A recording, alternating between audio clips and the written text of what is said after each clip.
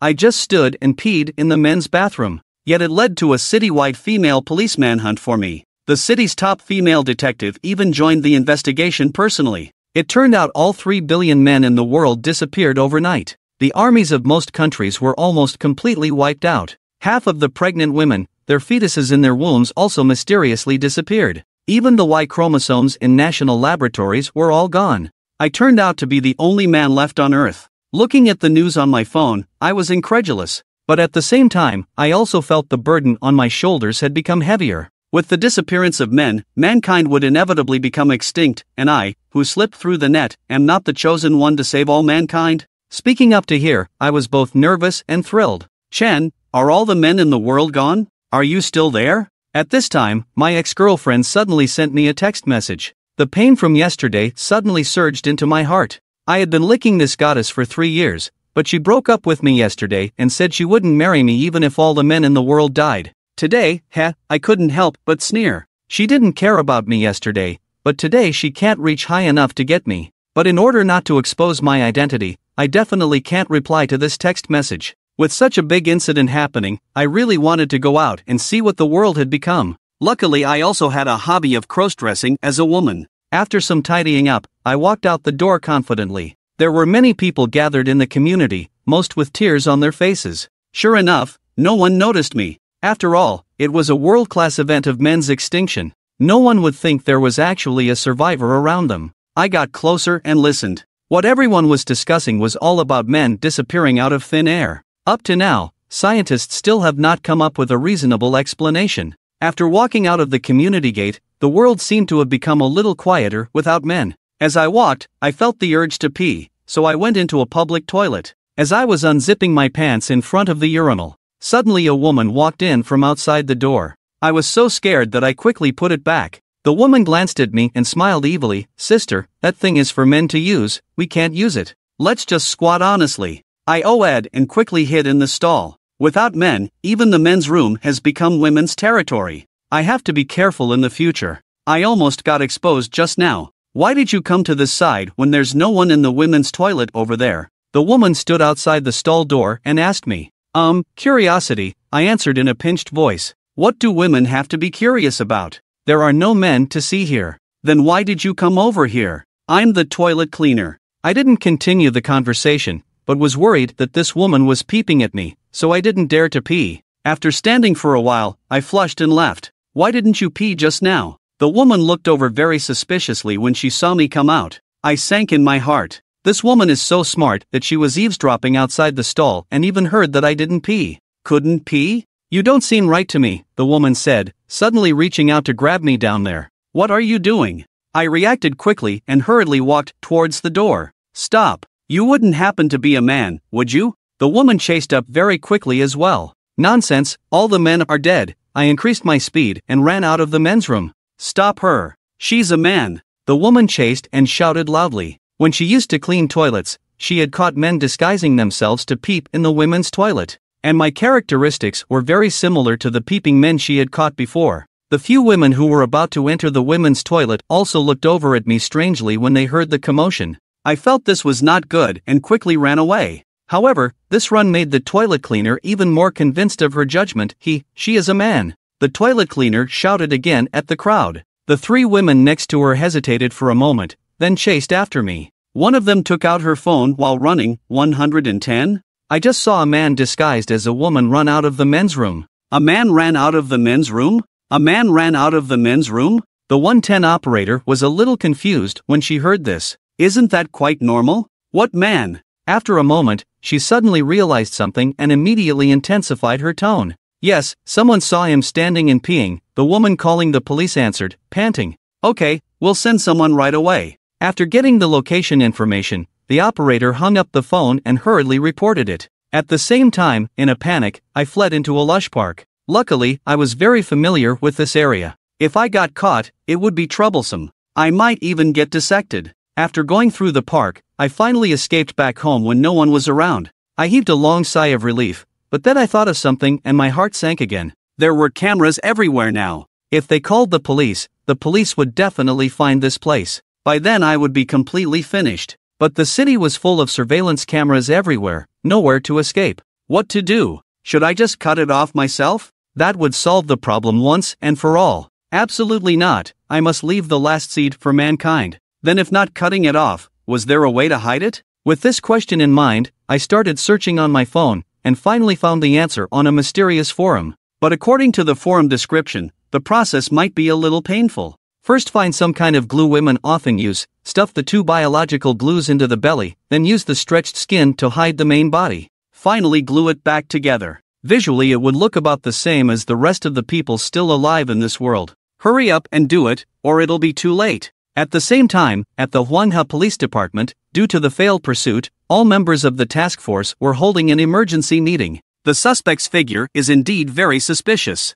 Now everyone should check the surveillance separately, be sure to find him. If she really is a man, then everyone present will have saved all mankind, said Xiao Xian, the head of the task force, sonorously. Everyone was in high spirits. After a while, they found my figure in the surveillance. So 10 minutes later, more than a dozen policewomen surrounded the building to where I lived. Xiao Xian led her subordinates to knock on doors from the first floor. What surprised them a little was that after knocking open the door of the resident on the right side of the second floor, a man was standing inside, not even wearing a wig. Didn't expect today's operation to go so smoothly. I surrender, I know what these things want to do, so after opening the door I raised my hands. Don't move, you're surrounded. I was told to turn around and squat with my head down, but Xiao Xian rushed over unscrupulously and directly pushed me to the ground. I was speechless for a moment. Wasn't I told to squat my head down? I didn't commit any crime, you can't treat me like this. You didn't commit any crime? Yeah, what crime did I commit?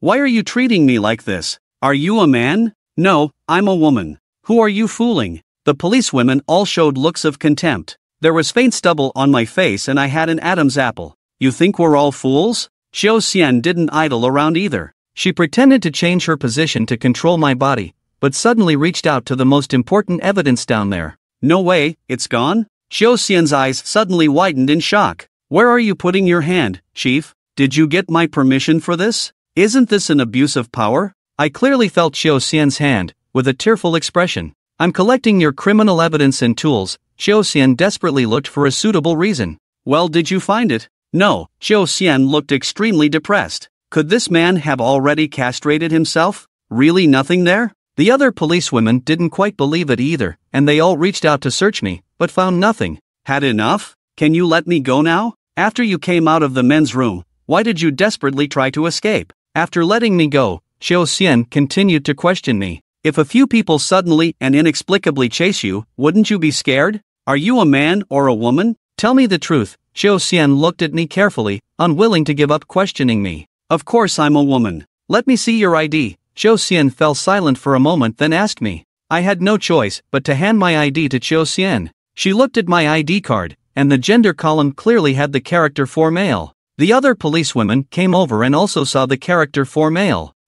Still quibbling, what's going on here? Xiao Xian pointed at the ID card and questioned me. This is a sad story. Are you their supervisor? Can I talk to you alone? I put on a grieved expression. Okay, you guys wait outside for now. Xiao Xian looked at me for a while, then instructed the female officers around her. My parents had 2 daughters. Disappointed, they raised me as a boy since I was little, even getting me a male ID card. This caused great psychological damage during my vulnerable youth. With snot and tears running down my face, I told the sad story of my life. Anyway, the male officers who helped me apply for my ID card years ago have disappeared, so no one can prove I'm lying. Xiao Xian listened to me quietly. To avoid disappointing them, I have taken large doses of androgens since I was very young, so I have grown to the freakish neither man nor woman monster that I am now. I held my head in pain and couldn't help myself. No, you are not a monster. You are not neither man nor woman. Your appearance is basically that of a man, Xiao Xian comforted me.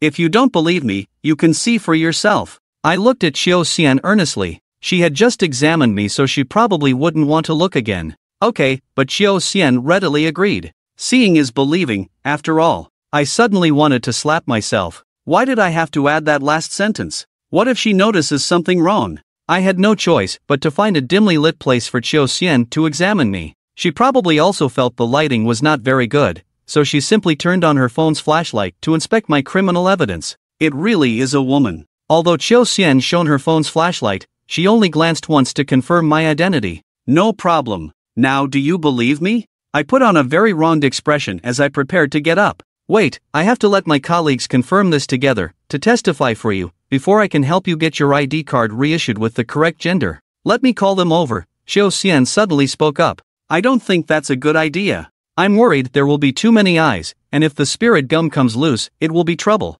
Xiao Lu, Xiao Song, come take a look and help testify for her. Xiao Xian called them in to surround me without asking me. Luckily most of them just glanced once without scrutinizing me. They all confirmed I had no issues, other than looking like a man due to excessive androgens. Later I will apply in the system to help you change the gender on your ID card. Otherwise people will keep mistakenly thinking you're a man, and it will be very inconvenient. Xiao Xian said to me again. I nodded gratefully. Xiao Yao, come take a saliva sample from her to bring back for testing. Xiao Xian then spoke to a woman carrying a medical kit. Okay. Xiao Yao came over and took out a cotton swab, asking me to open my mouth. I couldn't help feeling heavy-hearted. I thought I had slipped through, but they still wanted to test my nucleic acid. That thing could be hidden using the methods from the secret forum, but there was no way to fake the nucleic acid test. Y is Y, X is X. What should I do? But I had to open my mouth at this point. I could only let Xiao Yao take the sample. After dipping the swab in my mouth, Xiao Yao also pulled out some of my hair and put it in her medicine box.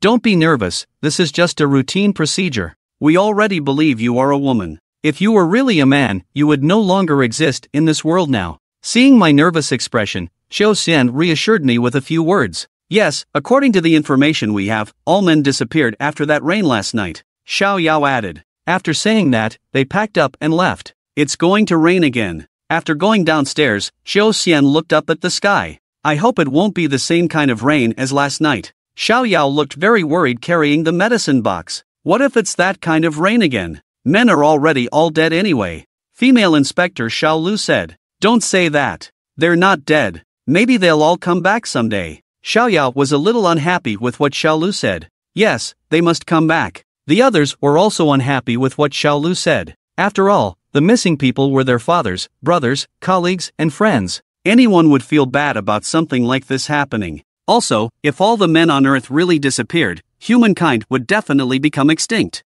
I had thought I might be a man earlier, but it turned out I was just a female taking male hormones. This also dashed their last glimmer of hope. Xiao Yao, be careful not to lose those nucleic acid samples. Take them back to the office to see if we can find any abnormalities. Xiao Xian emphasized this to Xiao Yao again. Xiao Lu, Xiao Li, escort her back to the office. I just received a notice from the command center that something very unusual has happened in the city center. I have to take the others and hurry over. After saying that, they left Hongwang community. Watching them leave, I sighed deeply. Going out this time caused so much trouble. Especially the nucleic acid test, once checked, I would definitely be exposed. But if I ran away, my only sister would be completely alone. For a moment I didn't know what to do. Suddenly there was a roar of thunder outside, and the rain poured down heavily. Looking at the heavier rain outside, I was also puzzled by one question: why did all the men on Earth disappear after last night's rain? But I didn't disappear. Could it be that I really am different from other men? Could it be that I really am a woman? For a moment I began to doubt myself. The rain kept pounding on the glass. Just then I noticed the rain was a little different, mixed with some black mist. Did you notice? The rain looks kind of light black. How strange. At this time, Xiao Yao was sitting in the car holding the box with my nucleic acid sample, looking puzzled. It's probably pollution from a nearby factory. Xiao Lu, who was driving, didn't think much of it. Stop the car. There's someone in the puddle ahead. Xiao Song suddenly yelled, pointing ahead. Xiao Lu, who was driving, slammed on the brakes immediately. After stopping, they could also see the scene ahead clearly. A dark figure in the puddle had its head buried in a woman's neck, blood dripping from its mouth as it was clearly biting the woman's body. Just then, the harsh squeal of the brakes attracted the attention of the dark figure. It slowly turned its head, and it was actually a man. This man is not wearing clothes and has a fierce appearance. After standing up from the puddle, black residue keeps falling from his body. The women couldn't help but scream when they saw this scene. On the sidewalk, there happened to be a mother and daughter passing by with an umbrella. The scumbag, covered in black residue, roared and rushed towards the mother and daughter. Caught off guard, the mother and daughter were knocked down by the scumbag. He bit and scratched them indiscriminately, and the mother and daughter couldn't escape, continuously screaming in agony. Blood flowed on the ground beneath them along with the rainwater. As a patrol officer, the Westerner in the car instinctively opened the door and rushed over, trying to control the scumbag and save the mother and daughter from his attacks. However, the scumbag was very strong, and even with the help of Xiao Yao and the other Westerners, they couldn't restrain him. Instead, he knocked out Xiao Lu with a punch and kicked Xiao Song to the ground. Xiao Yao and Xiao Li were even more unable to control the scumbag. The scumbag swung his head and hit Xiao Li's face, causing her nose to bleed and her head to spin. In the next moment, the scumbag pinned Xiao Li to the ground and bit her neck. Xiao Yao realized that the situation was not good. She didn't even care about the scattered medical kit on the ground and hurriedly tried to escape back to the car to call for backup. Unexpectedly, when the scumbag saw her running away, he immediately let go of Xiao Li, who had been bitten on the neck, and quickly caught up to Xiao Yao. He grabbed her legs and forcefully pulled her back from the car door. "Help!" Xiao Yao shouted, but the scumbag knocked her down and bit her neck, causing her throat to be bitten open. She couldn't make a sound no matter how hard she shouted. After biting everyone's neck who had fallen to the ground, the scumbag walked back to the edge of the puddle. In the pouring rain, he slowly turned into black residue and disappeared from the water's surface. Many scumbags covered in black residue crawled out of the puddles formed by the black rain on the ground. They attacked anyone they saw. According to incomplete statistics, hundreds of people in this city have died in the attacks by these scumbags. Please try not to go out during the black rain. If you are outdoors, be sure to stay away from all puddles formed by the black rain. Cherish life, stay away from scumbags. As Huang Chen looked at the news on his phone, he couldn't help but be shocked. The other men on Earth didn't really disappear? They all turned into scumbags? Could it be that the reason he didn't disappear was because he wasn't a scumbag?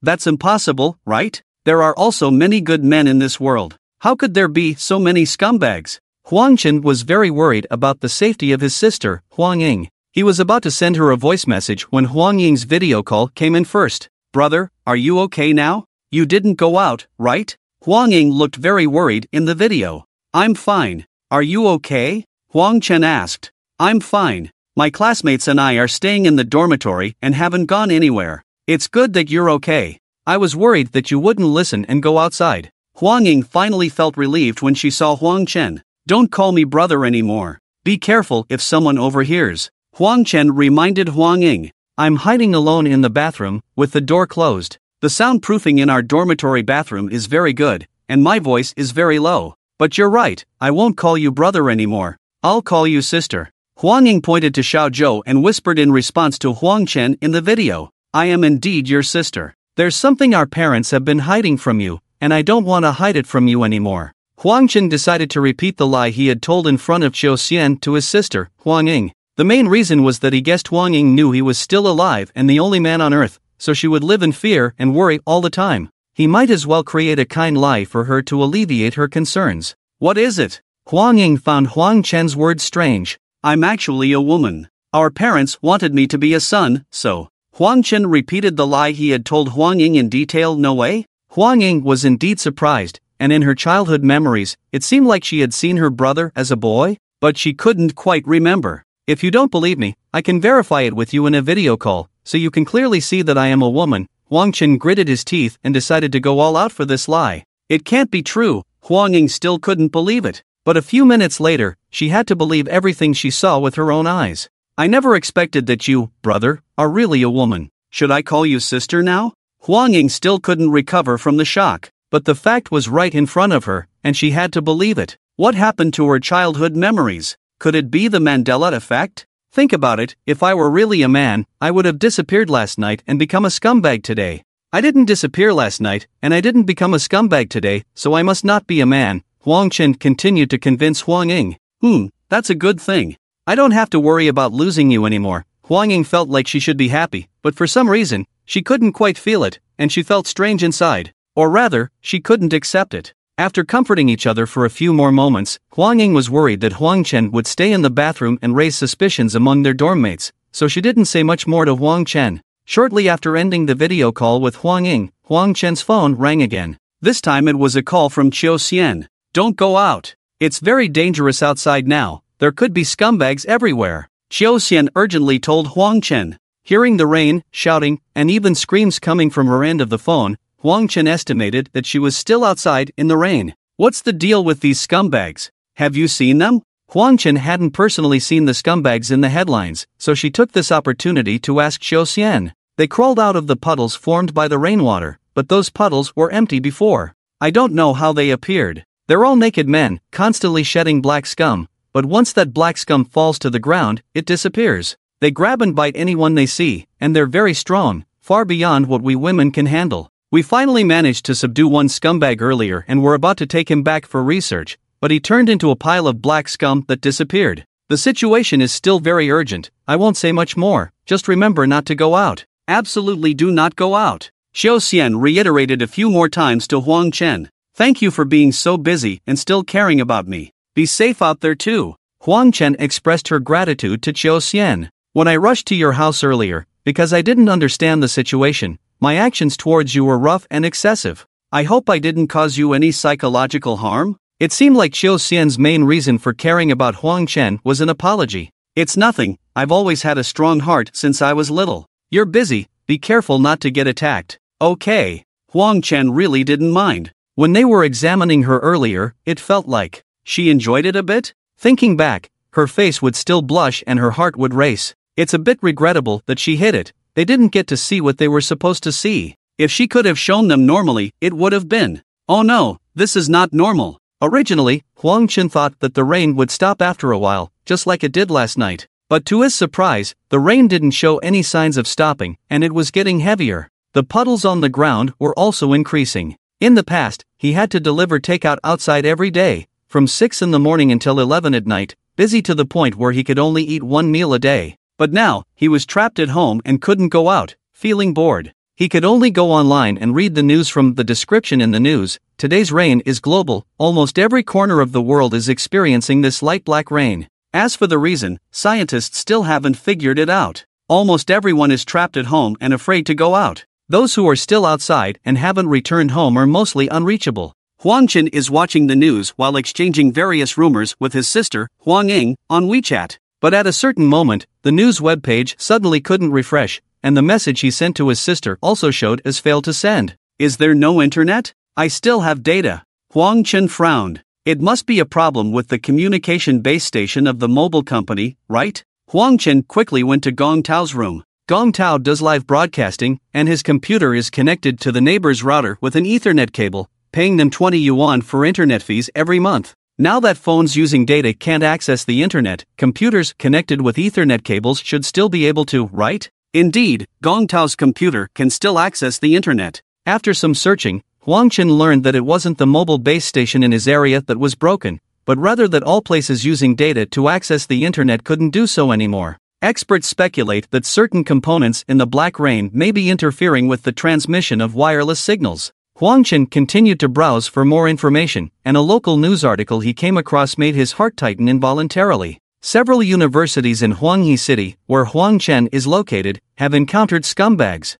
These scumbags even broke into female dormitories and attacked some girls living on the lower floors. The list of these universities includes Huanghe Medical College, the university Huang Ying attends. And Huang Chen knows that Huang Ying's dormitory is on the first floor of their building. Something happened at her school, and I can't contact her at all now. No, I have to go and check. Huang Chen felt extremely anxious and worried when he saw this news. After their parents died in a car accident, Huang Ying became his only family in the world. For the past few years, the two of them have relied on each other. Huang Chen gave up his studies and came to Huanghe City to deliver takeout. Everything he did was for his sister, Huang Ying. Besides being the only man left on earth, Huang Chen is just an ordinary brother, a brother who loves his sister dearly. He can't imagine how he would carry on with his life after losing his sister. Moreover, Huanghe Medical College, where his sister is located, is not too far from where Huang Chen rents, just 2 or 3 stops away. If he rides his electric bike, he can get there in a few minutes. The pouring rain outside the window is nothing to Huang Chen. He has delivered takeout many times in this kind of heavy rain. His ex-girlfriend, the one whose mother kicked him out of the house yesterday, ordered takeout from him on a rainy night when she was feeling down. He got covered in mud but still safely delivered the food to her, which touched her deeply. That's how their short and ill-fated relationship began. Today's heavy rain is only slightly bigger than that day. Putting on his raincoat, wearing his helmet, and grabbing his keys, Huang Chen is ready to set off. Just as he was about to leave, he thought of something and turned back. He took off his helmet and pulled out a wooden box from under his bed. After searching for a while inside, he found a military knife at the bottom of the box. His father used to be a soldier, and he gave Huang Chen this military knife on his 12th birthday. Of course, he had been pestering his father for this knife for many years before that. "You are a man now. Your parents can't accompany you for a lifetime. If one day we're not here anymore, you must protect your sister and not let anyone bully her." On his 12th birthday, when his father handed him the military knife, he clearly remembered the words his father said to him. He also made a solemn promise to his father that if their parents were no longer around, he would protect his sister, even if it meant sacrificing his own life. It was a prophecy come true. Unexpectedly, when he was 16 years old, his parents left them due to a car accident. Now it was time to fulfill the promise to his father. Huang Qin took out the military dagger and straps from the wooden box and tied them to his legs, ready to draw them out and use them in case of danger. After everything was prepared, Huang Qin put on his helmet again, adjusted his raincoat, and quickly went downstairs. The rainstorm was getting heavier, severely obstructing his vision, making Huang Qin's visibility barely more than 2 meters. There were puddles everywhere on the ground, which meant that scumbags could crawl out at any time to attack Huang Qin. Worried about the safety of his sister, Huang Ying, Huang Qin didn't care about these dangers at all. He ran in the pouring rain along the familiar route and soon arrived at the elevated floor of the opposite building where the delivery electric bikes were stored. Starting the electric bike, Huang Qin quickly rushed into the rain curtain. Although the visibility was very short in the rainstorm, Huang Qin was already very familiar with the route from his rental house to Manhwa Medical College. He could even walk there with his eyes closed. Moreover, there were no other people on the street, not even many vehicles. Even if there were cars, they were parked on the street without moving. Whether it was because of his good luck or because those scumbags weren't interested in him as a man, along the way, although he passed many puddles, there were no scumbags crawling out of them. There was only half a station left to reach Huang Ying's Manhwa Medical College. But at this moment, the electric bike suddenly stalled. "This doesn't make sense. I charged it last night when I came back, and the battery was full when I left. Why did it stall now?" Huang Qin was very frustrated. Helpless, he pushed the electric bike to the side of the street under a roof and continued on foot towards Manhwa Medical College. When he rode the electric bike through the main street earlier, even if there was danger, it might not have had time to come, and he had already sped away.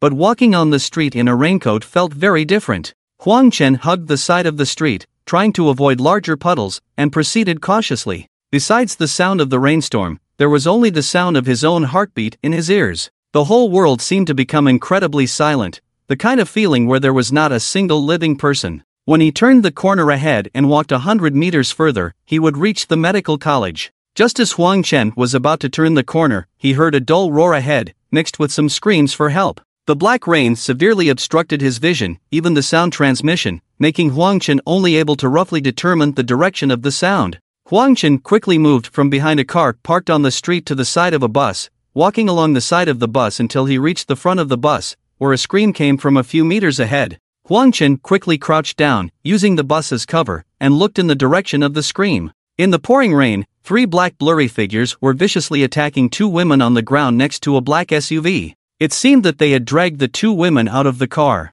This was not the time to play the hero. If he died, who would protect his only remaining family? Huang Qin didn't dare to make a move. He just held the dagger in his hand and crouched there quietly, observing and listening to the movements ahead. After a few minutes, the screams gradually stopped. The 3 black blurry figures walked out of the rain curtain, roaring and panting heavily, surrounding Huang Qin, who was crouching at the front of the bus from 3 directions. Perhaps they sensed that Huang Qin was not a woman and not what they had expected. After the 3 scumbags approached, they seemed hesitant. "I'll fight you." Huang Qin, who was about to be overwhelmed by fear, suddenly rose up and swung the dagger in his hand towards the neck of the nearest scumbag. The sound of clashing metal and sparks seemed to erupt, and Huang Qin felt a tingling sensation in his hand. When he turned around, the scumbag who had been slashed in the neck had turned into a pile of black ashes and fell to the ground, quickly dissolving into the dark rainwater. Next, Huang Qin ran as fast as he could, leaving the other 2 scumbags still in shock, 7 or 8 meters behind. When he used to deliver food, when he arrived at the customer's residential area and was about to be late, Huang Qin would sprint 100 meters to the customer's building. Along the way, he would accurately dodge pedestrians on the community road, then take 3 steps and fly up the stairs, delivering the food to the customer's hands a few seconds before it was late. This running speed and ability to avoid obstacles were unmatched by ordinary people. He rushed towards the gate of the medical school, even encountering 2 scumbags who narrowly missed him, and arrived at the automatic retractable gate for vehicles. Huang Qin pushed himself up with both hands and flew over the gate. He continued to sprint until he reached the dormitory building where his sister, Huang Ying, was. However, he found that the door to the dormitory building was tightly locked. Huang Chen followed the drainpipe, stepped on the windowsill, and quickly climbed to the second-floor platform. Then he smashed the bathroom window glass, opened the window, and climbed in. When he climbed in, the two squatting girls didn't even have time to pull up their pants. They screamed and ran out of the bathroom, shouting as they ran. "The scumbag is here." "I'm not a scumbag. Scumbags don't wear clothes. I'm wearing clothes," Huang Chen hurriedly explained as he chased after them. The two girls didn't listen to his explanation and immediately closed the door of a nearby dormitory after escaping into it. The doors of the other dormitories in the corridor, which were previously open, also closed in that instant. The sound of doors closing could be heard from upstairs as well. These dormitories all had their own bathrooms, but there was only one toilet. The girls had a lot of things to do, so these two girls went to the public bathroom because their dormitory's bathroom was occupied. Who would have thought that a scumbag would break into the second floor through the window? Huang Chen didn't have the mood to explain anything further. He quickly rushed towards the stairs, descended the stairs, and ran along the corridor towards his sister Huang Ying's dormitory. All the dormitories along the way were locked, and some even had wooden boards nailed to them, which gave Huang Chen a bad feeling. Finally, he arrived at the door of his sister Huang Ying's dormitory. The dormitory door was also locked, and just as he was about to knock, Huang Chen saw a piece of A4 paper stuck on the door. "Shenjia, I know you will come, I'm in room 505, Ying Mei." Seeing these familiar words, Huang Chen breathed a sigh of relief. This was the understanding between siblings. The girls living on the first floor should have been transferred to the higher floors after something happened in the dormitory building to prevent them from being harmed by scumbags. The doors were locked from the outside, providing an extra layer of protection. Without girls on the first floor, scumbags wouldn't be attracted to break in from outside, making the entire dormitory building relatively safer. But when Huang Ying left, knowing that she had lost contact with Huang Chen, she would definitely take the risk to come over here. So she left a note on the locked dormitory door to let him know where she went, so that he wouldn't have trouble finding her when he came.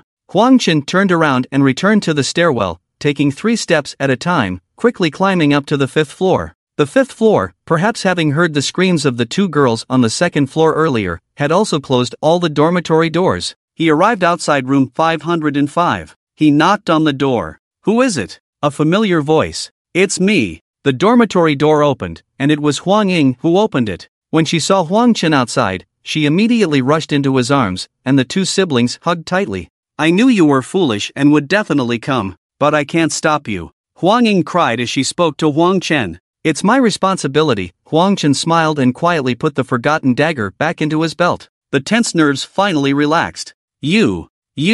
Huang Ying's roommate and her best friend, Zhangli, walked over, looking hesitant at Huang Chen. "Hello, Shaoli." Huang Chen often came to the medical school and of course knew Huang Ying's best friend, Zhangli. "Is she really your sister?" Zhangli swallowed and asked Huang Ying with some difficulty. "You can check for yourself." Huang Ying closed the dormitory door and locked it from the inside. "Why are there only the two of you?" Huang Chen quickly changed the subject. During the intense battle with the scumbag just now, his biological adhesive bandage had burst open and his origin had been released. A live inspection would definitely reveal the truth. The dormitories on the 1st and 5th floors are for the graduating class, and they are all out on internships now. The dormitory is empty. Now that something has happened, everyone from the 1st floor has been moved to the 1st and 5th floors. There are extra rooms in the dormitory, so it's just the two of us here. The other 3 roommates are in other dormitories, Huang Ying explained. "Don't let them come over for now," Huang Chen instructed. "They are in the West building and won't come up easily. If they really come up, I'll say we're sleeping and won't open the door for them." Huang Ying nodded. "Are you really a woman?" Jiang Li persistently asked Huang Chen. As Huang Ying's good friend, Jiang Li had been in contact with Huang Chen before. Huang Chen, who had been delivering takeout for a long time, had a strong physique and a masculine aura. Today, Huang Ying suddenly told her that Huang Chen was a woman and Huang Ying's sister. This information was difficult for Jiang Li to digest for a while. "You can check for yourself." Huang Ying had checked Huang Chen through video inspection, so she already believed Huang Chen's nonsense and was not worried at all that Jiang Li would find any problems. "Well, let's do an on-site inspection." Jiang Li's face flushed. If she hadn't seen it with her own eyes, she would find it hard to believe and understand. "You want to check me? How do I know if you're a woman? What if you're a man? Can you let me check as well?" Huang Chen felt guilty and could only counter Jiang Li, making her give up. "How could I be a man?" Jiang Li's face grew even redder. I said I'm a woman and you don't believe me.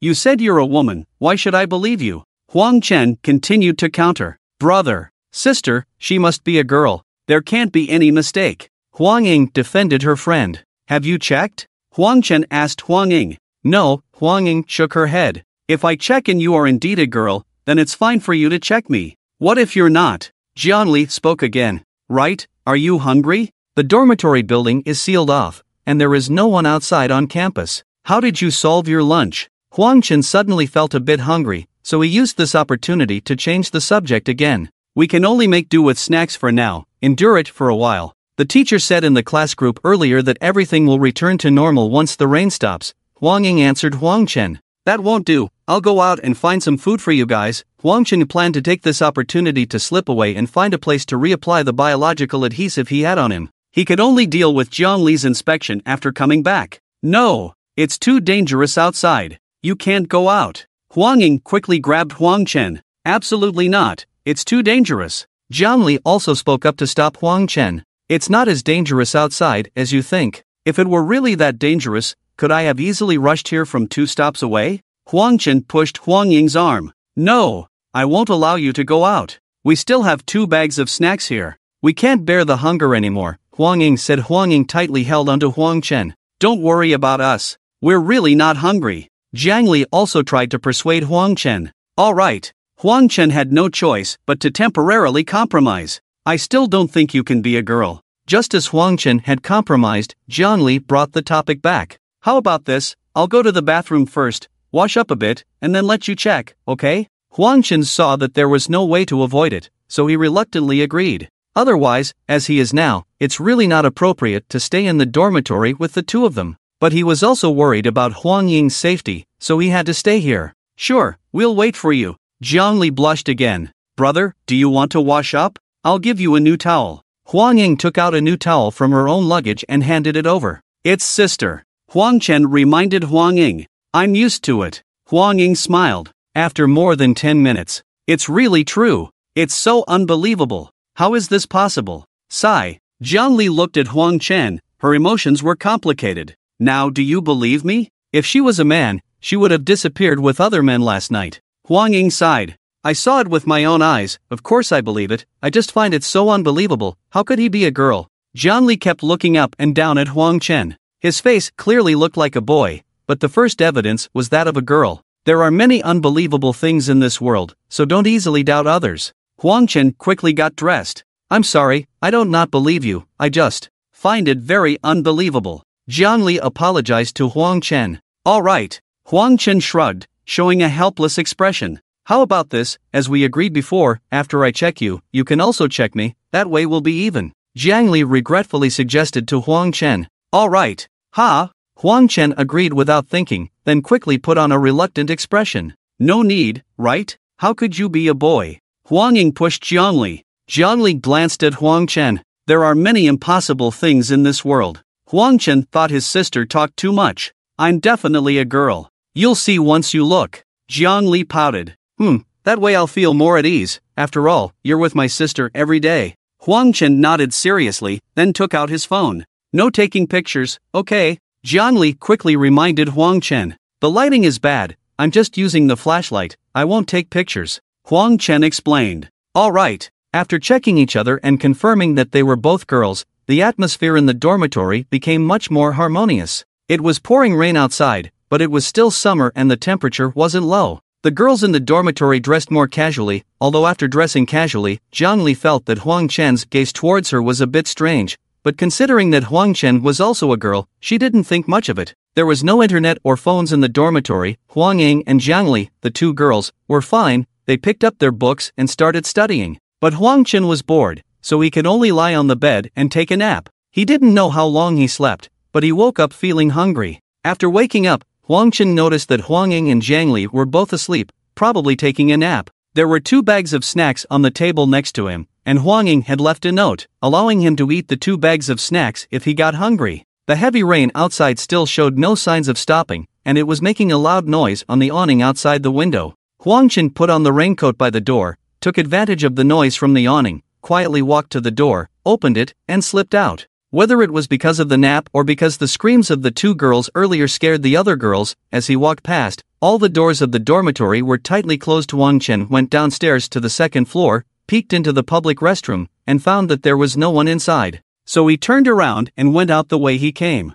Huang Chen had eaten in the cafeteria of the medical school with his sister Huang Ying before, and he knew that there was a cafeteria not far from the dormitory building. After going downstairs, he quickly walked towards the direction of the cafeteria along the slightly flooded cement road. Huang Chen knew that he, being a male, would not easily attract the attention of scumbags. Even if he encountered any along the way, as long as he ran fast enough, they wouldn't be able to catch up with him. With the experience of his previous journey and even killing a scumbag once, he wasn't very afraid of these scumbags emerging from the flooded areas. In no time, Huang Chen rushed into the cafeteria. There was only one small door open, and there was no one inside. The heavy rain started around 10 in the morning, after breakfast time in the cafeteria had ended and before lunch had begun, so no one was trapped here, including most of the staff who had left after the rain started. Huang Chen pushed open the partition door of the cafeteria and entered the kitchen. He opened the refrigerator on the kitchen wall, which still had nearly 100 unsold buns, as well as dumplings, pancakes, and other food.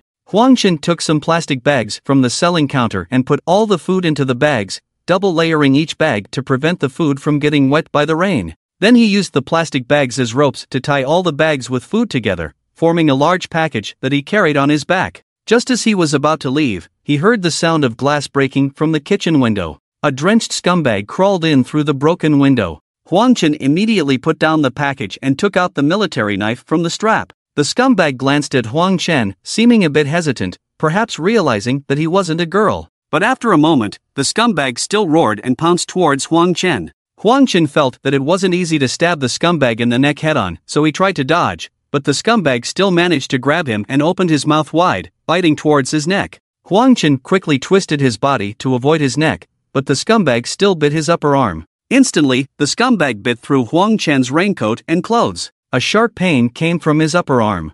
Damn it! Huang Chen was furious because of the pain, and his adrenaline surged. He used the military knife in the strap to stab and slash fiercely at the back of the scumbag's head. Half a minute later, the scumbag turned into a pile of black ashes on the ground and disappeared. Huang Chen had a row of deep bite marks on his upper arm, and blood was flowing. He quickly ran to the sink in the kitchen and kept rinsing the wound with water. Looking up, he saw a bottle of disinfectant alcohol placed by the sink. Huang Chen immediately poured the alcohol onto the wound, causing his whole body to tremble in pain. After doing all this, Huang Chen didn't dare to stay in the kitchen for too long. He carried the food package and rushed into the pouring rain. With an injured upper arm and a large package on his back, the return journey was not as easy as when he came. Relying solely on his willpower, Huang Chen quickly rushed back to the dormitory building. Just as he was climbing up along the drainage pipe and window ledge, a scumbag heard the noise and ran over from a distance. He reached out and grabbed Huang Chen's ankle, pulling him down from the drainage pipe, and then bit his thigh.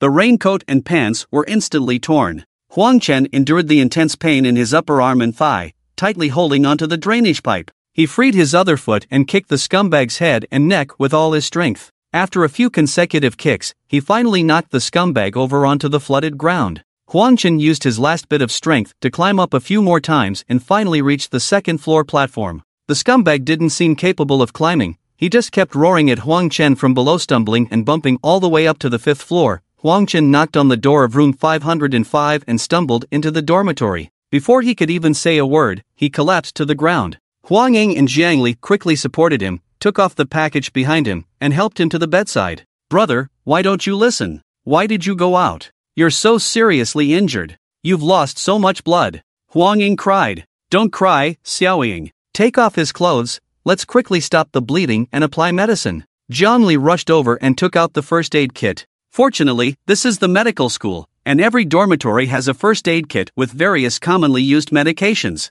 Huang Chen pretended to be unconscious. He didn't expect this trip to be so dangerous and that he would be so seriously injured. In no time, the two girls took off Huang Chen's clothes and began to treat his wounds after closing the door. Huang Chen's raincoat was torn, and the clothing around the wound was soaked. Since they were all women and there were no men in the room, they didn't leave any clothes for Huang Chen to wear in order to facilitate the treatment of the wounds and avoid unnecessary infection. Huang Chen felt a bit embarrassed and didn't want to be scolded by his sister for not listening. so he continued to pretend to be unconscious and let them treat his wounds. It wasn't entirely pretending, as he now felt a feverish sensation in his body and couldn't muster any strength. Zhangli and Huang Ying divided the tasks, with Zhangli taking care of the wounds on Huang Chen's arm and Huang Ying taking care of the wounds on his leg. Soon, Huang Chen realized that something was wrong. After a fierce fight with a scumbag in the school cafeteria kitchen and being bitten by another scumbag while climbing the stairs, the fighting and kicking caused him to sweat heavily, and the adhesive on the bandages lost its stickiness, causing them to come off.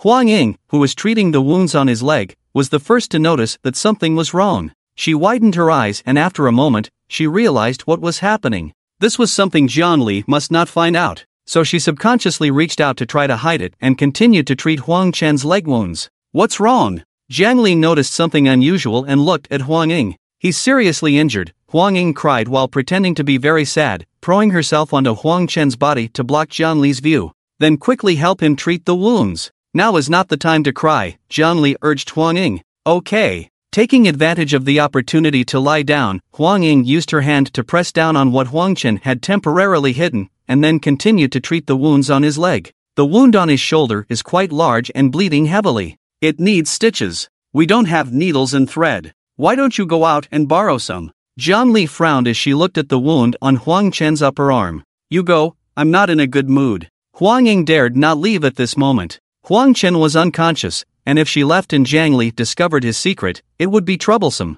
Although the two of them were very close friends, sharing a bed in winter and talking about almost everything, Huang Ying couldn't afford to be careless about this matter because it involved Huang Chen's life and death. Okay, don't worry too much. Your brother. Your sister will definitely get better, Zhangli said as she got up and glanced at Huang Ying, then walked towards the direction of the dormitory door. I'll lock the door when you come back, knock on it. Huang Ying hurriedly caught up with Zhangli and said, okay. Zhangli turned her head and glanced at Huang Chen lying on the bed, then opened the dormitory door, walked out, and closed the door. Huang Ying quickly went over and locked the door from the inside. Turning back, she saw Huang Chen's eyes open. Brother, you're awake? Huang Ying hurriedly ran over. I wasn't unconscious, I just don't have any strength in my body, Huang Chen explained. He tried to sit up, took the adhesive and tried to stick it back on himself, but he had no strength at all. Not only can he not sit up, he can't even lift his arms. What do we do now?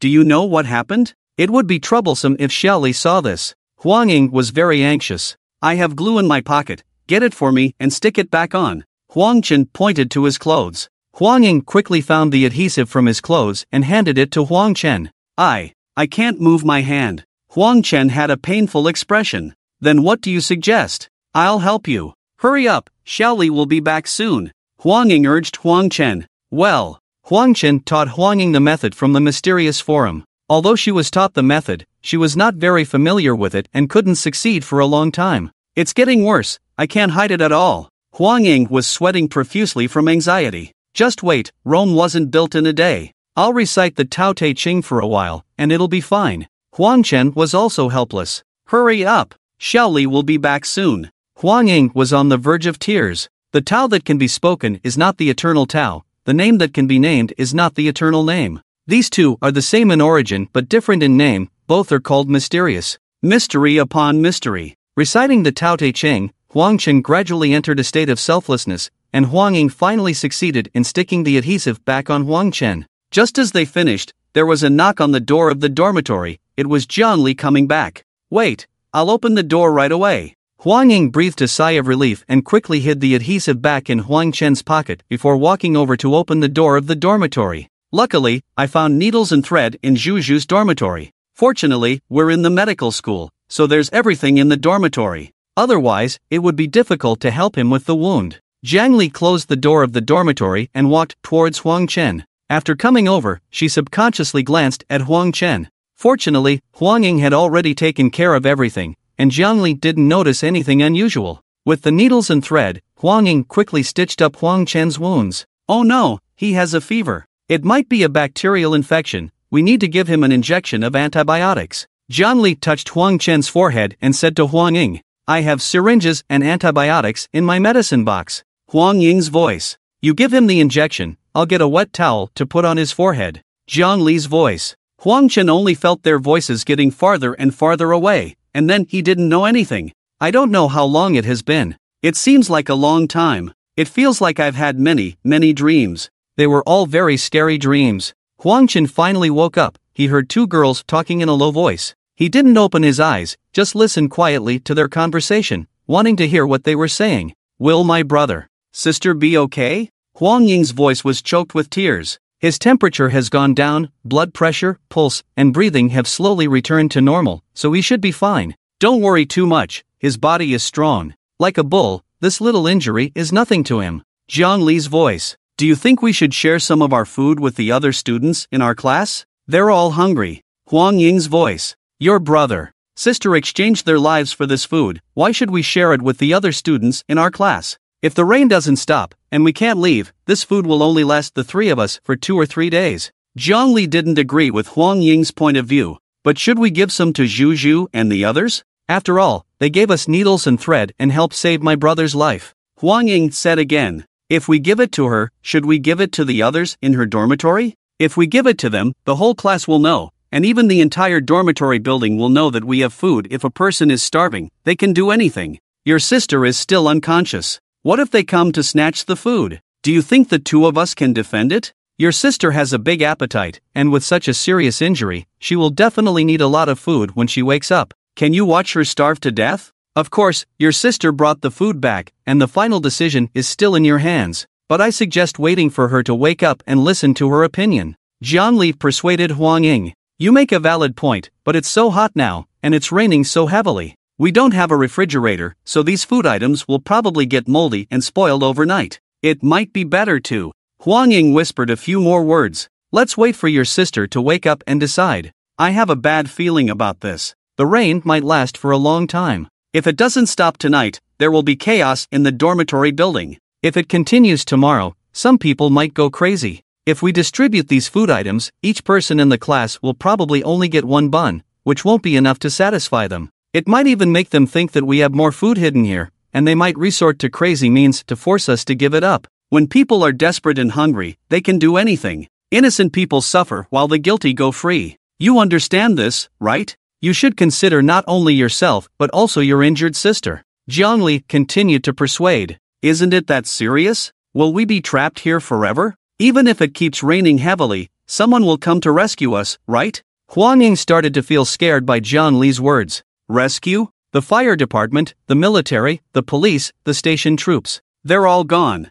All that's left are a bunch of office ladies. Who will come to rescue us? And now there are too many places that need rescue. When will they have time for us? They might not even be able to save themselves. Jiang Li shook her head. Huang Ying fell silent. I know that we have different perspectives, anyway. These are just suggestions. The final decision still lies with your sister. Jiang Li added a few more words. You have an IQ of over 210. How can I think as much as you do? How can I be as thorough as you? Huang Ying smiled bitterly. No matter how high your IQ is, you will still starve if there's no food. Jiang Li also smiled. Why did you, with such a high IQ, choose to study medicine instead of doing scientific research? It seems like a waste, right? Huang Ying asked Jiang Li. The world situation has been chaotic in recent years. There's no time and space for us to climb up step by step in scientific research. It's better to study medicine. At least when the chaos comes, we can save our lives. The more chaotic the world is, the higher the status of doctors. Jiang Li replied. What are you thinking about in that brain of yours every day? Why are you so smart? If you were a man, I would definitely fall in love with you. Huang Ying teased. I would also regret not being a man, but now I don't. If I were a man, I would have disappeared inexplicably yesterday, and I wouldn't be able to continue accompanying you. Jiang Li laughed. Ahem. Huang Chen deliberately coughed a few times to indicate that he had woken up. He couldn't pretend to be unconscious anymore because he was hungry, very hungry. So he had to interrupt their conversation and wake up. Brother, you're awake? Huang Ying heard the movement and quickly ran over. Huang Chen tried to sit up, realizing that he had some strength in his body now. He wasn't as weak as when he first came back, but it was still a bit difficult for him to sit up. Don't move. Huang Ying quickly helped Huang Chen up. The fever has gone down, and the wound doesn't seem to be infected. It's just oozing a bit. It should be fine by tomorrow. Jiang Li reached out and touched Huang Chen's forehead, then checked his wound. I'm hungry. I want to eat something. Huang Chen mentioned to Huang Ying being hungry is a good thing. It means your body is recovering. Jiang Li said as she walked over and brought a bag of steamed buns, handing one to Huang Chen.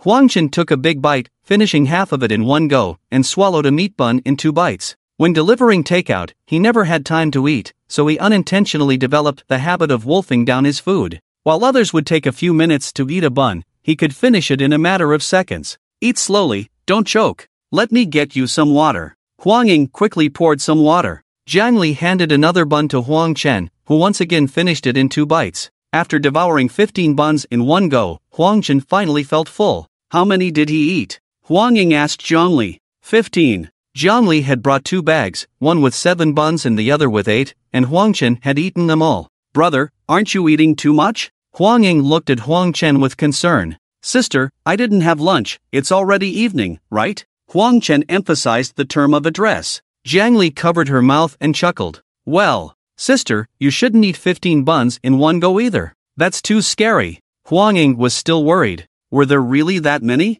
It can't be possible, right? Huang Chen also felt that something was not right. The buns in the student cafeteria were bigger than the ones sold outside. 1 bun here was equivalent to 2 outside. Normally, he would be satisfied with 5 or 6 buns. How did he end up eating 15? Why did his appetite suddenly increase so much? And he hadn't even been active today. Xiaoying wanted to share the food with other girls, but I think that the food you earned with your own life should be enough for yourself first. We have different opinions on this matter, so it's better for you to decide. Jiang Li glanced at Huang Ying and brought it up to Huang Chen. I don't have any ideas. I'm mainly afraid that if we don't give the food to others, it will go bad and grow moldy by tomorrow. Huang Ying explained. The buns are almost gone, the oil cakes, pancakes, and fried dough sticks can be kept until tomorrow without any problem. I've laid out the steamed buns on the table, flipping them over regularly, so they shouldn't go bad or grow moldy tomorrow. Jiang Li pointed to the steamed buns on the table. Then let's go with your plan.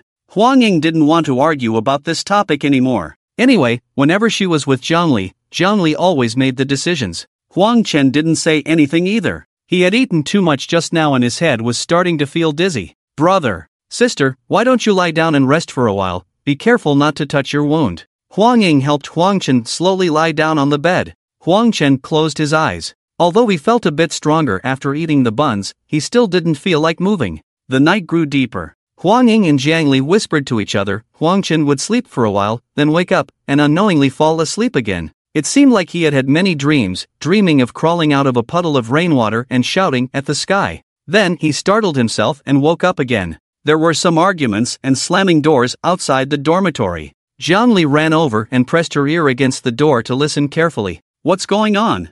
Huang Ying asked. Someone couldn't bear the hunger and started complaining loudly outside, and someone else accused others of stealing her snacks, crying and cursing in the hallway. Jiang Li replied. They only had breakfast. If this rain keeps going, how can they endure the hunger? Huang Ying sighed. Let's move the tables over and block the door together. I'm afraid that if someone goes crazy and kicks the door, it will be troublesome if they see the steamed buns on our table. Jiang Li suggested to Huang Ying. Okay. Huang Ying didn't refuse and helped Jiang Li push 2 tables over to block the door. The corridor became more and more lively. Hungry girls gathered together, loudly complaining that the school had abandoned them, society had abandoned them. There were also some calm people persuading and comforting them, saying that the rain would stop soon, and once the rain stopped, everything would return to normal. Hearing the increasing noise outside, Huang Ying's expression became somewhat fearful. As long as there is still electricity and water, it means that society has not completely collapsed. Jiang Li comforted Huang Ying in a low voice.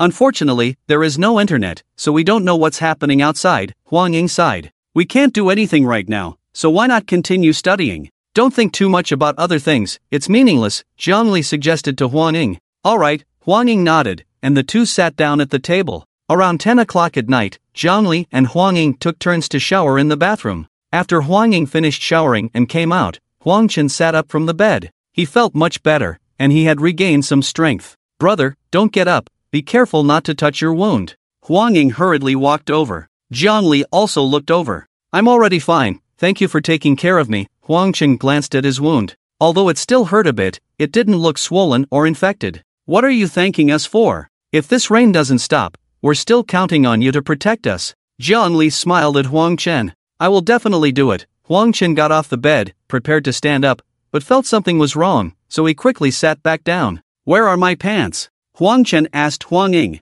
They were torn by that scumbag, covered in blood. I took them to wash, but they haven't dried yet, Huang Ying answered Huang Chen. It's okay, you're not a man, why would we be afraid of seeing you? Jiang Li comforted Huang Chen. It's just, I'm not used to it. I'll go wash up, my body feels a bit dirty, Huang Chen said somewhat awkwardly as he stood up again. With so many wounds on your body, how are you going to wash? Or, should I help you wash? Huang Ying suggested to Huang Chen. No need, I won't use water, I'll wash with a towel, trying not to let the wounds get wet. Huang Chen shook his head. I have cling film here, I can cover your wounds while you wash, so you don't have to worry about water splashing on them. Jiang Li walked over and wrapped cling film around Huang Chen's wounds. Huang Chen prepared to walk towards the bathroom, but Huang Ying quickly reached out and supported him. If you can't do it, we can help you wash, Jiang Li said to Huang Chen. No need, really, I'm fine, you don't have to support me either. Huang Chen pushed Huang Ying away and walked towards the bathroom. Don't close the door, if there's anything, just call out.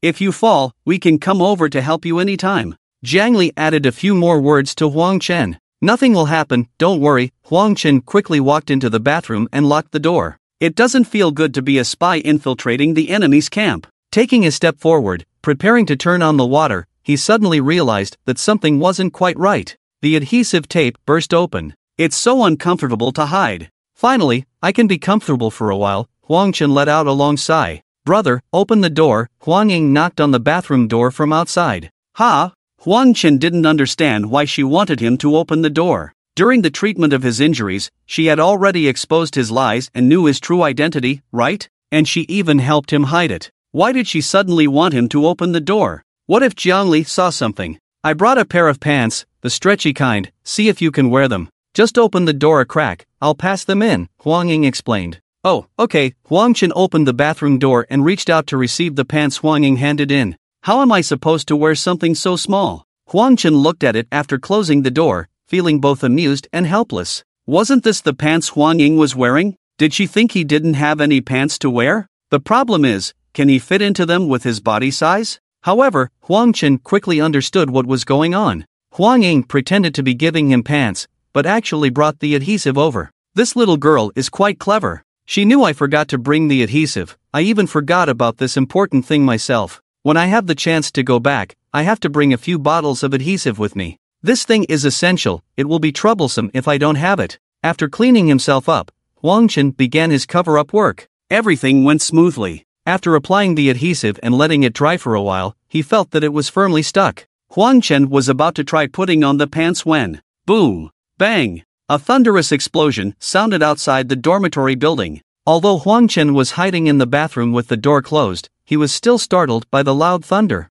His whole body couldn't help but tremble, and the adhesive he had just applied was all torn apart. In the dormitory outside the bathroom, the two girls were also frightened and screamed loudly. The screams of the girls in the other dormitories could also be heard. Damn! Isn't this thunder a bit too loud? Do they have to be so exaggerated? It's like the building was struck by lightning. Huang Chen cursed as he looked at the torn adhesive. The adhesive Gong Tao bought is unreliable. Is it cheap? It always breaks. It's fine if it breaks in the bathroom, but if it breaks at a critical moment after going out, it will be a big problem. When the rain stops, if there's a chance, I should find a way to buy some better quality adhesive, like 502 or something. No.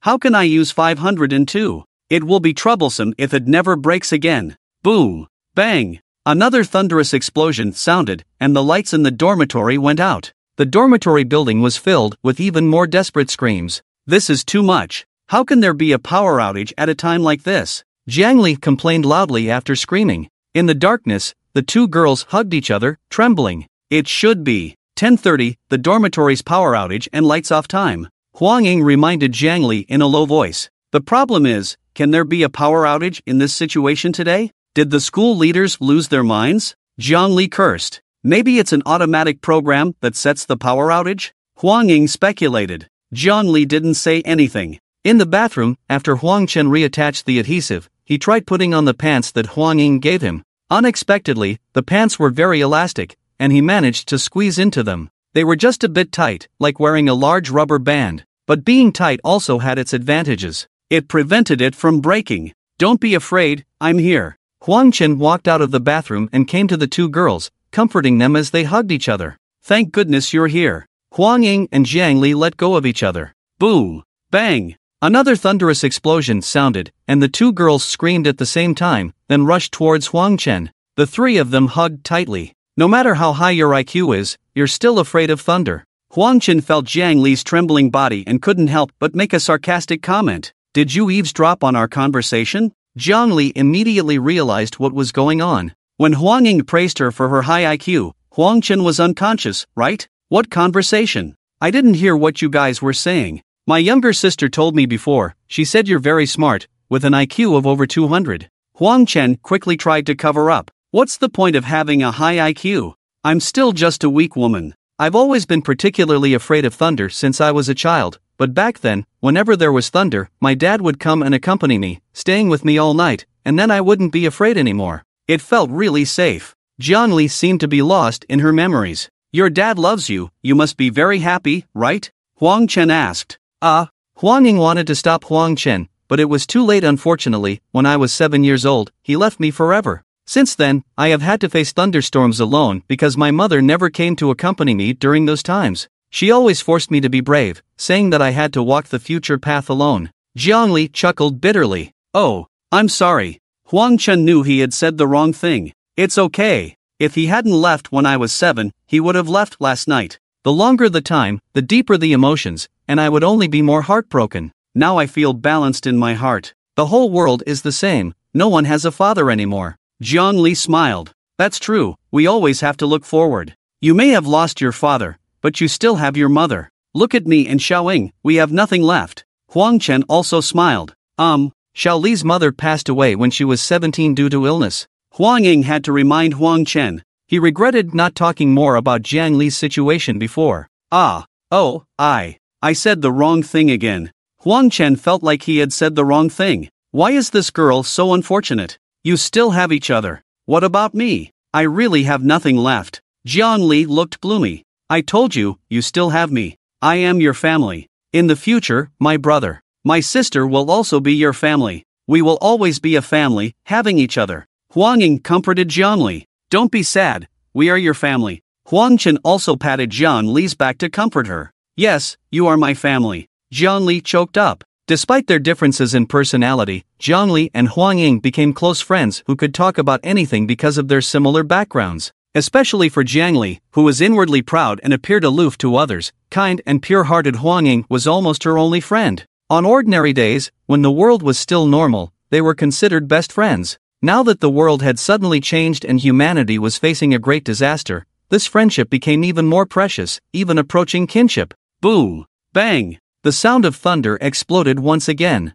But this time, the two girls were not scared and screaming. They found a sense of security in Huang Chen's strong and comforting arms. The lights in the dormitory suddenly turned on. Cheers could be heard throughout the entire girls' building. The power is back? That's great. Huang Ying looked up at the bright lights. In this dangerous stormy night, having or not having lights in the dormitory made a huge difference. Someone must have realized that something was wrong and thought that the girls' dormitory needed electricity at this time, so they specifically went to the power room to manually turn on the switch. Jiang Li speculated. Who would dare to go to the power room at a time like this? Huang Ying didn't quite believe Jiang Li's explanation. Who knows? Maybe the electrician lives in the power room? Huang Chen guessed. That's impossible. Electricians are usually men, and the school probably doesn't have any electricians at this time. Someone must have gone to the power room to turn on the electricity. Jiang Li shook her head. I'm so sleepy. Now that we have electricity, let's go to sleep. Huang Ying yawned and covered her mouth. Are you going to sleep with your sister tonight? Well, I'll have to sleep alone. Jiang Li looked at Huang Chen and smiled as she asked Huang Ying. If Huang Chen wasn't here, the two of them would definitely sleep together, giving each other a sense of security. But now that Huang Chen was here, things were different. They were sisters. Closer, right? That's not good, right? How about I let my sister sleep with you? Huang Ying suddenly felt that something was off. But once the words were spoken, they couldn't be taken back. And if she took them back, wouldn't it expose Huang Chen's true identity? They could sleep together, anyway. Huang Chen was sticking to them, and they couldn't do anything about it. Then how about we all sleep on the floor in the middle of the dormitory, squeezing together? That way, if there's another thunderstorm, no one will be afraid. Jiang Li suggested. That's not good, right? Huang Chen hesitated for a moment. The quality of the adhesive gel was not very good. What if it didn't stick well and caused a collapse? His identity would be exposed. What are girls afraid of? Jiang Li looked at Huang Chen with a puzzled expression. Jiang Li's guess was correct. The electricity in the girls' dormitory building did not come from themselves, but from a few minutes ago. Tian Wanxin, the director of the medical college's academic affairs office, looked worriedly in the direction of the girls' dormitory building. Through the heavy rain, she could still vaguely see that every dormitory in the girls' dormitory building was lit up. At 10:30, all the dormitory buildings were scheduled to have a power outage. Separated by dozens of meters, Tian Wanxin could hear the terrified screams of the girls in the opposite dormitory building. Her husband, a retired soldier, used to be an electrician at the medical college. The circuit breaker in the distribution room, which could be timed to cut off the power, was installed by her husband himself. On special days, such as holidays, the power outage in the dormitory building would be delayed after obtaining approval from the higher authorities.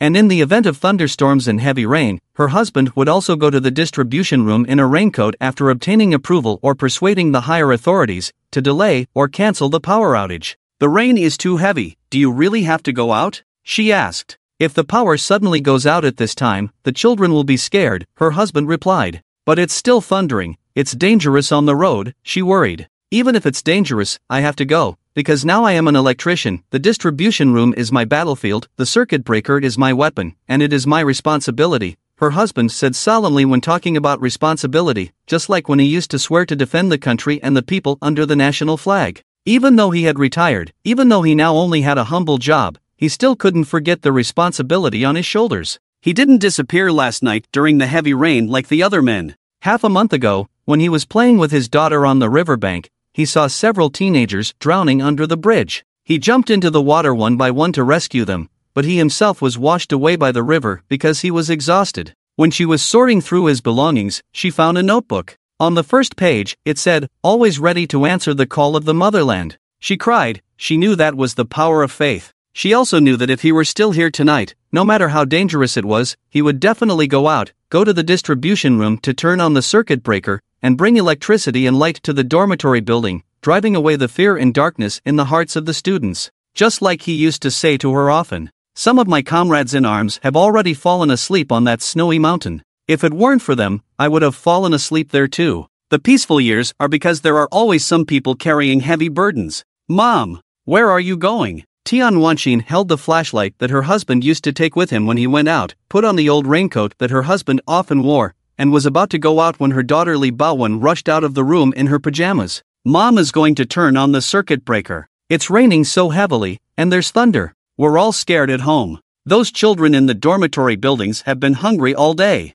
They will be even more scared if the power goes out. If there's electricity, they will feel much better, Tian Wanxin explained to her daughter. But it's too dangerous outside. What if those monsters bite you? What if you can't come back? What will I do then? Li Baowen grabbed Tian Wanxin's hand and started crying. They are just a few years older than you, they are also children. Don't worry, there are corridors all the way from our building to the distribution room, it's very safe, nothing will happen. Mom will go and come back quickly. Tian Wanxin forcefully pushed away Li Baowen's hand. Dad said the same thing to me on the riverbank, but he broke his promise. Are you going to do the same? Li Baowen shouted loudly. That was his responsibility. Mom also has the responsibility of being a mother. Tian Wanxin reached out and opened the door. Do you have no responsibility towards me? Li Baowen trembled all over, questioning Tian Wanxin. You are my child, of course I have a responsibility towards you. But in those buildings, there are many other children from other families. Your mother is the head of the school's academic affairs office, and they, just like you, are her responsibility. They are also your late father's responsibility. Don't worry, Mom will be back soon, Tian Wanxin said as she opened the door and quickly left. The rain poured heavily. There was about 20 meters between the building she lived in and the building where the power distribution room was located. As long as she rushed over and entered the corridor of that building, she would be safe. Moreover, there were no big puddles or anything on this stretch of road. She turned on a powerful flashlight, and the light pierced through the rain curtain. Apart from the sound of the pouring rain, it was eerily silent in the Shizhou district, with no one in sight. Tian Wanxin gritted her teeth and resolutely rushed into the rain curtain. Time seemed to pass quickly, yet also slowly. Finally, she safely reached the corridor of the building where the power distribution room was located. She stomped her feet and shook off the water droplets from her raincoat as much as she could, then quickly walked towards the direction of the power distribution room. She was very familiar with this route, and even along the way, she felt a faint familiar scent. It was the scent of her husband. At this moment, it felt as if he was right beside her, constantly encouraging her. Finally, she entered the power distribution room. She originally knew nothing about these devices, but her husband had told her about them like treasures during the few times he had accompanied her here before, explaining what each one was for, which area each circuit breaker controlled. So she easily found the row of circuit breakers that controlled the student dormitory building. One by one, she pushed them up. It felt sacred. At this moment, she somewhat understood why her husband insisted on going out even on stormy nights. With each one she pushed up, a building would light up, and in the distance, faint cheers could be heard. Those were cheers that dispelled the darkness and fear, welcoming light and hope. "Honey, I have completed your work for you. Don't worry anymore." After confirming that all the circuit breakers had been pushed up, Tian Wanxin felt a great weight lifted off her shoulders and let out a long sigh of relief.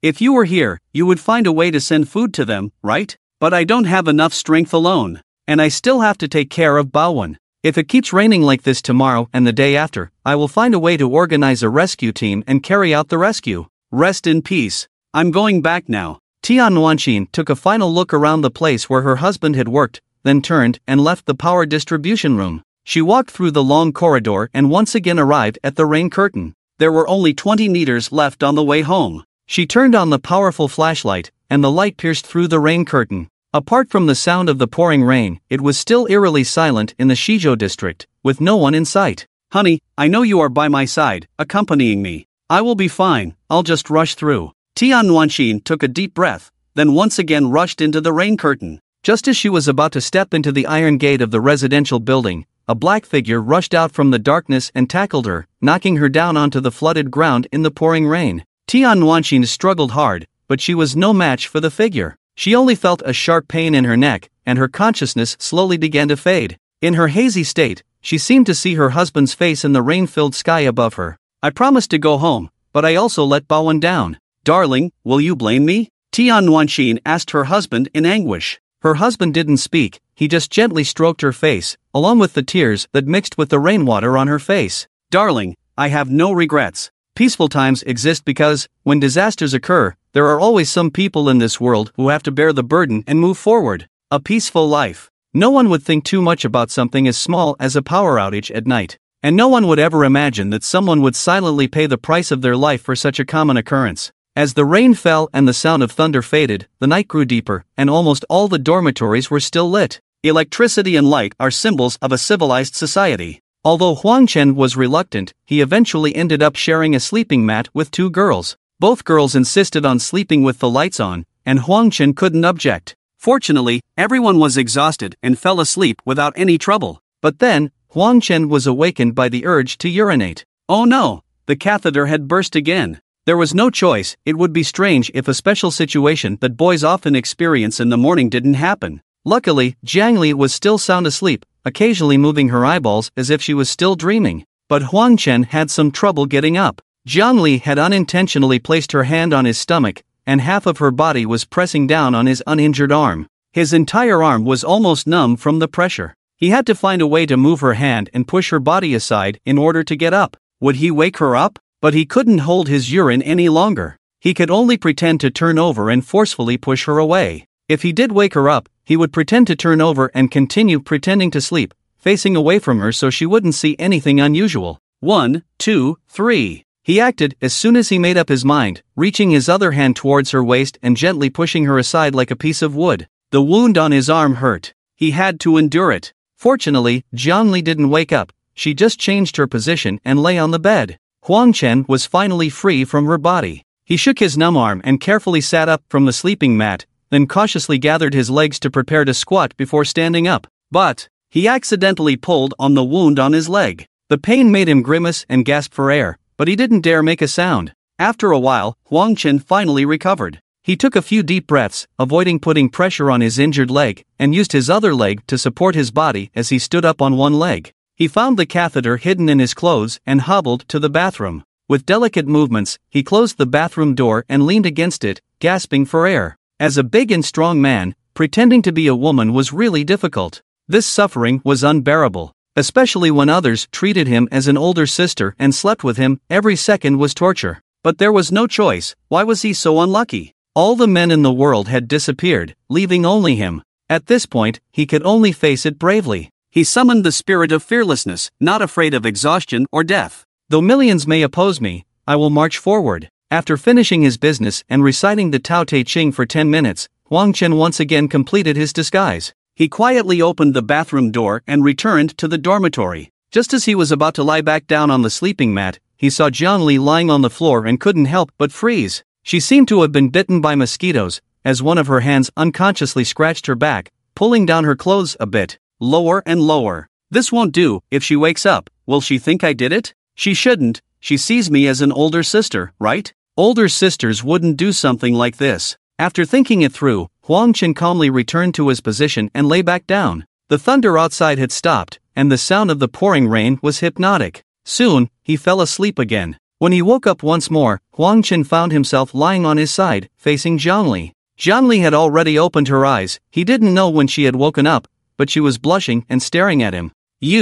Are you awake? How long have you been awake? Huang Chen greeted Jiang Li. I've been awake for a while. Jiang Li replied. I was afraid of waking you up. Huang Chen felt that Jiang Li's gaze at him was a bit strange. No, you wouldn't, Huang Chen thought, feeling that this girl was thinking too much for others. Yes, I would. Jiang Li gestured towards her back. Huang Chen then noticed that his injured arm was resting on Jiang Li's back, and his palm was perfectly placed. I didn't. I'm not. It's not me. Really, it's not me. Huang Chen slowly retracted his hand, afraid of aggravating his wound, and tried to explain. Oh, Jiang Li sat up, adjusted her clothes, and gave Huang Chen a strange look before getting up and walking towards the bathroom, closing the door behind her. Brother, what did you do to her? Huang Ying woke up and asked Huang Chen in a low voice. I didn't do anything. Last night. Huang Chen had to explain in detail what happened last night to Huang Ying. Then why did you put your hand there? Huang Ying asked. How would I know? Huang Chen was at a loss. It's nothing. I can just consider her my sister-in-law. Huang Ying comforted Huang Chen. Don't talk nonsense. I'm a woman. How could I be interested in another woman?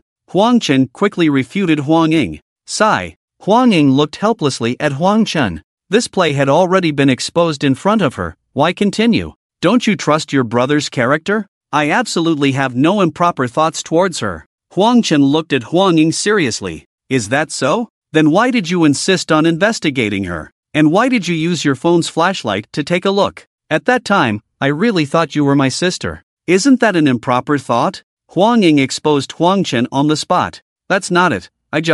Huang Chen suddenly became speechless. In that situation, as a man, who could resist such a good opportunity? If she insists on holding you responsible, I'll stand up for her. Huang Ying stood up and started getting dressed. She wants me to take responsibility? Doesn't she think I'm your sister? How could she ask me to take responsibility? It's definitely impossible for me to take responsibility. Huang Chen muttered quietly. What did you say? Huang Ying lifted her pants and asked. I am your sister. Huang Chen reminded Huang Ying. All right. Obviously, the worries of the siblings were unnecessary. After Jiang Li finished washing up and came out of the bathroom, she acted as if nothing had happened, smiling and saying good morning to the siblings. Then she went to the window, opened it, and started jogging in place, doing her morning exercise. Gradually, every dormitory in the girls' dormitory woke up. As Jiang Li expected, the girls who had been hungry all day woke up the next morning and found that the heavy rain hadn't stopped, which meant another day of hunger.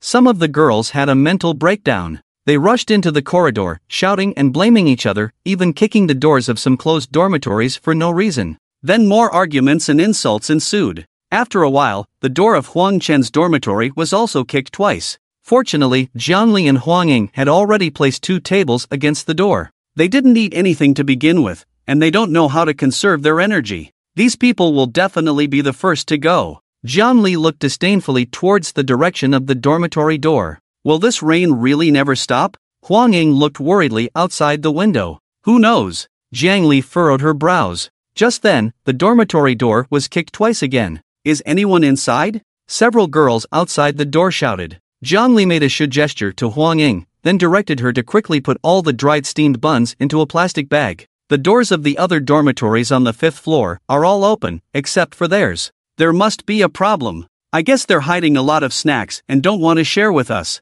What if there's no one inside? How is that possible? It's obvious that the table is blocking the door, otherwise I would have kicked it open already. There are people inside. I saw 2 girls carrying luggage and going in yesterday. Damn it! This is going too far. Listen, people inside, if you don't open the door soon, we'll break it down. A girl outside shouted loudly, judging by the volume, she must be quite strong. More girls gathered outside the door, discussing and occasionally banging on the door. Brother, what should we do? Huang Ying looked at Huang Chen with fear. When she's nervous, she forgets that Huang Chen is her sister. What are you afraid of? Even if I get hurt, dealing with a dozen of them is not a problem. I guarantee they'll all come in standing and leave lying down. Huang Chen said dismissively. This time, he also forgot that he is Huang Ying's sister. Don't underestimate the fighting power of girls, especially a group of hungry girls who are as fierce as wolves. Jiang Li reminded Huang Chen. Don't underestimate my fighting power either. Huang Chen said confidently.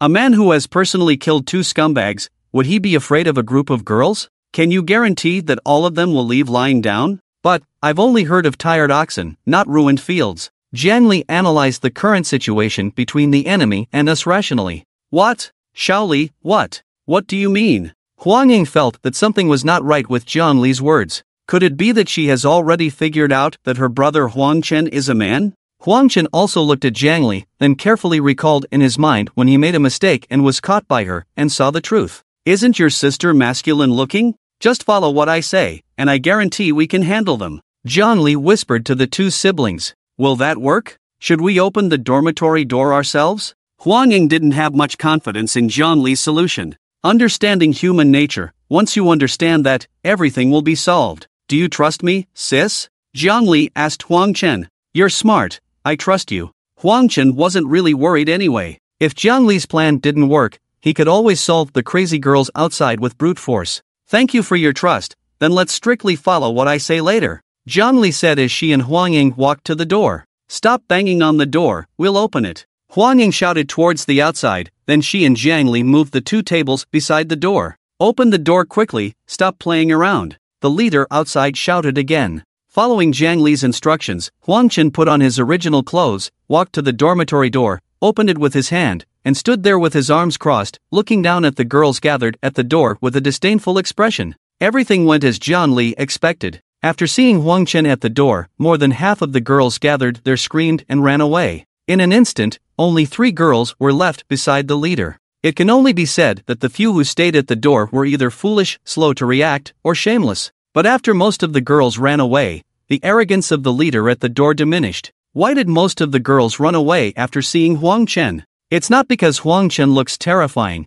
or that they are afraid of boys. It's because, although it was pouring rain, it was still summer and the weather was hot. The girls thought that all the men in the world had disappeared, so when they were wandering around the girls' dormitory building, they didn't even consider their attire. They just wore whatever made them feel cool. After all, they no longer had to worry about being peeped on by men, so what else was there to worry about? Some of them didn't even wear tops and boldly rushed to Huang Ying's dormitory door. Suddenly saw a big man standing there, scanning the girls with his gaze. The girls who were looked at instinctively started running away, trying to hide the parts of themselves that shouldn't be seen by men. There was also a girl who was the most exaggerated. She got up early in the morning to take a shower. Just after she finished, she stood in front of her dormitory door holding a piece of clothing and looked over here to see what was happening. She hadn't even put on her clothes yet, but she was caught by Huang Chen, which made her blush and quickly turn around and run into her room. Boys! How can there be boys? Shi Wei, who was still standing by the door, had already forgotten their original intention of kicking the door and was now looking at Huang Chen with surprise. Do you know why we don't open the door? Do you also want to come in and play? Following Jiang Li's plan, Huang Chen reached out to pull one of the delicate girls who was standing foolishly by the door. Who wants to play with you? The delicate girl's face turned red, and she finally realized what was happening and turned and ran away. Do you want to come in and play with us? Huang Chen then went to pull the big sister. Hey! Stop it! What's wrong with you? How come you're a guy? The big sister instinctively pushed away Huang Chen's hand. Do you want to come in and play together? If you don't come in, I'll close the door. It's inconvenient for everyone if I leave it open. Huang Chen continued to speak to the big sister according to Jiang Li's plan, and then his gaze swept over the other girls in the corridor. The girls who were watching pretended to cover their bodies and screamed as they took a few steps back towards their own dormitory. Stop kicking the door! Huang Chen warned the big sister, then turned around and closed the door. Outside the door, the big sister and the other girls whispered to each other for a while, then walked away. The area in front of the door became quiet. The entire 5th floor of the dormitory also temporarily quieted down. No one came to kick the door anymore. Why was this dormitory door closed? It turned out it wasn't because of hiding snacks, but because there was a man hiding inside. A man! There are actually men in this world. Everyone knows about him. Will it be troublesome? Huang Ying was a bit worried. What's there to be afraid of? As long as it keeps raining, no one will come looking for trouble. And even if the rain stops, what can they do? Report us to the police? At that time, we can just let the inspectors check him. After all, he can't hide forever. Zhang Li explained. The inspectors have already checked me. Huang Chen remembered the DNA incident and had a headache. Of course, he didn't know that Xiao Yao, who had his DNA, had already been bitten to death by the scumbag, and the sample box containing his DNA was scattered in the rainwater. When did that happen? Huang Ying hadn't heard Huang Chen mention it before. Well, let me explain. Huang Chen told Huang Ying and Zhang Li about his previous encounter in detail. Of course, he didn't mention anything about the biological gel, and in front of Zhang Li, he always insisted that he was indeed a woman. When Zhang Li heard that Huang Chen had really been checked by the inspectors, she laughed uncontrollably, not knowing why she was so happy. Stop laughing. What's so funny? Huang Ying, on the other hand, had a troubled expression on her face. Alright, anyway, no one will suspect us of having food anymore. The trouble is completely resolved. Zhang Li's expression became serious. Why did you say that we should play together with them? What if someone really wants to join us? Huang Ying was still worried. Then, let's play together. Zhang Li looked at Huang Chen and laughed again. Huang Chen rolled his eyes. If we're going to play together, then let's play together. Who's afraid of who? Stop laughing, can you be more serious? Huang Ying was a bit frustrated. It's fine, they're all college girls, not thugs in society. At least we still have some face in front of our classmates. After all, when the rain stops, social order is restored, and we all have to live and study normally and face each other. Zhang Li explained. But what if the rain doesn't stop? Huang Ying was still worried the rain didn't stop for a moment, and they soon became so hungry that they didn't even have the strength to kick the door. By then, they were all lying in their own dorm rooms, and we didn't have much to worry about. Zhang Li shrugged. Well, you always have a knack for figuring things out.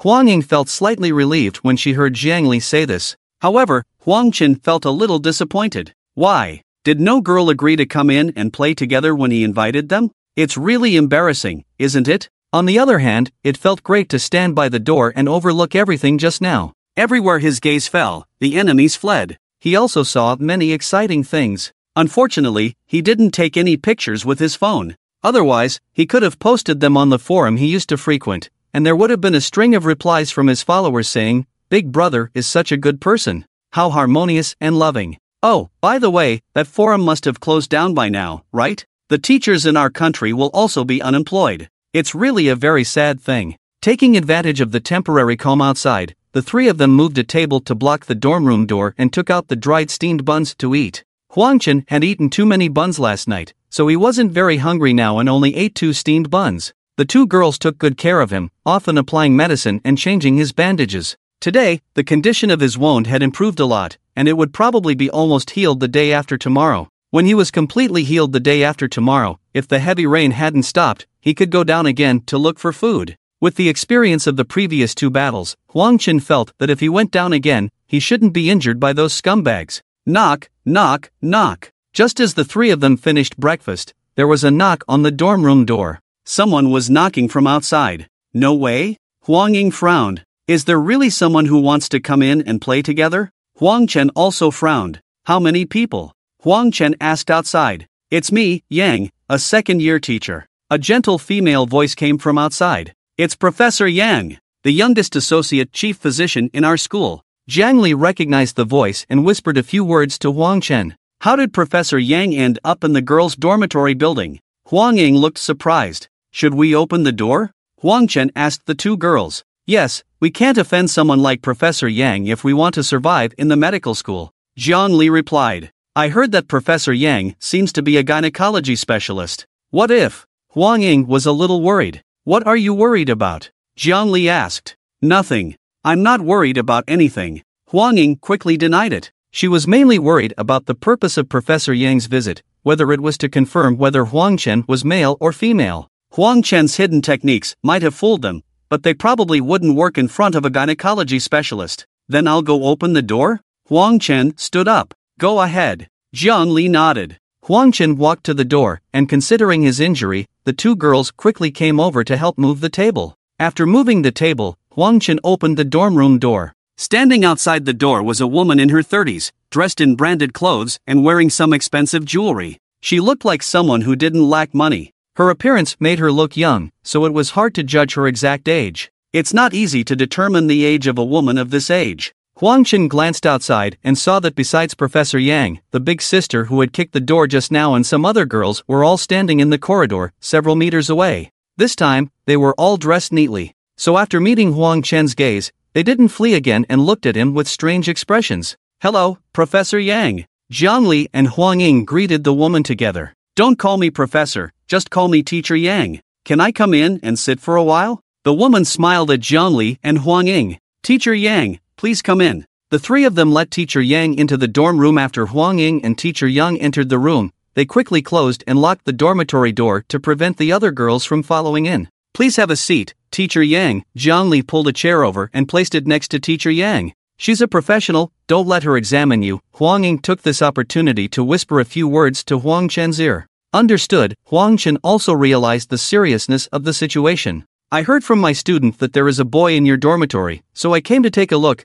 Teacher Yang sat down in the dormitory, her eyes fixed on Huang Chen, and she smiled at him. She spoke softly and her movements were always calm and unhurried, giving off a very intellectual vibe. Huang Chen smiled back at Teacher Yang. Why are you in the girls' dormitory building, Teacher Yang? Jiang Li asked curiously. One of my students has a stomachache but doesn't want to go to the hospital for an examination. She has been lying in the dormitory for 2 days. After hearing about it from her classmates, I came to see her and find out the cause of her stomachache. Unfortunately, it started raining heavily outside and I got trapped here, Teacher Yang explained. The rain really couldn't have come at a worse time. Huang Ying forced a smile. Are you her family member? Teacher Yang seemed uninterested in these topics. After a brief explanation, she shifted her attention to Huang Chen. I'm her sister. Huang Chen pointed to Huang Ying and answered Teacher Yang in a deep and authentic male voice. Whether male or female, the most crucial evidence would eventually be examined, so there was no need to disguise his voice.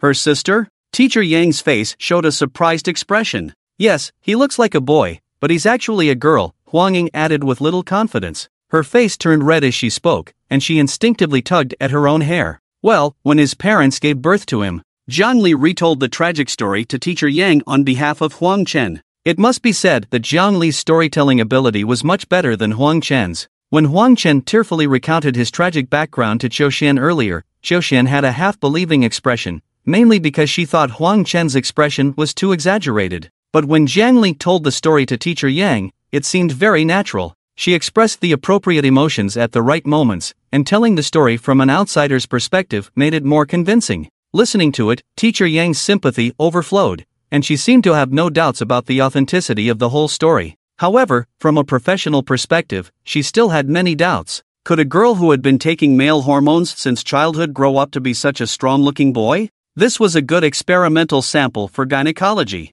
When Teacher Yang looked at him, Huang Chen certainly couldn't let her examine him, but he still had to find a way to avoid arousing her suspicion. It's so hot today. Huang Chen took off his outer clothes and then took off his pants, sitting with his legs spread on the bed opposite Teacher Yang. Teacher Yang indeed looked over, pretending to talk to Jiang Li while carefully observing Huang Chen. Through the pants Huang Ying had given him, Teacher Yang could see that Huang Chen indeed had nothing there, but she didn't know the specific situation inside. However, one thing was certain, Huang Chen was definitely not a boy. If he were a boy, his appearance wouldn't be like this. It was like watching ballet dancers. Whether the actor was a man or a woman was obvious at a glance. What do you do for a living now? Teacher Yang took the initiative to chat with Huang Chen. I deliver takeout, Huang Chen replied. What's your name? Teacher Yang asked again. Huang Chen. Huang Chen. Teacher Yang frowned, as if searching for something in her memory. You haven't seen me before, Huang Chen smiled. Where is your hometown?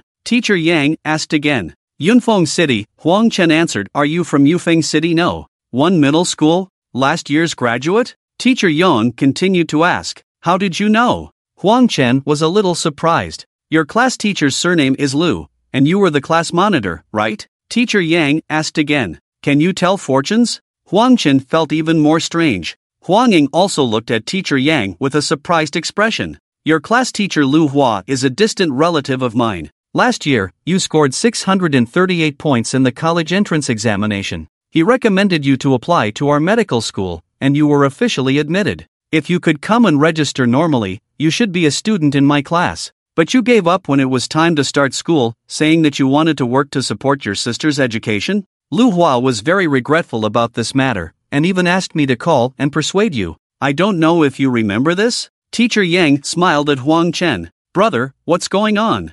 Huang Ying's face changed when she heard what Teacher Yang said. She was so nervous that she forgot Huang Chen was her sister. Huang Chen had previously told her that he had failed the college entrance examination, was tired of studying, and didn't want to retake it. She never expected that the truth would be like this. Teacher Yang, you got it wrong. I'm not that student. Huang Chen quickly denied, but he remembered that when he decided to give up studying and work to support his sister Huang Ying's education, class teacher Lu had asked several people to persuade him. At that time, he didn't pay attention to the identity of those people. I can't be wrong. She is your sister Huang Ying, right? Lu Hua was the class teacher of the graduating class, and she graduated from his class 1 year after you. She just started school this year, right? Because Lu Hua always mentioned you to me. After she started school, she even asked me to take care of her. Teacher Yang glanced at Huang Ying. Brother, you. Huang Ying burst into tears and quickly covered her face with her hands. Ahem. Some things are in the past, why bother?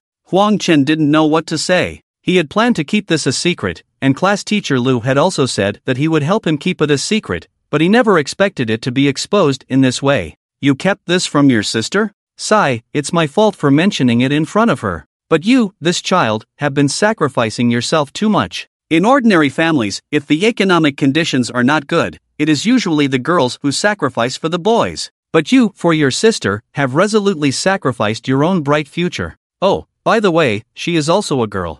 Huang Chen remained silent. Actually, you don't have to do this. With your family situation, both you and your sister can apply for financial aid. Teacher Yang asked Huang Chen. I can't let her suffer too much in college and be looked down upon by others. Besides, there's nothing wrong with delivering takeout. I can earn over 10,000 a month now. Huang Chen remained silent for a moment before speaking. Running from 6 in the morning until 11 at night, only eating 1 meal a day? Huang Ying spoke up, crying even harder. It's not as exaggerated as you said. Huang Chen defended himself. Today, it's my fault. I shouldn't have exposed this in front of you. How about this? I want to do something to make it up to you. Your information is still at the school. If I help you apply for a delayed enrollment certificate due to illness, you should still be able to be admitted and be classmates with your sister. This kind of certificate should be valid for up to a year, and the current situation is special. The school is lacking a large number of students all at once, and the chances of getting it approved are very high.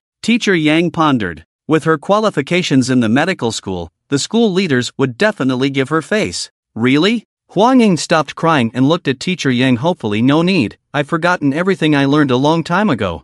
I'd rather go run my food delivery business, it's more comfortable. Huang Chen quickly refused. Both siblings are here to study, who will earn the living expenses? If this really works out, you don't have to worry about tuition and living expenses. I will help you apply for scholarships. If it's not enough, you can always come to me for a loan. I make a 6-figure salary, and my family has no financial burdens. I can lend you the money you need, and you can pay me back when you start working after graduation. Teacher Yang smiled at Huang Chen. Just agree to it. It'll be great to be classmates with us. Jiangli pushed Huang Chen. Huang Chen still hesitated. Thank you, Teacher Yang. Huang Ying suddenly stood up and knelt down to Teacher Yang. Silly child, get up quickly. How can you do this? It will shorten my life. Teacher Yang quickly held Huang Ying. Sigh. Huang Chen rubbed his head hard. It seems that he can't refuse this matter, otherwise his sister Huang Ying will be under a lot of pressure. Once I find a way to get you admitted through special admission, you can hang out in my department first, and I will personally guide you. Our department makes a lot of money, and it will make even more in the future. Teacher Yang suggested to Huang Chen. Which department are you in? Huang Chen asked. The gynecology department. Ah, Huang Chen was stunned. Think about it, in the future, there will only be women left in the world, so gynecology will definitely be the most profitable. Teacher Yang patiently explained to Huang Chen. I think, without men, women will probably have fewer gynecological problems, Jiang Li joked. No, without men, women are more likely to have hormonal imbalances, and there will be more gynecological problems. Teacher Yang disagreed with Jiang Li's statement. I was just joking. Teacher Yang is definitely the most professional in this field. Jiang Li laughed. Teacher Yang's name is Yang Ying. She is the second in command of the gynecology department at Huanghe City People's Hospital and has her own team. Although each department in the hospital has a chief physician in charge, the work relationship with these deputy chief physicians is parallel, and each person leads their own team. There are usually 2 to 3 attending physicians in the team, forming the top of the team. There are many resident doctors and interns below them, who form the foundation of the team and are responsible for daily work. Yang Ying is selecting, training, and reserving future talents for her team. Why did she choose Huang Chen? Being a good doctor starts with being a good person, and practicing medicine requires cultivating virtues. Young people like Huang Chen, who have a self-sacrificing spirit, are becoming increasingly rare. There will definitely be no problems in terms of character and moral qualities. With such a person in the team, she can rest assured. He can be given special training. As for the small amount of money lent to them for living expenses, it won't take long to repay it with the earning ability of the gynecology department. And with this kind of favor, she can make the other party wholeheartedly follow her. Huang Chen, I have a request that may not be appropriate. Yang Ying mentioned to Huang Chen. Please tell me.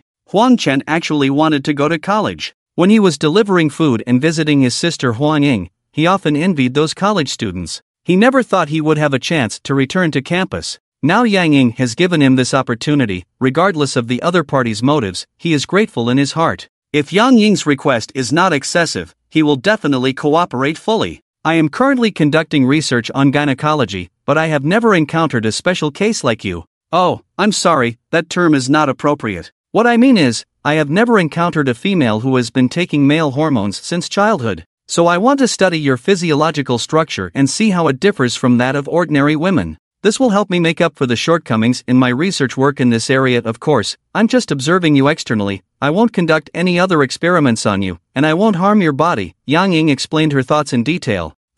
Well, Huang Chen didn't expect to escape Yang Ying's examination in the end. His little tricks might have fooled Zhou Xian and Zhang Li, but it was impossible to deceive a gynecology expert. Huang Ying also became anxious. The siblings' reactions were obviously abnormal. Yang Ying remained silent, as if she had noticed something. He always feels like he's abnormal, different from other girls. He has some insecurities in this aspect and is not willing to let others see his differences. I think he needs a period of psychological adaptation for this matter, right? Zhang Li explained on behalf of Huang Chen.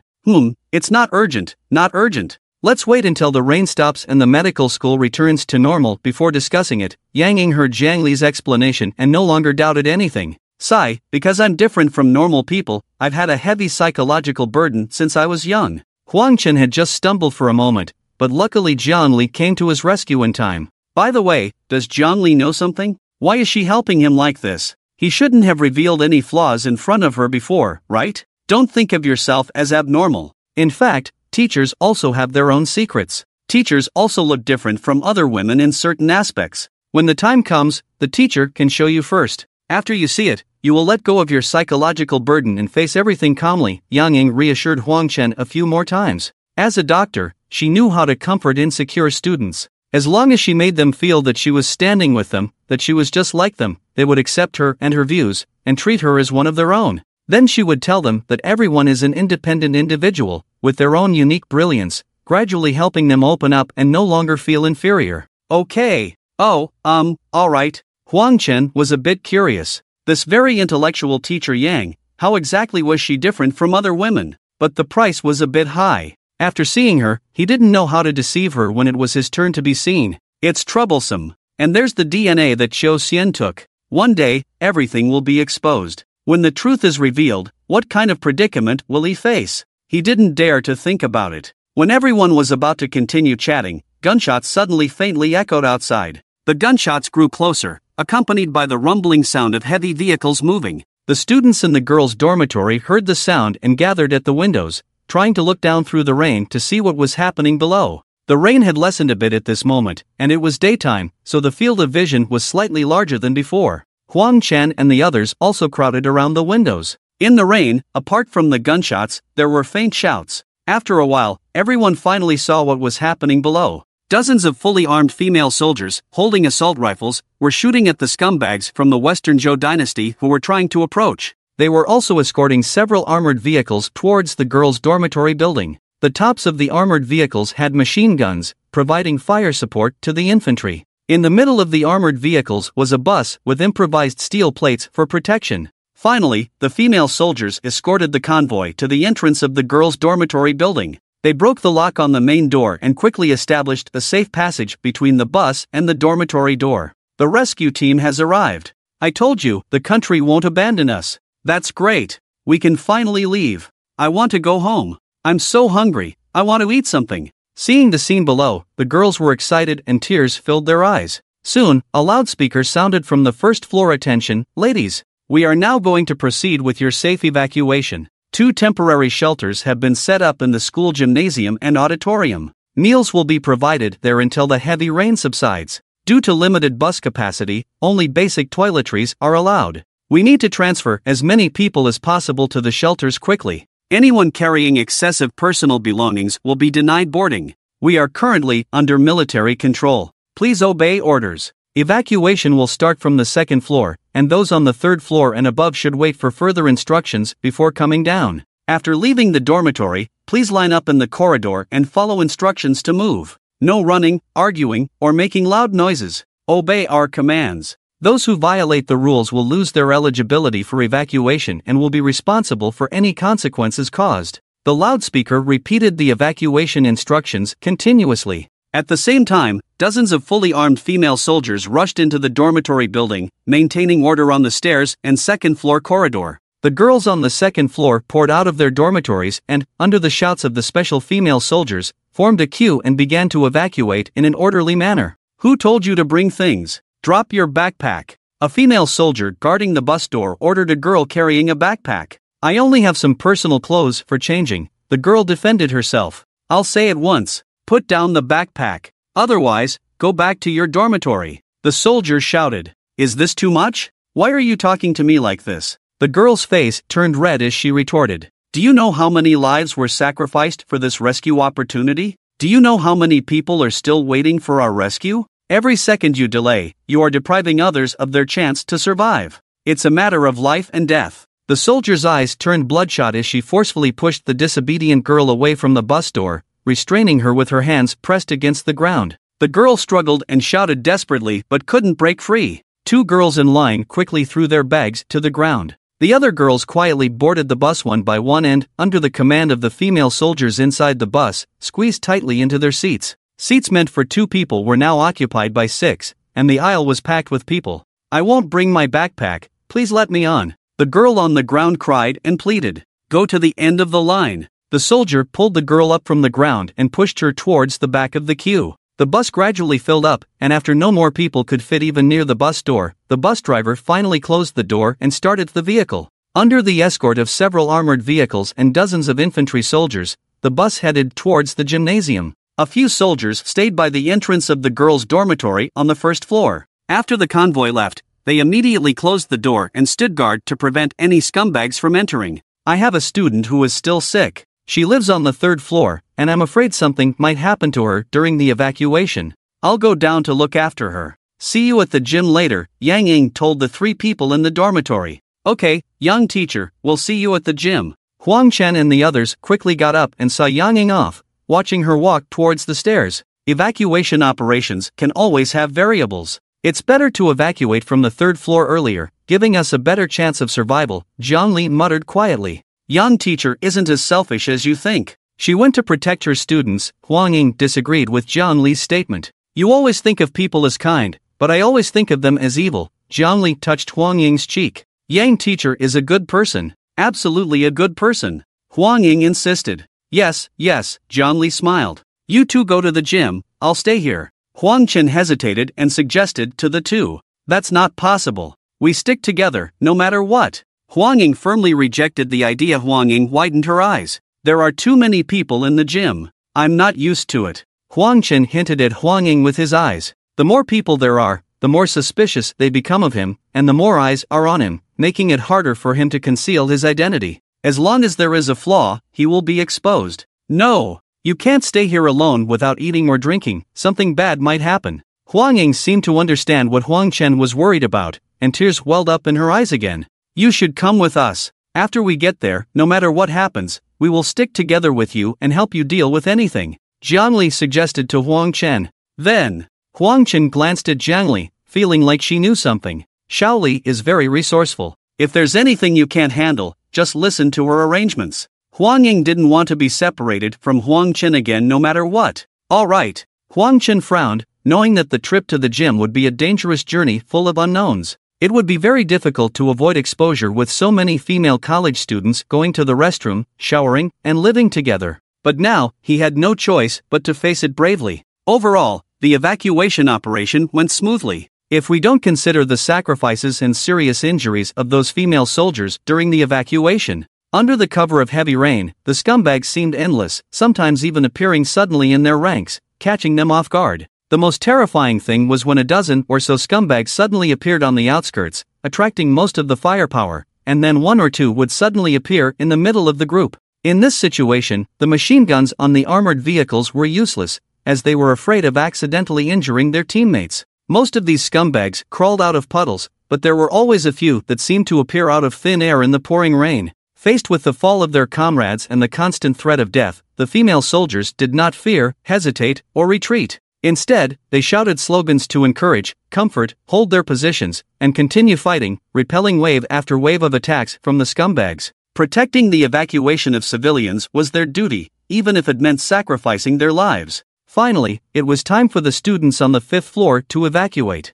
Huang Chen and the other two carried their toiletries and followed the group, quietly descending the stairs and arriving at the bus. Along the way, Huang Chen attracted the attention of almost all the female soldiers maintaining order, but they only looked puzzled and didn't question anything on the spot. However, when Huang Chen was about to board the bus, he was stopped by someone who looked like an officer next to the bus. Are you a man? The officer looked Huang Chen up and down. The female soldiers maintaining order also looked over. I am a woman. Huang Chen knew this would happen, so as Jiang Li had suggested, she quickly pulled her clothes off her body in advance to avoid delaying the evacuation time for everyone. Put down your weapons. Hands up. The female soldiers were on high alert, raising their guns towards Huang Chen. I surrender. Huang Chen quickly raised his hands. Huang Ying instinctively stood in front of Huang Chen. What are you doing? He doesn't have any weapons. You, put your guns down. The officer gestured to the female soldiers, then lowered his head and looked,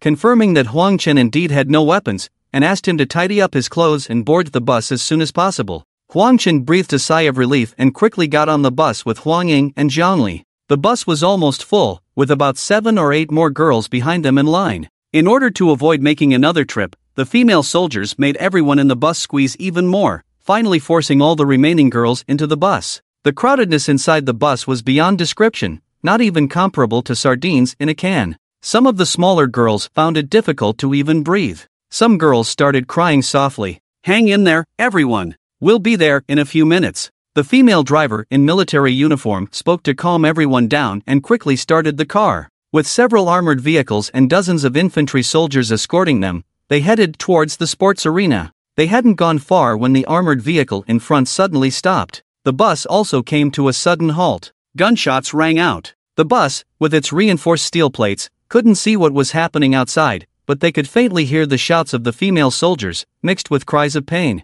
It was obvious that a fierce battle was taking place outside. The sudden stop of the bus caused the crowded girls inside to shake violently. No one spoke, and no one cried. Everyone stared nervously out the windows. The atmosphere in the vehicle was filled with fear, and it became very quiet. Damn it! Huang Chen cursed softly. With the sudden stop of the bus, he was surrounded by girls on all sides and couldn't stand steady. The violent shaking caused the adhesive on his body to instantly come undone. Of course, there may have been other factors at play. What's happening? Huang Ying whispered to Huang Chen from behind. It came undone, Huang Chen sighed. Don't move, hold on, Huang Ying reminded Huang Chen. If Huang Chen moved around at a time like this, it would likely be noticed by the girls in front of him. It's not listening, Huang Chen helplessly said. Being squeezed together with the girls like this, with girls in front, behind, and on both sides, even reciting the Tao Te Ching didn't seem to help.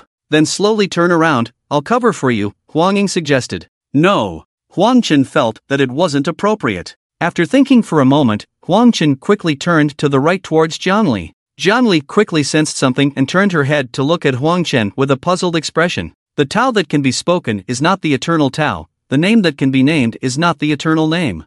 Huang Chen began reciting the Tao Te Ching with his head raised. After a fierce battle, the convoy arrived at the sports arena. Under the protection of the female soldiers, Huang Chen and the girls got off the bus, lined up and walked up the steps, entering the huge indoor sports arena. Obviously, some people had arrived here earlier and made some simple modifications to the indoor sports arena. Bedsheets, brought from somewhere, were spread out on the floor, forming makeshift beds. Fortunately, it was only September, and the temperature was still relatively high. Even with these makeshift beds, it wouldn't be cold at night. There was no other choice at the moment, as the current rescue forces were limited. After the female soldiers transported the medical students to the sports arena, they would immediately rush to other schools for rescue operations. The next step would be to rescue the residents trapped in the residential areas. If the heavy rain continued for a long time, some families that hadn't prepared in advance might have run out of food. Therefore, the rescue convoy didn't have time to transport the girls' luggage.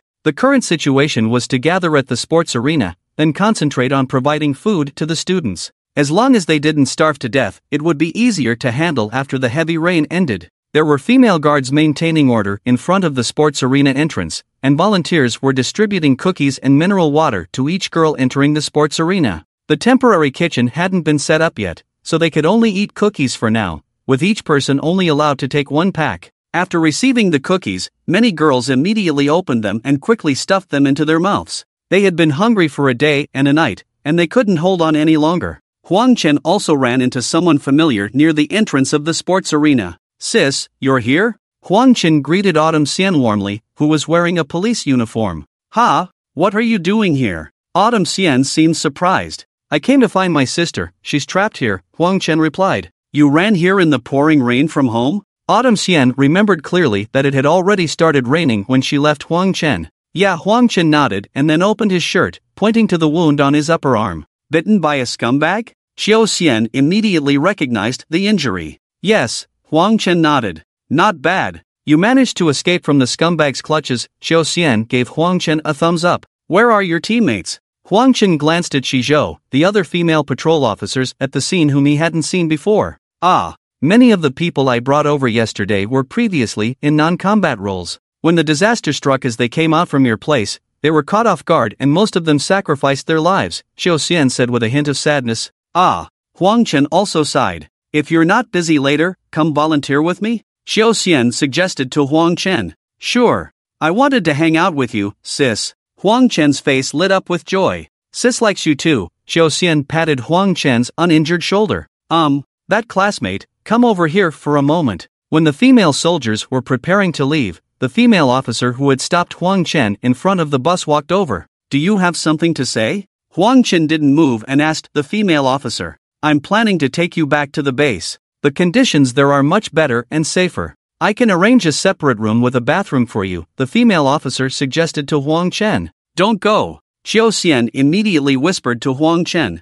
I don't want to leave my sister and the others, Huang Chen refused the female officer. I'm not asking, I'm ordering. You can bring your sister along. I don't have much time to explain, but if you don't obey the order, I'll have to forcefully take you there. The female officer's tone became more serious. She had a hunch that Huang Chen seemed to have some issues, but she didn't have time to investigate now. Regardless, she would bring him back first. She's my sister. No one can take her away today. Xiao Xian suddenly stepped forward and stood in front of Huang Chen. Do you dare to resist military orders? The officer placed her hand on her waist. The other female soldiers pressed their hands on their gun barrels and approached. My duty is to protect the people in my jurisdiction. If you want to take her away, you'll have to step over my dead body. Xiao Xian also reached for her waist. The other female patrol officers who had come with her from the bureau and were maintaining order at the scene rushed out after hearing Xiao Xian's shout, standing in front of her. Some of the female volunteers who were usually on good terms with Xiao Xian and were assigned by her also gathered around, instinctively standing with Xiao Xian although they didn't know what had happened.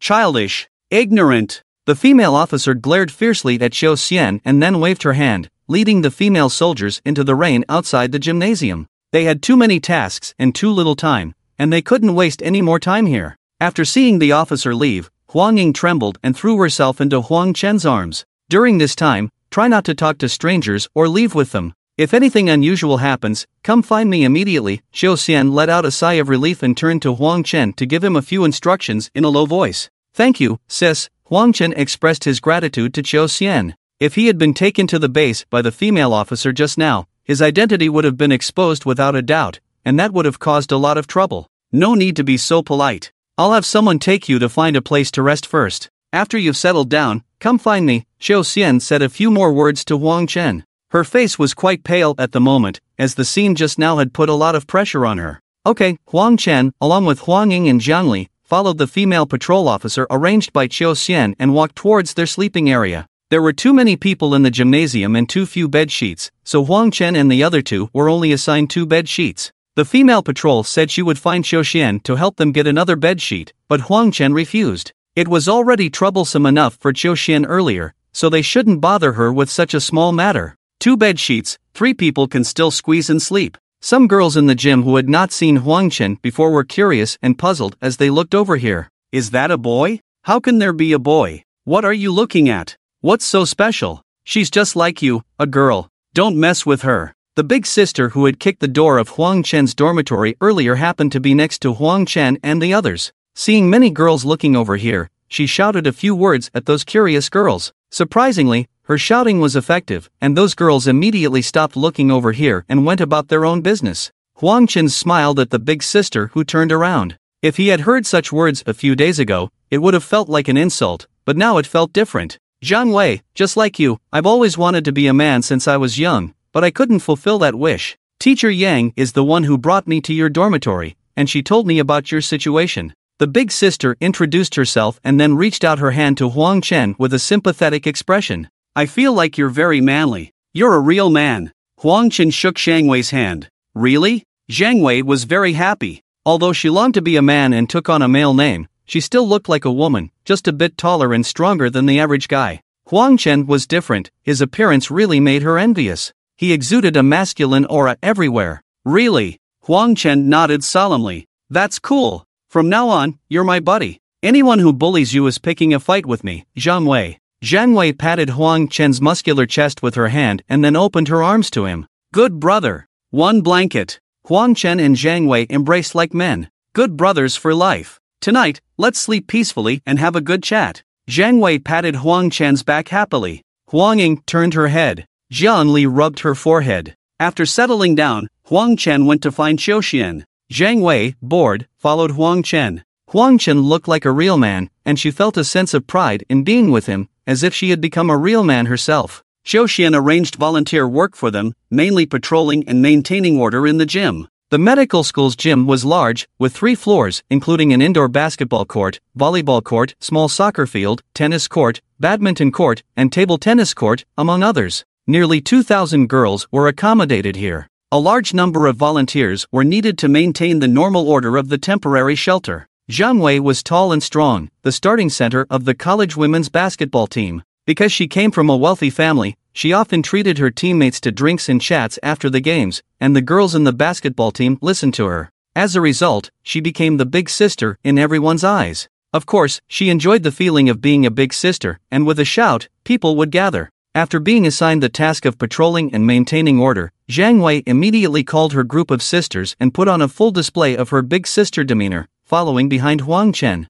This is my good buddy, my iron brother. Everyone, give her face, it's giving me, Zhang Wei, face, got it? Zhang Wei walked and explained to her group of sisters. Got it. The sisters laughed and cheered. For some reason, following behind Huang Chen, they seemed to smell a certain unique information, which intoxicated them and gave them a long-lost sense of comfort. Huang Chen also smiled. It wasn't a bad thing to make more friends. In case something happened in the future, having a few friends to help cover up might make things pass. Just like when Xiao Xian had helped him block the female officer earlier. Please stop talking. This is your responsibility, move 10 centimeters that way. And you, isn't it just 10 centimeters of space that she took from you? Is it worth crying over? Enough arguing. Give me, Dawei, some face. I've always been able to win people over with my virtue. If you don't give me, Dawei, face, then I won't give you face in the future, understand? It's true, Zhang Wei is really dedicated as a volunteer. You can always hear her shouting in the sports hall. During her patrols, she mediates various disputes that occur in the sports hall, quickly resolving them and moving on to the next place. As they walked, everyone arrived near the restroom in the sports hall. Fellow students, why are you all looking so worried? Is there any difficulty that you want me to help solve? Zhang Wei asked the girls waiting in line outside the restroom. Isn't it obvious? The line is so long, we're about to pee our pants. Can you help us solve this? The girls in line asked. There are no more boys, so you can use the restroom over there. Zhang Wei thought for a moment and answered the girls. We've already tried that, but it's still not enough. The girls complained. Bro, what should we do about this? Zhang Wei finally encountered a problem she couldn't solve, so she turned to Huang Chen for help. Huang Chen shrugged, indicating that he was also powerless in this matter. He wasn't the protagonist of a web novel, and he didn't have any special abilities. He couldn't just conjure up a few more restrooms out of thin air, right? Actually, he did have a special ability. The definition of a special ability is something that no one else in the world has, only the protagonist. Now that all the men in the world have disappeared, his frequently malfunctioning thing fits the characteristics of a special ability, right? Not to mention, it looks quite similar to a finger and even has some other useful functions that people in the world would find enjoyable. It wouldn't be fair if it didn't count as a special ability. However, he didn't dare to use it casually. Zhang Li and Huang Ying had just finished drinking water and also came to the restroom. They couldn't help but frown when they saw the long line. There were too many people here, and there was only one restroom on each floor. Xiao Xian didn't know when she had also walked over and frowned at the long line. This line isn't moving at all, it's so frustrating. You big leaders should come up with a solution for us. The girls complained when they saw Xiao Xian approaching. You haven't eaten anything these past few days, and most of you have only solved small problems, right? Xiao Xian asked after pondering for a moment. Yes, there were too few cookies just now. The girls continued to complain. Wait a moment. Xiao Xian quickly walked to the entrance of the sports hall to observe, and after a while, she ran back. Solve the small problems, those who don't want to wait, come with me. It can be solved immediately. Xiao Xian returned to the vicinity of the line and waved to everyone. Where are you going? We've been waiting in line for so long, we can't just give up, right? The girls hesitated. The leader said it can be solved immediately, so it definitely can be solved immediately. What's wrong with you people? You actually doubt what the leader says? Do you want to be tortured by your bladder? Zhang Wei shouted at the girls. You should trust the leader. Huang Chen also persuaded everyone. Some impatient girls left the line and followed Xiao Xian towards the entrance of the sports hall. More people followed. The entrance of the sports hall was over 30 meters wide. Before entering, there were more than 10 steps to climb, followed by a 5-meter wide platform. Normally, there was a 3-meter high iron fence on this platform. After the convoy left, the iron gate was closed and locked. The scumbags couldn't climb over it, so under normal circumstances, it was impossible to climb over this iron fence. After climbing more than 10 steps on the platform, there was the entrance to the sports hall. Above the entrance was a second-floor platform, forming a large rain cover at the entrance of the first floor. The steps and the iron gate were all under the rain cover. Everyone squat on the edge of this platform, facing the steps below, and the problem will be solved. Anyway, there are no guys left in the world now, so there's nothing to be shy about. We can bring the water hose later and flush it down. Xiao Xian explained to the girls, pointing at the steps. Most of the girls were still hesitant, but a small group of girls couldn't wait any longer and followed Xiao Xian's instructions, running to the edge of the steps and squatting down. Seeing someone squatting down, the hesitant girls no longer hesitated and quickly found a spot to squat. You guys are responsible for maintaining order here. If any scumbags rush to the iron fence, let them retreat to the gym temporarily to avoid being seen by them and colliding with the fence. Xiao Xian instructed Huang Chen, Zhang Wei, and other volunteers. Don't worry, we'll make sure the task is completed. Huang Chen and the others nodded. I'll go busy elsewhere first. Let me know if you need anything. Xiao Xian quickly left. As the overall person in charge of the gym shelter, she was really busy. Watching Xiao Xian leave, Huang Chen turned around and was instantly stunned by the scene before him. There's only one word to describe it. Spectacular. On the 30-meter wide edge of the steps, there were 70 to 80 girls squatting in perfect order, dazzling Huang Chen's eyes. In front of them were cascades of waterfalls. It would be impossible to see such a spectacular scene under normal circumstances without such a disaster. Maybe they could apply for a Guinness World Record? Huang Chen took out his phone and decided to capture this rare scene. Fortunately, he hadn't used his phone much, and it still had 50% battery.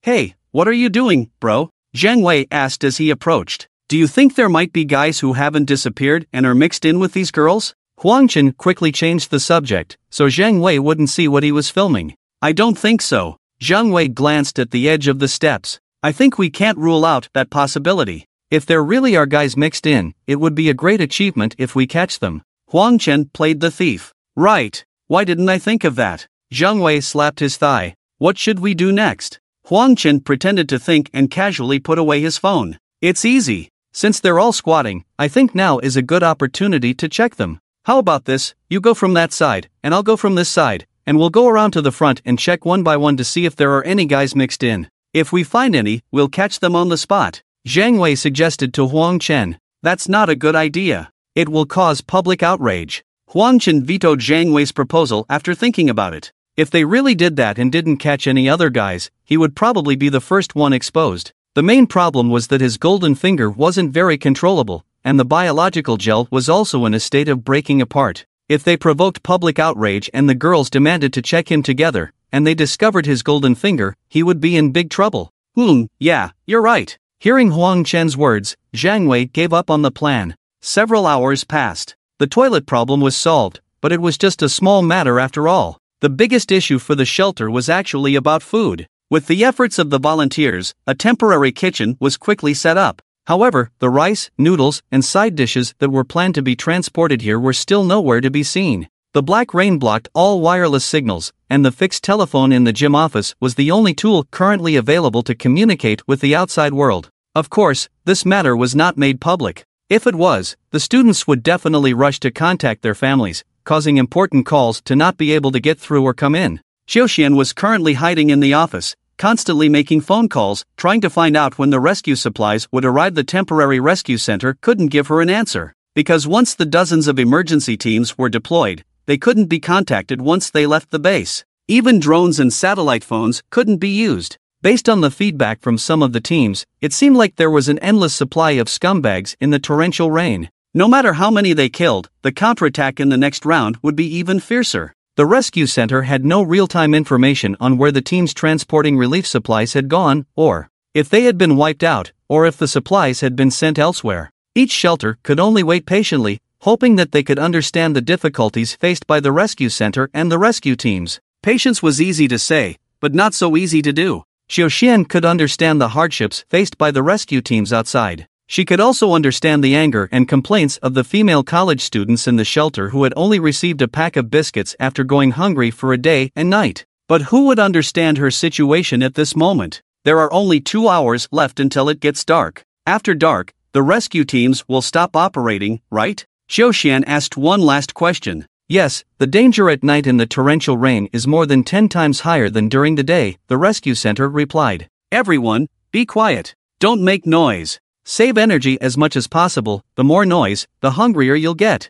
Xiaoxian stood on a high platform, using a loudspeaker to calm the emotions of the female college students. Someone has fainted. Their breathing is very weak. We have someone who has fainted too. I can't take it anymore. Save us. Xiaoxian turned around and fell silent for a long time. After a while, she seemed to have made up her mind and picked up the loudspeaker again. There are only 2 hours left until it gets dark. The rescue teams are very likely not to make it today, Xiaoxian announced to the crowd in the gymnasium. Upon hearing this news, the people who still held a glimmer of hope in their hearts were completely despairing. Some people started crying, and more followed suit. Another group of people had a mental breakdown, screaming and rolling on the ground. Have you ever thought about it? Those rescue personnel in the rescue teams are actually around the same age as us. They also feel fear and are scared, but they still tirelessly transport the victims and various relief supplies in the torrential rain. Many of their comrades have sacrificed right in front of them. They were bitten to death by scumbags right in front of them. But did they cry? Did they retreat? Xiaoxian shouted into the loudspeaker on the high platform. The crowd below temporarily quieted down. We are all adults now. Don't rely solely on others to save us. In this situation, we must save ourselves. There is a Heishang chain supermarket just outside the school gate. There should be plenty of rice, noodles, meat, eggs, and packaged food inside. I am planning to transport the food from there to here to solve our dinner problem tonight. But my strength alone is not enough. I am now openly recruiting volunteers. If any classmates want to join me in transporting the food, please come up to the platform and stand with me. We have 3 cars parked next to the gymnasium, but the cars are not armored and cannot withstand the attacks of scumbags. They can only be used as transportation vehicles, and personnel are needed to protect them. Everything is voluntary. We will depart as a team in 15 minutes. Xiaoxian shouted some more words to the crowd below. After this announcement, the crowd below became even quieter. When they heard that Xiaoxian was going to search for food outside the school gate, everyone thought she was crazy. What was the situation outside now? Even the infantrymen with automatic rifles had suffered heavy losses. For them, going out would be a death sentence. After Xiaoxian publicly called for volunteers, everyone remained motionless, even including the staff she brought with her. The air seemed to freeze at that moment. Staying in the gym for a little longer would mean going hungry for another night, but most likely not dying. Venturing out to find food, on the other hand, would probably mean never coming back. Half a minute later, a little girl in volunteer clothing walked up to the platform and stood beside Xiaoxian. "Baowen, why did you come up here?" Xiaoxian looked at the little girl with great affection. Mom said that at times like this, someone has to step forward and carry the burden. The little girl replied somewhat mechanically. Xiaoxian almost couldn't hold back her tears and quickly turned away. After a moment, Xiaoxian regained her composure and turned back around. "Do you know who she is?" Xiaoxian asked the female college students. The female college students shook their heads in confusion. "Her name is Li Baowen." Her father, a retired soldier, pushed several drowning boys onto the bank by the river bank half a month ago and was washed away by the river himself. Her mother's name is Tian Nuanxin. Remember this name. Tian Nuan Xin. She is your dean of students. Last night at 10:30, the lights in the girls' dormitory building automatically went out, and she knew you would be scared. So, she braved the pouring rain and went to the power distribution room to turn on the switches one by one, restoring electricity and light to each dormitory building. But she fell on her way home, just 3 meters away, and she can never go back. She will never see her dear daughter Baowen again. In just half a month, Baowen became an orphan. And now, Baowen has become the first volunteer by my side. Xiaoxian said, her eyes filled with tears. "Your brother. Your sister." Jiang Li patted Huang Ying's shoulder, her eyes also filled with tears. Huang Ying snapped out of it and realized that Huang Chen had already climbed onto the platform and stood beside Xiaoxian. She wanted to stop him, but it was obviously too late. "No need to introduce me, I just want to ask you, with only 3 cars, how much food can you bring? It's like a drop in the bucket, there are nearly 2,000 people in this gym."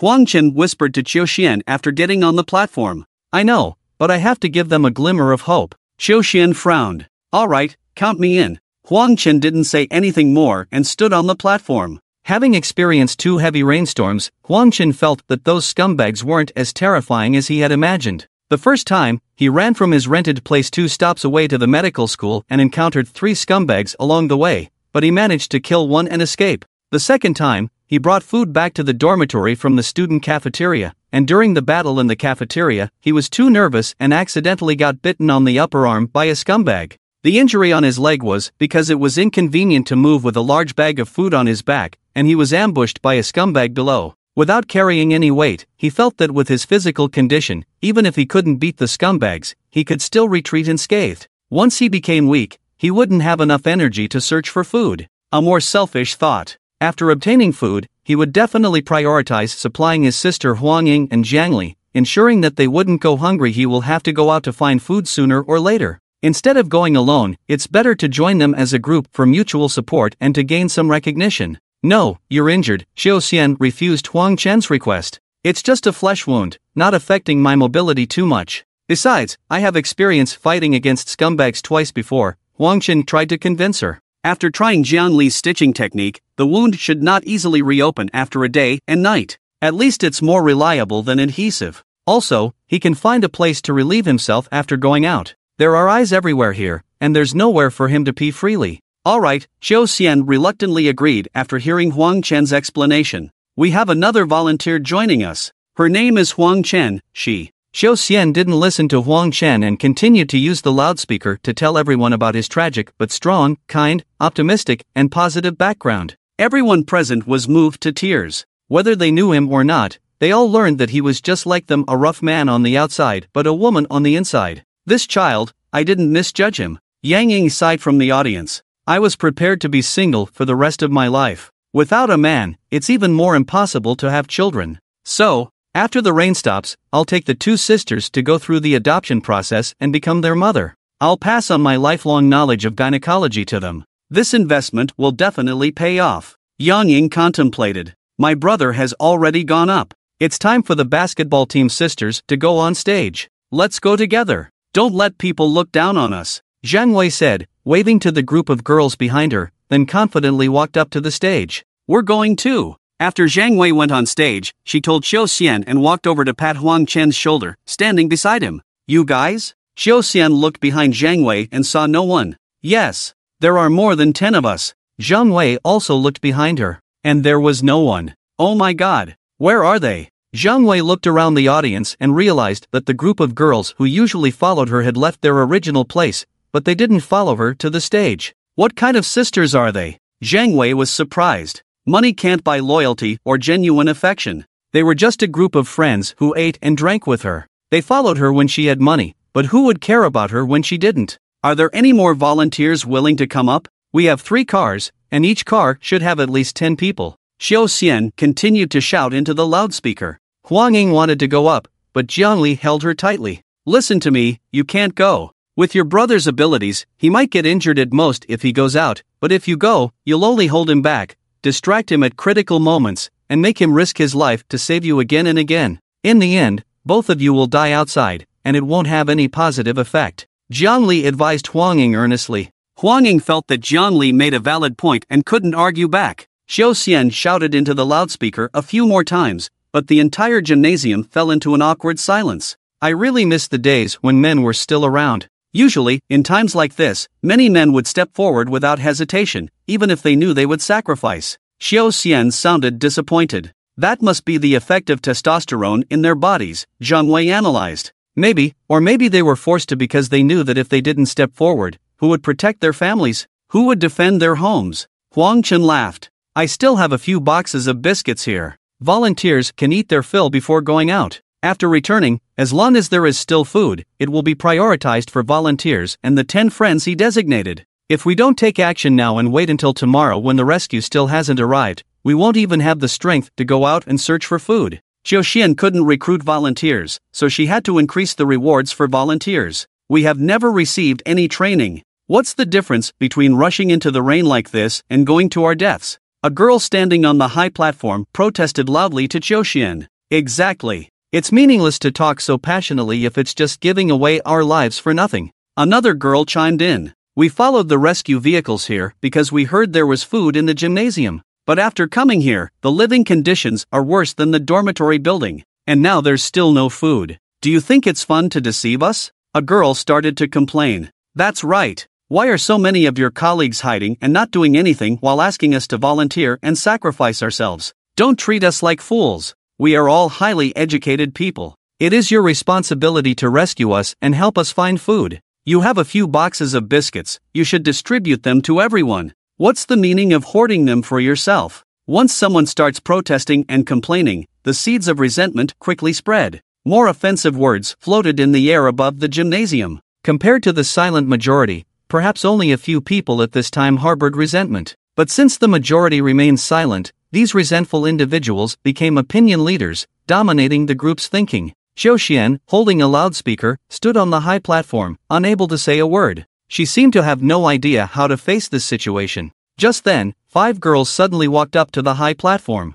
Don't be influenced by those noises. These people are all too selfish. They only think about themselves and not others. We are willing to be volunteers and go out with you to search for food. The 5 girls sincerely offered to Xiao Xian. Thank you for joining us. With you, we can at least have enough people for one vehicle. Xiao Xian was excited and grateful as she shook hands with the 5 girls one by one. Sis, do you have a plan? Huang Chen, who was preparing in the office with Xiao Xian, asked her. Huang Chen felt that it would be better not to bring these people along if they were just going out to search for food. Bringing people without combat ability would only be a burden. Let's have a good meal first, and after we're full, I will explain our action plan to everyone in detail. Xiao Xian seemed to be still immature in her thinking. Huang Chen didn't ask any more questions and followed Xiao Xian towards the office. After entering the office, Xiao Xian had her colleagues who were guarding the office bring out several boxes of biscuits and bottles of mineral water, which were distributed to the 9 volunteers. Everyone was quite hungry and devoured the biscuits. Each person ate to their heart's content, and their bodies were filled with enough energy. Alright, now let me explain our action plan to everyone. Because we didn't recruit as many volunteers as we expected, the plan has been adjusted. Xiao Xian began. Sorry, but the 5 of us are withdrawing. After burping, the 5 girls interrupted Xiao Xian's speech and stood up, walking towards the office door. What do you mean? Zhang Wei looked at the 5 girls in confusion. Did they come here just to eat and drink for free? Aren't we volunteers? Since we are volunteers, we can withdraw if we want to. We suddenly changed our minds and don't want to go anymore. Is that illegal? The 5 girls smirked mockingly at Xiao Xian and the others, as if they were looking at a bunch of fools, then hummed a tune and left the office. Damn it! Zhang Wei stood up and was about to lose his temper, but Xiao Xian held him back. Is that the end of it? These 5 bastards think they can fool us. Zhang Wei's chest heaved with anger. Calm down. Xiao Xian sighed helplessly. Brother, I can't swallow this anger. Zhang Wei felt like she was about to explode. First, her group of drinking buddies abandoned her at a critical moment, which was embarrassing. And now there were 5 freeloaders who deceived and took advantage of her. Who are these people? Don't get worked up, calm down. When you find out their names, let me know. Huang Chen comforted Zhang Wei, patting her chest. I know which class these people are from. If you have any plans, let me know, and I'll join you. Zhang Wei suggested to Huang Chen. What are you guys planning? Don't do anything foolish. Xiao Xian reminded the 2 of them. We're not planning anything. We know these 5 people have character issues, so we'll try to avoid them in the future to avoid any trouble, Huang Chen explained to Xiao Xian with a smile. It's not trouble, it's stepping on shit. It's even more disgusting than stepping on dog poop, Zhang Wei added through gritted teeth. Now, it's just the 3 of us left. Does anyone want to quit? Xiao Xian asked Huang Chen, Zhang Wei, and Li Baowen, her mood sour. I won't quit, Li Baowen said, still looking somewhat detached, as if she were completely unaffected. I absolutely won't, Zhang Wei promised, patting her chest. Time is precious, sister, tell us your plan, Huang Chen urged. My original plan required at least 10 people and a car. It would be better with more people, but now we don't have enough people, so we have to change the plan. Yesterday, when we came here to establish this shelter, we brought dozens of riot steel forks with us. They were supposed to be distributed to the units below us as riot gear. I didn't expect that these things would work quite well against scumbags. Speaking of scumbags, let me first introduce you to some of their habits. I think I was one of the first group of people to encounter scumbags after the disaster. Yesterday alone, I killed about 20 scumbags, Xiao Xian explained. 20, Zhang Wei and Huang Chen exclaimed. It wasn't just me who killed them, the female security guards, female special police, and female soldiers who were present at the time also helped. Through hunting them down, I gained a deeper understanding of their habits and attack methods. They are highly influenced by sound, and the louder the sound, the more scumbags it attracts. Overall, the most efficient way to kill scumbags is with assault rifles, but that's only when there are a large number of infantry, ample ammunition, and the ability to concentrate fire at any time. Although I have a handgun, if I were to actively shoot and kill scumbags with just one handgun, it would be suicidal. Because after you kill one, it's highly likely that a few seconds later, the sound of the gunshot will attract 2 or even more scumbags, either crawling out from the stagnant water or appearing from the pouring rain to surround you. On the other hand, if I don't shoot and instead use cold weapons to kill scumbags without making too much noise, this area might not have scumbags for a long time. Yesterday, after cooperating with many people, I found that the riot steel forks used by the security guards were very effective against scumbags. Of course, I'm referring to our civilian team without firearms. The specific method is, Xiao Xian had someone bring over a steel fork and demonstrated it to everyone. You've seen scumbags, so you play the role of a scumbag and try to imitate their attacking movements and attack me, Xiao Xian said to Huang Chen.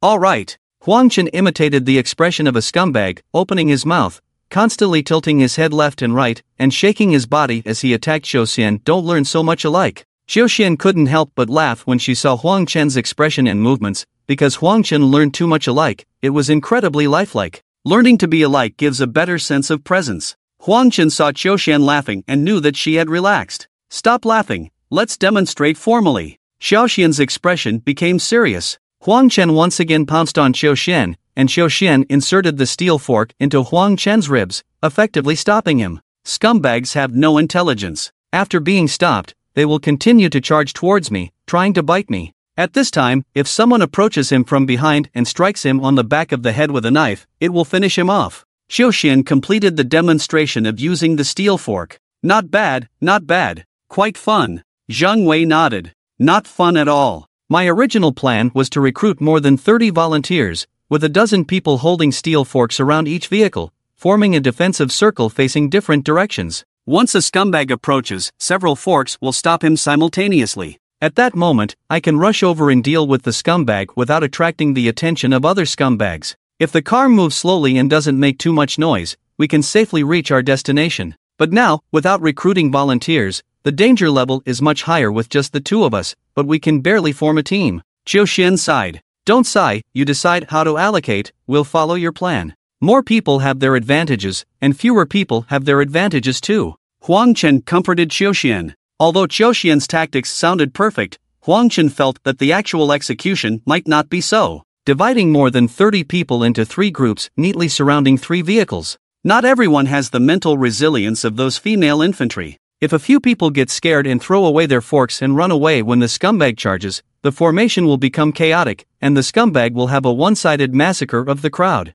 In that situation, Xiaoxian wouldn't be able to control it. Sister Qiu, I still have a question. Zhang Wei raised his hand. What's the question? Xiaoxian asked. Since killing scumbags with cold weapons won't attract more scumbags, why not use a crossbow? It has great power and makes no sound, it's simply perfect for dealing with scumbags. Zhang Wei asked. With a crossbow, we have no visibility. Under the cover of heavy rain, by the time you see the scumbag, it will already be very close to you, and when it charges towards you, its body shakes violently, you won't have enough time to aim, and it's very difficult to hit its vital points with one arrow. By the time it gets close to you, you won't have time to switch to another weapon, and you'll be defenseless. Xiaoxian explained. I see. Zhang Wei nodded. By the way, Zhang Wei, can you drive? Xiaoxian asked. Yes. Zhang Wei nodded. Good, I'll assign you the task first. You will be responsible for driving. Remember a few key points. 1. Drive slowly. 2. Try not to make too much noise with the car. 3. Stay calm when attacked by scumbags.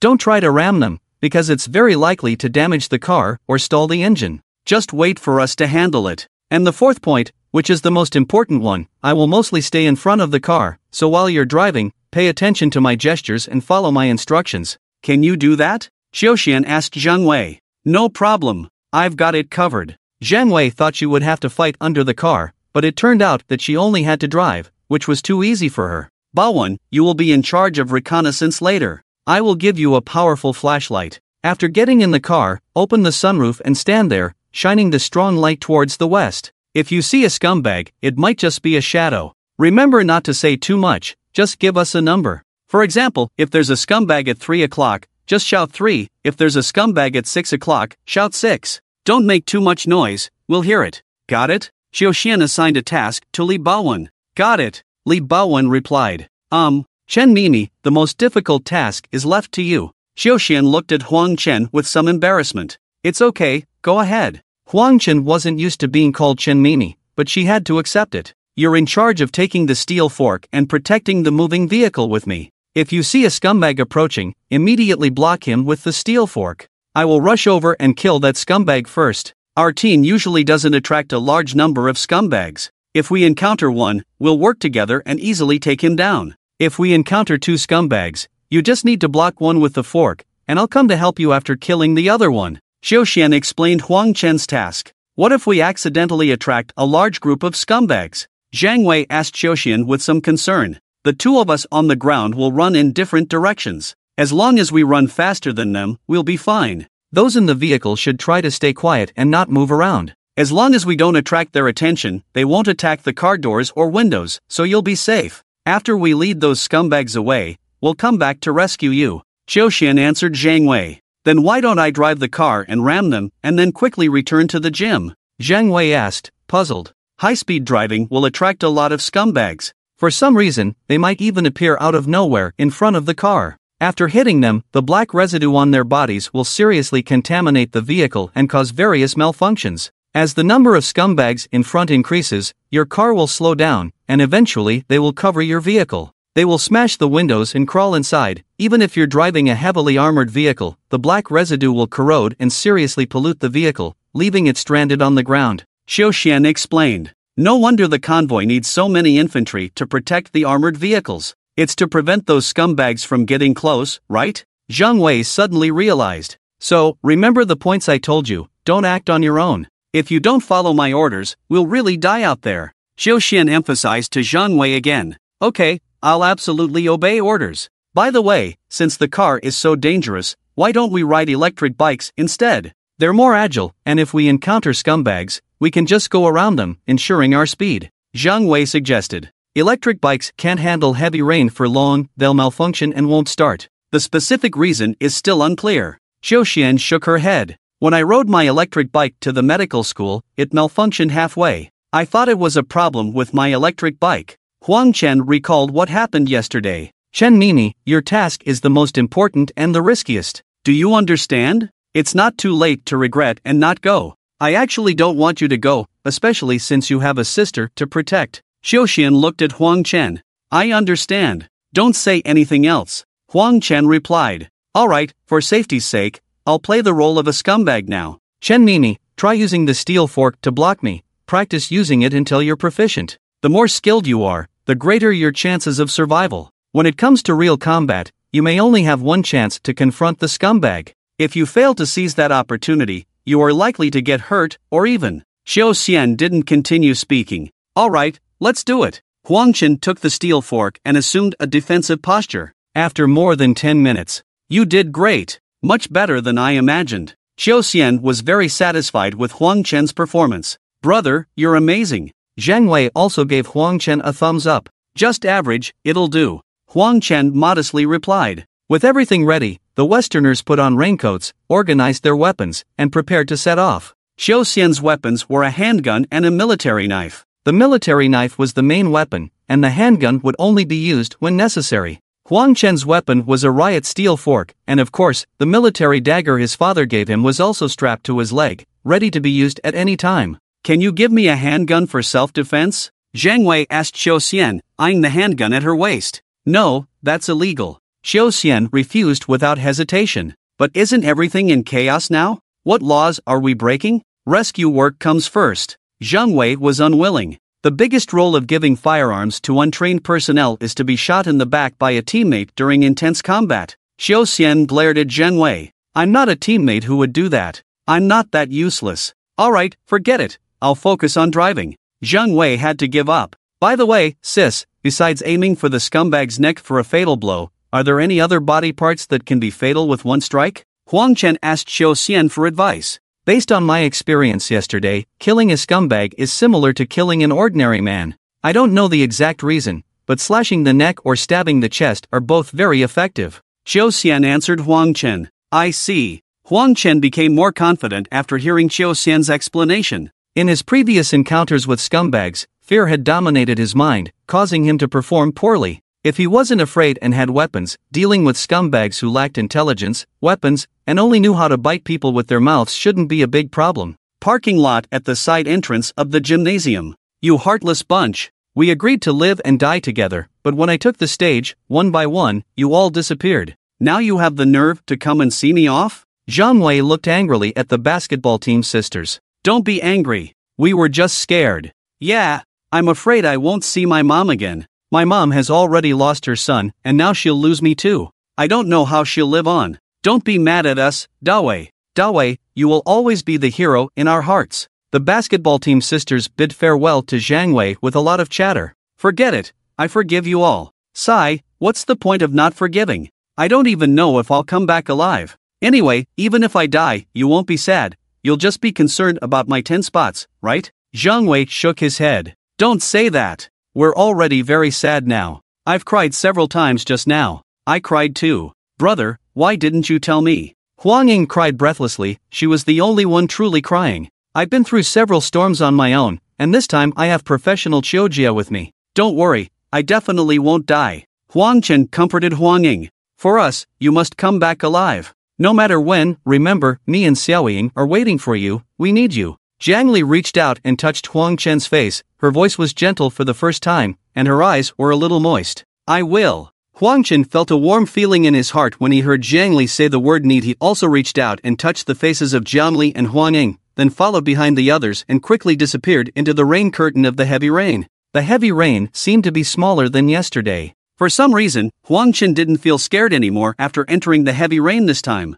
Instead, he felt a faint sense of excitement. Or a feeling of regaining freedom? Being with nearly 2,000 girls, his identity could be exposed at any time under the surveillance of countless pairs of eyes. This forced him to deliberately suppress his special ability, so that it wouldn't become too arrogant and inflate his ego. But his unique ability was not so obedient, and often acted on its own. Just like when he witnessed the spectacular scene in front of the gymnasium, his ability almost went out of control. That's why he really wanted to listen to Zhang Wei's advice and go to the front to check the situation with those girls, but ultimately gave up. He didn't want to indulge in temporary pleasure and risk his ability going out of control, exposing his identity and bringing disaster upon himself. But now it's different. Wearing a raincoat, with only a few people around, and these people are all extremely nervous, they don't have any spare energy to pay attention to him, giving him a sudden feeling of being able to breathe in the free air. Even when the others got on the car, he went around to the back of the other cars in the parking lot and released himself. "Where did you go?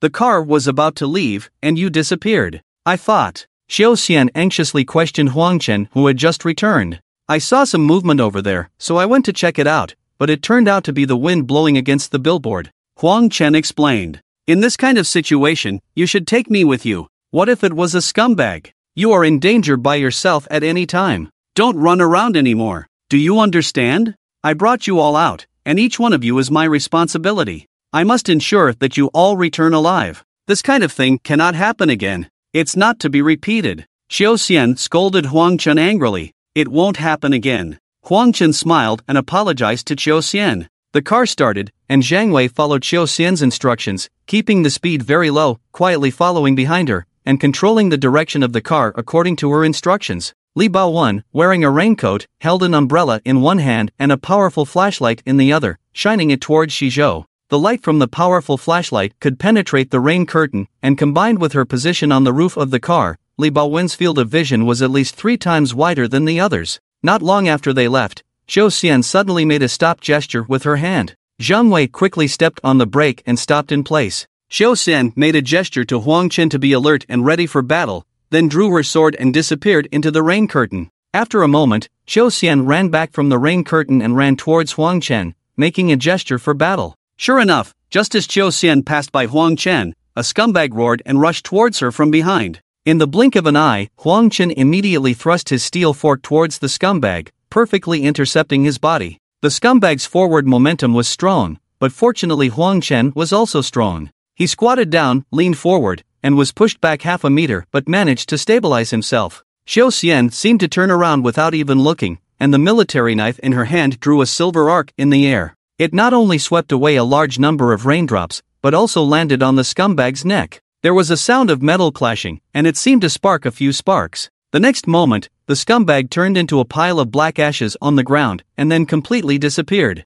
Xiao Xian gave Huang Chen a thumbs up, and Huang Chen also gave Xiao Xian a thumbs up. "Damn! That was too easy, right? That was so much fun, right? That was so cool, right? It's much more exciting than playing games. I also want to go down and play. I shouldn't have driven this car." Zhang Wei, who saw the scene outside the car window, couldn't help but feel envious. "Sorry, Anxiao, I didn't see that scumbag." Li Baowen, who was observing in the car, apologized to Xiao Xian with guilt. Observing the scumbag's movements was her job, but when the scumbag appeared, the powerful flashlight in her hand happened to be shining in another direction, causing her to completely lose judgment. "It's okay, you can't take care of so many places alone. Why apologize? You all followed me out, I owe each of you a favor, so please don't say such things again." Xiao Xian comforted Li Baowen. "Everyone, let's not be so polite and say less. It wouldn't be good if we attract the scumbag," Zhang Wei reminded them. At Xiao Xian's signal, Zhang Wei started the car again and slowly moved forward.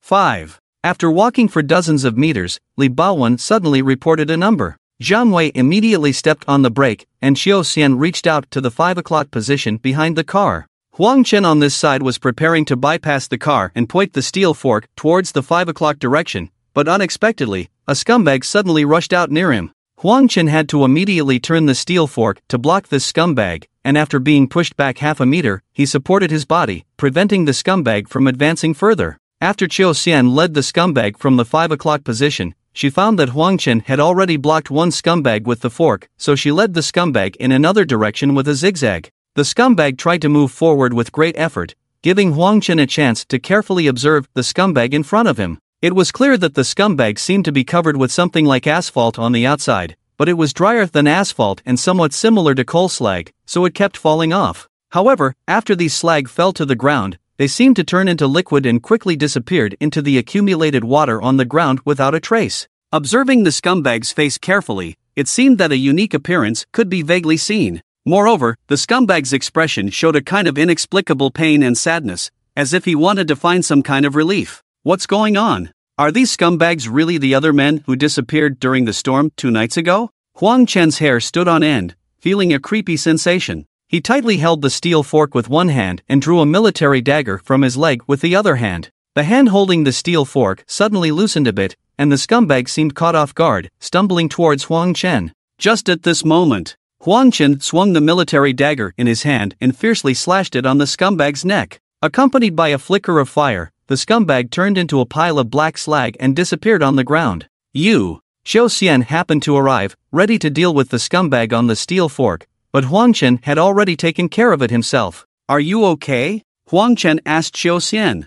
I'm fine, but I have to do a few more moves. Xian sheathed her knife. When we have the chance, I'll teach you some close combat techniques with short weapons. I'm not very professional. Huang Chen mentioned it to Xian. Without the help of the steel fork, there was still a high probability of getting injured if he directly engaged in close combat with the scumbag. Sure, you have talent and a good physical foundation. When we have time, I'll teach you well. Xian agreed. Continuing forward, with Huang Chen's cooperation, Xian easily killed 3 scumbags that were acting alone, and the car arrived at the gate of the medical school. The retractable gate that controlled the entry and exit of vehicles had already been opened by the female soldiers, and it was not closed again for the sake of convenience. Whether the retractable gate was closed or not didn't matter much, as long as there was a storm, scumbags would appear. The density and level of danger of scumbags inside and outside the campus were the same. However, at this moment, there were 6 scumbags gathered near the retractable gate.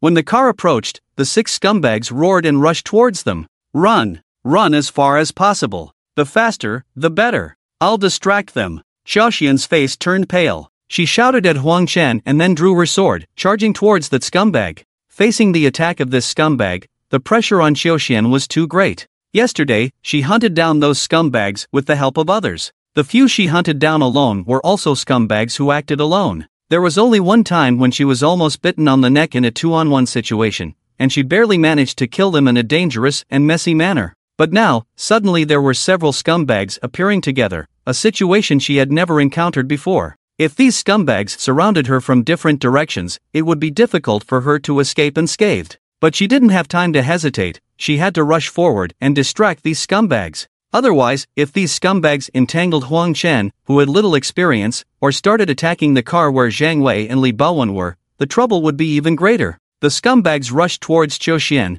with 2 of them pouncing first. Xiaoxian immediately swung her sword, but the scumbag's outstretched arm blocked her attack. The other 2 scumbags immediately came around from the side, flanking Xiaoxian and blocking her escape route. If Xiaoxian turned around and ran at this moment, she would most likely be pounced on from behind by the scumbags. In that case, it would be almost impossible to survive. But if she launched a frontal attack, facing the siege of these scumbags, she also had no chance of winning. Her only choice now was to fight these scumbags head-on, killing 1 at a time. Killing 2 would be a profit, and it would relieve the pressure on Huang Chen and the others to escape to nearby buildings. Just when Xiaoxian was desperate and ready to fight to the death, a tall figure holding a steel fork rushed over from the side like a tank. The steel fork hit the outermost scumbag, and under the powerful impact, this scumbag lost his balance and crashed into the scumbag next to him. The 2 scumbags stumbled and collided with the 3rd scumbag. Taking advantage of this opportunity, Xiaoxian slashed the neck of the 3rd scumbag, sparks flying, instantly reducing the number of scumbags to 3.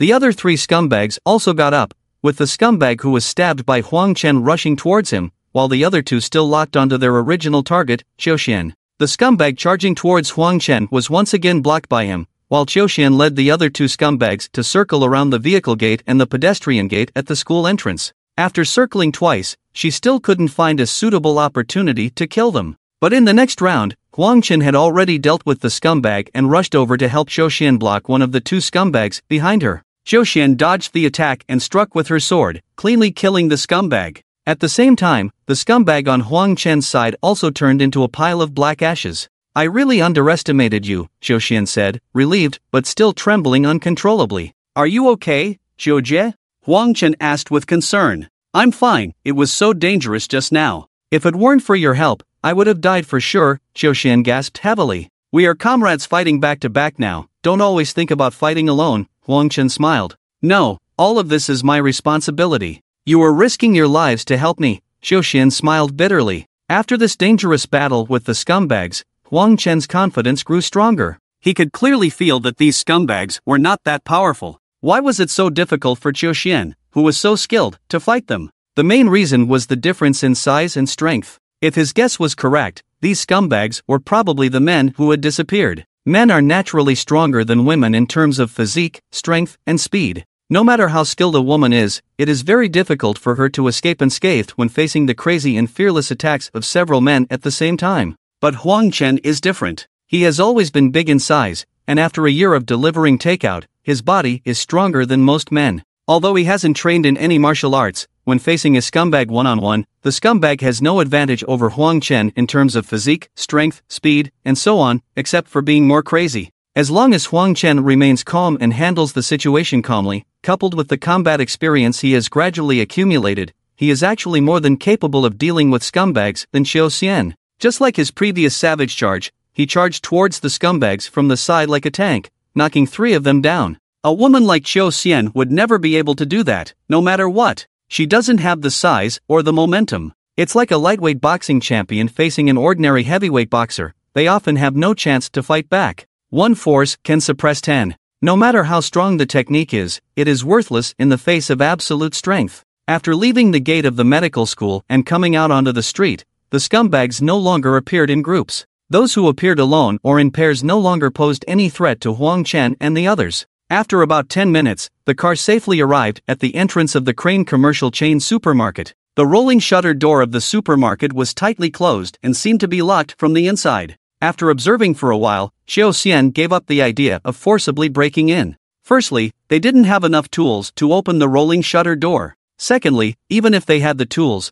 breaking the door would make too much noise and attract a large number of scumbags. Under Zhou Xian's command, Zhang Wei parked the car by the wall of the Crane commercial supermarket. Zhou Xian asked Huang Chen and Zhang Wei to stand on top of the car, tightly holding onto the rain gutter above. Zhou Xian used their bodies as a ladder and quickly climbed onto their shoulders, then stepped onto the rain gutter, which was the platform below the second-floor window. Then, Huang Chen and Zhang Wei each supported Li Baowen's back and buttocks, and together they lifted her up. Zhou Xian helped pull Li Baowen up to the platform above. Then Zhou Xian and Li Baowen helped Huang Chen climb up, and with the help of Huang Chen and Zhou Xian, Zhang Wei also climbed onto the platform. Huang Chen raised a steel fork and used the thick handle on the other end to smash the tempered glass on the second floor of the Crane commercial chain supermarket, gradually creating a large hole. "What are you doing?" Just as Zhou Xian was about to crawl in, a middle-aged woman's shout came from inside the supermarket. "Miss, are you the manager of the supermarket? We are from the Mohu District Patrol Bureau.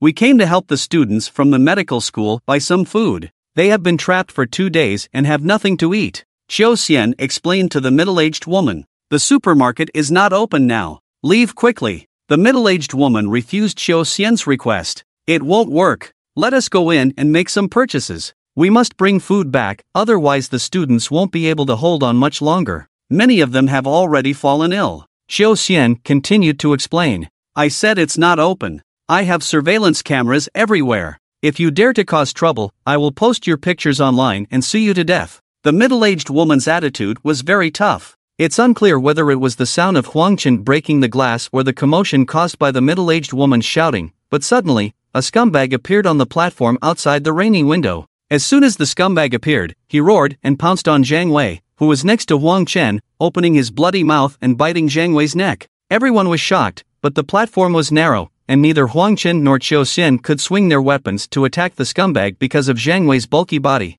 Fortunately, Zhang Wei was not weak either. Her size and muscle strength were similar to Huang Chen's, and the scumbag that appeared this time was obviously smaller in stature. The scumbag Zhang tried to bite Zhang Wei's neck, but Jiang Wei grabbed his neck with one hand and roared for a while without being able to bite. Jiang Wei's reputation as a tough girl is not unfounded. She has been fighting since she was young. She has always been loyal and protective of her friends. In a way, her fighting skills are even better than Huang Chen's, but because she is a woman, her physical strength is weaker than Huang Chen's. Damn it! There was a disgusting ugly guy like you who tried to force himself on me, but I beat him so badly that he couldn't take care of himself. With your small build, do you really think you can take advantage of me? Jiang Wei cursed at the scumbag. Step back and give me some space, Xiao Xian said urgently to Huang Chen and Li Baowen. Huang Chen and Li Baowen tried to make some room, but Xiao Xian still didn't have enough space to swing her knife. Not to mention that Jiang Wei and the scumbag were still entangled with each other. You bunch of bastards, get out of here. You've attracted the monsters. Why don't you just die? The middle-aged woman saw the scene outside the window and couldn't help but be shocked and angry, cursing loudly. What the hell are you cursing about? Jiang Wei had a bad temper, and hearing the middle-aged woman's cursing made her even angrier. After a moment, she suddenly exerted force with both hands, pushing the scumbag who was entangled with her into the window hole that Huang Chen had smashed open. With the scumbag gone from under him, Jiang Wei kicked him in the butt, and he fell to the ground on the second floor of the supermarket. After the scumbag got up, he heard a piercing scream from the middle-aged woman in front of him. So, he gave up attacking Jiang Wei, who had kicked him down, and pounced on the middle-aged woman. Xiao Xian rushed into the window hole without hesitation and killed the scumbag with her knife. However, the middle-aged woman had already been knocked down by the scumbag and had a large hole in her neck, making gurgling sounds and unable to curse anymore. I didn't mean to. Jiang Wei climbed into the supermarket and looked at the middle-aged woman on the ground, explaining to Xiao Xian. She really didn't mean to. I saw with my own eyes that the scumbag crawled in himself. Huang Chen assured Xiao Xian confidently. Alas, this is ultimately our responsibility. If we hadn't barged in, she wouldn't have died. She was an innocent victim. Xiao Xian sighed. What's going on? Did you guys kill my sister? A group of about 7 or 8 middle-aged women rushed up from the stairs, holding fish knives and kitchen knives in their hands. When they saw the middle-aged woman on the ground with a hole in her neck, their eyes widened and they looked at the Westerners. The leading middle-aged woman, who looked somewhat similar to the deceased middle-aged woman, was the one who spoke up. We didn't kill her. A scumbag broke in and attacked her. We tried to save her, but it was too late. Jiang Wei explained somewhat guiltily to the group of middle-aged women. The middle-aged women pressed closer step by step, and the Westerners retreated. After checking the injuries of the middle-aged woman on the ground and confirming that she was already dead, the leading middle-aged woman cried out loudly and, after crying for a while, picked up the fish knife and glared angrily at the Westerners. Which one of you is in charge here? I'm from the Mo Lake District Patrol Division, and these 3 are volunteers. We came off this time to buy food for the medical school students. They haven't eaten for 2 days, and many of them have fallen ill. Xiao Xian explained the purpose of the Westerners to the middle-aged women. You come in and kill people right away. And you want to steal things? If you don't want to die, get the hell out of here. Otherwise, don't blame me for killing you in self-defense. The leading middle-aged woman, who was also the real owner of the store, held a blood-red-eyed fish knife and glared fiercely at Xiao Xian. Hey, can't you be reasonable? Can't you see that we didn't kill her? This neck was clearly bitten by a scumbag. We were just a step too slow to save her. How can you accuse us of murder? Jiang Wei retorted loudly. Do you want to die? Then get out of here. The female boss approached Jiang Wei with a fish knife in her hand, and the middle-aged women behind her followed suit, looking fierce and menacing. Everyone, calm down. We just came to buy things, and we won't pay a penny less than what is owed. Xiao Xian quickly stood in front of Jiang Wei. I said we're not selling. We need these things to survive. Why should we sell them to you? Get out. All of you, get out. The boss shouted. There's plenty of rice and noodles in your supermarket. These few people can't possibly eat it all. We can continue to restock once the rain stops. Buying some is just a temporary solution. Why get so worked up? Xiao Xian continued to reason with the boss. You won't leave, huh? Then throw them out with force. Those who don't act will never eat or drink from my place again. The boss didn't bother arguing with Xiao Xian and waved her hand towards the middle-aged women behind her. Get out! Get out quickly! The middle-aged women behind her were furious and charged towards the crowd with the boss. One of the middle-aged women, perhaps too agitated, threw the vegetable knife in her hand towards Xiao Xian. Xiao Xian turned her head and dodged the knife, but after the knife flew past her face, it landed directly on Li Baowen's head. Li Baowen's forehead immediately started bleeding profusely and she collapsed to the ground. Baowen!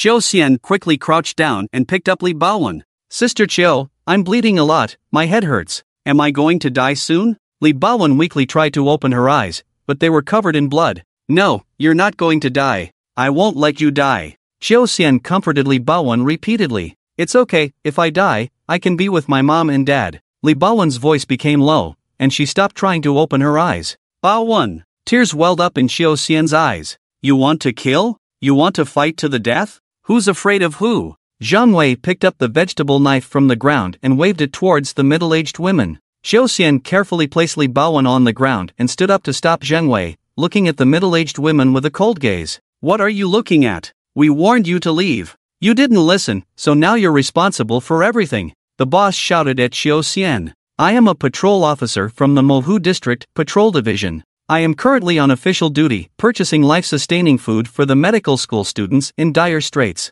You attacked the volunteers around me for no reason and caused one volunteer to be seriously injured and on the brink of death. This is a serious crime. I warn you one last time to drop your weapons, otherwise, you will be responsible for everything. Xiao Xian took out her pistol and fired a shot into the ceiling. After hearing the gunshot, the boss's face turned pale, and the middle-aged women behind her trembled, their eyes becoming uncertain. After a moment, someone voluntarily dropped the vegetable knife in their hand. I didn't mean to. I'm just an employee in the store. We just wanted to protect the store. The middle-aged woman who threw the knife explained loudly to Xiao Xian. I told you to drop your weapons. Xiao Xian lowered her gun and aimed it at the boss. Fine, I'll drop it. Just don't do anything stupid. We have surveillance cameras in the store. You forced your way in first, and we were acting in self-defense. The boss glared at Xiao Xian fiercely but still threw the fish knife on the ground. Do you have a needle and thread? She needs stitches to stop the bleeding as soon as possible. Zhang Wei shouted at the middle-aged women while looking at Li Baowen, who was unconscious on the ground. We don't have the needles and thread from your hospital. The boss refused. What about regular needles and thread? Zhang Wei asked again. No, the supermarket never sells this. The shopkeeper's wife shook her head. Should I carry her back to the gym? They have a first aid kit there, Huang Chen suggested to Xiao Xian. If they didn't act quickly, Li Baowen would undoubtedly die. No, with such a heavy burden, you won't be able to bring her back alive. It would only cost you another life. Xiao Xian looked at the unconscious Li Baowen on the ground and firmly refused Huang Chen. I have a needle and thread in my bag. I brought it for sewing clothes. I can go get it for you. The middle-aged woman who had thrown the knife suddenly remembered something and hurriedly offered to help Zhang Wei. Go get it quickly. Zhang Wei shouted at the middle-aged woman. I'll bring it right away. The middle-aged woman ran off. I also need disinfectant alcohol. The supermarket should have it, right? If you don't want anyone to die, hurry up and find it for me. Zhang Wei shouted at the shopkeeper again. Whose fault is it if my sister dies? You haven't made it clear yet. Is it reasonable to forcefully enter someone else's shop? Why are you shouting? The shopkeeper's wife had an annoyed expression. I'll go find the disinfectant alcohol. I know where it is. Another middle-aged woman quickly shouted and ran off. Remember to keep track of everything we use. These things are not cheap. The shopkeeper's wife continued to speak fiercely. Shut up, damn it. Zhang Wei couldn't bear it anymore and rushed over, landing several punches on the shopkeeper's wife's face, knocking her to the ground. If you dare to talk nonsense, I'll keep hitting you. I'll keep hitting you until you can't speak anymore. I can afford to pay for this little money. Zhang Wei became even more unfiltered in his speech. Xiao Xian, who was holding Li Baowen, wanted to say something to stop Zhang Wei, but looking at Li Baowen's condition, she ultimately remained silent. You're not satisfied even after I hit you, right? Every wrong has a perpetrator, every debt has an owner. My surname is Shang. My name is Zhang Wei. People call me Big Wei. I'm a second-year student in the clinical medicine department of the nearby medical school. This has nothing to do with them. If you want revenge or compensation, come find me, Big Wei. Zhang Wei pointed at the shopkeeper's wife's nose and continued to curse. The shopkeeper's wife spat out blood and saliva, unable to speak anymore, but continued to glare fiercely at Zhang Wei. After gathering the disinfectant alcohol and needle and thread, Zhang Wei began to stitch up Li Baowen. Compared to Jiang Li, Zhang Wei's stitching skills were really not commendable. But now, skill didn't matter. What mattered was quickly stopping Li Baowen's bleeding. It had to be said that Zhang Wei had a strong mental endurance. With so much blood, Huang Chen felt uncomfortable just looking at it, but Zhang Wei was completely unaffected, focusing intently on stitching up all the wounds on Li Baowen's forehead and disinfecting them with alcohol. Although Li Baowen was unconscious, her breathing and pulse were still normal. According to Zhang Wei's analysis, she shouldn't be in immediate danger, but whether or not what she said was reliable, Xiao Xian and Huang Chen weren't very certain. The cash register system in the store couldn't operate. When Xiao Xian suggested buying rice and noodles on credit, the shopkeeper's wife immediately refused, demanding cash payment or no deal. "I want to talk to you alone." Zhang Wei grabbed the shopkeeper's wife and dragged her to a nearby office. In broad daylight. How can someone dare to do this? I'll call the police. Aren't you a patrol officer? Are you going to handle this or not? The shopkeeper's wife shouted at Xiao Xian. You want to shout again? If you shout again, I'll beat you up again. Without hesitation, Zhang Wei pushed the shopkeeper's wife into the office, closed the door, and placed a chair to block it. The shopkeeper's wife was genuinely afraid of Zhang Wei. After being locked in the office and realizing that they were the only two left, she no longer dared to throw a tantrum. She ran to the farthest corner of the office, trying to stay as far away from Zhang Wei by the door as possible. Xiao Xian directed the middle-aged women to start moving bags of rice and some noodles. The capacity of the vehicle was limited, and compared to other food items, these could feed more students. Excuse me, officer. I have an important criminal clue to report, and I want to redeem myself by doing something commendable. The middle-aged woman who had just thrown the kitchen knife found an opportunity to approach Xiao Xian and spoke in a low voice. What kind of criminal clue? Xiao Xian asked. The criminal behavior of the two sisters who are the owners of the supermarket. They are particularly cruel to us on a daily basis. On that rainy day, many customers were trapped in the store and couldn't leave, but they still forcefully closed the store and drove away most of the customers. There was a mother and daughter who were locked inside the store, and the owner didn't notice them at first. When she finally noticed, it was almost dark outside, and we had already received a notification that there were dangerous men outside and it was not safe to go out.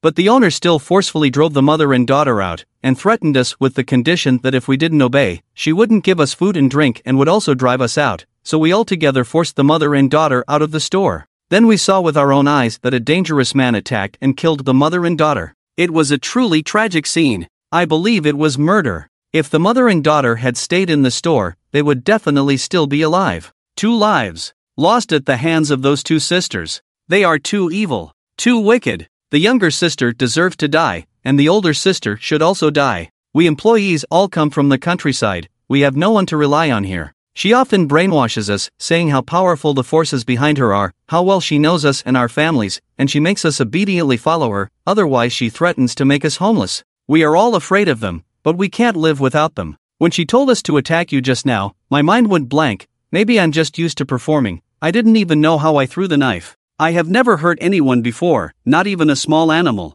I really didn't mean to, my mind was just too clouded at that moment. Please don't arrest me. The middle-aged woman pleaded with Xiao Xian. I understand. If the young girl survives, I will do my best to persuade her to forgive you. But the matter of the store owner causing the death of the mother and daughter has already involved criminal responsibility, and I will need your cooperation in the investigation. Xiao Xian replied to the middle-aged woman. Okay.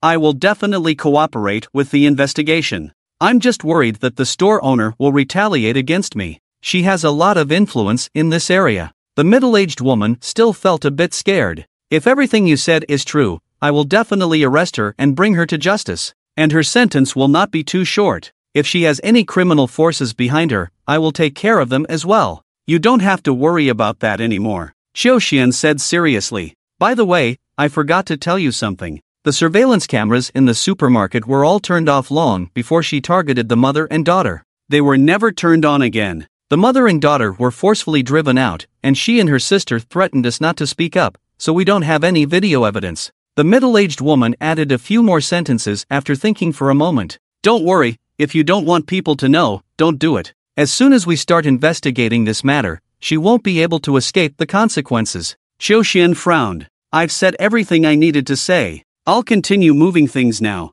I want to redeem myself by doing something commendable. The middle-aged woman nodded and left. Chen Mei, where are you going? Xiao Xian looked up and noticed that Huang Chen had been nearby just now, but now she was walking towards the depths of the supermarket. I'm going to find Zhang Wei. I'm afraid she might act impulsively and do something irrational. Huang Chen replied to Xiao Xian. Okay, she locked the store owner in the office and hasn't come out yet. I'm a bit worried about her temper. You are more stable than her, so it's better for you to keep an eye on her and prevent her from doing anything excessive. Xiao Xian nodded. All right, Huang Chen responded and continued walking towards the supermarket office. Brother, you're here? Zhang Wei opened the office door and welcomed Huang Chen in. Where's the boss? Xiao Jia asked me to come and check on you, afraid you might do something excessive. Huang Chen explained his purpose to Zhang Wei. She's hiding in that corner. Zhang Wei pointed to the corner of the office. Oh. After taking a glance, Huang Chen walked towards the office desk in the corner, and sure enough, the boss was crouching behind it.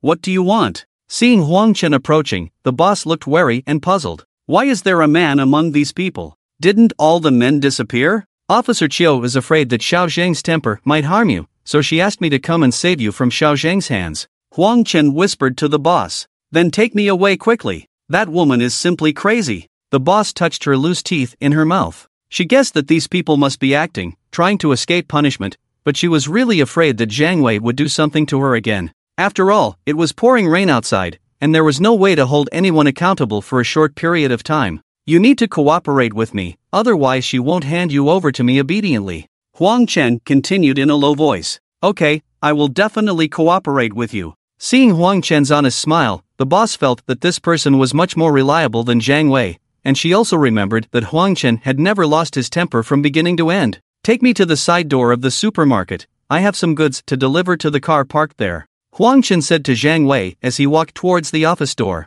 Oh, alright then, go ahead. Zhang Wei was a bit puzzled. Where did the car come from at the side door? But after looking at Huang Chen's eyes, she didn't ask any more questions and followed Huang Chen and the boss from a distance. Just help me open the side door of the supermarket, I'll move the goods myself. Find a chance to quietly slip away and hide for now, so she won't find you and harm you again. Huang Chen whispered to the boss as they walked. Okay, I'll listen to you. Young man, you're not bad. By the way, didn't all the men disappear? How come you're still here? The boss escaped from Zhang Wei's clutches, and her mood relaxed a lot. She would think of a way for revenge later, but for now, she had to endure. I'm a woman, I just took male hormones since I was young. If you don't believe me, I can show you, I don't have anything down there, just like you women. Huang Chen smiled. Oh, forget it then, but you really look like a man. The two of them chatted, and soon they arrived at the side door of the supermarket. The side door was a small iron gate, so there was no rolling shutter outside. The boss had all the keys to the supermarket with her, and after searching for a while, she found the key to the small iron gate. We'll move the things from here. Your employees have made a list of everything, and will compensate you 10 times the price. After we leave, you can also check the quantity of the goods on the list. Huang Chen continued to speak to the boss. 10 times, who knows how long this heavy rain will last. Supplies will become more and more scarce in the future. I'm really losing out by selling to you at this price. Well, since you seem like a decent person, I'll give you face. The boss muttered and used the key to open the side door. She was too impulsive, it was indeed her fault for hitting you. I'll apologize on her behalf first, I hope you won't take it to heart. Huang Chen mentioned to the boss. Zhang Wei, who was hiding not far away, felt quite annoyed when she heard what Huang Chen said. She knew that Huang Chen was saying these things to the boss for her own good, trying to help her avoid future troubles, so that she wouldn't have to pay money or even go to jail. But still, it was frustrating. She loosened my teeth. Do you know how expensive a tooth is nowadays? It is possible to sentence someone for knocking out someone else's teeth. This is not something that can be resolved with just a few apologies. It can't be settled with just a few $100,000 either. Forget it, you're a good person, I won't say too much to you. I'll find someone to have a good chat with her later. When the boss lady heard Huang Chen mention Zhang Wei, she was instantly furious. I understand. Alright, we're done talking about her, now let's talk about your matter. Huang Chen smiled at the boss lady. My matter? What matter? The boss lady felt that Huang Chen's tone was a bit strange. The matter of the mother and daughter you forced out into the pouring rain. Huang Chen replied. What do you want to say? The boss lady became alert immediately. I want to take you to meet them, and also, help my good brother completely resolve the trouble. Huang Chen smiled at the boss lady, then forcefully pushed her out of the supermarket side door and pulled her hair, dragging her into the pouring rain. Zhang Wei felt that something was wrong and rushed out of the supermarket side door, but Huang Chen had already returned from the rain. Brother, thank you for helping me resolve the trouble, but this boss lady is truly despicable, although she doesn't deserve to die. Zhang Wei vented his anger, but still felt that Huang Chen had gone too far. 2 days ago, she forcefully pushed that mother and daughter into the pouring rain like that. Huang Chen told Zhang Wei everything he had heard. Damn, this person deserves to die. But I didn't see anything just now. I only saw the boss lady open the side door of the supermarket and run out herself. Jiang Wei now understood why Huang Chen did what he did. Actually, I gave her a few chances. When I talked to her, if she even had a hint of regret or a little awareness of her wrongdoing, I might not have taken that action. Huang Chen sighed. He didn't personally kill the boss lady, but she did die at his hands, just like the mother and daughter who were killed by the boss lady. Since it had come to this, let the boss lady experience the fear and despair that the mother and daughter felt when she forcefully drove them out of the supermarket. It was what she deserved. There was nothing more to say. Sometimes, the evil in human nature far exceeds our imagination. Good brother. I didn't misjudge you. You are the person I want to be brothers with for a lifetime. Jiang Wei came forward and hugged Huang Chen. Good brother for life. Huang Chen and Jiang Wei embraced tightly. At that moment, Huang Chen truly felt a sense of brotherhood with Jiang Wei. But the pressure on his chest reminded him that he was now the only man left in this world. We couldn't find the boss lady. We searched around and found that the side door of the supermarket was open. She must have fled in fear. After Huang Chen and Jiang Wei returned, they reported to Qiu Xian. You. Qiu Xian glared at Jiang Wei. She felt that Huang Chen, being such a calm person, wouldn't do anything too outrageous, so it must have been Jiang Wei who got rid of the boss lady. This has nothing to do with her. When I went to find her, she was looking for the boss lady everywhere, and then I found out that the boss lady had escaped through the side door on her own. Huang Chen testified for Jiang Wei. You two stay here to supervise them loading the goods and keep an eye on Bao Wen's condition. I'll be right back. Qiu Xian glared at the two of them, then walked towards the office. As a detective with over a decade of experience, she knew that if these two idiots really made the boss lady disappear, there would definitely be a lot of evidence left behind. So, she had to go and investigate personally. After more than half an hour of loading, Qiu Xian finally walked out from the depths of the supermarket. She had cleaned up more than a dozen pieces of evidence for them, confirmed that the supermarket's surveillance was indeed not functioning, and then returned to the main entrance of the supermarket. It's too late today. Depending on the situation, we might come back tomorrow. The boss lady ran away, probably through the side door. She probably won't be able to come back until the rain stops. The supermarket will be temporarily managed by you guys. When Qiu Xian left, she gave some instructions to the remaining middle-aged women. We will take good care of these supplies. Come and pick them up tomorrow. When the middle-aged women heard that the boss lady had run away, they all smiled with relief. They looked as if a burden had been lifted off their shoulders. They took some packaged food from the supermarket and ate it to replenish their energy before preparing to leave. It was getting dark. The car was struggling to start with the full load of rice, and the sound of the engine was several times louder than when they arrived. Two scumbags were attracted over, but they were quickly dealt with by Huang Chen and Qiu Xian's cooperation. Although it was getting dark, they still couldn't drive too fast. Without Li Baowen on the roof to scout, Qiu Xian and Huang Chen had to rely on their own eyes to judge if there were any scumbags approaching. To avoid the scumbags suddenly rushing out from the nearby rain curtain, leaving them with insufficient time and space to fight back, the two of them kept moving and changing positions around the car. Although they were already exhausted, they were highly alert and didn't dare to relax at all. One mistake could cost someone's life. Sports Hall. Apart from Jiang Li and Huang Ying, many people were waiting at the side door. Huang Ying anxiously looked outside through the two tempered glass panels on the side door. It was getting dark, and Huang Chen and the others hadn't returned yet. It felt like the odds were against them.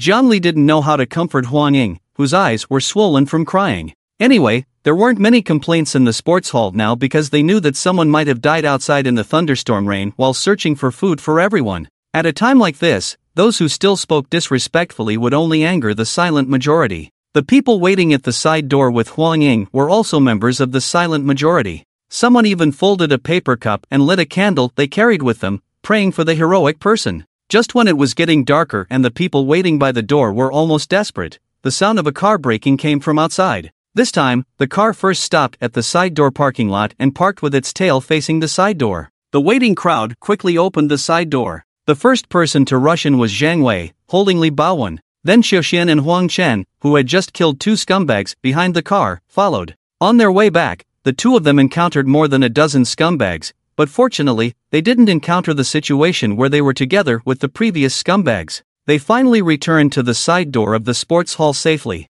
Doctor! Doctor! I need a doctor, and a stretcher and medicine, Jiang Wei shouted loudly. The crowd then noticed that the little girl Li Baowen was covered in blood and unconscious. Soon, staff members brought a stretcher and carried Li Baowen into the temporary medical room set up in the sports hall. The conditions were simple, and further examination couldn't be conducted for the time being. Whether she would wake up or not depended entirely on the little girl's willpower. Bags of rice were unloaded from the car, more than 20 bags, weighing about 500 kilograms in total, and all of them were brought into the temporary kitchen. They were steamed into rice, and each person could probably get about 2 taels. Although it still wasn't enough to fill their stomachs, it brought a glimmer of hope for the students in the sports hall. The returning crowd became heroes in the eyes of everyone. I, Zhang Wei, am an honest person. If there's something unpleasant, it should be spoken out. When we set off, there were 5 girls pretending to be volunteers who ate up most of the biscuits in the office with us, and then left with mocking expressions.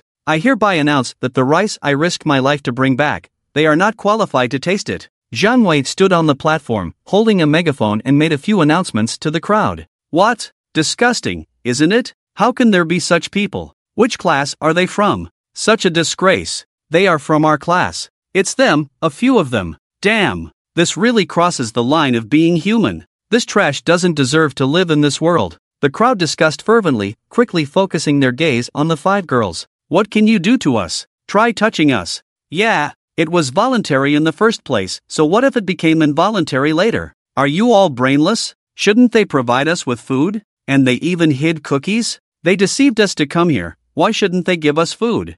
I want to eat several bowls of rice tonight. Let's see who dares to stop me. The response from the 5 girls after being surrounded shocked everyone. They should have admitted their mistake when exposed, publicly apologized, and it would have been easier for everyone. But at this point, they still stubbornly held their ground. Some people in this world are impossible to make them admit their mistakes. They always believe they are right, and it's the world that is wrong. However, what surprised most people was that these 5 girls actually had supporters who believed that what they did was not worthy of criticism. The ones who should be blamed the most were the responsible people in the gymnasium shelter, such as Qiu Xian. Their theory was that since the shelter was established and promised to provide food, they should not go back on their word. The current situation was a reflection of the incompetence and mistakes of the responsible people. And there were some people who supported their viewpoint. The 2 sides in the gymnasium started arguing, and those who didn't want to participate felt that arguing with these 5 girls would only lower their own intelligence. Helplessly, they once again became the silent majority. The argument that started as one-sided gradually became evenly matched, and in the end, the 5 girls gained the upper hand. It was more likely that they had eaten a lot of cookies and didn't exert themselves, so they weren't very hungry. The people arguing with them had been hungry for 2 days, and physically, they couldn't win against them. Please stop arguing. Stop attacking each other. Say less, conserve your energy. Everyone will have a share of tonight's rice. Qiu Xian was exhausted but still dragged her tired body to the platform, holding a megaphone and trying her best to mediate between the arguing sides. This compromise won't solve the problem, it will only hurt the hearts of those loyal supporters. Zhang Wei didn't quite agree with Qiu Xian's approach. They just cheated to eat some cookies. As a leader, what can you do to them? You can't just drag them out into the pouring rain, right? Huang Chen shrugged. Is there really no way to deal with these kind of people? Zhang Wei couldn't contain his anger. Who knows? Maybe there will be an opportunity someday. Don't get angry, it's not worth it to harm your own health.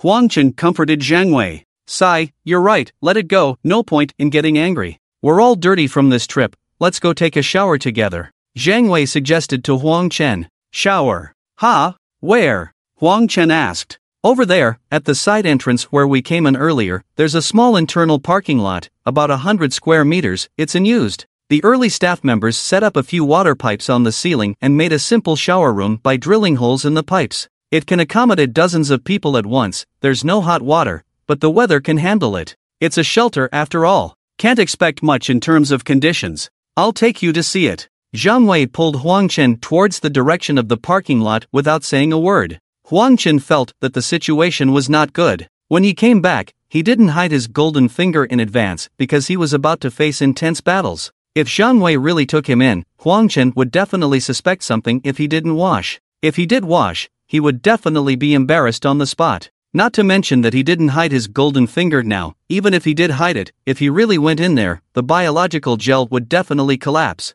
What should he do? Huang Chen hadn't figured it out yet, but he had already been pulled by Zhang Wei to the washing area. Even if it wasn't marked, it was obvious. Because all the men had disappeared, many girls came out after washing, wearing nothing, and walked back to the hall without feeling anything wrong. There were no curtains or anything installed at the entrance. They changed their clothes outside the entrance and then went in. When Huang Chen looked over, he suddenly felt a lot of pressure on his nose. The pressure on his golden finger was even greater. Some girls who were changing clothes outside the door screamed instinctively when they saw Huang Chen approaching, but then they remembered that Huang Chen only looked like a man in appearance, but in fact, he was also a woman, so they calmed down. But still, they felt uncomfortable all over, especially when Huang Chen's gaze swept over them. There are so many people, forget it, we'll have to wait in line for a long time. Huang Chen gave up. Just standing outside the door, if he really went inside, something big would happen. Why do you have to wait in line? There are only a dozen people at the door.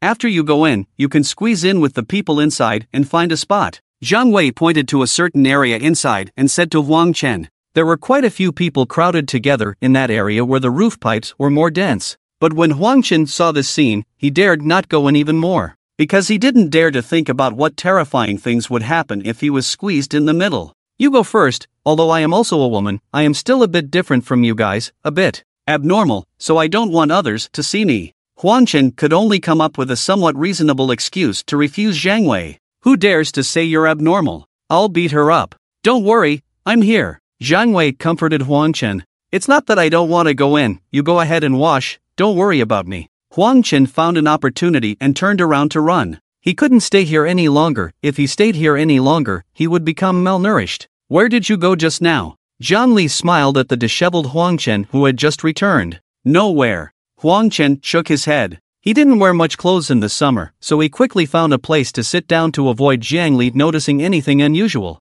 Did you go to the bathing area? I saw you running from there just now. There were so many people inside. It was crowded. Zhang Li observed Huang Chen's expression. Yes, there were a lot of people. Huang Chen could only admit that he came from there. Why is your face so red? Zhang Li looked at Huang Chen carefully again. No, it's not. Huang Chen suddenly felt like he was being exposed in public. His face is dark, he won't blush. Huang Ying defended Huang Chen. It's fine. It's a healthy wheat color. I like this kind of skin tone. I want it too. Zhang Li looked at Huang Chen meaningfully. Girls should be fairer. Huang Chen recalled the scene he had just seen. It was really heart-pounding. Xiao Jie is here? Zhang Li was about to tease Huang Chen again when she heard Huang Ying greet someone who had just walked over. Yeah, I'm going to wash up. Have you guys washed? Let's go together. Xiao Xian was wearing a bathrobe and holding a piece of clothing, obviously about to go wash up. Sure, let's go together. Zhang Li pushed Huang Chen hard. You guys go,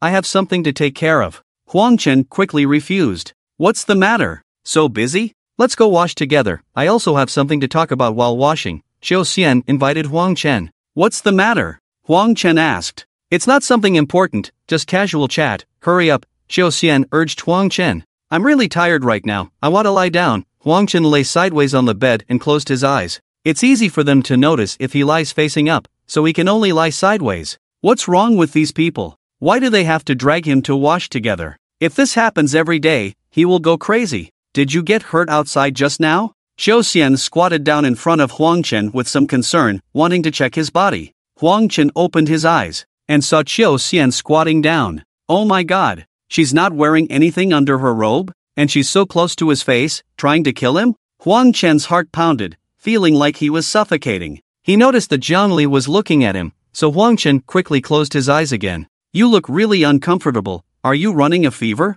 Xiao Xian saw Huang Chen's distressed expression, especially when he opened his eyes just now. His gaze seemed vacant, which made her even more worried. She reached out and touched Huang Chen's forehead. I'm just a little tired. You guys go wash, don't mind me. Huang Chen was really going crazy. Why is he so unlucky? Why does he have to endure this inhuman torture? Can you guys please be more mindful of your image in front of me? Sometimes, Huang Chen even started to suspect that they were doing it on purpose. Your face is really hot. I'll call a doctor to check on you. This time outside was too hard, with wind and rain, and intense fighting in the storm. Don't catch a cold, Xiao Xian suggested to Huang Chen. No need. I just want to be alone. Huang Chen curled up with his knees hugged tightly, closing his eyes tightly. He was on the verge of a breakdown. Okay, let's leave him alone for now. Xiao Xian felt that the problem was serious, so she quickly called Zhang Li and Huang Ying to the side. In Xiao Xian's view, Huang Chen's behavior was a typical post-traumatic stress disorder after the battle. Especially for those who went to the battlefield for the first time, they were most prone to this kind of mental illness, which could be considered a stress-related mental disorder. If not intervened and treated early, the patient might develop symptoms of depression in the future. You should pay more attention to her. Her current problem might be. Qiu Xian shared her speculation with Jiang Li and Huang Ying. Hearing Qiu Xian's serious tone, Huang Ying couldn't help but worry. Don't worry too much, I have a rough idea of what her problem might be. Jiang Li wanted to laugh, but seeing the serious and worried expressions of Qiu Xian and Huang Ying, she quickly held back. Do you understand her better than her sister? Qiu Xian looked at Jiang Li with some surprise. In some aspects, I'll go talk to him. I think he will gradually get better, Jiang Li suggested to Qiu Xian. Oh, he doesn't seem to be in a good mood right now. Is it appropriate for you to disturb him? Qiu Xian still had some concerns. Can we find a separate room for me to chat with him? Jiang Li tried to suggest to Qiu Xian. Okay, I'll ask the office to temporarily clear a room for you. No problem. I'll go first, you convince her and bring her over. Qiu Xian nodded and turned to walk towards the office. What do you think is wrong with my brother? Why do I feel like Qiu Jie's analysis is more reliable? Huang Ying asked Jiang Li with some doubt as they walked back. You don't know what's wrong with your brother? Stop calling him my brother all the time. Jiang Li reminded Huang Ying. My sister. What's wrong with my sister? How would I know? It's just what Qiu Jie said, battle trauma. Something like post-traumatic stress disorder? Huang Ying blushed when the two returned to the spot where Huang Chen was lying. They found that Huang Chen had disappeared. Where did he go? The two looked around for a while and found that Huang Chen was heading towards the office with Zhang Wei. It seems, ever since Zhang Wei started hanging out with him, he's become a bit strange. Huang Ying instinctively had some resistance towards Zhang Wei. Ever since Zhang Wei smashed their dormitory door, she had a bad impression of him.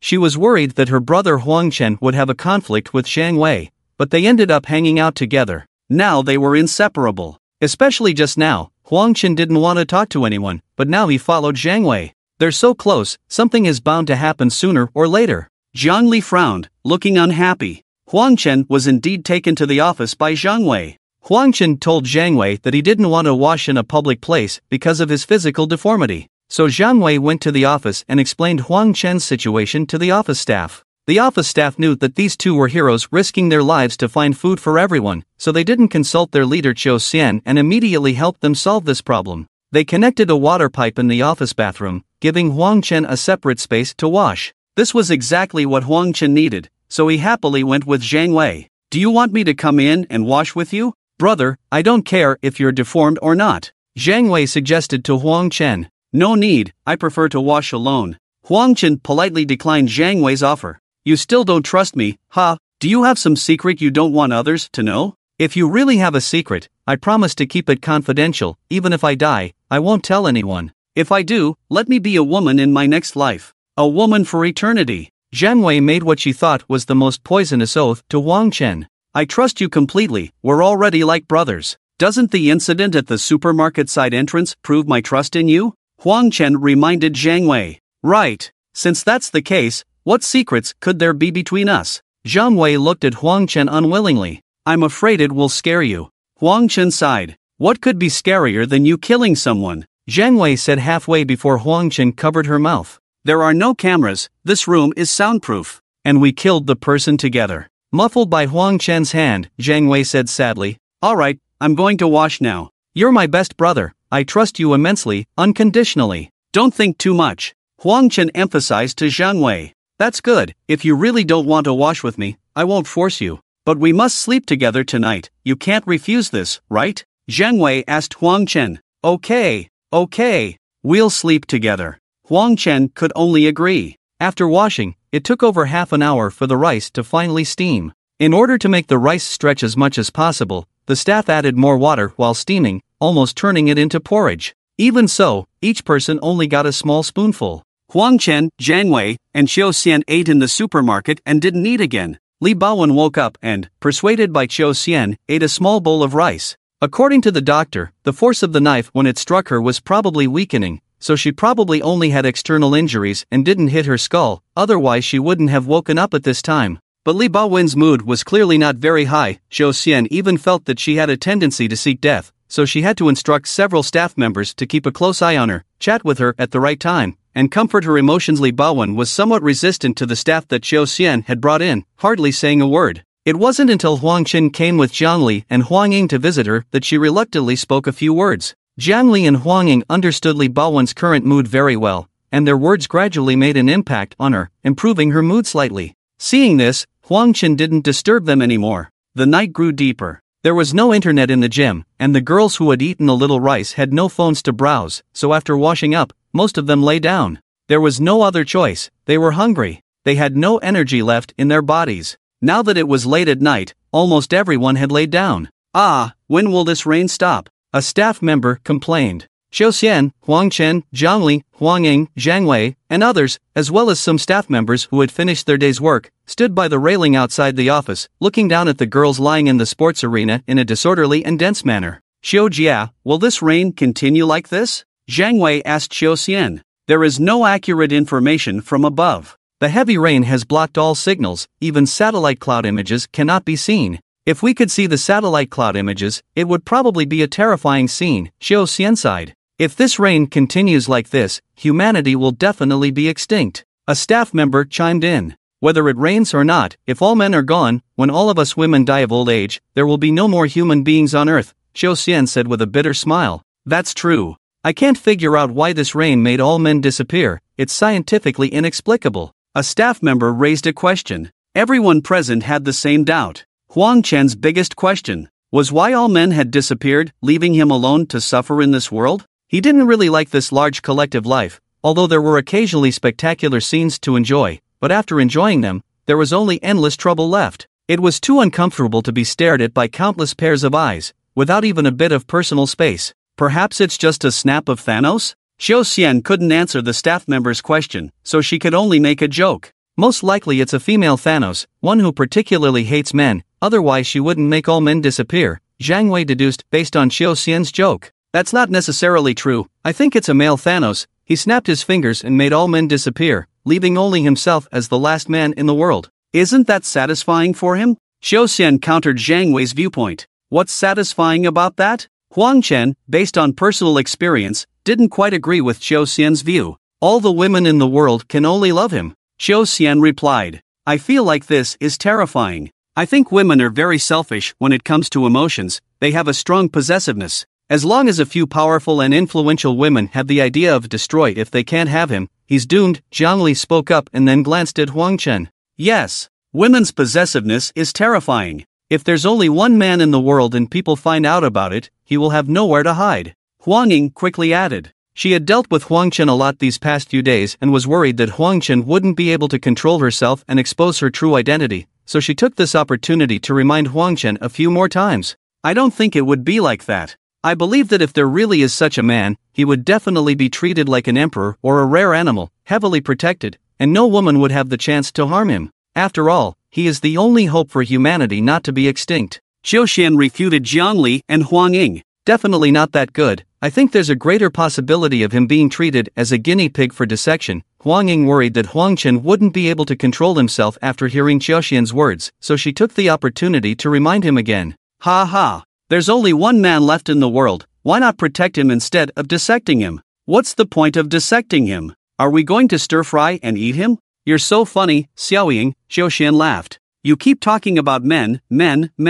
It makes me really miss men. I miss the scent of a man's body. I miss being held by a man while sleeping. Being with women every day is driving me crazy, one of the staff members spoke up. Who doesn't miss men? Is it just you? I haven't been able to sleep for the past few days because of how much I miss them, it's unbearable, another staff member chimed in. We women can't live without men, it's only been 2 or 3 days and we're already dying, just like a flower without water, other staff members echoed their sentiments. What's the big deal? We can take care of ourselves, provide for ourselves, Zhang Wei sneered at the staff members. You're still young, you don't understand. Taking care of ourselves and having a man are completely different feelings, the staff members scoffed at Zhang Wei. Huang Chen, are you really a woman? Why do I feel like you're a man? I can smell the scent of a man on you, one of the staff members pointed out to Huang Chen. I can smell it too. As long as he's around, I feel comfortable and less irritable, another staff member agreed with the previous one. She is a woman, I've checked.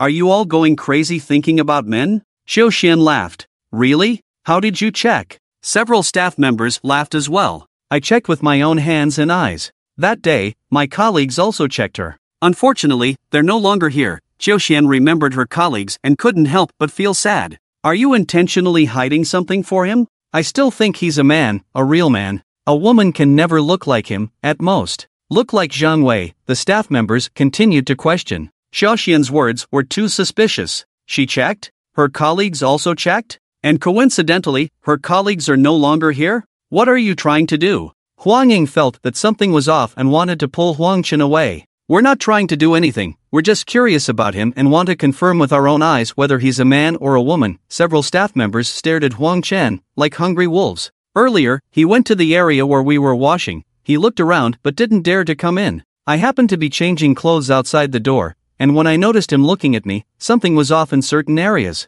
I noticed it too. Summer clothes are thin. It's not just us who suspect, many people are suspecting. Isn't it better to believe what we see with our own eyes? The staff members had privately discussed this issue many times tonight. They were all very suspicious, which is why they suddenly brought up this topic and openly challenged Huang Chen. What do you mean? Are you bullying my brother? Zhang Wei realized that these people were up to no good and became alert. You keep calling him your brother, it seems like you already know that he's a man? The staff members immediately caught onto Zhang Wei's words. That's just how we men address each other. Do you think I'm a man? Zhang Wei defended himself. Then she turned back with some confusion and looked at Huang Chen. In fact, she hadn't checked him at all. She had only heard Yang Ying say that she thought he was a woman. Let's all check him then. Let's calm down our suspicions. Several staff members persistently surrounded Huang Chen. You guys are going too far. Who casually checks someone else's body? If someone made the same request to you, how would you feel?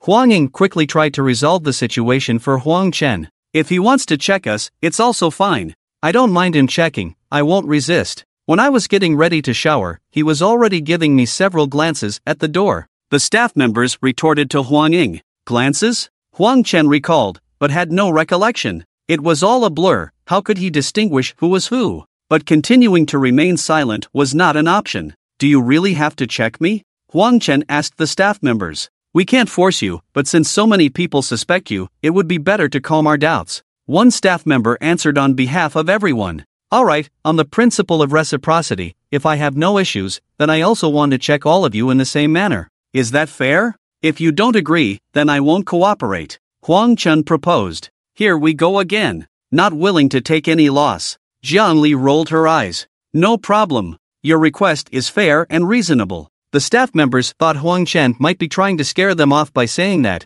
making them afraid to check. But who was afraid of whom? Go ahead, check however you want. Huang Chen voluntarily walked into the midst of the staff members. The previously chattering staff members now looked at each other with a hint of shyness. Are you going to check or not? If not, I'm leaving. Don't ever think about checking me again.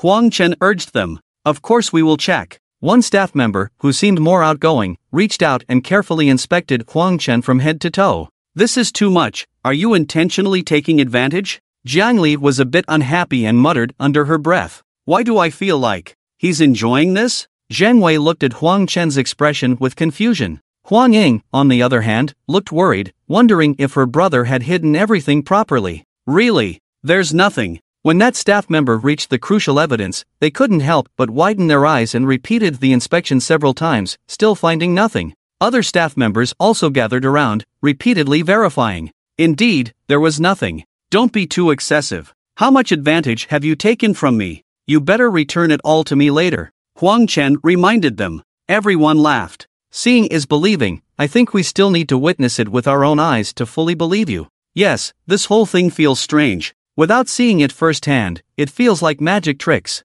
Don't worry, whatever we did to you, we'll return it all to you later. We won't cheat. The staff members were unwilling to accept it. Alright, if you insist on this, I have no choice but to cooperate. Huang Chen said. Now he wasn't worried at all. When he was washing up in the office restroom earlier, recalling the spectacular scenes, he had somehow adjusted his brain to the sage mode and successfully hit his trump card. It just so happened that the staff members made this request at this moment. It was an opportunity to calm everyone's suspicions, otherwise, with so many people in the gym, the doubts about him would never end. He actually eats the same as us. It's really strange. Why do I subconsciously feel like he's a man? Sigh, I don't know why, but I feel a bit disappointed in my heart. This is actually quite normal. I think the apocalypse event this time is a rule attack from an advanced civilization in the universe. Since the rule is that all men must disappear, there can't be any exceptions. Wow! Your theory is so profound. What is a rule attack? It's similar to rules like the speed of light cannot exceed 300,000 kilometers per second, and energy equals mass multiplied by the square of the speed of light constant. And now, there's an additional rule: men must disappear. Although I didn't understand, that sounds terrifying. After watching Huang Chen, the staff members started chattering and discussing. Alright, it's my turn. Huang Chen reminded everyone and extended her hands towards them. Oh, suddenly I feel so embarrassed. Why do I suddenly feel like he's a man again? My heart is beating so fast. Can we not do this here? Can we go to our office? The people inexplicably started dodging, but they also felt guilty for doing so. It's not good to be inconsistent. I can't stand it anymore, let's go. Jiang Li held Huang Ying's arm. Let's go. Huang Ying also felt there was nothing to worry about. Haha, why do I find this so interesting? Zhang Wei had no intention of leaving. Kids these days really know how to play. Qiu Xian also watched with interest. Eventually, at the request of the staff members, Huang Chen followed them into the office. They wanted to repay her for what they had done to her earlier, where they touched her, how long they stayed, what excessive actions they took, and what they saw. Soon, sounds came from the office. However, when everything was over, none of the staff members were angry. They all looked happy, and their complexion was much better than before. Although Huang Chen agreed to sleep with Zhang Wei tonight, in the end, she was taken away by Qiu Xian. She said she had something important to discuss with Huang Chen, and Zhang Wei had no choice but to reluctantly give up. Jiang Li and Huang Ying did not return to the hall on the first floor. They slept on the floor in Li Baowen's room, accompanying her to prevent any changes in her condition and mood. Zhang Wei was a member of the rescue team this time and had the privilege of sleeping on the office floor with the staff members. Huang Chen slept in a separate room with Qiu Xian, the person in charge of the gym. Chen sister, I didn't expect those staff members to suddenly give you a hard time today. Did it cause you too much psychological damage? Qiu Xian asked Huang Chen, who was lying next to her. It's alright. I saw that everyone seemed happy, so I think my sacrifices were worth it. Huang Chen reminisced about everything that happened in the office earlier. Because of the behavior of those staff members, her biological gel broke again. Fortunately, it was her turn to examine them, so it didn't cause her much trouble. You have a good personality, with a spirit of dedication. You never care about these trivial matters. That's great, much more stable than Zhang Wei. By the way, what happened at the supermarket today? Tell me about it. Qiu Xian asked. It's nothing. The shop owner probably got scared of Zhang Wei and opened the side door herself and ran away. Huang Chen replied. But the evidence I collected shows that someone dragged her out of the side door and into the pouring rain. Qiu Xian reminded.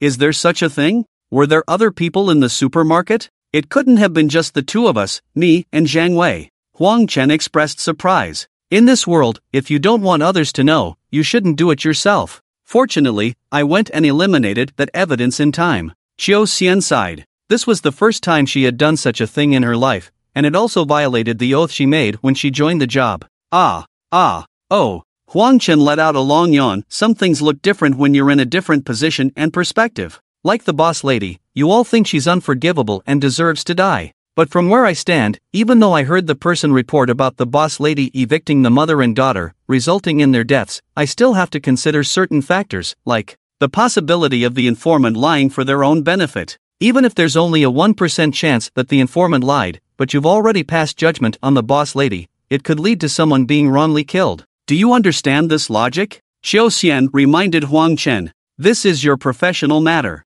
In the current environment, if the heavy rain continues, it will be like the end of the world, right? Human life is as insignificant as grass and leaves. Today you're alive, but tomorrow you might not be. Anyway, I think the probability of the boss lady being wrongly killed is almost negligible. Even for the sake of Bao Wen, we don't want to let her go. Huang Chen disagreed with Qiu Xian's viewpoint. Moreover, Huang Chen had several conversations with the boss lady before throwing her into the heavy rain. Even if the boss lady showed a hint of remorse or regret, Huang Chen couldn't bring himself to spare her. Some evil people are truly evil through and through, beyond redemption. So he didn't regret anything he did today. When Huang Chen mentioned Li Baowen, Qiu Xian fell silent. Li Baowen was the middle-aged woman who was accidentally injured, and if responsibility were to be assigned, the middle-aged woman would definitely bear most of it. But Qiu Xian knew very well that if Li Baowen had truly died by that knife, it was the boss lady who had actually killed her. Do you remember that female officer? Xiao Xian changed the subject. Oh, Huang Chen knew it wasn't something good when Xiao Xian mentioned that female officer. They weren't able to take you away today, so they must be very unwilling. I know their style, and I'm worried they might take further action. Be cautious at all times and don't let them trick you with their schemes. Xiao Xian reminded Huang Chen. Okay, I understand. After you wake up tomorrow morning, I'll teach you some basic cold weapon combat techniques. They're very practical and might be useful for you. Don't disappear on me when the time comes, I won't be able to find you. Xiao Xian said a few more words. All right. Both of them were tired and quickly fell into a deep sleep after not speaking anymore. The next morning. Not bad. That's it. You really have talent in this area. Xiao Xian was very satisfied with Huang Chen's training results. He quickly learned some combat techniques she taught him. Of course, learning was just the beginning, just the fur. To become proficient and develop muscle memory, it would require a lot of practice and real combat. Just as Xiao Xian was about to teach Huang Chen some advanced techniques, two staff members rushed in and interrupted their training. The rescue team is here. Several vehicles and a large amount of relief supplies. But their leader said there are conditions to receive these supplies. The staff members said excitedly, then glanced nervously at Huang Chen. Conditions? What conditions? Xiao Xian asked as she followed the staff members out. They said they want to exchange for a person. Otherwise, they'll take the supplies to the next shelter and won't leave anything for us. The staff members replied. Damn it! Xiao Xian stood still, looking towards the entrance of the gymnasium from the office balcony. Coincidentally, facing the female officer who was standing with her hands behind her back at the entrance. We meet again so soon. The female officer reached out her hand towards Xiao Xian. You've worked hard. Bringing so many relief supplies, the children are almost starving. Xiao Xian shook hands with the female officer. Yeah, there are quite a few universities in this area, more than a dozen large institutions, each with several thousand students. Hungry children are everywhere, demanding supplies that are simply not enough to distribute. The female officer chuckled. Well then, let's quickly arrange for people to unload the goods. Xiao Xian also smiled. Don't play dumb, you know what I want. You can give it to me or not. I can unload the goods or leave immediately. Whether the goods are unloaded here or elsewhere, they are still lives, they are still someone's precious family members. No one's life is more valuable than another's. The female officer made her intentions clear. You want her, don't you? But she went out yesterday to find food and still hasn't returned. I'm really worried that something happened to her outside. Xiao Xian's expression was filled with sadness. Oh, Ku Changwen, you're quite the actress. Yesterday, you led a team of people out and only returned when it was almost dark. The little girl got injured, but Huang Chen was perfectly fine. Before going to bed, she even played a game of checking each other with the staff, and then slept with you. They trained together in the morning. So why is it suddenly that she didn't come back yesterday? The female officer was surprised. Are you planting a spy next to me?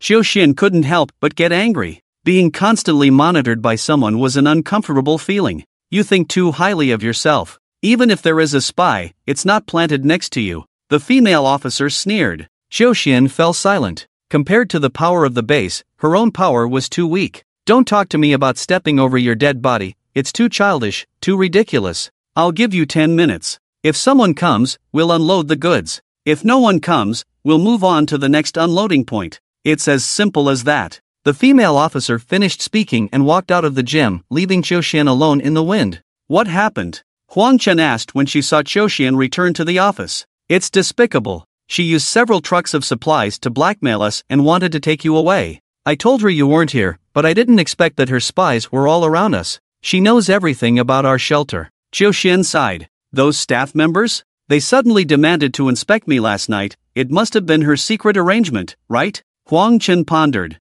Now it seems that it was all deliberately arranged by her. I can't agree to her conditions. I'm prepared to resign as the head of the shelter. You should leave. With your abilities, even if you're not in the shelter, you can still survive well. Xiao Xian suggested to Huang Chen. But my sister is still here. Huang Chen felt a headache. With his survival skills, even if he left the shelter, he would have no problem surviving, but it would be impossible to bring Huang Ying along. Not to mention, Huang Ying couldn't bear to leave Jianli behind. Just then, there was suddenly a commotion outside, and the noise grew louder and louder. Two staff members rushed in anxiously. Something's wrong. The girls have all found out about the rescue supplies coming and about the exchange they want to make with Huang Chen for those trucks of supplies. They're all causing a ruckus now. demanding that you complete the exchange quickly. They say they're starving and want to eat, and there are people constantly inciting. The staff member reported to Qiu Xian. Human nature, ha! Qiu Xian immediately understood what was going on. That female officer was truly cunning.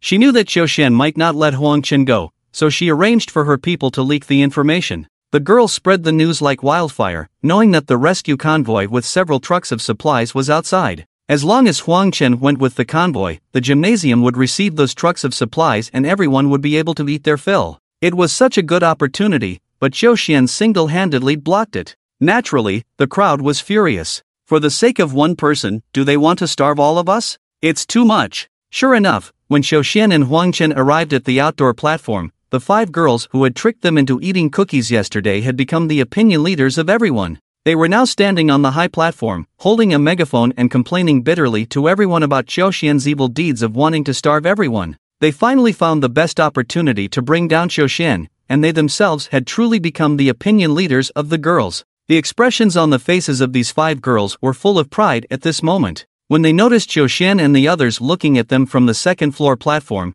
they even raised their middle fingers at Qiu Xian, their faces full of mockery. "Sis, you absolutely can't go." Huang Ying, Zhang Li, and Zhang Wei rushed over, their faces filled with anxiety. At least this time, they didn't call the wrong person. "Given the current situation, I have to go." Huang Chen sighed. If he didn't go, the female officer would leave with the convoy, and the anger of these hungry girls would have nowhere to vent. They would definitely vent their anger on Qiu Xian and his sister Huang Ying. It's hard to say what would happen then. Moreover, even if he followed the convoy, it didn't necessarily mean that something bad would happen. Just like the discussion they had last night, even if his identity was exposed, the senior officers in the base should not slice him up, but rather protect him as a rare animal and a national treasure. After all, his value to the entire human race is incomparable, even more important than the entire nuclear arsenal of those great empires. It can be said that in today's world, whichever empire controls him, controls the future of humanity. Since that's the case, what is there to worry about?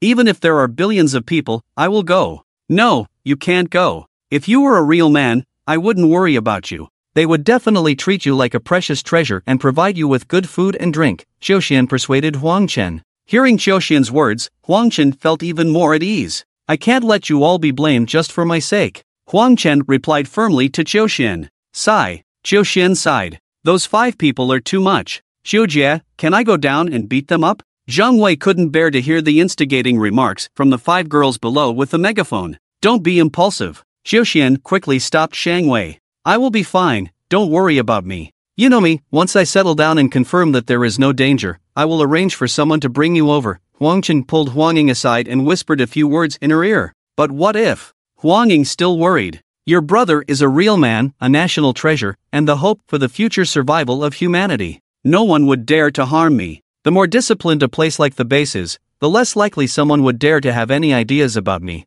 Huang Chen explained. But what if they take you as a breeding pig and use you for breeding? You will be worked to death. Huang Ying still worried. You have too vivid an imagination. Huang Chen had a black line on his face. Brother, we have a lifelong friendship. The person I trust the most in this world is you, my sister, and Zhang Li. I'm counting on you. If I go there and I'm not sliced up, and if it feels okay over there, I will find a way to bring you all over. In this post-apocalyptic downpour, the safest place is definitely on the base side. Huang Chen explained a few more things to Zhang Wei. Don't worry, with me here, I won't let anyone bully them. Are you really going? Do we still have a chance to see each other, brothers? Zhang Wei had a very reluctant expression. We will definitely have a chance. Huang Chen punched Zhang Wei's chest as he spoke. But he realized something was off, it was too soft. However, Zhang Wei didn't seem to mind and still gave Huang Chen a big hug. Bao Wen, be strong. Xiaoying, Xiaoli, and I are in the same situation as you. We have all managed to survive and stay strong, haven't we?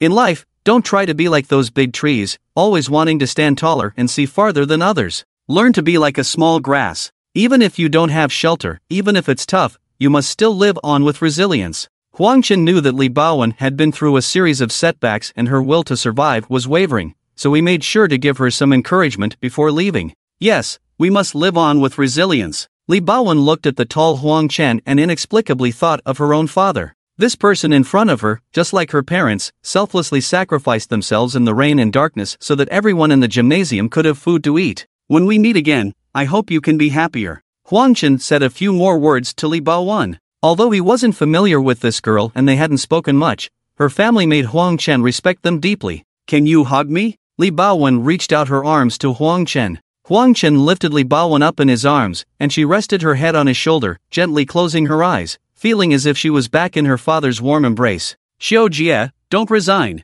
Don't let those people succeed. My sister and the others still need you to protect them. Arrange the people who trust you and support you to be by your side, and replace those untrustworthy staff members. This shelter is your responsibility, and everyone here is your responsibility. Don't give up easily. Huang Chen walked over to Qiu Xian and said a few words. I'll listen to you. This is my responsibility, and I won't give up easily. Qiu Xian looked at Huang Chen with a sad expression. This poor girl, raised as a boy, was about to make another huge sacrifice for the greater good. Her character was truly admirable. Alright, time is running out. I won't say much to you all. The convoy is leaving, and I have to go too.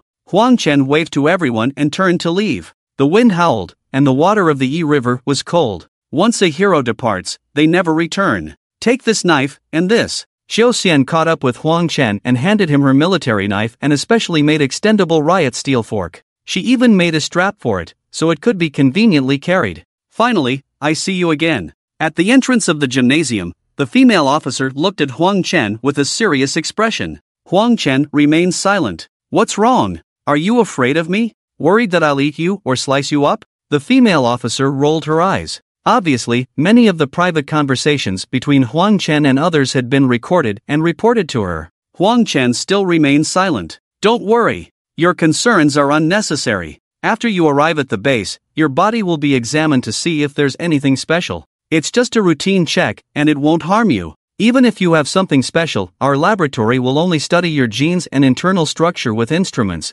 without causing any harm or violating laws and military regulations. If you don't have anything special, with your consent, we will arrange a suitable position for you at the base. After all, your physique is very rare, and there may be some special tasks that only you can handle. The treatment at the base will be excellent, providing you and your family with good living conditions, definitely much better than your current unstable life. The female officer explained to Huang Chen the reason for taking him away. I just want to study, I want to learn medicine, and I have already made an agreement with the medical school here. Huang Chen finally spoke. He didn't trust this female officer, so he couldn't possibly tell her his true thoughts. We will respect your opinion when the time comes. You don't have to make a decision now, let's see how things go after some time. The female officer nodded. Alright, Huang Chen didn't want to say anything more. It's better to leave quickly. Huang Ying started crying again over there, and several times she tried to rush over, but she was stopped by Qiu Xian, Zhang Li, and Zhang Wei. Apart from Qiu Xian, Zhang Li, and Zhang Wei standing at the entrance of the gymnasium watching Huang Chen leave, the 5 girls who tricked him with cookies were also standing at the entrance of the gymnasium with some people, laughing happily with a proud and mocking expression on their faces.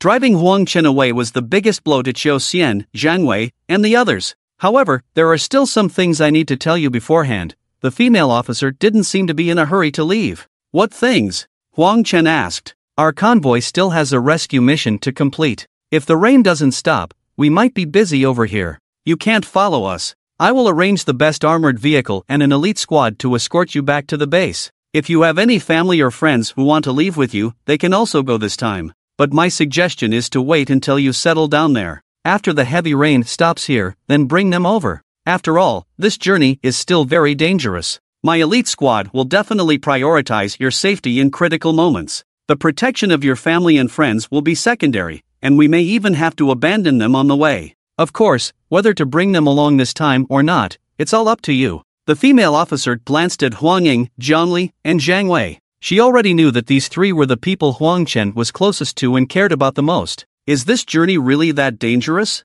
Huang Chen asked softly. Yes, I can't lie to you. You will have to travel over 100 kilometers in the pouring rain to reach our base. Although I have arranged the best armored vehicle and the most elite guards for you, I still can't guarantee 100% that you will arrive there safely. The female officer nodded. Since it's so dangerous, I've decided to bring along a few of the most important people to me on the journey to the base. That way, I will feel more at ease when I go there, Huang Chen suggested to the female officer. Alright, time is tight, I'll have someone bring them over. The female officer looked towards Huang Ying and the others. No, I mean the 5 over there. When several female soldiers approached the 5 girls with their rifles, asking them to leave with Huang Chen, they were stunned. "We're fine here. Why should we leave?" The 5 girls questioned the female soldiers. They had become the leaders of the girls here, and as long as they took the stage and shouted a few times, they would have a crowd of followers. They were powerful and no longer worried about starving, as the convoy had brought enough supplies to last them for 10 days or half a month.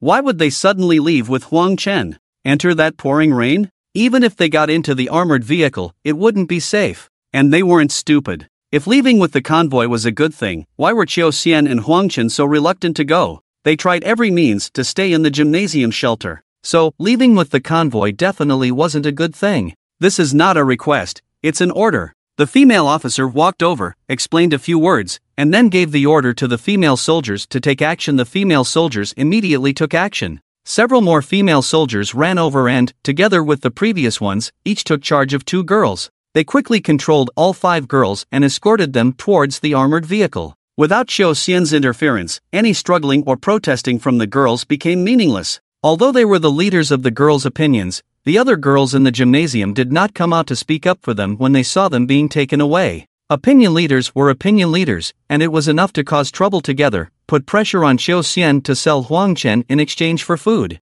No one was foolish enough to offend the rescue team for them. What if they were taken away too? Judging from their unwilling expressions, it was definitely not a good thing. Qiu Xian, Zhang Wei, and others didn't understand what was going on at first. But after a moment's thought, they understood. These 5 girls were deceived by Huang Chen. This time, it was equivalent to these 5 girls representing public opinion and forcing Huang Chen to leave the gymnasium. Huang Chen was obviously not someone to be trifled with. "You force me to leave, fine, I'll take you with me. If someone had to die, we would all die together." Of course, given Huang Chen's survival ability, if someone were to die after the heavy rain, it would definitely not be him, but most likely these 5 cannon fodder girls. "Brother, you're amazing. Truly amazing." After Zhang Wei understood, he was full of admiration for Huang Chen. Although Huang Chen had left, he had also taken away the 5 girls who posed the greatest threat to Qiu Xian, Huang Ying, and the others. At the same time, he had eliminated the hidden danger in the gymnasium shelter.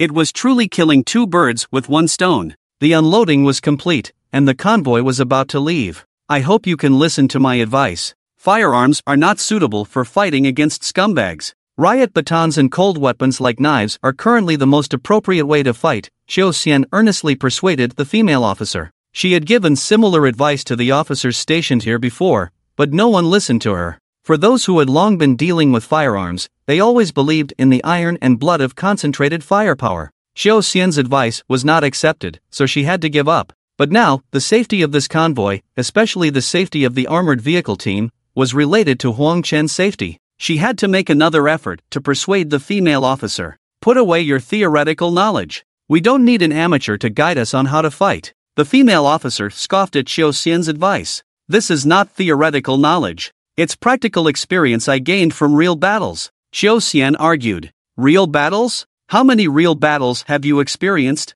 Do you know how many real battles we have been through? Your naivety is laughable." After a few cold snorts, the female officer turned and disappeared into the rain. Sigh. So many sacrifices are unnecessary. Qiu Xian sighed, but there was nothing she could do. "Why did you bring us here?" The 5 girls were forcibly brought onto the armored vehicle. The leader among them, the one who usually boasted the most and was named Su Ku, angrily questioned Huang Chen. "Wasn't I brought here by you? Why can't I bring you along?" Huang Chen smiled. "This is too much. It's understandable that you were taken away, but what does it have to do with us? Why deceive us? Are you even human? Are you crazy? What are you doing? How did your parents teach you when you were young?" The 5 girls, who were extremely skilled in arguing and fighting, suddenly unleashed a barrage of insults at Huang Chen inside the armored vehicle. "Shut up!" The female soldier driving the vehicle was annoyed by the 5 girls bickering and shouted at them. "Why are you scolding us? Why can't we scold him for treating us like this?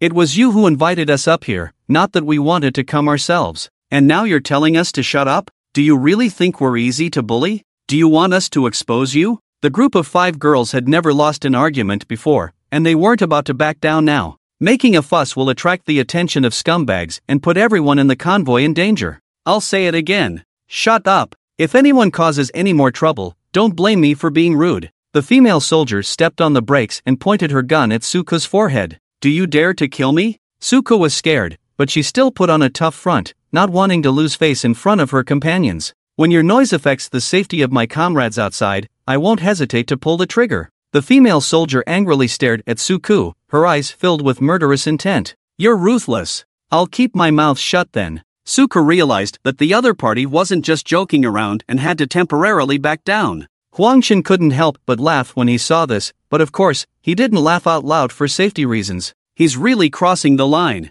We stopped talking, and he's still mocking and provoking us. Suko, seeing the smile on Huang Chen's face, couldn't help but get angry again. Do you want me to make it clear for you? The five of you. Compared to him, you're nothing. You don't like him, and he doesn't like you, right? Fine. Great. The female soldier handed the gun to Huang Chen and taught him how to release the safety. From now on, if anyone dares to provoke you or make you unhappy, you shoot her. Aim for the head, one shot and she's dead. Don't shoot the body, breaking bones will hurt. After killing her, throw the body onto the street outside. I'll take all the responsibility. After saying these words, the female soldier turned around and focused on driving her car. Although it was an empty gun, neither Huang Chen nor the five girls knew that. So when the five girls saw Huang Chen pointing the gun at them, they were almost scared to death and no one dared to provoke Huang Chen anymore. The armored vehicle finally quieted down. After leaving the medical school gate, the armored vehicle and the convoy separated. The convoy continued to deliver supplies to various rescue points and save some trapped victims.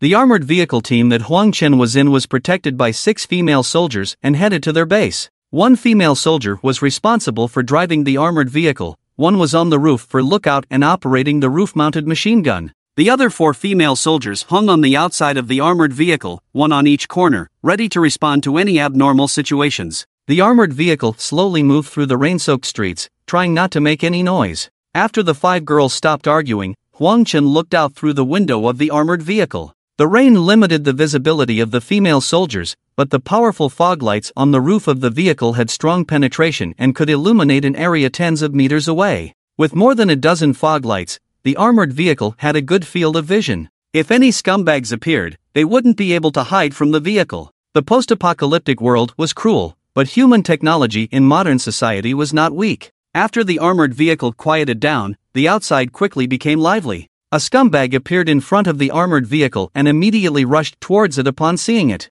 The female soldier hanging on the left side of the vehicle gestured to the one on the right to shoot, then raised her assault rifle with a scope and a long barrel with a suppressor, set it to burst mode. Bang! With a light sound, the scumbag's head exploded on the spot, turning into a pile of black ashes that disappeared on the waterlogged ground. Obviously, the combat experience at the base was improving. Today, all the rifles were equipped with suppressors, so although the sound was still much louder than cold weapons, there wouldn't be a situation where killing one person attracted a bunch of others anymore. Huang Chen finally relaxed and placed the gun under his buttocks, deciding to take a nap in the car. The 5 girls glared at Huang Chen with hatred, but they had no way to deal with him. Half an hour later, the armored vehicle safely left the city and arrived in the suburbs. Along the way, at least 200 scumbags were shot and killed by the female soldiers, and they even encountered 2 waves of scumbag groups with a dozen members each. However, these scumbags couldn't get close to the armored vehicle and were shot by the female soldiers from a distance of more than 10 meters.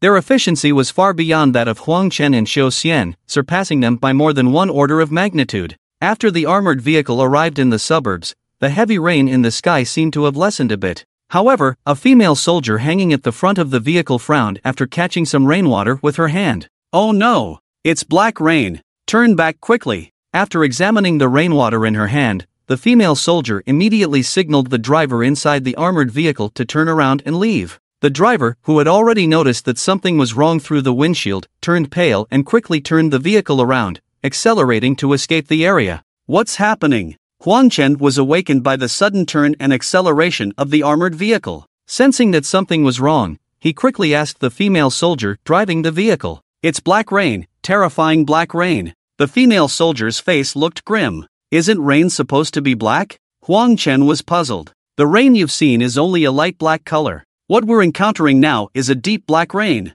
This kind of black rain is extremely dangerous. Many of our comrades have died in this black rain. The female soldier continued to accelerate and kept an eye on the changing color of the rainwater on the front windshield. Huang Chen had been in the shelter for the past 2 days and was unaware of the situation outside. Yesterday, he and Xiao Xian went out and didn't encounter any deep black rain, so he still had no idea how dangerous this black rain was. However, judging from the terrified expression of the female soldier, Huang Qin concluded that this black rain was definitely extraordinary. The female soldier was focused on accelerating and escaping the area where the black rain was present, so he didn't want to ask her any more questions. Escaping after encountering the black rain was not an easy task. Huang Qin analyzed that the black rain must have immediately covered a certain area after appearing, so although the armored vehicle discovered the black rain in the first place, it couldn't escape the range covered by the black rain in the first instance. The acceleration of the armored vehicle also had another undesirable consequence. A large number of scumbags were attracted by the high-speed moving vehicle and gathered from both sides of the road,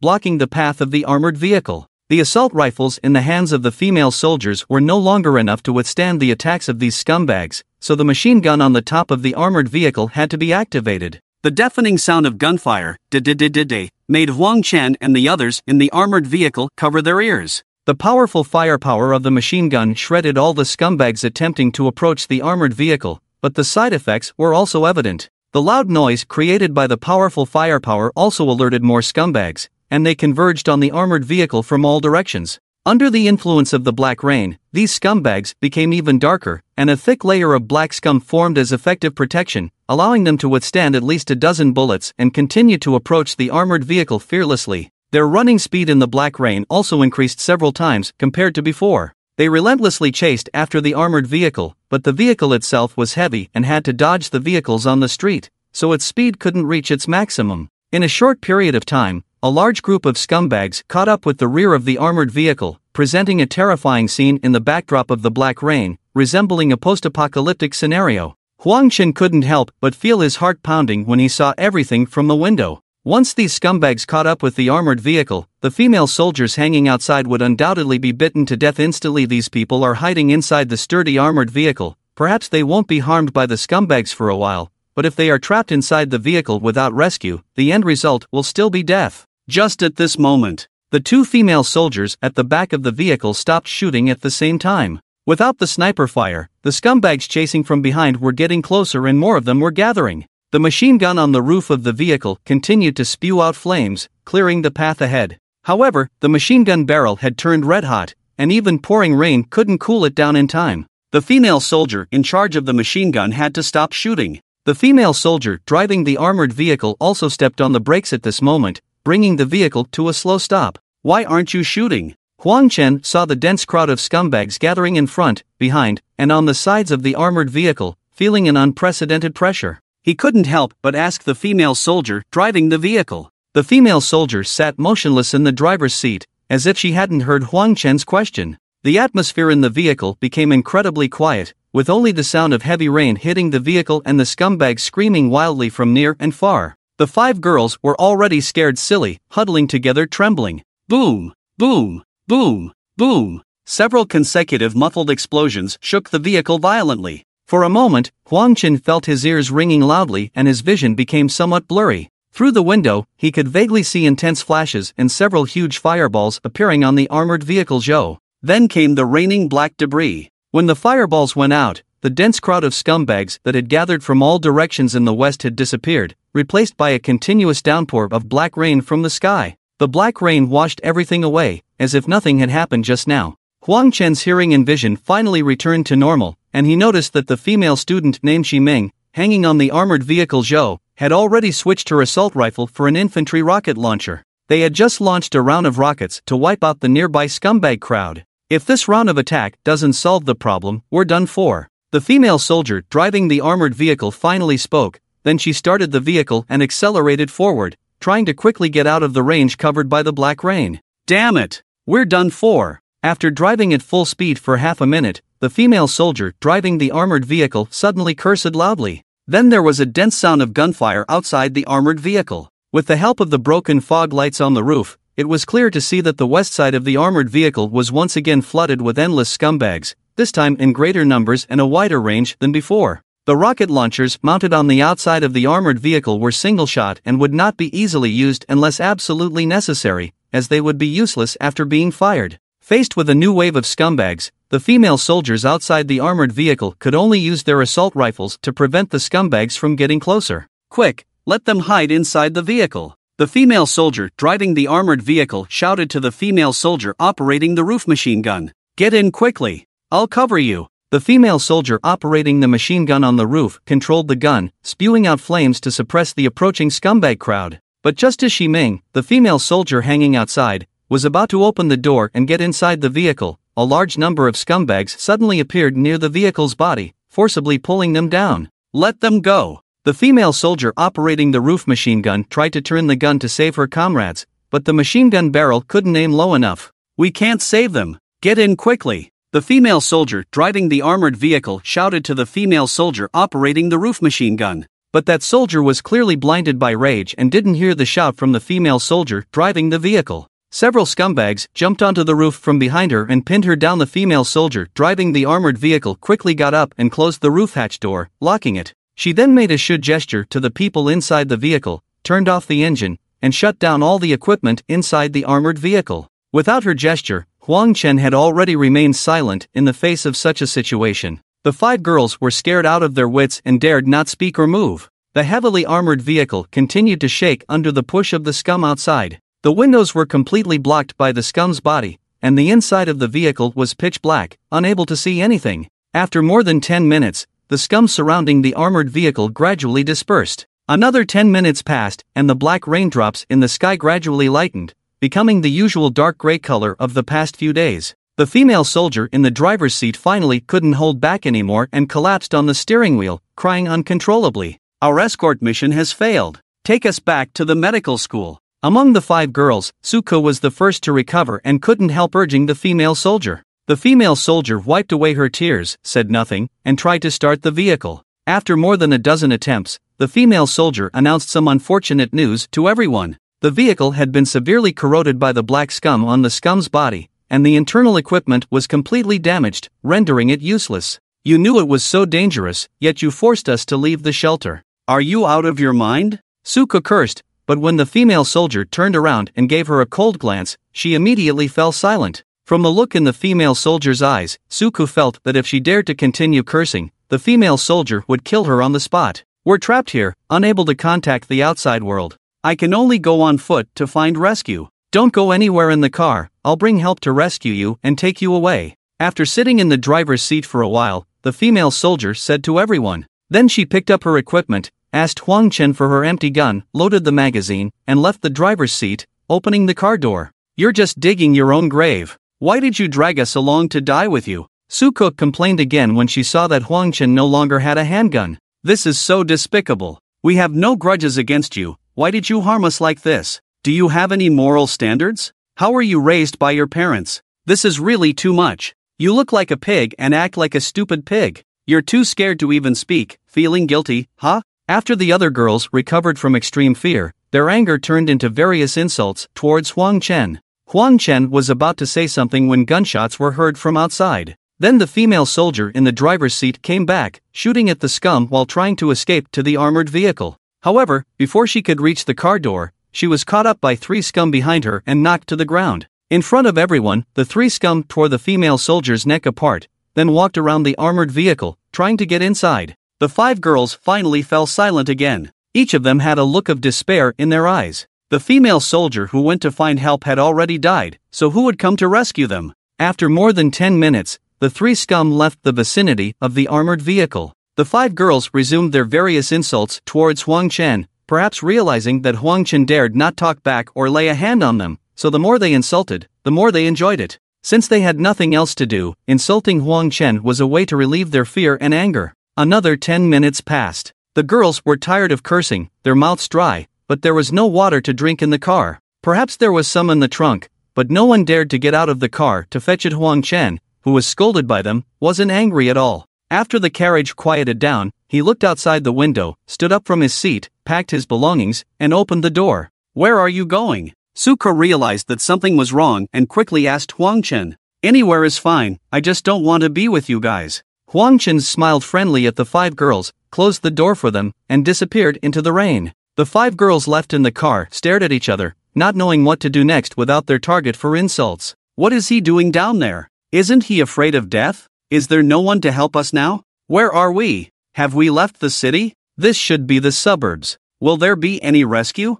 Who will know we're here? Did that fake man go to find help? After scolding him for so long, what do you think? Help!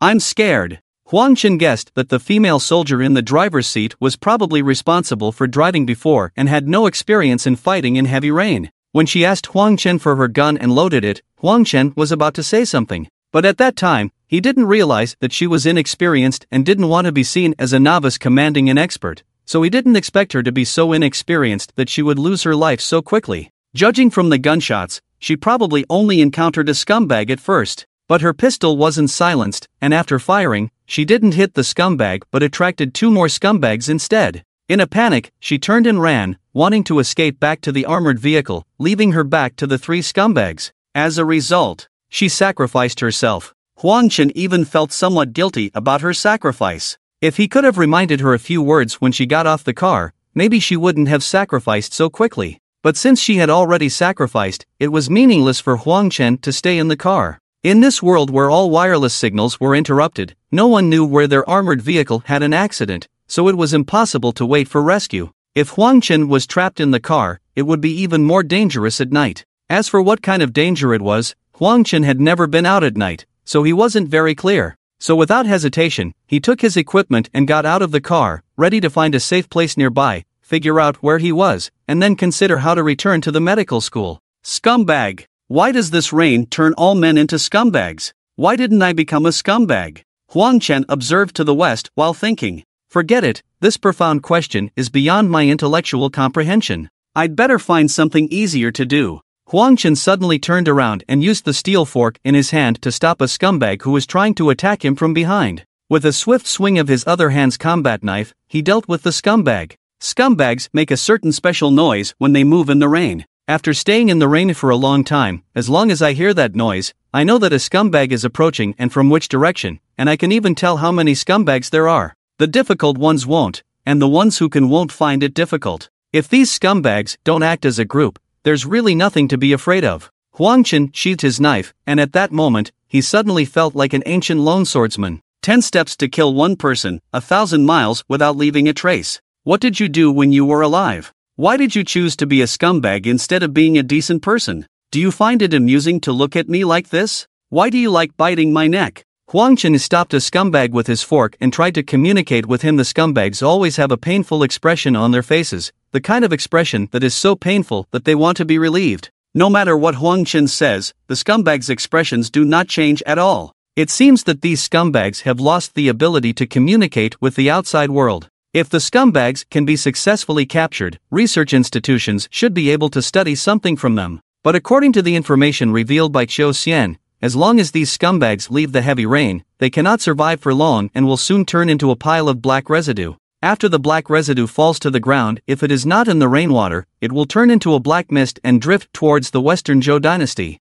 I hope those experts can figure out what's going on as soon as possible and restore the world to normal. Most of the experts used to be men, right? Now there are only a few female experts left, and I guess their research abilities will also decline significantly. Sigh, actually, delivering takeout used to be tiring but fulfilling. I had many plans for the future. To support my sister until she graduates from university, until she can support herself. Then save money to buy a house, find a less picky woman to marry, and have a few children. What is it all worth now? Huang Chen sighed as he continued on his way. Finally, there were more buildings on both sides of the street. Are they almost back to the city? Soon, Huang Chen saw a familiar storefront on the side of the street. It was the station of the Run Run Group. Huang Chen used to be a delivery rider for the Run Run Group's app, wearing a yellow vest. Seeing the station of the Run Run Group suddenly gave him an indescribable sense of familiarity. It made him involuntarily recall his year of delivering takeout. The front door of this station on the ground floor was open,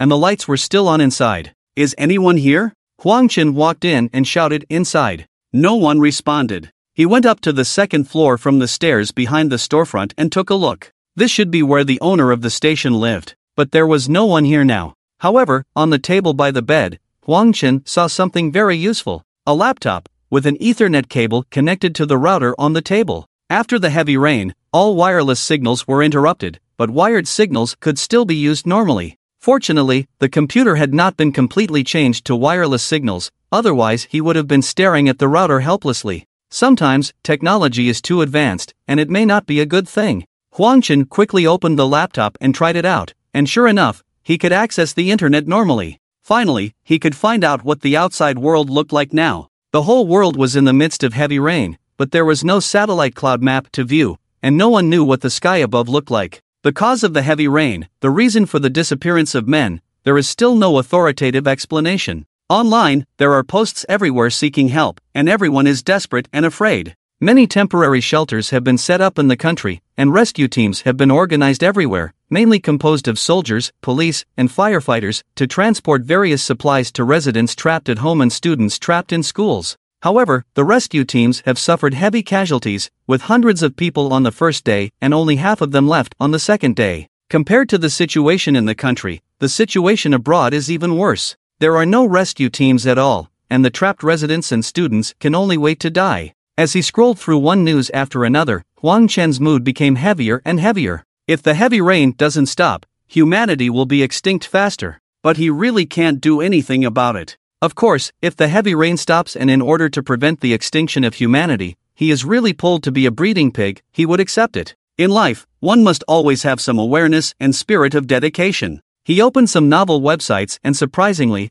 there are still many authors updating their works. Of course, they are all female authors, and Huang Chen can't understand what they write at all. He also opened a video streaming website, where many people are updating short videos, and many women are streaming live. But the live streams have very little popularity that anchors were all listless. When they saw a new ID coming in, their eyes widened and they enthusiastically performed while shouting, "Sister, what kind of seductive eyes are you throwing at your sister? First, figure out your target audience, okay?" Huang Chen quickly backed off. The top brother is gone, who are you showing off to? There are fewer people online, and they are all women. Most of the game live streams don't even have anchors anymore. This industry is finished. I went to browse a few mysterious forums that can only be accessed through proxies, and the latest posts are all from 3 days ago.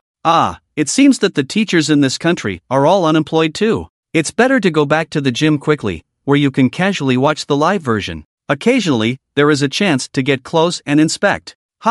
What's this? It seems very useful. Huang Chen's eyes inadvertently swept across the desktop and found that the shop owner's phone was also connected to the router through a small box with a wire. Huang Chen couldn't unlock the shop owner's phone password, so he unplugged the connecting wire and tried connecting his own phone. The phone could actually access the internet? The phone can be wired to the router for internet access? That's great. Using a phone is much more convenient than using a laptop. Using a keyboard and mouse is too tiring. After opening his own phone, Huang Chen instinctively clicked on the Run team app where he used to receive orders. There were actually people placing orders. There were quite a few people placing orders. Sorting by price, the highest priced order in the nearby area had an additional reward of 8,888 yuan, but no one accepted the order. The person who placed the order was only about 500 meters away from here, and the order was just to pick up some items from her house and deliver them to another household about 200 meters away. For ordinary people, these 200 meters are a matter of life and death,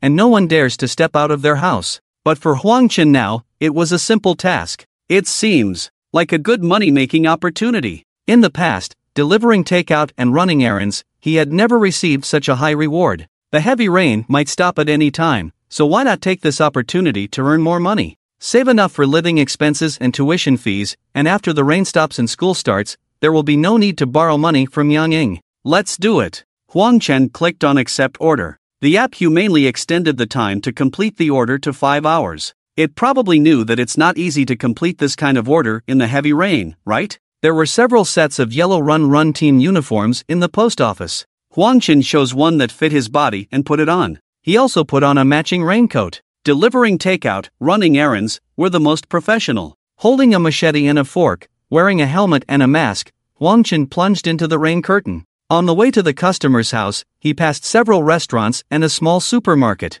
The roller shutter of the small supermarket was half open, with lights inside, but it was unknown if anyone was open for business. There were also some necks bitten to death lying on the road, their bodies swollen from being soaked in rainwater, looking quite eerie. But Huang Chen had seen scenes like this many times before, so he wasn't surprised. Running madly all the way, he encountered two scumbags one after another. Huang Chen ignored them and ran straight to the customer's unit building. After confirming that the scumbags couldn't catch up with him, he put the machete and fork in the pouring rain. He wasn't worried about them being stolen. If he brought them up, it would scare the customer who placed the order. They might think he was there to rob them. He pressed the doorbell according to the house number, and a female voice came from the other side. "Who is it? Aren't you the one who placed an order with Run Team for a courier?" Huang Chen answered, disguising his voice. It would be more appropriate to pretend to be a big sister at this time. "Ha, are you still running that order? The one with an additional reward of 8,888 yuan?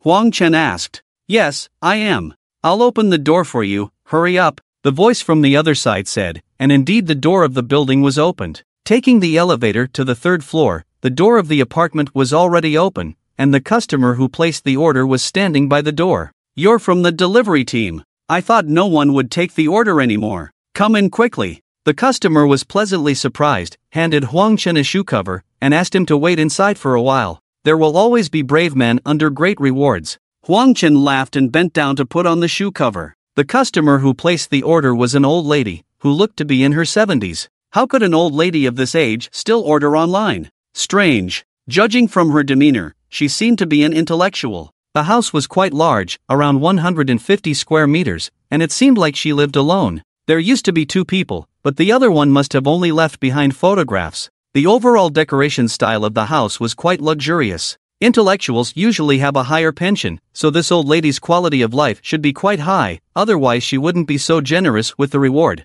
There was a laptop on the table in the living room, with WeChat open on the computer. It was my granddaughter who placed the order. "I don't understand these things. It's been almost 2 days since I placed the order, and I thought no one would take it, but I didn't expect someone to come." The old lady seemed very happy. "What are you sending? Is it packed?" Huang Chen asked. "Not yet, please have a seat first. Let me pour you a glass of water," the old lady replied, turning around to find a cup. "Thank you," Huang Chen said as he sat down and drank the water. Meanwhile, the old lady started packing. She opened the refrigerator and emptied it, putting everything into several plastic bags and tying them together. There were a few vegetables, but mostly frozen meat, weighing over 10 kilograms. Then she brought over a bag of rice and half a pot of oil, covered them with plastic bags, and prepared to tie them together with a rope. "Where are you sending these?" Huang Chen asked. "To my daughter's house. She's running out of food," the old lady answered while tying the rope. "You're giving her all the food you have here. What will you eat?" Huang Chen noticed that the old lady had emptied the refrigerator and there was no other rice, flour, or oil in the kitchen. "I have some food left for myself, don't worry about me. I'm old and don't eat much." She's still young and has to take care of her daughter. She can't go hungry, the old lady shook her head. Huang Chen didn't want to interfere in other people's affairs. After the old lady finished packing, Huang Chen took the items and left the house. "By the way, young man, if she asks, tell her that I still have plenty of food here, so she doesn't need to worry." The old lady caught up to Huang Chen at the door and gave him a few more instructions. "Okay." After going downstairs, Huang Chen picked up the machete and steel fork, tested the weight of the goods, and decided to make 2 trips for safety. He ran to another building in the neighborhood without encountering any scammers along the way. After dropping off the goods, he returned the same way, running again. This time, he encountered a scammer and killed him with a single blow from the machete, without even using the steel fork. "Are you from the running team? Let me open the door for you." Huang Chen pressed the doorbell while catching his breath.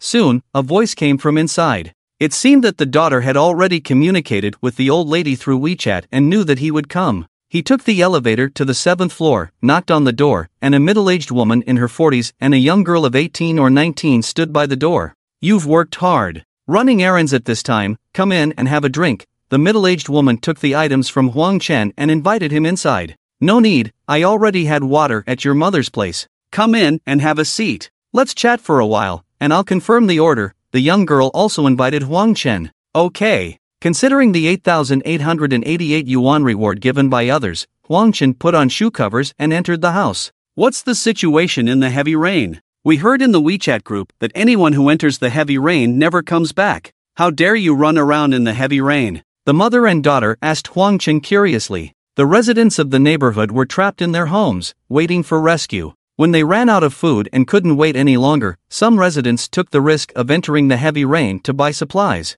However, anyone who entered the heavy rain never returned alive. "There's money to be made, so I took the risk." Huang Chen laughed. "You're really risking your life to make money," the middle-aged woman exclaimed, while the young girl confirmed the delivery on the laptop on the nearby table. Is there a running team app on the computer too? Huang Chen asked curiously. The Wi-Fi is down, right? The running team launched a web version on the computer 2 days ago, but we heard that no one has taken any orders. There's a rumor that a few brave ones accepted orders, but none of them showed up, so we don't know if they died on the way, the young girl answered Huang Chen. Oh, I see, Huang Chen nodded. Have you joined the WeChat group for the nearby community? Join the group, many residents want to hire runners, the young girl asked Huang Chen. Sure, let me use your Wi-Fi. My phone needs to connect to the router. Huang Chen walked towards the laptop and connected his phone to the router. Oh, there's this kind of cable too? Can I connect the router to my phone? Can I go online once it's connected? Can I buy this cable from you?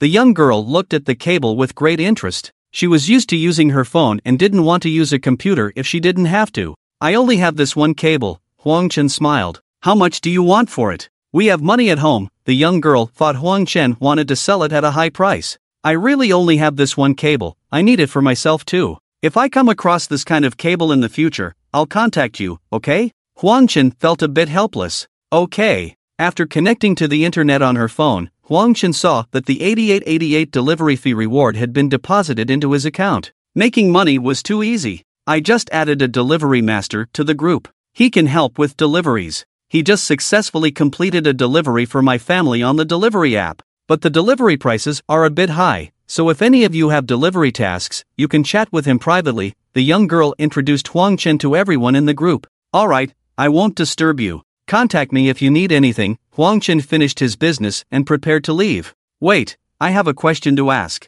The young girl called out to Huang Chen. What's the question? Huang Chen stopped. I want to know if you're a woman or a man? The young girl looked at Huang Chen curiously. What do you think? How is it possible for there to still be men now? Huang Chen replied. I always feel like you're speaking with a fake voice. The young girl continued to be curious. I am really a woman. If you don't believe me, you can reach out and check. Huang Chen had to resort to the tried and true ultimate move. No need, I was just asking casually. The young girl smiled and saw Huang Chen off. After leaving the mother and daughter's home, Huang Chen didn't rush to take on another delivery. Thinking about the 8,888 yuan in his account, he couldn't help but recall the old lady. She really gave him all her food to deliver to her daughter's house. But her daughter and granddaughter didn't even ask if she had any food left. Maybe she lied to them and said she had plenty of food? The river always flows downstream. In this world, only mothers worry about their children, and rarely do children worry about their mothers. He was just a delivery person, and even risking his life to make money in the post-apocalyptic world wasn't worth mentioning.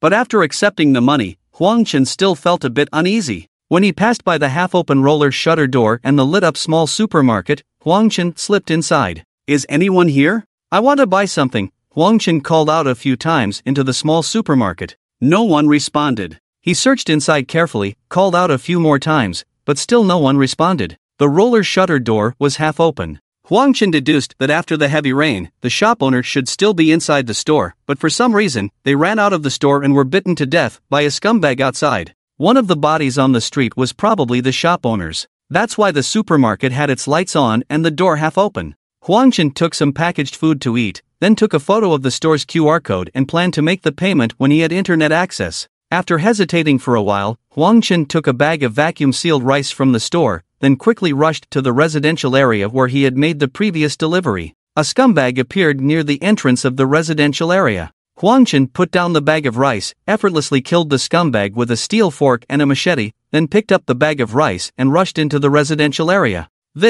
How can this be? How much do you want? I'll have my granddaughter pay you. The old lady was surprised and moved when she saw Huang Chen return and even brought a bag of rice. This is free, you have to live well. After the rain stops, don't live alone anymore, live with them. Huang Chen left a few words and ran down the stairs. Back at the station, after paying 10 times the amount with the QR code for the small supermarket expenses, Huang Chen finally breathed a sigh of relief. Finally, I don't feel like I'm earning money that goes against my conscience anymore. 3 days later. During these 3 days, Huang Chen has been running errands to make money. Indeed, making money is the happiest thing in the world. The balance in his account has reached over 200,000 yuan. In these 3 days of running errands, he has earned several times more than he did in a year of delivering takeout. He should have enough money for his and Huang Ying's medical school tuition. As he stepped out again, Huang Chen looked up at the sky in surprise. The rain has stopped? The rain actually stopped? The rain has finally stopped. I need to hurry back to the medical school.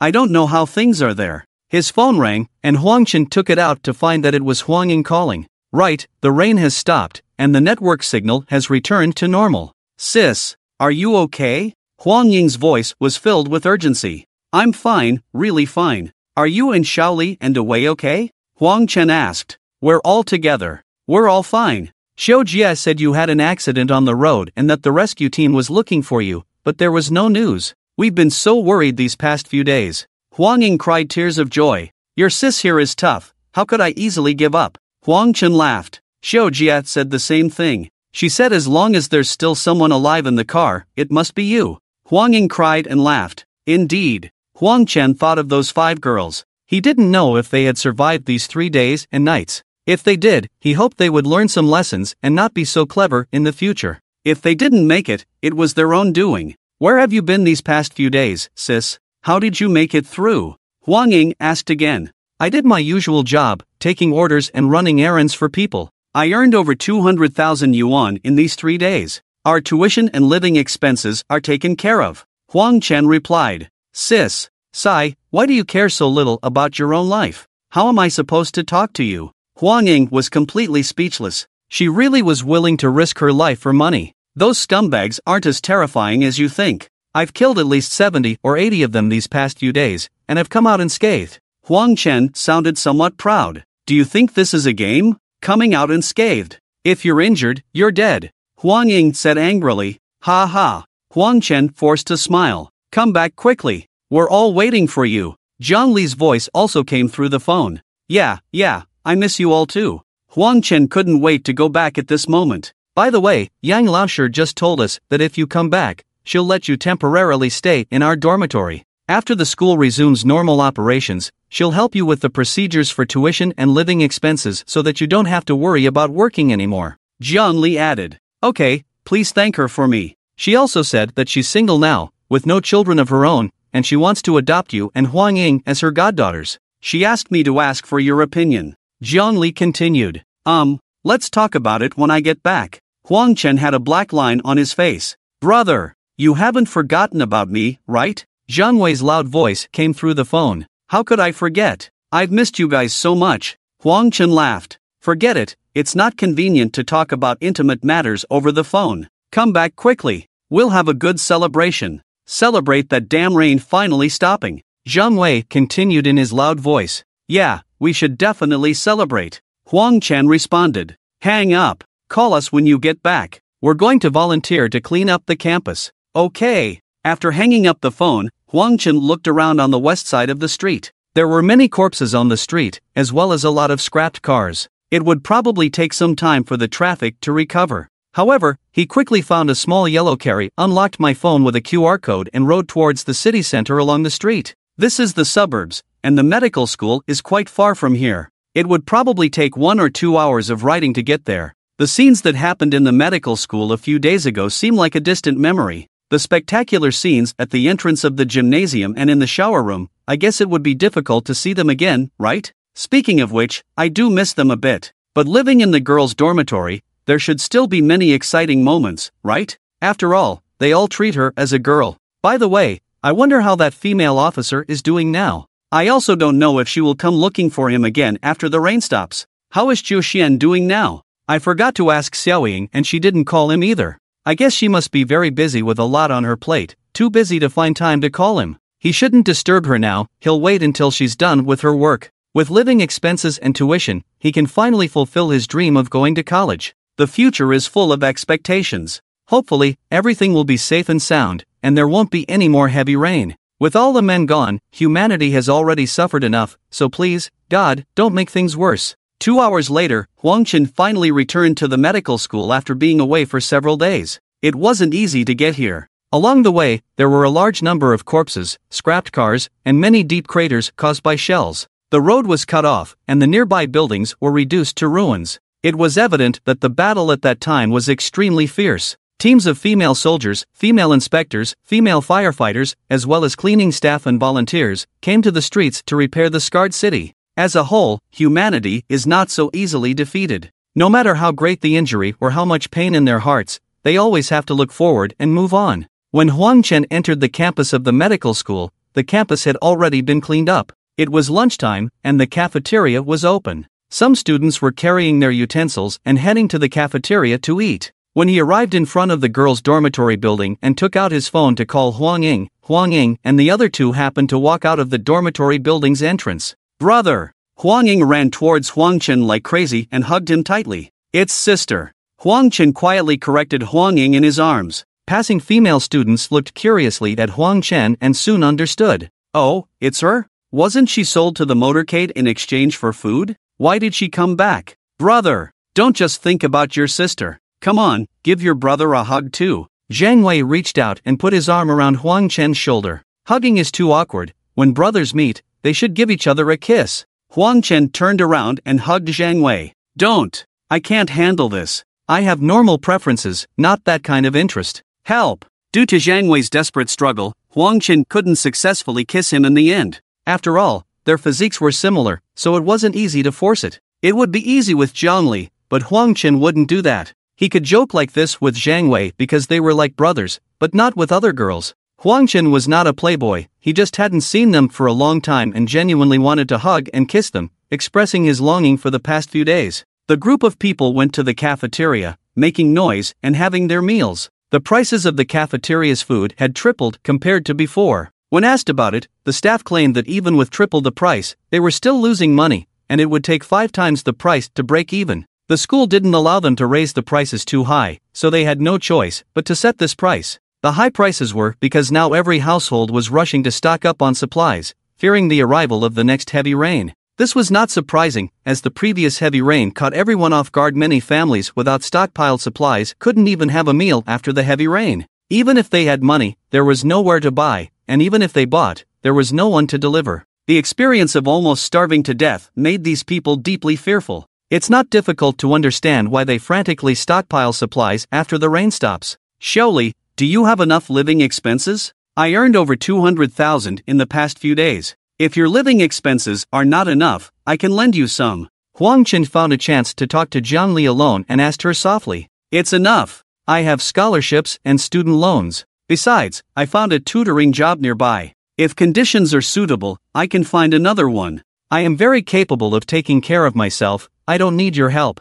Zhang Li refused Huang Chen. Tutoring? At night? It's dangerous for a young girl like you to go to someone else's house. Be careful of encountering bad uncles. It's better to quit. I can lend you money, and you can pay me back after you graduate. You said you are our family, so don't treat me as an outsider. Huang Chen persuaded Zhang Li. Are there still bad uncles now? Zhang Li smiled. That's true. Huang Chen forgot about this. Thank you for your concern. I really don't lack money. With my college entrance exam scores, the tutoring fees are several times what others charge. But I am still happy that you care about me. Zhang Li put her hands on Huang Chen's shoulders and suddenly tiptoed to kiss him on the face. Huang Chen quickly leaned in, but Zhang Li had already moved away. These days, we were really worried about you. They thought you were really gone. But I always had confidence that you would come back to find us. Zhang Li looked at Huang Chen and said a few more words. Of course, you guys are the reason I keep going. I've been so busy. Isho is in a meeting, and my phone was confiscated. Are you okay? I knew you were fine when I could reach your phone. Qiu Xian called. I'm fine. I've been running errands for a few days and earned over 200,000. It's all legal bounties in the app. I'm not profiting from disasters. Huang Chen laughed. I'm amazed by you. You're making this kind of money at a time like this. Risking your life to earn? Qiu Xian was speechless. Am I okay? I killed 70 or 80 scumbags. It was a breeze for Jianshou. I think I've earned the scumbag killer badge. Courage plus 20, strength plus 20, agility plus 20, wisdom plus 20, charm plus 1,000. Huang Chen boasted. Oh, who are you planning to charm with that charm plus 1,000? If you were a man, I would definitely be charmed by you, but unfortunately. Qiu Xian said, and the face of that man appeared in her mind for some reason, and her heart inexplicably started pounding. Could it be that she was thinking about a man? But Huang Chen is a woman. Just treat me as a man. It's okay if I charm you. Huang Chen laughed heartily. Let's talk seriously. What happened after your armored vehicle went out?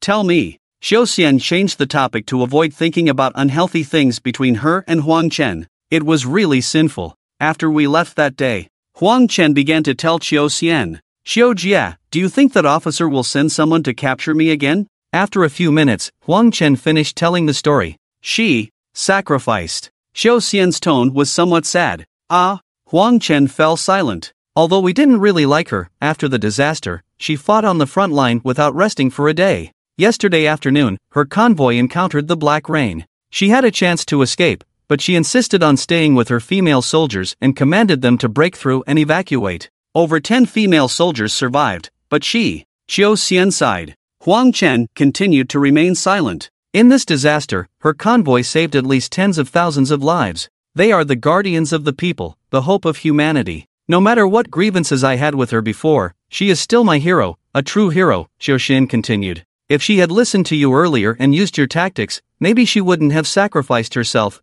Huang Chen spoke up. It's hard to say, the battlefield is ever changing. The fact that she was able to survive until yesterday using her tactics shows that they were successful. It's just that her convoy encountered a Black Rain, and it was a high-level one. Xiu Xian disagreed with Huang Chen's viewpoint. What is this Black Rain? Does it trigger a wave of scumbags? It seems like those of us hiding in armored vehicles are fine. It's only the people outside the vehicles who sacrifice themselves, Huang Chen asked. What you encountered was probably the lowest level of Black Rain. The higher level Black Rain can immediately shut down all machinery and corrode metal into ashes. Strangely enough, it doesn't cause any direct harm to the human body. When everyone loses the protection of their armor and is exposed to the scumbag group, you can imagine how dangerous it would be, Xiu Xian explained. Well, I guess I'm lucky then. Huang Chen felt fortunate. If he had encountered a higher-level Black Rain that day and lost the protection of his armored vehicle, he would have surely been torn apart by the scumbags. I don't know about your situation, whether she reported to her superiors or not.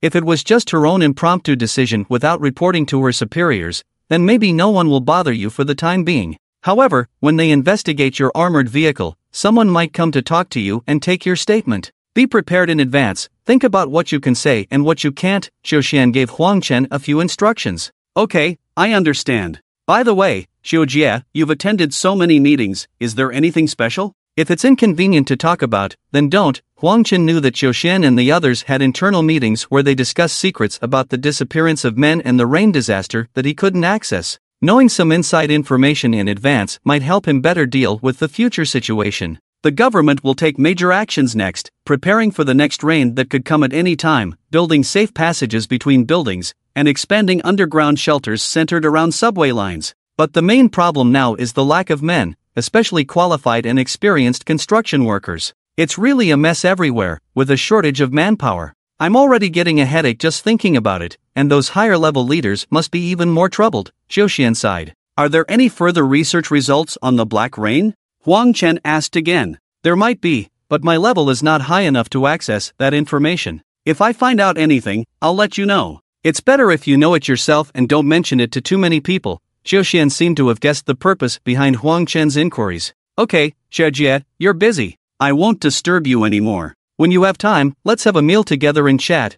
Considering the next Black Rain that could come at any time, Huang Chen felt that he also needed to be prepared and gather some supplies. However, after going out, Huang Chen realized that people were going crazy. All prices had increased by more than 10 times, but things were still unavailable. The main reason was the absence of men, causing a severe shortage of social capacity. Coupled with severe damage to the city's roads, even if there were supplies, they couldn't be transported in. As for the base, with the disappearance of male soldiers, the number of personnel decreased by 80 to 90%. Most of the remaining female soldiers were administrative staff, providing limited support for urban reconstruction. Without men, society felt like it was struggling to move forward. Or rather, it needed a long period of adaptation. But the next rain might not leave people much time to adapt. Although the rain had stopped for now, the threat of the rain still lingered over people's hearts like a dark cloud that couldn't be dispersed. Huang Chen didn't manage to grab many supplies, but he did manage to buy a few bags of biscuits at a high price.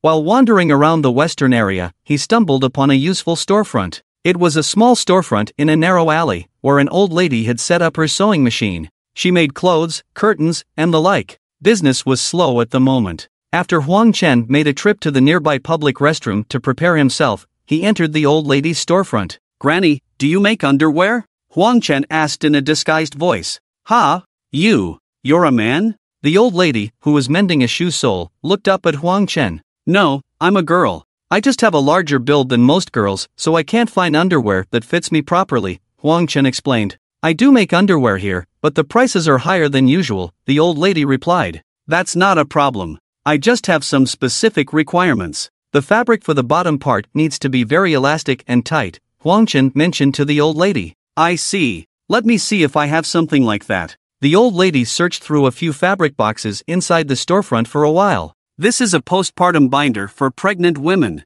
It's very tight. If you don't mind, I can modify it into underwear for you. The old lady showed Huang Chen something. Huang Chen pulled and stretched it, feeling satisfied that it was exactly what he wanted. Alright, let me measure your size. Can you take off your pants outside? It'll be more accurate that way. Besides, there are no men around now, so there's nothing to be embarrassed about, the old lady suggested with a smile. Sure. Huang Chen had already prepared for this and wasn't worried about the old lady noticing anything unusual. While taking measurements, the old lady seemed to deliberately observe Huang Chen and confirmed that he was indeed a woman. I have a few more of these binders. How many do you want to make? The old lady asked. Let's start with 2. Huang Chen wasn't sure if he could achieve the desired effect. What he wanted was to secure the adhesive tape so that it wouldn't come off easily. Alright, these binders aren't cheap to begin with. Modifying them into underwear will cost you 200 yuan each. How does that sound? I can't make it any cheaper. I don't even have money to buy rice now, the old lady tentatively proposed to Huang Chen. No problem, I'll give you a total of 500 yuan for the 2. Please try to make them as good and durable as possible. Huang Chen immediately scanned the QR code and paid the old lady a 200 yuan deposit. Don't worry, I guarantee they'll be very sturdy. You can wear them for 10 years without them breaking. The old lady didn't expect Huang Chen not only to not negotiate the price but also to add an extra 100 yuan. She couldn't help but be delighted, smiling from ear to ear. After agreeing to come back to pick up the goods tomorrow morning, Huang Chen returned to the medical school. If it didn't rain again, classes would officially resume tomorrow morning. The campus had been cleaned up quite well, and the students had been confined to the gymnasium and auditorium for several days, feeling bored. Now they were all running around the campus. The basketball and football courts, which were usually dominated by boys, were now ruled by girls. Whether it was basketball or football, girls were far inferior to boys. Of course, this was only at the campus level, not at the national team level.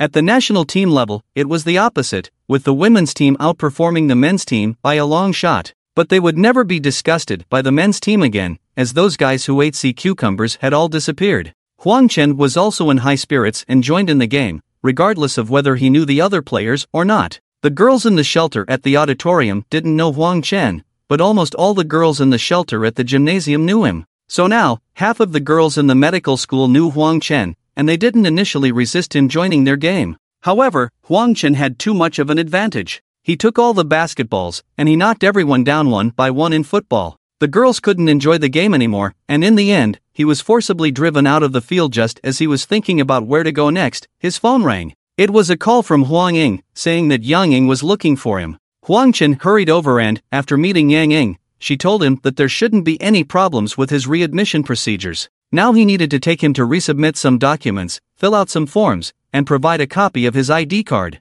Huang Chen followed Yang Ying to the school's office building. The school was in urgent need of students, and with Yang Ying's connections, the procedures were quickly completed. Is your gender still male on your ID card? Yang Ying asked after seeing Huang Chen's ID card. My parents raised me as a boy. Xiao Jie said she would help me change it. She's been busy these days, so I'll ask her when she has time, Huang Chen replied. Well, it's better to change it. It will save a lot of unnecessary trouble. Okay. I will submit these documents for you. If everything goes smoothly, the leaders will sign and stamp them tomorrow, and your enrollment will be official. Don't worry about tuition and living expenses, I have prepared everything for you, Yang Ying said, looking at Huang Chen with great joy, liking him more and more. No need, I've earned enough for tuition and living expenses. Huang Chen said vaguely. If it's not enough, come find me. Don't treat me as a stranger. I treat you both as my own daughters, Yang Ying said. Yes, we won't treat you as a stranger, Huang Chen said, preparing to stand up,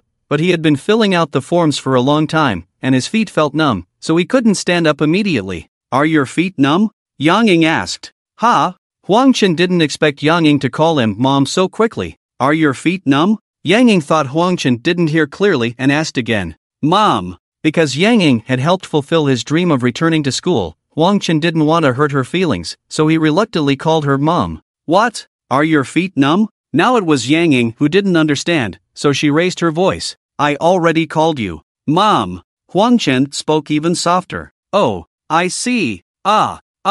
Yang Ying finally understood. It turned out that Huang Chen misheard her asking if his feet were numb as her asking him to call her Mom. And he actually did it? Well, she couldn't just ignore it now. My good daughter. Mom loves you so much. Yang Ying couldn't help but give Huang Chen a hug and kissed him on the cheek. Maybe it was because he called her Mom. Anyway, by the late afternoon, Yang Ying had already urged the school leaders to sign the documents. With the school leaders' signatures, Huang Chen's enrollment was no longer a problem, and the next step was to follow the procedures. Yang Ying personally supervised Huang Ying's department and class to ensure that Huang Chen's accommodation and classes were arranged properly. He would be sharing a dormitory with Huang Ying and Jiang Li, so they didn't have to worry about disturbances from outsiders. They would be staying in room 505 tonight, but they might return to room 109 later, the dormitory where Huang Ying and Jiang Li stayed before the disaster. The school had already hired people to install anti-theft bars on all the windows on the first floor. However, due to a shortage of workers, even if they worked overtime,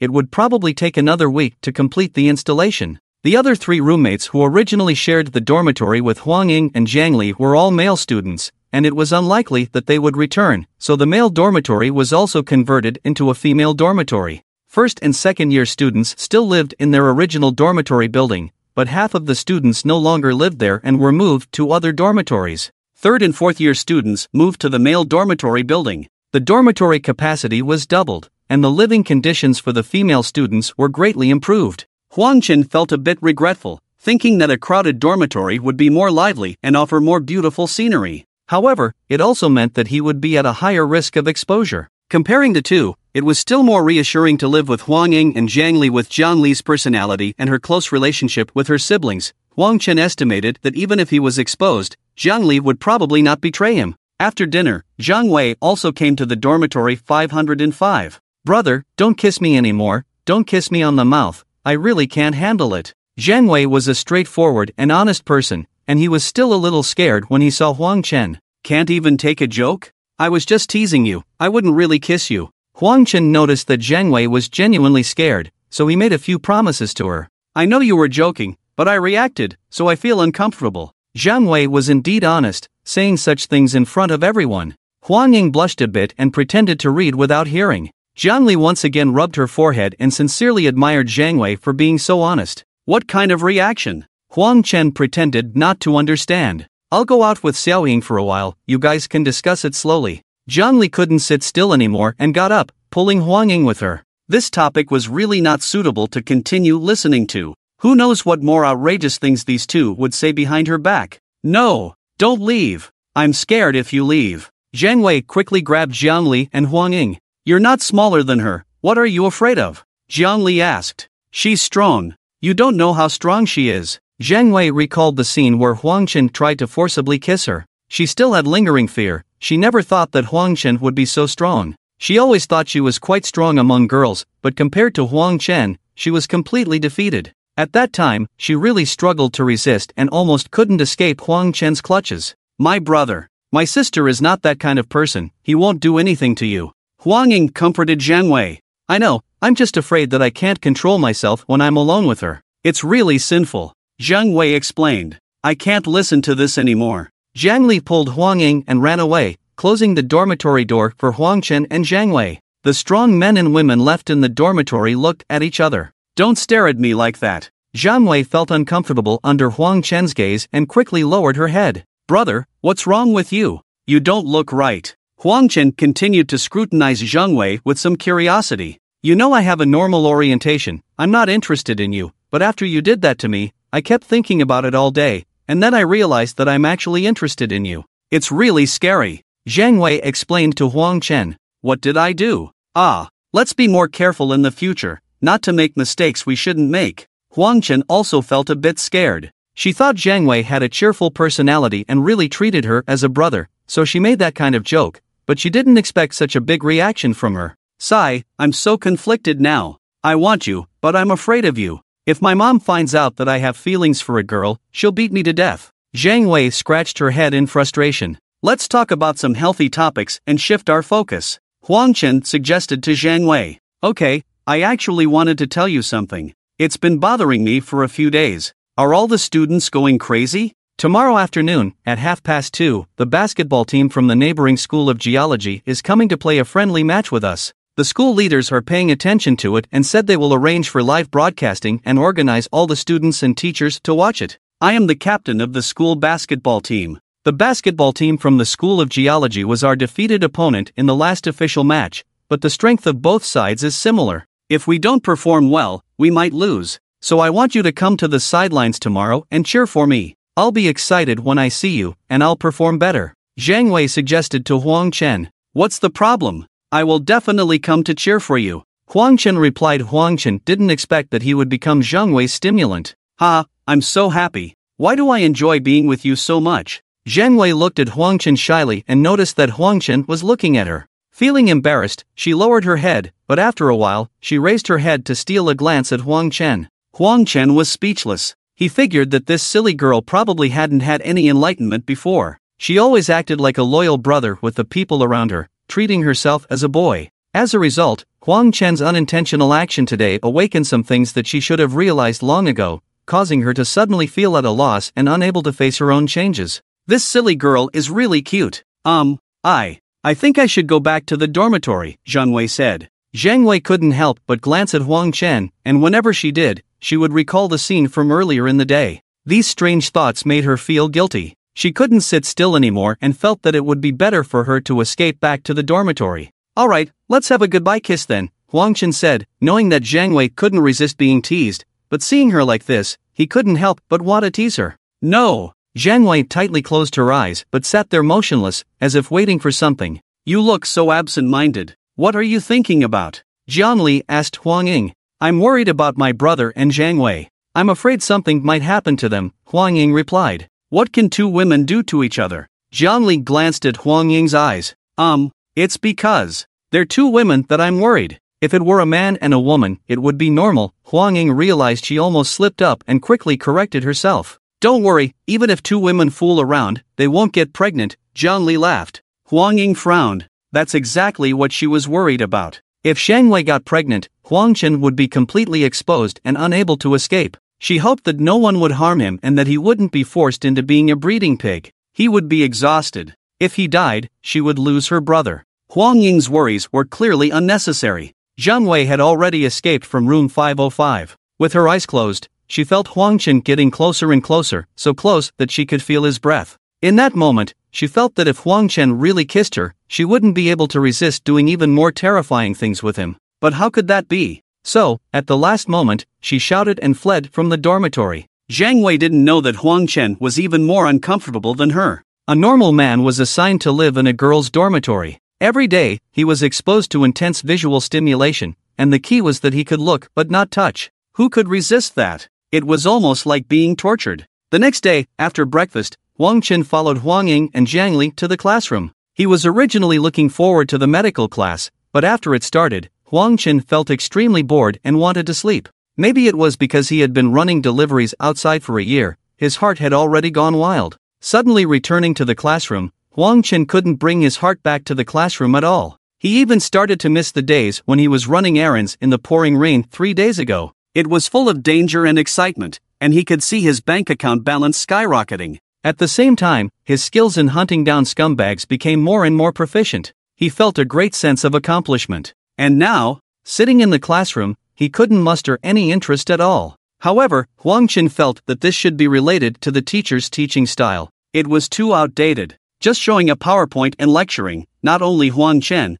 but even some of the girls were yawning non-stop. If Huang Chen were to teach this class, he would have many ways to make the students interested. He would add more interaction. For example, classmates, today we are going to learn about the structure of the human body. Because all men have become scumbags and died off, starting today, we don't need to learn about the disgusting male anatomy anymore. We just need to learn about the female anatomy. Now, everyone please take off your clothes and let your classmates help you identify the names of each part of the body, especially the external features of the urinary system. That part will be on the test. Huang Chen, come up here and draw these external features. Can't draw? How did the teacher teach you before? Alright, let me show you again. just follow along and draw. Hey, sis, class is over, stop sleeping. Huang Ying's voice came through. Ha! Huang Chen woke up and realized that the female teacher had already left. It was such a pity. The teacher was about to personally demonstrate it to him, but he was interrupted by Huang Ying.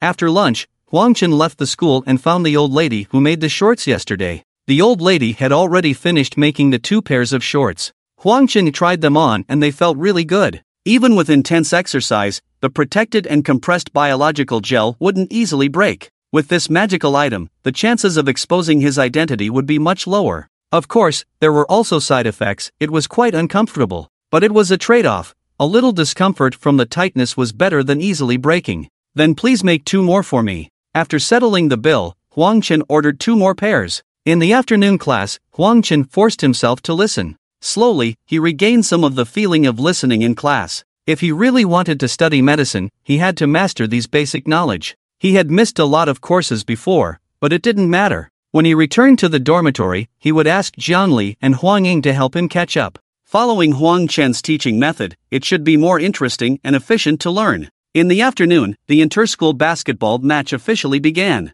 This was also the first large-scale collective activity of the school after the heavy rain disaster. The school leaders attached great importance to it and personally came to the scene, even organizing cheerleaders. The Geological University team also had school leaders leading the team. The leaders from both sides gathered together, joking and laughing, appearing very friendly. But in their words, no one wanted to lose this game. In the previous University Basketball League last semester, the Geological University women's basketball team lost to the Medical College women's basketball team. Today, they took the initiative to challenge, wanting to avenge last year's defeat. Come on, we will definitely win today. Huang Chen went to cheer up Zhang Wei, who was changing into her sports uniform. With you cheering for me, we will definitely win today. Zhang Wei pretended to be bold and gave Huang Chen a punch, but her gaze towards Huang Chen was clearly a bit evasive. Or rather, shy. I didn't expect such a big girl to be shy. Huang Chen found it quite amusing and couldn't help but tease Zhang Wei. Considering the influence in public, he didn't take any specific actions. After the leaders from both sides had a conversation, the game officially began. As soon as the game started, Zhang Wei felt that the situation was not good. Among the freshmen at the Geological University this year, there was actually a 193-meter tall giant, 10 centimeters taller than Zhang Wei. In addition to the original 181-meter tall center of the Geological University, the 2 of them completely controlled Zhang Wei, and she couldn't get any support from her teammates. Before the arrival of this 193-meter tall giant, Zhang Wei's strength overwhelmed the 181-meter tall center of the Geological University, but now with the opponent's double center tactics, her 2 fists were no match for their 4 legs. Despite Huang Chen's cheering, Zhang Wei played above her level, but at the end of the first half, they were still 10 points behind the opponent. Judging from the situation on the court, it was almost impossible to make a comeback in the second half. Sigh. It's really embarrassing. I wanted to show off in front of you. I didn't expect to lose so miserably during halftime. Zhang Wei's head drooped, looking disappointed. The leaders of the medical college also had unpleasant expressions. After all, they were the hosts, playing at home, and yet they lost to the Geological University team. The leaders of the Geological University team, on the other hand, were beaming with pride. You did your best, don't worry about winning or losing, just focus on doing your best, Huang Chen comforted Zhang Wei. I don't want to lose. I must defeat them. They only managed to suppress me with their double center forward tactics, right? If they only field 1 forward at a time, neither of them can match me. Zhang Wei was not convinced. Just then, a girl from the cheerleading squad of the medical college suddenly ran over.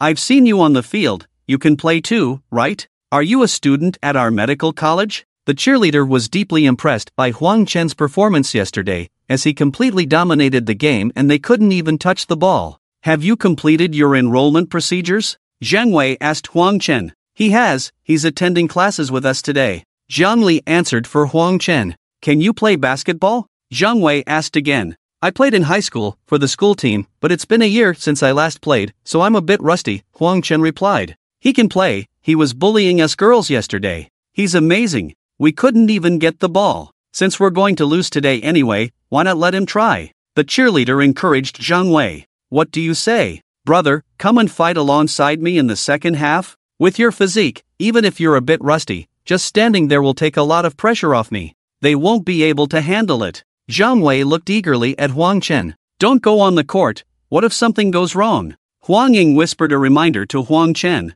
If Huang Chen went on, it wouldn't matter if the medical college didn't win. But if they did win, the other side might focus their anger on him. They might insist on saying he's a man, or when there's physical contact, they might feel that he's a man. Huang Chen initially didn't want to participate in this kind of competition because he was worried about something going wrong. But when Huang Ying mentioned it, he remembered that he was wearing the special anti-accident pants that his grandmother had made for him. They were so tight that he wouldn't have any accidents no matter how he moved. Why not just go and have some fun? Looking at Zhang Wei like this, if they really lost today, he might cry. They were good brothers, and Huang Chen couldn't just watch him being bullied, right? I don't have sports clothes. Huang Chen shrugged. I have several sets in my dorm. You're only 1 or 2 centimeters taller than me, you can wear mine. And, little cutie, take her to our dorm to get a set of my sports clothes. They're in the bedside cabinet, the same set I'm wearing today, and there are basketball shoes too. Don't get it wrong. Hurry up.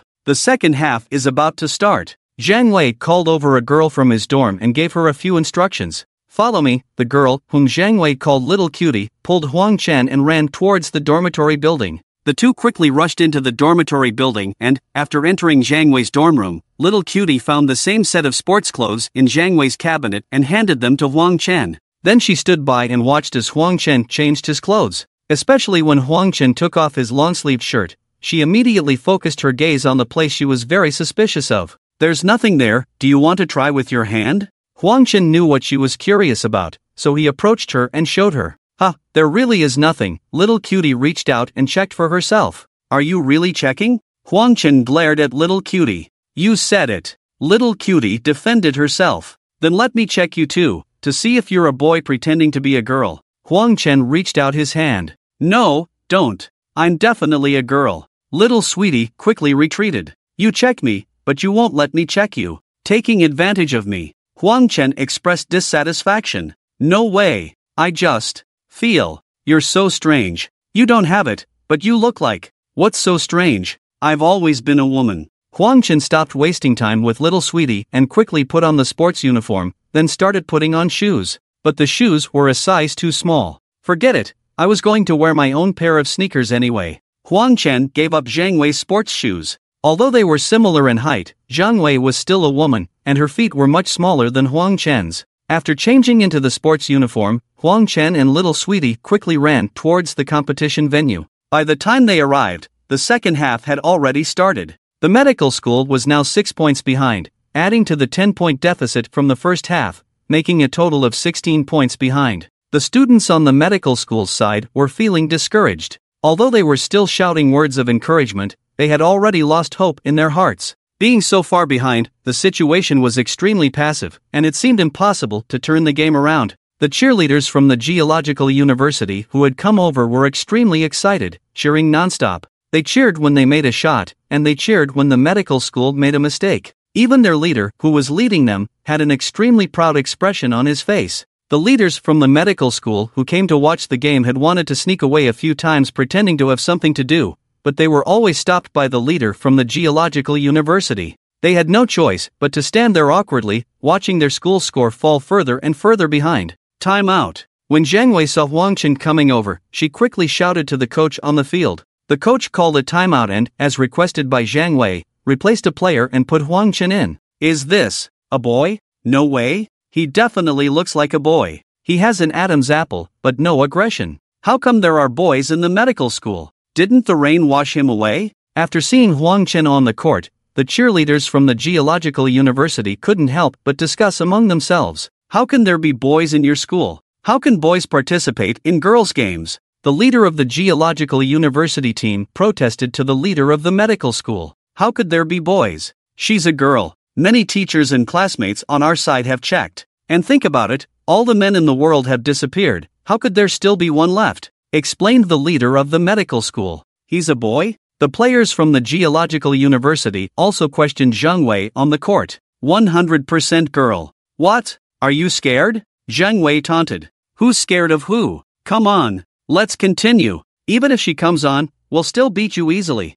If we lose, you guys have to treat us to drinks tonight. The players from the Geological University were leading by a lot of points and felt that they wouldn't lose today no matter what. However, after they started playing, the players from the Geological University quickly realized that something was wrong. This is clearly a boy, right? He couldn't be beaten in collisions, he couldn't jump as high as him, his speed and reaction were faster than him. There was no way to play against him. Zhang Wei, who had been completely suppressed in the first half, came back to life after sharing the pressure with Huang Chen. She didn't need Huang Chen to take too many shots, she quickly scored one after another to catch up in the score. With Huang Chen's solid defense and Zhang Wei's cooperation, the two opposing centers were completely suppressed. They couldn't make shots and couldn't grab rebounds. They could only watch as the score got closer and then surpass them. The students from the medical school cheered, and the leaders were proud and beaming. The cheerleaders from the Geological University were completely deflated, and the leader's face became extremely ugly. The medical school is cheating. We demand to check him. He's definitely a boy. We can't play this ball. Taking advantage of the timeout, the players from the Geological University protested to the two leaders watching the game. She's really a girl, explained the leader from the medical college. Who would believe that? The leaders and players from the Geological University shook their heads. Unable to do anything, the leader from the medical college, after consulting Huang Chen, decided to have the players from the Geological University go to the nearby restroom to examine Huang Chen and determine whether he was male or female. No need to go to the restroom. Whoever doubts, just come and check. After all, there are only girls here and no other men.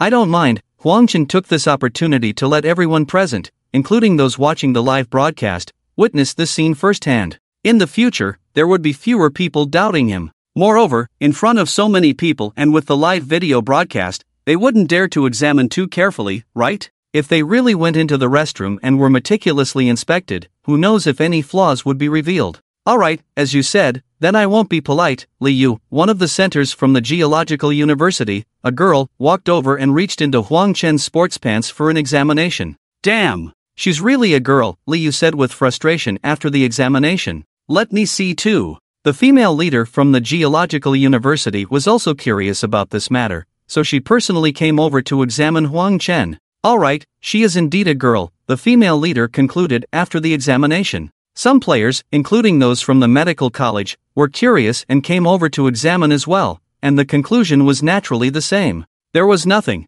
so she was definitely a girl. Anyone else who doesn't believe it? Huang Chen looked around at the players. No one came over to check anymore. After all, the female leader from the Geological University and their players, the ones who doubted Huang Chen the most, no longer doubted. So there shouldn't be any problem. What surprised everyone was that after asking, Zhang Wei walked over to Huang Chen. He repeatedly and carefully examined inside his sports pants, taking longer than the players from the other side. The audience below all had strange expressions as they watched the two of them. Is that enough? Huang Chen reminded Zhang Wei somewhat helplessly. Is he addicted to this? Ahem. It's really amazing. I won't doubt it until I personally check. Zhang Wei awkwardly smiled. She had never personally examined him before. What did you do to me? I have to return the favor exactly the same way, Huang Chen reminded Zhang Wei.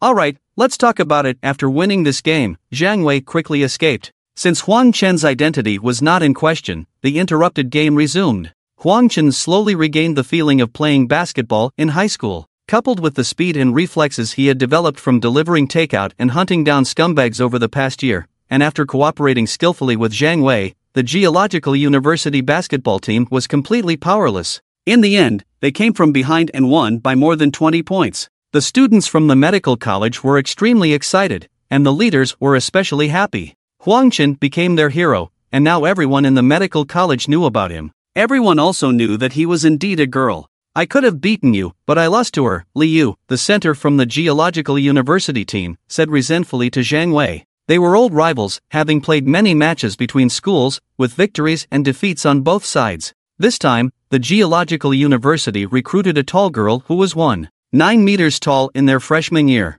Li Yu thought she could easily suppress Zhang Wei, but she didn't expect that the medical college's freshman year also brought in a strong player. Although her height was similar to Li Yu's and not as tall as the 1.9-meter girl, her ability to compete was incredibly strong. She was also so agile, making it difficult for them to defend against her. With Huang Chen around, the Geological University basketball team in the coming years would never be able to turn the tables. You also brought in reinforcements, didn't you? Without help, you can't beat me. If you want to find help, go ahead, but even with help, you still won't be able to beat me. Zhang Wei was very proud. Alright, you're impressive. Let's go, let's have a drink together tonight. We lost today, so I'll treat. Although they were opponents on the court, Li Yu and Zhang Wei were good friends off the court. Both of their families were in business and were wealthy. They even made a few deals together because of their relationship. It was normal for them to invite each other for drinks after a match. Today, Li Yu lost, so it was natural for her to treat.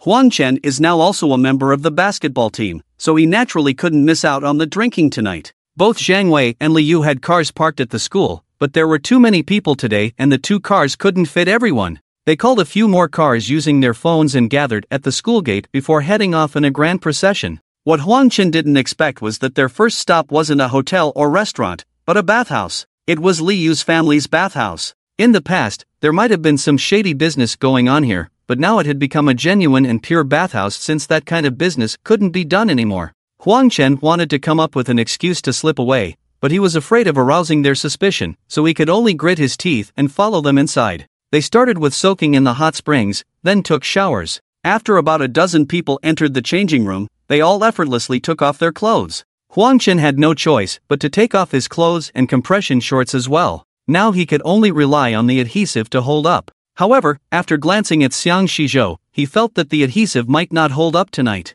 When Huang Chen looked at the others, they all looked back at him. After all, during the match, they had only checked and hadn't seen it with their own eyes, so there were still some uncertainties. Now that they had seen it with their own eyes, they confirmed that Huang Chen was indeed the same as them. With nothing there, he definitely couldn't be a boy. However, Zhang Wei's eyes seemed to be slightly disappointed, and only she knew what she was disappointed about. Let's go in. Li Yu called out to everyone, and the others followed her to the hot spring pool. Huang Chen walked behind them and took a look ahead, feeling his heart pounding. This was not good. If he really soaked in the hot spring with them tonight, something bad might happen. How could he come up with an excuse to escape? Although he thought this in his mind, Huang Chen still involuntarily followed Zhang Wei and the others into the pool. Seeing the girls sitting around the pool with their legs open, Huang Chen took a deep breath. Tonight's situation, even the Tao Te Ching might not be able to save him. Please don't fail now. No, it's too late. What should he do? Huang Chen quickly sat in the pool, hugged his knees, and forcefully suppressed the adhesive. The adhesive got wet, and he melted. It's over, completely over. He got out. Is this your first time soaking in a hot spring? Li Yu asked Huang Chen. Yes, Huang Chen nodded. It was his first time soaking in a hot spring with so many girls, and in such an open manner. Relax a bit, don't be so nervous, Li Yu smiled at Huang Chen. You'll get used to it after a few times. Yu Jie often treats us to hot springs. Don't hold your body so tightly, it's more comfortable to lie down. Yes, lie down, stretch your legs, just like us. The other girls saw Huang Chen so nervous and tried to comfort him all at once. Of course, Huang Chen couldn't listen to them. If he listened to them, he would be done for. I'm fine, I just have a bit of stomachache. Maybe it's that time of the month, a massage will do. Huang Chen explained to the girls. Oh, the girls all expressed their understanding. In the future, without men, we might experience this pain more often. Yes, I used to have pain every month, but it might get worse in the future. You guys are in so much pain, I suggest you go get a checkup, find Dr. Yang, get targeted treatment, and the pain will go away quickly. I haven't opened yet, how can I do this kind of checkup? You haven't opened? Who would believe that? The girls' topic was diverted, and they started talking all at once. Huang Chen pretended to rub her stomach and legs, admiring the scenery in front of her, and adjusted herself to a sage mode. Now she could finally hide better. Just don't spread her legs casually. The process of adjusting just now made the hot spring pool a bit dirty. I wonder if it will cause them to get pregnant. It shouldn't, right? No, my stomach still hurts a bit, I need to go to the bathroom. Huang Chen found an opportunity to whisper a few words to Zhang Wei, then quickly left the hot spring pool, bent over and pretended to hold her stomach, and ran to the changing room. Are you okay? Zhang Wei thought about getting up to accompany Huang Chen, but felt that it was dangerous to be alone with her, afraid that she couldn't control herself, so hesitated and didn't chase after her. I'm fine, you guys go ahead,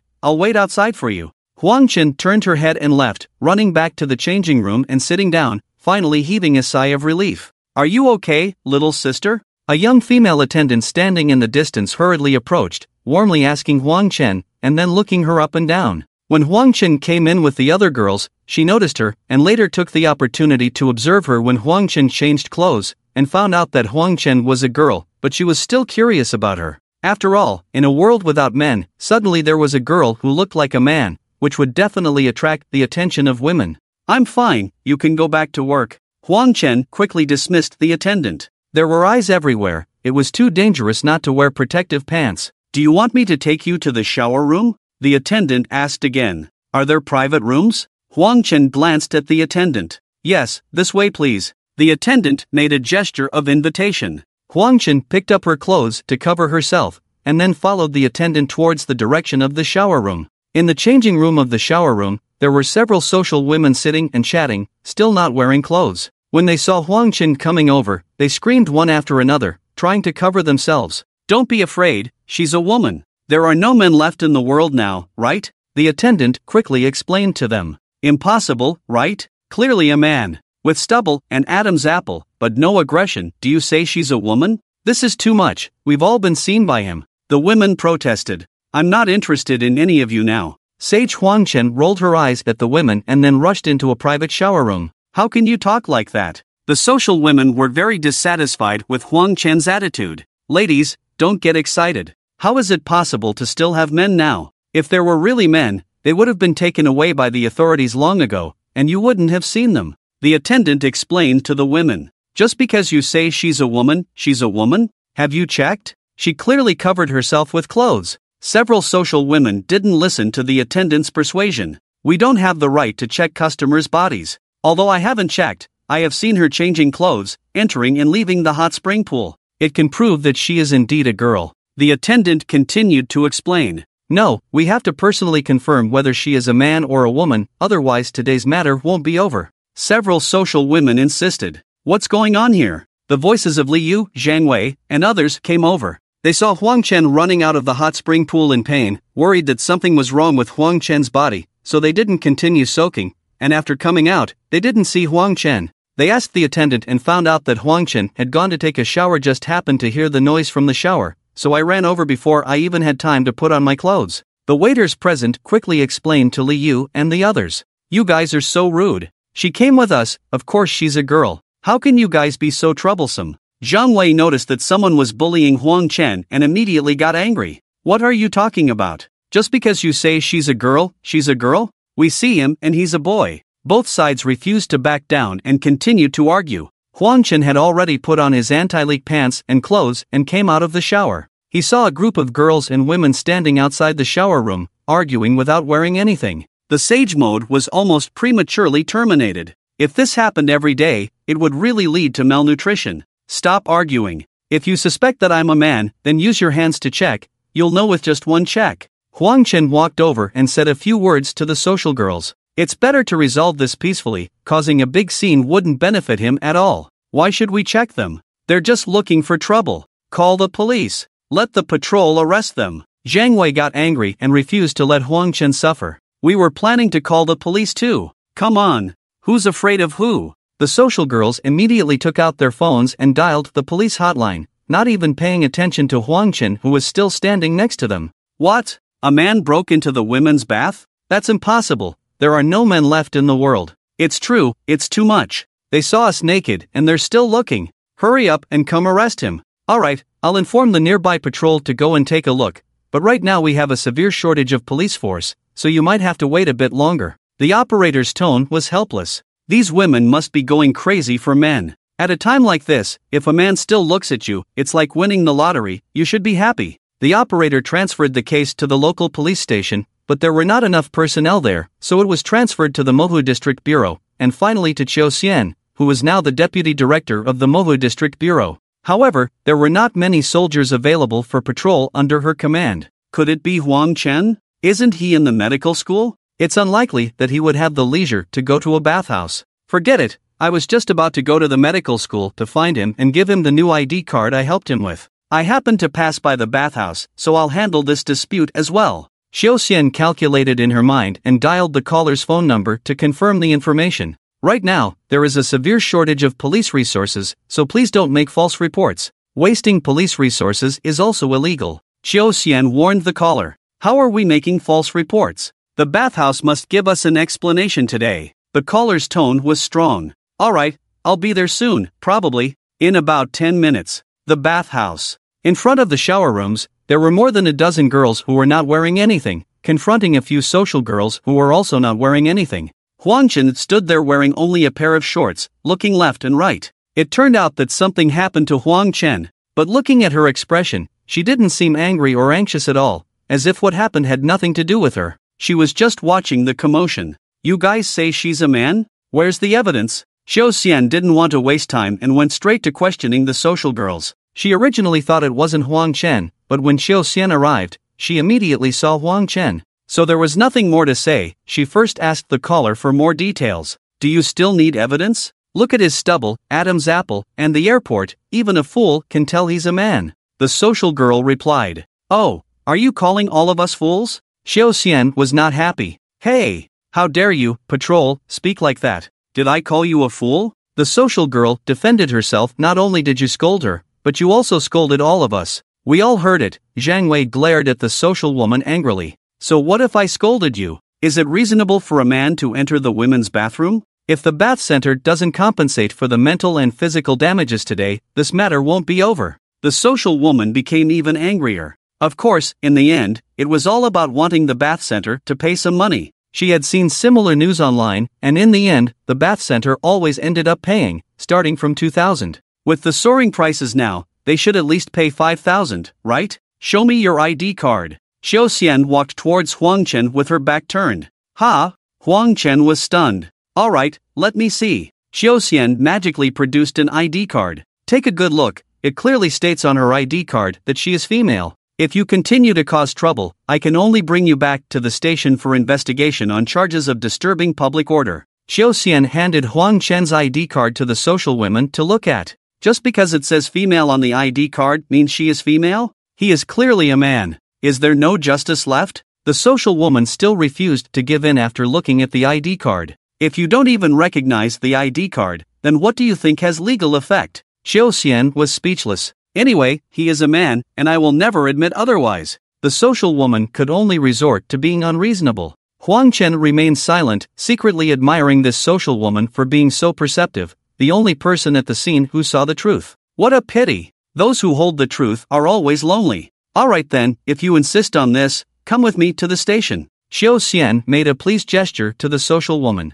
What about him? The social woman pointed at Huang Chen. What does it have to do with her? Xiao Xian retorted. He clearly intruded into the women's bathroom and saw us. Why don't you take her away, but instead take us? The social woman became even more displeased. What's the problem with a woman entering the women's bathroom? Why should I take her away? I warn you, if you continue to cause trouble like this, you will be suspected of provocation and disturbance. The police force is very tight after the disaster, and your situation will be severely punished. Xiao Xian's face turned serious. The social woman's companions tried to persuade her, and she realized that she wouldn't gain any advantage by continuing this matter. In the end, she could only leave with a few harsh words. Thank you, Xiao's sister. Huang Chen expressed his gratitude to Xiao Xian. I am just enforcing the law impartially, there's no need to thank me. I was actually planning to go to the medical school to find you and return your ID card, but I didn't expect to find you here. Xiao Xian said a few words to Huang Chen, then glanced at the dozen or so girls who were not wearing clothes. Xiao's sister, you're busy, we're going to take a shower. Zhang Wei and the other dozen girls suddenly felt that it was a bit inappropriate to stand like this. It seemed that after knowing there were no men in the world, there wasn't such a big psychological burden to not wear clothes. It was quite refreshing. No wonder men used to like going shirtless in the summer. After the girls entered the shower room, Huang Chen put on his clothes and sat down on the sofa in the lobby with Xiao Xian. Meetings, all kinds of meetings, finally finished. I can finally take a breath. Xiao Xian sighed. Xiao's sister, you're really hard-working, attending meetings and personally going on patrol? Huang Chen asked. I've been promoted, I'm now the deputy bureau. A rocket-like promotion. Unfortunately, I don't have any subordinates. Xiao Xian self-deprecatingly said. Xiao's sister, with your abilities, you should be promoted to the city bureau and be in charge of public security for the whole city. Huang Chen laughed. What are your plans now? Xiao Xian asked Huang Chen.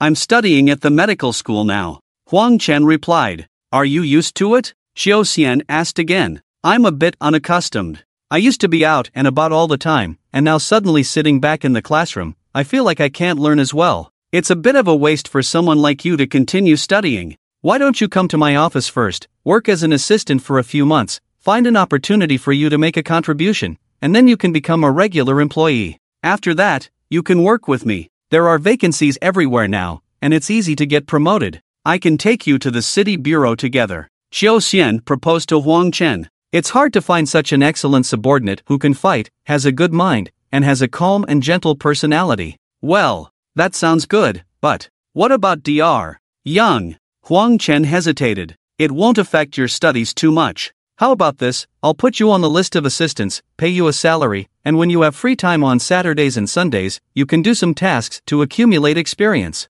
Then it will be easier to find an opportunity for you to make a contribution. Xiao Xian suggested to Huang Chen. Xiao Xian is currently a deputy bureau, but she is also responsible for recruiting assistants. It's hard to find suitable candidates these days. Moreover, Xiao Xian doesn't have much confidence in Huang Chen's studies. Who knows when the next rain will come? It is estimated that these students will not be able to study for a few days and will have to go to shelters. According to some powerful people, the next rain may be even more terrifying. The last rain was just some dark rain mixed with black rain. The next rain might be all black rain. Keeping Huang Chen by her side can continue to guide and train her, so that she can grow up quickly. It's the end of the world, why waste time learning things from textbooks? Since Sister Chiu said so, I can't refuse. Just put me on the list. Anyway, I don't have anything to do on weekday nights and Saturdays and Sundays. If Sister Chiu needs me, just contact me anytime. Huang Chen thought for a moment and agreed to Xiao Xian. With this identity protection, he can be more confident when facing doubts from others.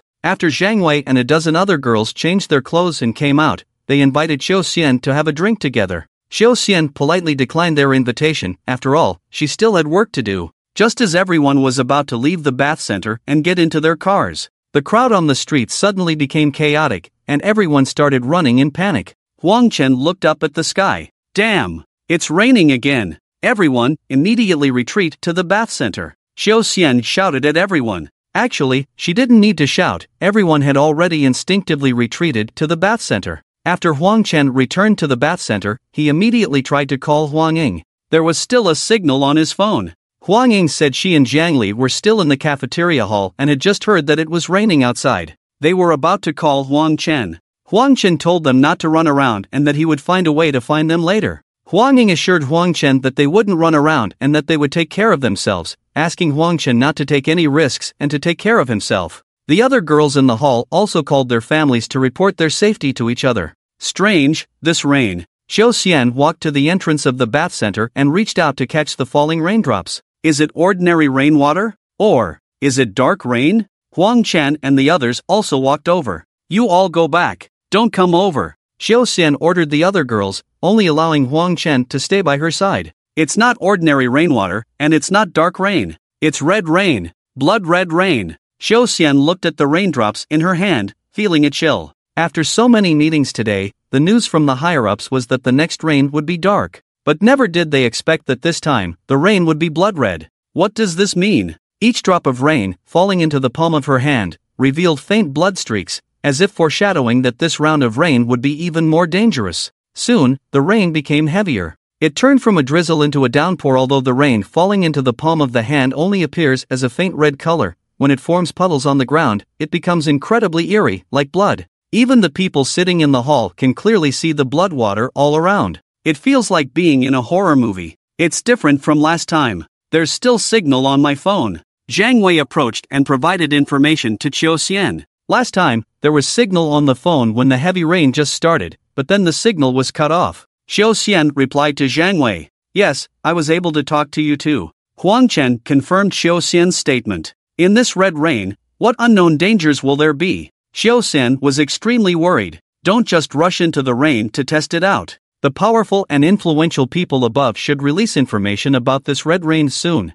Huang Chen persuaded Xiao Xian. Huang Chen was very worried about Xiao Xian, a person with faith, sacrificing herself for some noble goal. I won't be that foolish. Let's go back first. I'll make a few calls to inquire about the situation. Xiao Xian pulled Huang Chen back into the hall. Xiao Xian made a phone call. Huang Chen's phone also rang. It was Huang Ying calling. Brother, are you okay? This rain is different. It's blood rain. I don't know what dangers there will be, but it's definitely very dangerous. We'll be safe in the cafeteria. If the phone signal is cut off, don't come into the heavy rain. Huang Ying explained to Huang Chen. I'm with Qiu Jia, and Zhang Wei and the others are with us. I won't be that foolish. Take care of yourself and don't separate from Xiaoli. Listen to her opinions if anything happens. She's smart, I believe she can protect you. Huang Chen replied to Huang Ying. I will protect Xiaoying. After the phone signal is cut off, don't be foolish and come looking for us. It's most important to protect yourself.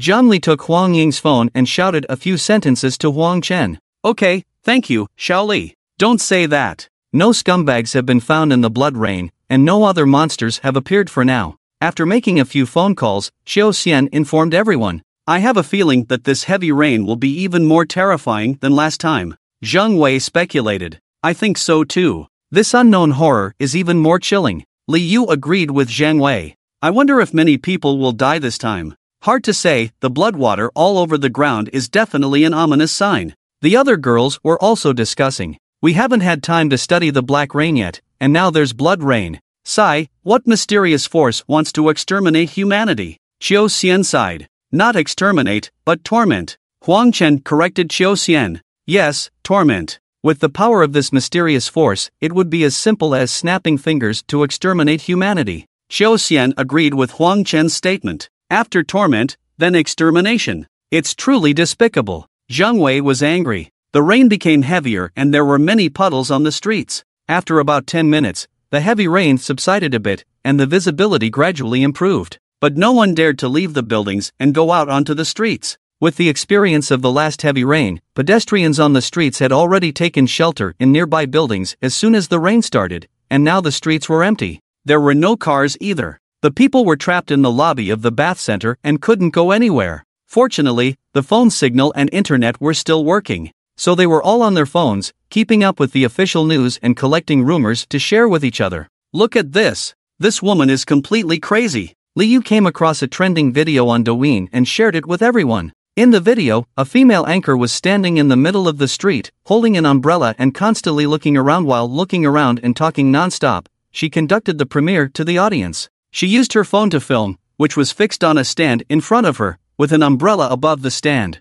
The number of viewers in the premiere room grew rapidly, quickly reaching tens of thousands, then 20,000, 30,000. In just a few minutes, it surpassed 100,000 and continued to increase crazily. At this moment, nothing could attract more traffic than this premiere. Hey guys, I've been standing in the rain for over 10 minutes. I might die at any moment. Follow me, like me, join my fan club, and don't hold back on the rockets. Give me all you've got. She's willing to risk her life for traffic. Xiu Xian was speechless. Isn't this how premieres in the industry are? Zhang Wei mocked. For some reason, everyone who looked at this premiere room felt a chilling sensation. This was a death premiere. Because no one knew in what gruesome way the girl in the video would die in the next moment. It was highly unlikely that she would be bitten to death by a scumbag. If it were a scumbag, based on past experiences, the scumbag would have shown up already. It's been 20 minutes. I'm still alive. Ha ha ha. Am I the bravest person in the world?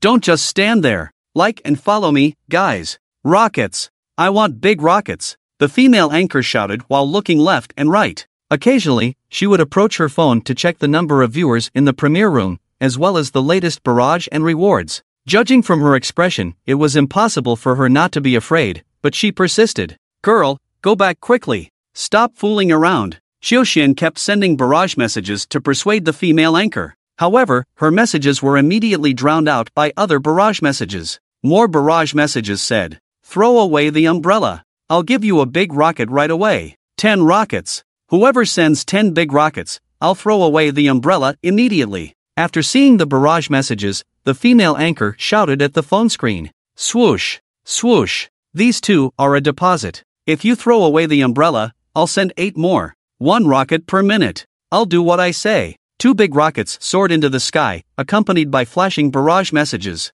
Thanks for the support, guys. The female anchor looked at the phone screen, hesitated for a moment, and actually threw away the umbrella in her hand. No, I have to stop her. Xiu Xian looked at the crazy premiere room and made a phone call to the police and the premiere platform, asking them to immediately cut off the signal of this female anchor's premiere. But it wasn't that easy. The premiere platform relied on traffic to survive. With such a large influx of traffic, they wouldn't easily cut off their source of income. They would definitely use technical reasons to evade responsibility. Moreover, where did this female anchor violate the rules? Did she undress? Did she expose herself? Or did she tell dirty jokes? You can't just shut down someone's premiere room casually, right? So, the premiere continued. The female anchor looked around the premiere room again and reached out to catch some blood-red rainwater. Feeling that it wasn't corrosive, after a while, she gritted her teeth and actually threw away the umbrella in her hand. The viewers couldn't help but exclaim at the sight. The blood-red rainwater poured down on the female anchor's head, face, and body, making her look quite terrifying.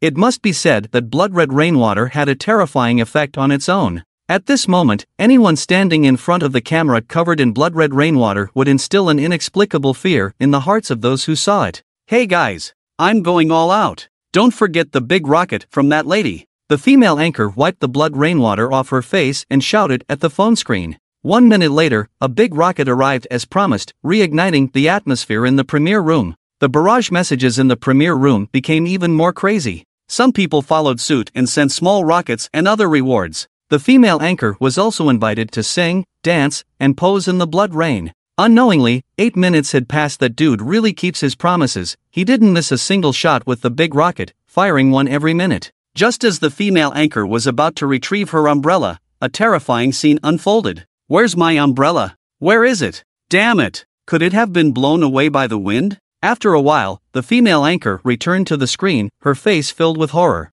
Guys, I feel something's not right with my body. In addition to fear, her face also showed discomfort, as if she wanted to vomit. Could you be pregnant? Yeah, there are no men now. Maybe this blood rain is for helping women get pregnant. The river of mother and child from Journey to the West? Haha, I think it's an alien. It'll suddenly burst out of her belly. That's too cliché. I think she'll turn into a man later, with golden fingers all over her body. I really want a man's golden fingers. Damn, it's like a welfare for us. Various playful comments appeared in the barrage. Guys, I've noticed. I don't have full control over my body anymore. The female anchor trembled all over, her eyes gradually rolling back. Seeing this, the first broadcast room gradually fell silent. My hands! My hands! The female anchor in front of the camera looked even more terrified, as if she was trying to stop her own hands, but her hands still lifted uncontrollably. What was even more terrifying and unbelievable was that there was a small knife in her right hand, which she didn't know when it appeared. A very sharp knife. No! No! The female anchor screamed loudly. In the camera, her left hand reached towards her neck, her fingers clasping her chin, and then she struggled to lift it up. The hand holding the knife slowly approached her stretched neck. Save me! I don't want to die. Who will save me? The female anchor cried out loudly, her hands trembling irregularly. It was clear that she was desperately resisting with her last will and the mysterious power in the blood rain. This is too much. A living life. Why hasn't the live platform cut off the signal? Jiuxian shouted into the phone while looking at Huang Chen's mobile screen. Ah! Accompanied by an extremely piercing scream. On the mobile screen, the female anchor burst into laughter, laughing so hard that she bent over. Are you all scared by my performance? Scared to the point that there's no barrage? Look at how timid you all are. The people watching the live broadcast finally understood at this moment. Oh, so the terrifying scene just now was all deliberately acted by the female anchor? Just playing with everyone? Guys, did you enjoy it? If you did, send a few more rockets. Since I put so much effort into today's performance, how about leaving a follow, a like, and then leaving? The female anchor shook off the blood rainwater from her hair and continued to cheerfully host the live broadcast in front of the camera. Seeing all this, Jiuxian's face turned pale with anger. The others present were also speechless. Hey! The performance was so exciting. Don't leave, guys. There's even more exciting stuff coming up. I was just playing with you earlier, setting the atmosphere. How about I sing a song for everyone? Seeing the number of viewers in the live broadcast room suddenly decrease by tens of thousands, the female anchor couldn't help but feel anxious. Two little babies. They're on the phone. Hey, hey, hey. Where are you? After saying that, the female anchor actually started singing. Stop singing. It's behind you. Quick, look behind you. Behind you. The live broadcast room suddenly filled with a large number of barrage messages, all telling the female anchor to look behind her. What's behind me? The female anchor was truly scared this time, wanting to look behind her but also afraid to do so. Watching the premiere, Huang Chen, Zhang Wei, and others naturally saw everything through the premiere footage. A person slowly walked out from the blood rain behind the female anchor. With her head down and long hair hanging in front of her body, the white clothes she was wearing had already been soaked through by the blood-red rainwater. "Here we go again. So boring," Zheng Wei complained. "Yeah, after the commotion she caused earlier, I don't even know if this scene is real or fake anymore. It doesn't feel as terrifying anyway," Liu agreed with Zhang Wei. "What exactly is behind me? Can you guys tell me? Is it a scumbag? Did he notice me?" The female anchor wanted to look back, but halfway through turning her head, she turned it back and stood still in place, not daring to move. "It's a ghost, a female ghost, a white-clothed female ghost, and now she's about to become a red-clothed female ghost," a barrage message answered the female anchor. "Who are you kidding? How can there be ghosts in broad daylight? Even if there are ghosts, they only come out at night, right?" After seeing this barrage message, the female anchor didn't seem to be afraid anymore. While she was talking to the camera, that thing behind her was still approaching her step by step in the pouring blood rain. Finally, that thing reached the female anchor's back. The female anchor trembled all over, turned her head to look at that thing. That thing pushed aside the hair hanging in front of its head, shook it to the sides, and made a very sinister expression towards the phone screen. "Let me introduce you all, this is my little sister, and together we are called the mischievous duo." The female anchor instantly regained her energy and happily introduced to the audience in front of the screen. "A pair of rotten people. So boring. What a waste of my time. Why isn't there a scumbag coming out to take care of these two idiots?" Liu, Zhang Wei, and others all complained, then exited the live broadcast room. "Is this blood rain really okay?" Xiao Xian looked at the live broadcast on Huang Chen's phone screen with a somewhat puzzled expression. Could it be that they set up the background themselves?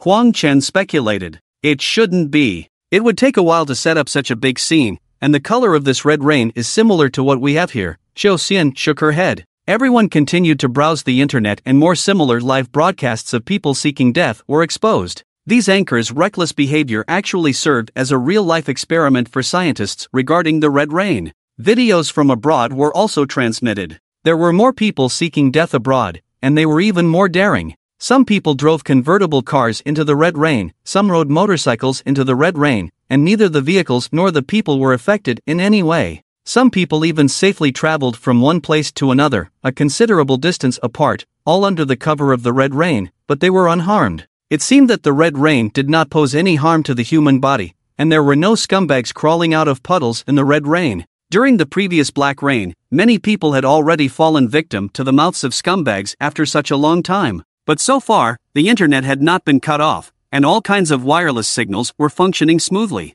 and there were no reports of casualties. It was already past 9 o'clock in the evening, and the red rain had been going on for several hours. There were still no reports of casualties from individual exposure to the red rain. What exactly the red rain meant was still unclear. Like the black rain, scientists were unable to analyze the composition of the red rain. However, the official announcement still advised people not to take risks and enter the red rain. The students trapped in the bathhouse were preparing to return to school. At Xiao Xian's suggestion, the students didn't take a taxi but instead went to the subway station next to the bathhouse, holding umbrellas together and taking the subway back to school. It was only 2 stops away by subway. Once they got off, they would be at the entrance of the medical school. Normally, at this time, there should be quite a few people taking the subway, but when the man disappeared, half of the passengers were gone, and because of the red rain, another large portion of the passengers were gone. So now there aren't many passengers on the subway, and there are only about 7 or 8 people sitting in each car.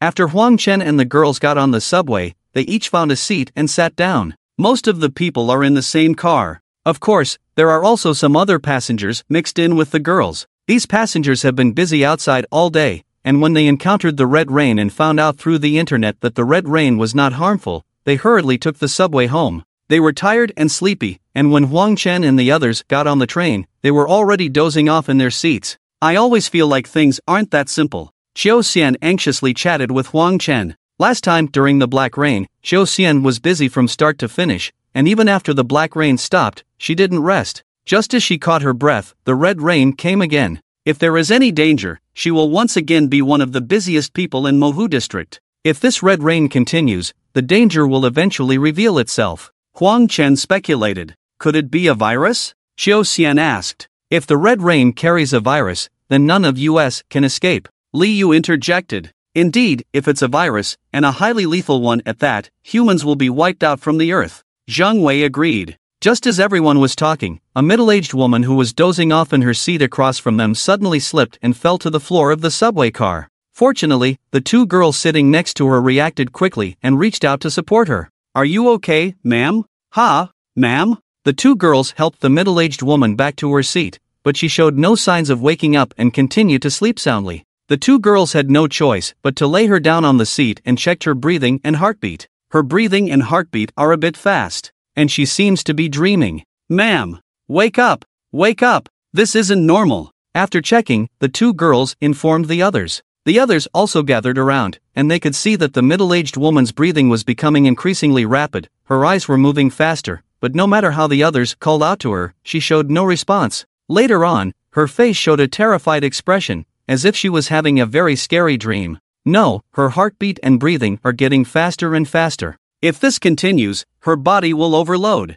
We need to get her to the hospital as soon as possible. After examining the middle-aged woman's condition, one of the girls informed the others of the current situation. The subway happened to arrive at a station at that moment, and upon hearing the commotion, subway staff rushed over. The students explained the middle-aged woman's urgent situation to them. After some discussion, the subway staff decided that in this situation, it would be better to go one more stop and get off at the medical school station. The medical school is an affiliated college of the People's Hospital, and the entrance of the medical school is right across from the entrance of the People's Hospital. It would be faster to take her to the People's Hospital from the exit of the People's Hospital than to carry her out of the subway and call for an ambulance. "I'm afraid she won't make it until then. She needs a sedative," one of the girls shouted. "Are you sure?" another girl questioned. "I just think that a sedative should be used at this time." "Where can we find a sedative here?" Everyone could see that the middle-aged woman's breathing was becoming more and more rapid, her face filled with fear. By checking her pulse, they could tell that her heartbeat had reached the limit of a normal human heartbeat. But at this moment, there was no better solution, they could only wait until the subway arrived at the next station. Lives were at stake, so the students called the People's Hospital in advance. The People's Hospital has also arranged medical staff to stand guard at the subway entrance, ready to send the person to the emergency room as soon as they are brought up. The middle-aged woman's face became increasingly distorted, showing extreme fear. She even opened her eyes, but showed no response to the calls of the crowd or the waving fingers in front of her eyes. After the middle-aged woman let out a few breaths, her body began to convulse uncontrollably. Then, she became completely still. "It's over, her heart has collapsed. Her pulse and breathing have suddenly stopped." The girl who was observing the middle-aged woman shouted, immediately starting to perform chest compressions and artificial respiration. "What's happening to her? Did she scare herself to death from her own dream?" Liu asked Zhang Wei, knowing that Zhang Wei studied medicine and would surely understand this better than her. "It seems so, but I don't know why we can't wake her up." Zhang Wei frowned. "Can a person really be scared to death?" Liu asked again. "Under normal circumstances, it shouldn't happen. The human brain has a self-protective mechanism in situations like this. If the nightmare is too terrifying, at most, the person will be awakened, not scared to death." "I've never heard of a case where someone couldn't wake up from a nightmare like her," answered Tian Lu, a female student from the medical school who was standing next to Zhang Wei. Huang Chen knew Tian Lu, she was the girl who had brought him to Zhang Wei earlier. The others liked to call her by a nickname that sounded similar to her name, Xiao Tianniu. "Can people really be scared to death by nightmares?" Liu asked again. "Normally, no. When a person is extremely frightened, the adrenal glands release a large amount of catecholamines, which can cause a rapid increase in heart rate and a rise in blood pressure. The oxygen consumption of the heart muscle increases dramatically, and the blood circulation violently impacts the heart, leading to myocardial fiber tearing, cardiac bleeding, sudden cardiac arrest, and then death," explained Tian Lu using professional terminology. Finally, the subway arrived at the station. Several medical staff were already waiting outside the train doors, and the girls assisted them in carrying the middle-aged woman onto a stretcher. They walked towards the elevator while continuing the cardiac resuscitation. However, even after being brought to the emergency room, they were unable to save her. Myocardial infarction, severe cardiac bleeding. When she was brought in, she was already gone, the doctor explained to the people waiting outside. Just then, 120 emergency personnel and the patient's family members rushed towards the emergency room, shouting and screaming. This time, it was a young woman in her 20s lying on the stretcher, her face filled with fear, her eyes rolling frantically, but she couldn't be awakened no matter what. Seeing her symptoms were almost identical to the middle-aged woman's, everyone present felt a chill. And they all thought of the same thing at the same time. Red rain. Red rain can cause people to have nightmares that they can't wake up from and then scare them to death in the nightmare. I suggest immediately issuing a notice, telling everyone not to sleep for now. Xiao Xian reported this situation to her superiors over the phone and gave a suggestion. The higher-ups already know and are studying countermeasures. It's not practical to tell everyone not to sleep for now. If there are further decisions from above, I will inform you immediately, replied the superior to Xiao Xian. Helpless, Xiao Xian could only spread the information in her WeChat group and ask people to forward it. Huang Chen also called Huang Ying and Zhang Li, telling them about the possibility of being scared to death by nightmares and advising them not to sleep for now. Almost at the same time, a large-scale nightmare death event occurred worldwide. In just 1 hour, the nightmare death event spread rapidly on the internet, with numerous rumors circulating. In the age of the internet, any news can be known worldwide in an instant. Based on the feedback from countries currently in the night time, not everyone who is sleeping will have nightmares and be scared to death. Only a small number of people are experiencing these symptoms. Moreover, it is not a specific group of people, and there seems to be no necessary connection with the red rain.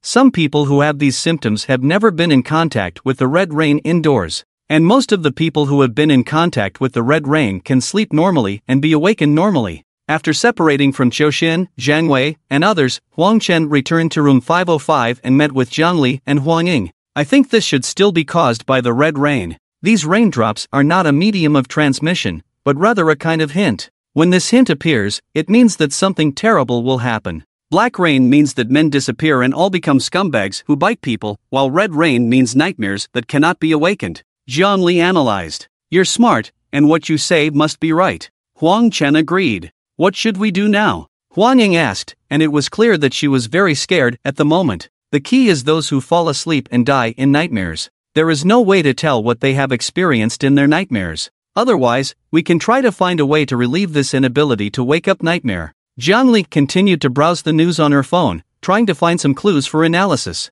That is a problem. Huang Chen nodded. Did you notice anything special when you saw that middle-aged woman having a nightmare and then dying? Zhang Li asked Huang Chen. No, she just seemed very scared. Huang Chen described in detail everything he could remember to Zhang Li. Anyway, until we figure out what's going on, let's not sleep for now. I happen to have an unopened can of instant coffee here. Let's drink coffee and chat tonight until there is an official and clear conclusion. Zhang Li took out the coffee and brewed a cup for each person. Not sleeping for a long time will definitely be unbearable. Huang Chen drank the coffee with some frustration. His sleep schedule has always been very regular. It's fine now, but after 11 o'clock, he will be very sleepy, and it will be difficult to stay awake then. The authorities should be discussing solutions, and there should be a notification coming down to tell us what to do. Zhang Li speculated. Zhang Li's guess was correct. At about 10:15 in the evening, the official announcement came through various media. The general idea was that currently, the scientific and medical communities have no clear explanation for the symptoms of being scared to death in nightmares,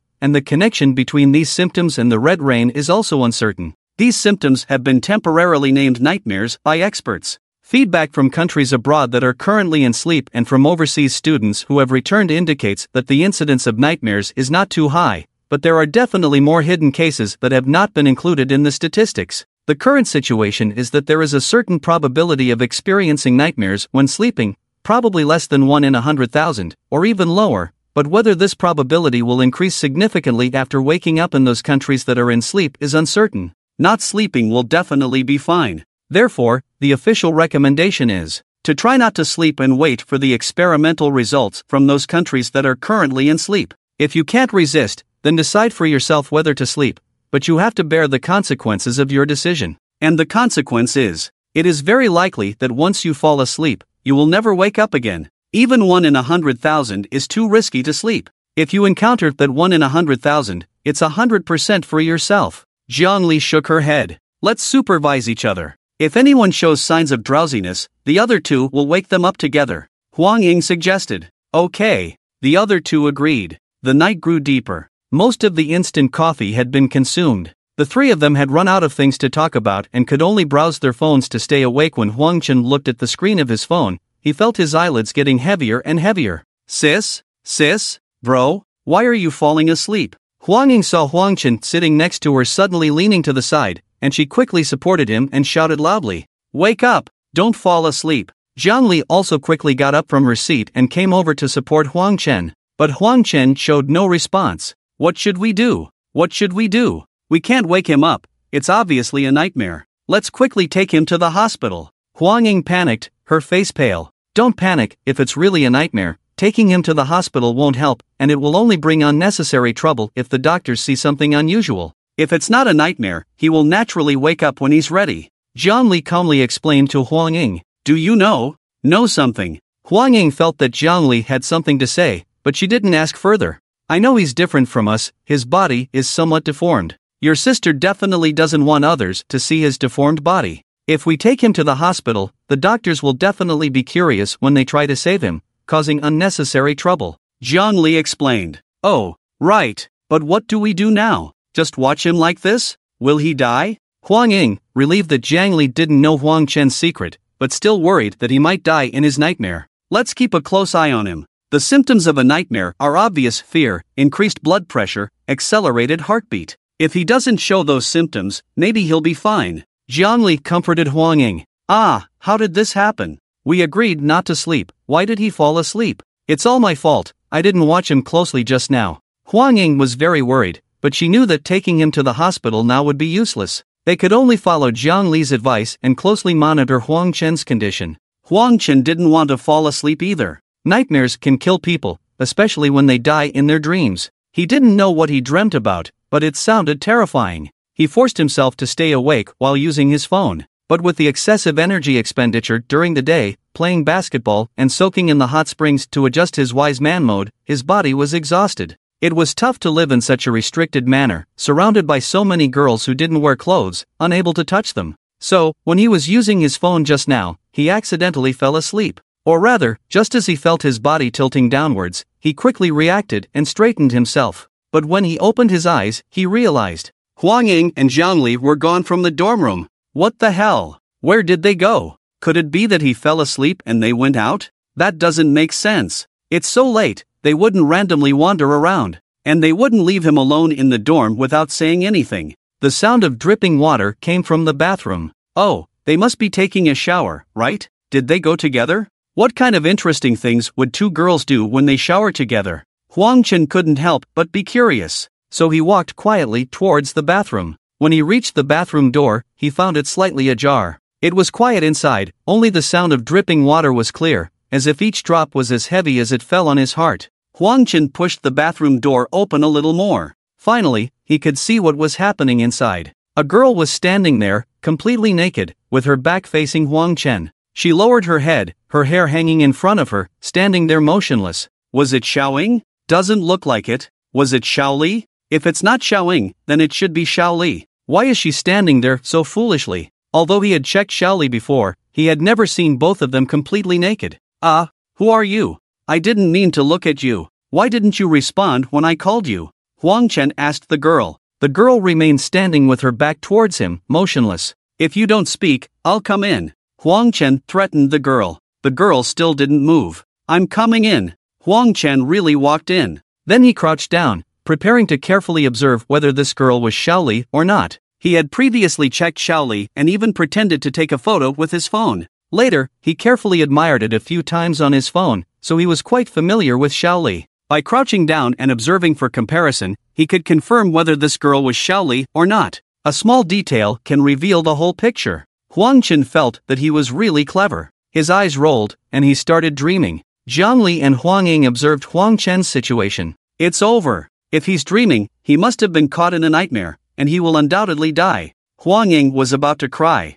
His symptoms don't seem like a nightmare. His heartbeat is slightly faster, but look at his happy and excited expression. It doesn't look like fear at all, completely different from the symptoms described online. Jiang Li explained to Huang Ying. Huang Ying also noticed that Huang Chen had a faint smile on his face, as if he was observing something of particular interest. This state definitely wasn't fear. This was strange. Could it be that he wasn't experiencing a nightmare? Then what was happening to him?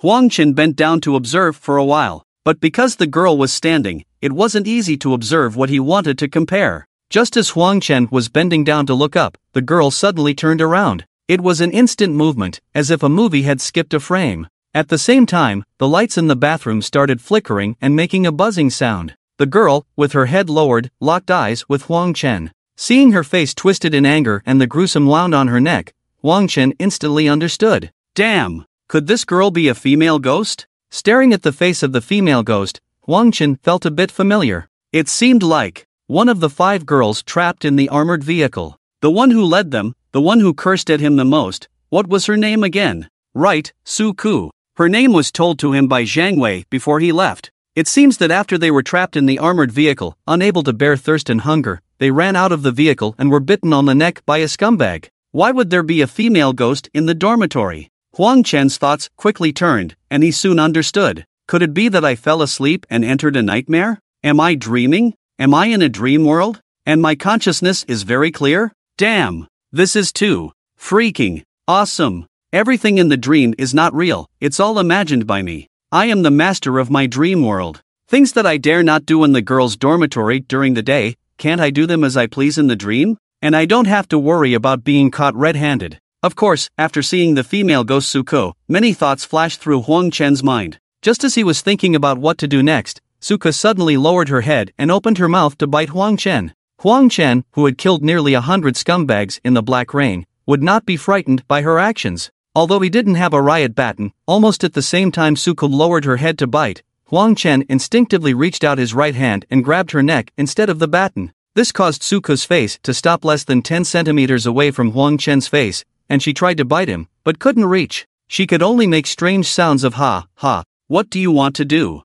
Do you want to kiss me? But don't show your teeth. Girls shouldn't be too proactive towards boys, and you must pay attention to your image at a time like this. Huang Chen's gaze instinctively moved downward. Oh, this girl may have a sharp tongue, but her figure is really good. Huang Chen's frivolous gaze seemed to make the female ghost Suku even more angry. She made a strange sound in her throat, kaka, and reached out her hands, trying to strangle Huang Chen's neck. Interesting. Huang Chen suddenly exerted force with his legs, instantly standing up from a crouching position. One hand still firmly held the female ghost Suku, pressing her against the wall with a thud. Do you know why you died? You weren't killed by me. It makes even less sense for you to come back as a ghost to seek revenge on me. You killed yourself. Don't mess with me. Do you think it was right to trick us into eating cookies? Honestly, I wasn't angry at all when you tricked us into eating the cookies. I even felt a bit sympathetic and understanding towards you. After all, you had been hungry for 2 days. Anyone would have a hard time enduring that. Moreover, when we asked you to come to the gym, we did promise to provide food. But where did you go wrong? You went wrong when, after tricking us into eating the cookies, you mocked us, calling us fools. Zhang Wei couldn't help but want to beat you up, but was stopped by Qiu Jie. At that time, not only Zhang Wei, even I, a good person, couldn't bear to watch anymore. And then you escalated things even further, jumping around and inciting the girls to resist Qiu Jie. We risked our lives to go out and find food for you, and this is how you repay us? Do you still think your death was unjust? Huang Chen tightly controlled the female ghost Suko with both hands and began to reason with her. Suko didn't seem to buy it. Her eyes widened, clearly reaching the peak of anger. She struggled with all her might and finally broke free from Huang Chen's grasp. One hand reached for Huang Chen's face, while the other went for his lower region. Ah, what do you call being unrepentant even in death? This is what it means to be unrepentant. Such strength. But I like it. Seeing that he couldn't control Suku anymore, Huang Chen used the agility he had honed from fighting with scumbag guys and hooked his leg, performing a body slam on Suku, pressing her down onto the floor of the bathroom. Suku became even more furious, scratching with her hands and kicking with her legs, trying to drive Huang Chen away from her. Why? It was clearly you who turned into a ghost and started bothering me, but now it seems like I'm the one actively bothering you. In that case, I'll be very interested. Huang Chen warned Suku, but Suku didn't seem to have any intention of stopping. Everything that happens next is because you forced me to. You will soon regret coming to seek revenge on me. My sister better not wake me up at this time. She interrupted my beautiful dream during class in the daytime, preventing me from seeing the teacher's demonstration. It seems like nightmares can't be woken up from, right? That's good. The most exciting part is about to come. His eyes are rolling faster and faster. Is he starting to have a nightmare? Is he really not going to die? Huang Ying pushed Huang Chen hard, but no matter how hard she pushed, she couldn't wake him up, making her even more worried. Doesn't he look anything like he's having a nightmare? I feel like he's having that kind of dream. Jiang Li observed Huang Chen's expression and analyzed. What kind of dream? Huang Ying didn't understand. The kind of dream you have in spring. Jiang Li replied. Ah, no way? Huang Ying subconsciously glanced at him. Indeed, something seemed off. The biological gel seemed to have. Huang Ying quickly pretended to push Huang Chen and reached out to press him. Unexpectedly, this action had the opposite effect. Even the old lady's anti-collapse device couldn't hold up anymore. Helpless, Huang Ying had to lie on top of Huang Chen to prevent Jiang Li from noticing anything unusual. I'm so sleepy, I can't hold on anymore. I'm going to wash my face with cold water. Keep an eye on him. If there are any bad changes, like if he becomes very scared or something, remember to call me. Jiang Li mentioned it to Huang Ying. Okay. Huang Ying felt relieved and watched Jiang Li's figure disappear into the bathroom. She quickly started helping Huang Chen tidy up, but she didn't know much about the anti-collapse equipment, so things continued to worsen.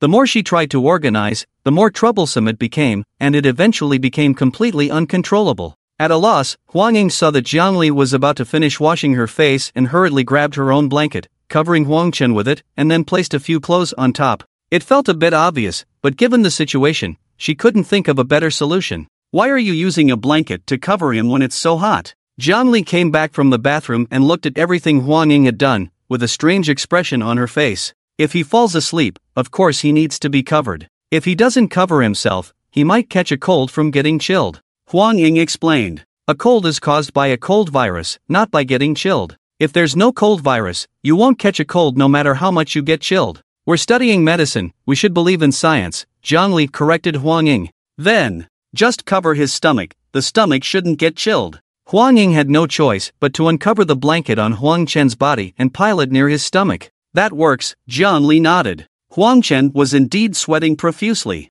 not because of the heat, but because of exhaustion. His body was covered in scratches, some of them deep. The power of the ghost's claws should not be underestimated. This is exhilarating. So exhilarating. Huang Chen leaned against the bed in the dormitory, experiencing pain and pleasure. The sound of sobbing came from the bathroom, as if the female ghost Suko was crying. Who was the real ghost after all? If you have the guts, come out and continue scaring me. Let's see if you can scare me to death. Come on, let's fight for another 300 rounds. Huang Chen stared in the direction of the bathroom, intimidating Suko. Covered in injuries and feeling a bit exhausted, he needed to rest for a while. He could only scare Suko with words for now, otherwise, if she chased after him, he would really struggle. Crack, crack, crack. Unexpectedly, the female ghost Suko actually came out. She slowly crawled out of the bathroom, her hair covering her face, her head twisting and turning, making strange howling sounds, inching closer to Huang Chen. At the same time, the lights in the dormitory flickered, emitting a terrifying buzzing sound. Damn it! You're still coming? Fine. Let's change the game this time. Huang Chen stood up and rushed towards the female ghost Suko. Suko seemed stunned, fear appearing on her bruised face. After a moment, she suddenly made a 180-degree turn and quickly crawled towards the dormitory door to escape. Ha! Huang Chen took a deep breath. I like this posture. Seeing Huang Chen chasing after her, Suko crawled even faster. The front half of her body had already forcefully passed through the wall and escaped from the dormitory, but the back half of her body couldn't escape Huang Chen's clutches. Soon, deep ghost claw marks were left on the exterior wall of the dormitory. Flowers wither, wounds cover the ground, your dress has turned yellow. Are you completely scared now? Are you afraid to come into the dormitory and scare me again? Huang Chen hummed a tune, panting heavily as he sat back down on the bed. This won't do if it continues like this. I need to find a way to wake up. Otherwise, my sister Huang Ying will be very worried and might even send me to the hospital. Once I'm sent to the hospital, the doctors will discover my earth-shattering secret. But there's no need to worry too much, Jiang Li should stop her. Does Jiang Li already know my secret? The way she looks at me with those little eyes is so strange. With her high intelligence and her relationship with my sister, she definitely won't betray me. She might even help me hide my identity. Since she knows but doesn't expose it, then I won't expose it either. Jiang Li, she's really a great girl. Smart, loyal, and understanding.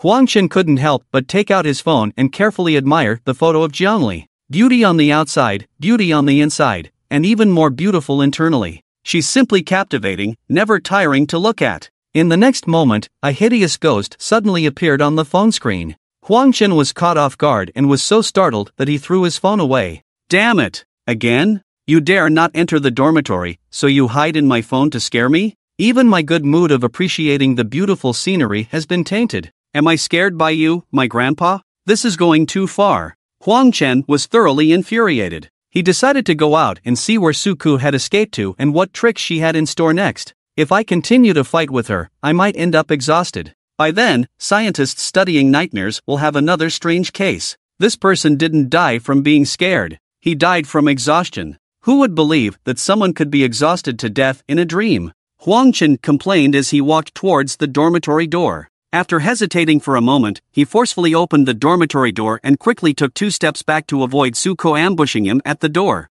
After waiting for a while, there was no movement outside. Huang Chen quietly walked out and looked around the corridor outside. The corridor of the girls' dormitory was quiet, with no one in sight. There was no sign of any ghosts either. Why aren't there any other girls in my dreams? If there were other girls, I could. After all, it's just a dream. I wouldn't be responsible for anything. Huang Chen couldn't help but feel a bit regretful. He kicked open the door of the opposite girls' dormitory. Is anyone there? Huang Chen shouted inside. No one responded. He approached quietly. He leaned in and glanced inside the dormitory. There was no one. Why is it that this is clearly my dream, but I can't control everything? I can't have whatever I want? So far, only that female ghost Suko has appeared, and I can only make do with playing with her. But now she's nowhere to be found. It's such a pity. Aku? Where are you? Aku, I miss you, don't hide from me. Come out, let's continue playing. Huang Chen searched room by room for the figure of the female ghost Suku.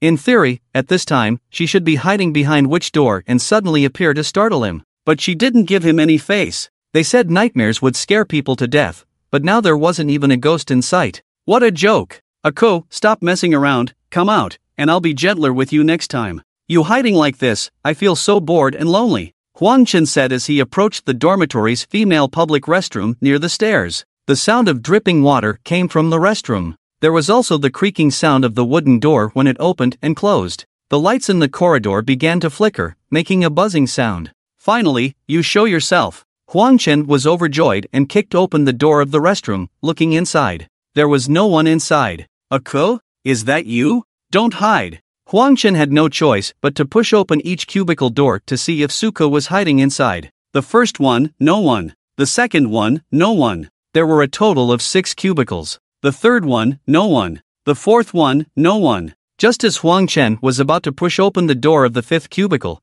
the door of the 6th cubicle suddenly burst open from the inside. Suko, with disheveled hair, rushed out. She showed a hideous face to Huang Chen, let out a roar, and then smashed through the glass window, preparing to jump off the building. No! This is the 5th floor. Huang Chen hurriedly rushed over and tightly hugged the lower half of the ghost Suko's body, forcibly dragging her back to the bathroom. Heartbeat accelerated, face flushed, blood pressure might be a bit high, but it's not a big problem, just very slight changes. Based on Huang Chen's physical reactions, Jiang Li speculated on his current condition. When will he wake up? I always worry when he can't be awakened. Huang Ying touched Huang Chen's face. If he doesn't wake up, I'm also a bit worried. Jiang Li frowned. Are you worried that he will eventually be scared to death like others? Huang Ying asked. No, I'm worried that he will be exhausted. Jiang Li shook her head. Ha? Why? Huang Ying widened her eyes. Think about it. The nightmares he dreams of must be very terrifying things. If it were someone else,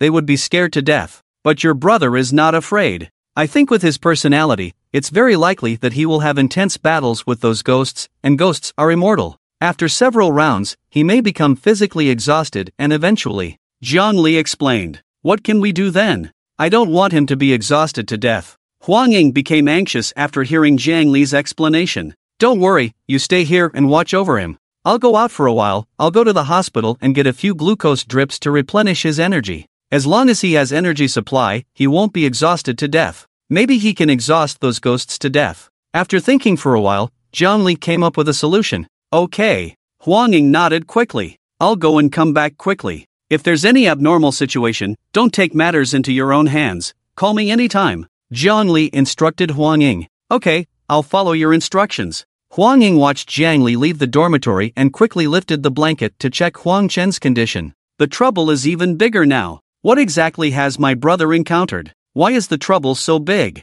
10 minutes later, she escaped again. Huang Chen gasped for breath as he looked at the window that was broken by the female ghost Suku. It's good that she escaped. I'm running out of energy. If this continues, she will definitely realize that I'm getting weaker and then counterattack me. Huang Chen sat down against the wall in the bathroom, reminiscing about the battle scene just now and thinking about the next strategy. At this moment, he suddenly felt a sting on the back of his hand. What the hell? Huang Chen carefully observed his hand, but didn't see anything unusual. It seems I suddenly have strength again? So strange. I recovered my energy so quickly. Did I awaken some kind of special ability? An ability that gets stronger with each battle? Huang Chen stood up and felt that he was back in action. He quickly ran to the window of the bathroom and looked down. Ako, where are you? There was no response downstairs. There was no one downstairs, not even a ghostly figure. Blood rain was still falling from the sky, and the lights of the distant buildings became blurry in the rain, and they all turned blood red. It gave a sense of solemnity, gloom, and horror. If I jump from the 5th floor here, will I be forced to wake up? Huang Chen pondered while looking down. What if I really die if I fall in the dream? I'm not that stupid. The reality of the dream immediately dispelled Huang Chen's thought. So what should I do next? Let's go downstairs and take a look. Explore what this dream world is like. See if I can find other female ghosts, for a change. It's getting boring to always bully Aku. If I can't find other female ghosts, I can still make do with Aku. He walked out of the public bathroom and went down the stairs. Aku, where did you hide? I'm here to find you. Huang Chen shouted loudly as he descended the stairs. Why do I feel like something is off with this script? It was supposed to be a female ghost summoned by the red rain to scare me, but now it seems like I'm the bad uncle terrorizing the little girl. Well, it's just a dream. It's not like it actually happened, so why should I judge it based on moral values? And it's strange, I've already had 3 battles with Ache, and now I feel even more energetic than before, with a feeling of pent-up frustration. Yelling and pondering, Huang Chen unconsciously descended to the 1st floor of the girls' dormitory. The front door on the 1st floor was open. The blood rain was still falling outside. It wasn't as intense as the black rain, at most it could be considered a light to moderate rain. But the atmosphere of terror was spot on. The streetlights on the road in front of the dormitory building were dyed blood red by the rain. If a horror movie were to be filmed here, they could save on post-production costs. Ache? Where are you? Huang Chen stood by the door and shouted towards the spot where Suku had fallen earlier. A rumbling sound echoed, gradually getting closer. It felt as if a heavy truck was approaching, making one's scalp tingle. Soon Huang Chen saw what was happening. It was that armored vehicle, the one that had transported them to the base. Suku and that other girl must have died on or near that armored vehicle. What an ominous thing! What a tragic fate! The armored vehicle slowly came to a stop about 10 meters away from Huang Chen. 5 people emerged from the vehicle. No, they were 5 female ghosts. This time they were all dressed, but their hair was disheveled, heads lowered, hands stretched out, swaying as they walked. Suku had obviously learned from her previous lesson. Scaring Huang Chen without clothes would be like walking into a tiger's den, offering herself as a sacrifice. If all 5 of them were not wearing clothes, they wouldn't be able to scare Huang Chen to death, but rather make him enjoy it. The 5 female ghosts approached Huang Chen together, and at the same time, the streetlights outside flickered. The lights in the 1st floor hall of the girls' dormitory also flickered. One streetlight couldn't withstand this flickering and exploded with a bang. Some dormitory doors suddenly opened and closed in the corridor on the 1st floor. Some dormitory windows were inexplicably hit and shattered on the ground with a crack. Ache can't defeat me, so she brought companions and a full set of horror movie special effects? Huang Chen mocked. 5 girls, different styles, can find a lot of fresh fun. The problem is, if they all attack and bite me together, I'll die quickly. How should I deal with this? Watching the 5 female ghosts approaching step by step, Huang Chen felt that the situation was not good. Being beaten up by them was definitely not an option. For now, the best strategy was to divide and conquer. Huang Chen quickly escaped back to the 2nd floor of the dormitory building, rushed into one of the rooms, gently closed the door, and went to the window to look down. Only one of the 5 female ghosts remained by the armored vehicle. Obviously, the other 3 female ghosts, led by Suku, had entered the girls' dormitory building. The sound of dormitory doors being opened could be heard from the corridor outside. There was also the sound of crackling electricity. Huang Chen didn't hesitate anymore and immediately climbed out of the window. After closing the window, he smoothly descended the drainpipe and the 1st floor windowsill. The female ghost left by the armored vehicle was still looking in the direction of the dormitory's main entrance, seemingly unaware of Huang Chen's approach. He didn't know why she didn't follow Suko into the girls' dormitory building, but now she was indeed alone. This female ghost was petite, probably only about 1 meter 50 something tall. Compared to the tall and sturdy Huang Chen, she looked like a little girl. Huang Chen crouched down and continued to approach slowly. This scene reminded him of the assassin games he used to play. Sneak up from behind and strike with a single blow. Unfortunately, this is not a game, and he is not an assassin. He is a bad uncle. When Huang Chen quietly approached the petite female ghost from 3 meters away, the petite female ghost suddenly turned her head. Did I make a sound? Huang Chen cursed silently. How did he get exposed like this? Crack, crack, crack. The female ghost made a terrifying sound from her throat and slowly approached Huang Chen step by step. Although the petite female ghost was small in stature, her appearance was not bad. If it weren't for her current terrifying appearance, she would have looked like a cute girl on a normal day. Of course, cuteness was only on the surface. Those who could follow Su Ko were not good people. They were all sharp-tongued. Huang Chen had personally experienced this in the armored vehicle. When the distance between the two was only about 2 meters, the petite female ghost suddenly pounced on Huang Chen. In the blink of an eye, Huang Chen, who had killed over 100 scumbags and fought with Su Ko 3 times, was already prepared for the petite female ghost's attack. He immediately reached out and grabbed her neck. The height and size difference between the two was too great. It felt like an adult grabbing a child's neck. The petite female ghost's ghost claws were not as long as Huang Chen's arms. After being grabbed by the neck, her 2 ghost claws could only futilely reach out and scratch at Huang Chen, unable to touch his body. Helpless, she could only make various terrifying and fierce expressions, trying to scare Huang Chen to death. The problem was, Huang Chen, who dared to run errands and make money in the black rain, was completely immune to intimidation attacks. It was like a person catching a crab in a pond. No matter how the crab waved its claws, the person remained indifferent because what interested the person was to quickly open the crab's shell and taste the exquisite crab roe inside. After grabbing the petite female ghost, Huang Chen turned his head and glanced in the direction of the dormitory building. Occasionally, the lights on the second floor of the dormitory building would flicker, indicating that Su Ko and several other female ghosts were searching for his whereabouts in one dorm room after another. In order to avoid them seeing what was happening behind him, Huang Chen held the petite female ghost's neck and lifted her up from the ground, carrying her to the other side of the armored vehicle. With the cover of the red rain and the concealment of the armored vehicle, it would be difficult for the female ghosts in the dormitory building to discover that Huang Chen was hiding here. Why do I have a feeling that I can't let go? Huang Chen pressed the petite female ghost to the ground next to the armored vehicle and hesitated in his heart. It's just a dream. It didn't really happen. Why think so much? Besides, all the men in the world have disappeared. They are quite pitiful. They will never have the chance to come into contact with men again, and they will never be able to believe in love anymore. By doing this, it's a favor to them. It's a blessing. It's being righteous and helping the ghosts. Half an hour later, the petite female ghost let out painful cries from her mouth. Taking advantage of Huang Chen's exhaustion, she crawled and rolled out of the side of the armored vehicle. Huang Chen chased after her for a few steps but gave up. He was tired. Fighting with female ghosts was too physically demanding. Just as he was about to lean against the side of the armored vehicle to rest, the streetlight suddenly flickered. He looked around the armored vehicle and saw another tall female ghost with long hair walking out of the girls' dormitory building, swaying towards him. The other female ghosts had disappeared. Looking up at the girls' dormitory, he noticed that the lights in the dorm room on the 3rd floor were flickering. Su Ko should have led the team to search the 3rd floor. It's rare to see such a tall and slender girl. She should feel different in battle. Huang Chen's interest was piqued. He shook off his fatigue and felt like he was back in action. Half an hour later, the slender female ghost also fled with cries of pain. But soon, another female ghost wearing glasses walked out of the dormitory building alone. Girls who wear glasses usually like to study. I wonder how their combat abilities are and if they have any unique fighting skills. Exhausted, Huang Chen suddenly ignited a new fighting spirit. Half an hour later, the bespectacled female ghost also fled with a whimper. The last female ghost who hadn't fought yet, a chubby one, walked out of the dormitory building. I've had enough lean meat, occasionally eating some fatty meat is fine. Huang Chen found a new source of excitement and once again ignited a new fighting will. Half an hour later, the chubby female ghost also fled with a whimper. Su Ko appeared at the entrance of the dormitory building and walked over. Something doesn't seem right. These female ghosts intentionally leave one behind here, while the others pretend to search for me in the dormitory building.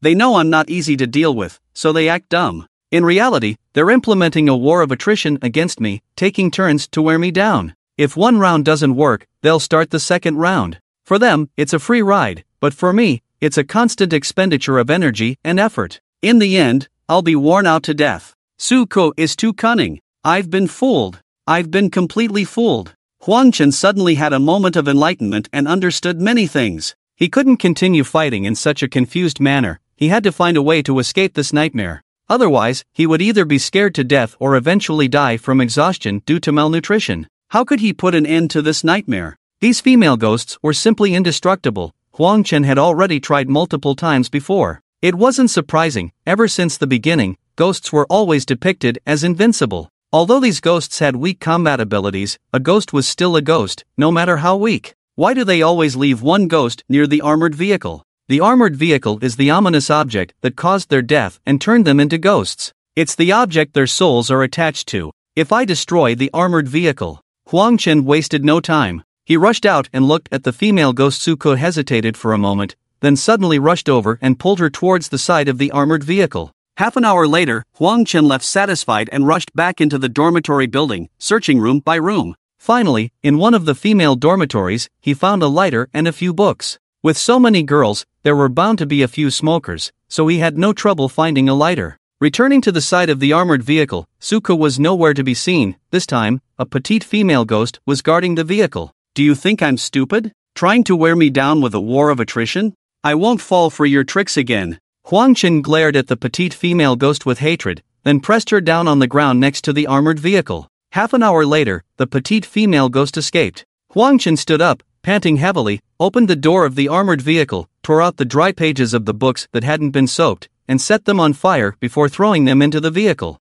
The seats of the armored vehicle caught fire, and flames quickly engulfed the interior. After discovering that the armored vehicle was burning, Suko and the other female ghosts rushed out of the female dormitory building, circling the armored vehicle while constantly howling and screaming. Boom! The fire eventually ignited the fuel tank of the armored vehicle, and with a loud explosion, Suko and the other female ghosts vanished into thin air. Just you wait. I'll never let you go. It seemed that even in the air, Suko's furious roar could be heard. Huang Chen finally freed himself from the nightmare and abruptly sat up. He realized he was hooked up to an 4 drip, and Huang Ying was anxiously looking at him, while Jiang Li watched him with curiosity. Sister, you finally woke up. You scared me. Huang Ying's heart finally relaxed when she saw Huang Chen wake up. Did you experience a nightmare? What happened in the nightmare? Jiang Li asked Huang Chen curiously. Yes, the nightmare was terrifying. I was looking at my phone when suddenly, Huang Chen began to recount the story to Jiang Li and Huang Ying. Of course, he altered the real process of the battle and his description, as some things were not suitable to tell them. Huang Chen has read many fantasy novels and can come up with various exciting combat actions effortlessly. The two girls were getting drowsy from listening. So, as long as you're not afraid, you won't be scared to death in nightmares, right? Jiang Li interrupted Huang Chen's narration. Yes, these so-called ghosts have very weak combat abilities. Of course, compared to mine. So, first of all, don't be afraid of them, and you won't be scared to death in nightmares. But if you want to wake up from the nightmare, you need another method, Huang Chen replied. What method? Find the ominous object, which is the object that their souls are attached to. Destroying the object will allow you to wake up from the nightmare. Just like in my nightmare this time, the object was the armored vehicle that caused their deaths. I burned down the armored vehicle and ended the nightmare. However, this task is not easy to accomplish. Those female ghosts guarded the armored vehicle one after another. I had to fight each of them for half an hour before I could deal with them and find the opportunity to burn down the vehicle, Huang Chen answered. I see. Hearing Huang Chen's explanation, Jiang Li felt somewhat relieved. In case she encounters a nightmare in the future, at least she has an idea of how to solve it. Of course, her combat abilities in nightmares are definitely not as good as Huang Chen's, so she can only rely on her wits. I still find it very scary. It's already terrifying to see those ghosts, let alone fight them. I definitely can't do it, Huang Ying said, lacking any confidence. Not everyone will encounter nightmares. Huang Ying, you're different from your sister. You're so innocent and kind, ghosts won't harm you. Haven't you heard the saying? If you don't do anything wrong, you won't be afraid of ghosts knocking on your door. Jiang Li comforted Huang Ying. I haven't done anything wrong. Huang Chen felt that Jiang Li's words didn't quite make sense. Who knows? Anyway, that day you went out with 5 little girls, and you were the only one who came back alive. Now they've all turned into ghosts and are clinging to you. Jiang Li smirked. Things are not as you think. Huang Chen felt helpless. Alright, I won't joke with you anymore. We both need to sleep, we're too tired. Jiang Li yawned, covering her mouth. It was already 3:30 in the morning, and both of them were at their limits. I'm too scared to sleep. What if I have a nightmare? Huang Ying was very afraid. Don't worry, so far, there hasn't been a case where people experience nightmares at the same time. Since he's experiencing a nightmare, the probability of both of us experiencing one is greatly reduced. Now, if we force ourselves to stay awake, the chances of accidentally falling asleep due to drowsiness tomorrow will be even higher. It's better to take advantage of the opportunity when he just experienced a nightmare and the probability of us experiencing one is low, and quickly get some sleep, Jiangli explained to Huang Ying. Although she didn't fully understand, since Jiangli said so, Huang Ying thought it must make sense. So they let Huang Chen stay by their side, and the two of them fell asleep in each other's arms. Will they really not experience nightmares? Huang Chen was quite worried. Although this nightmare wasn't scary for him, it might not be the same for them. Jiangli should be fine. With her intelligence, she should be able to find a way to overcome the nightmare and wake up. But Huang Ying might not be the same. She's usually very timid, so if she really experiences a nightmare, she might end up scared to death like the others. But he couldn't help much, so he thought about the only thing he could do now, which was to lie down beside them, hold them in his arms, and provide them with a sense of security with his broad and sturdy shoulders. Thud! Huang Chen fell to the floor. The bed was too small. Something wasn't right. He turned his head and couldn't help but shudder. Next to him was Suka's ghostly face. You scared the hell out of me. Huang Chen jumped up from the ground like a cat with its tail stepped on. Looking down at the ground again, there was nothing there. Turning back to look at the bed, Jiangli and Huang Ying were still fast asleep.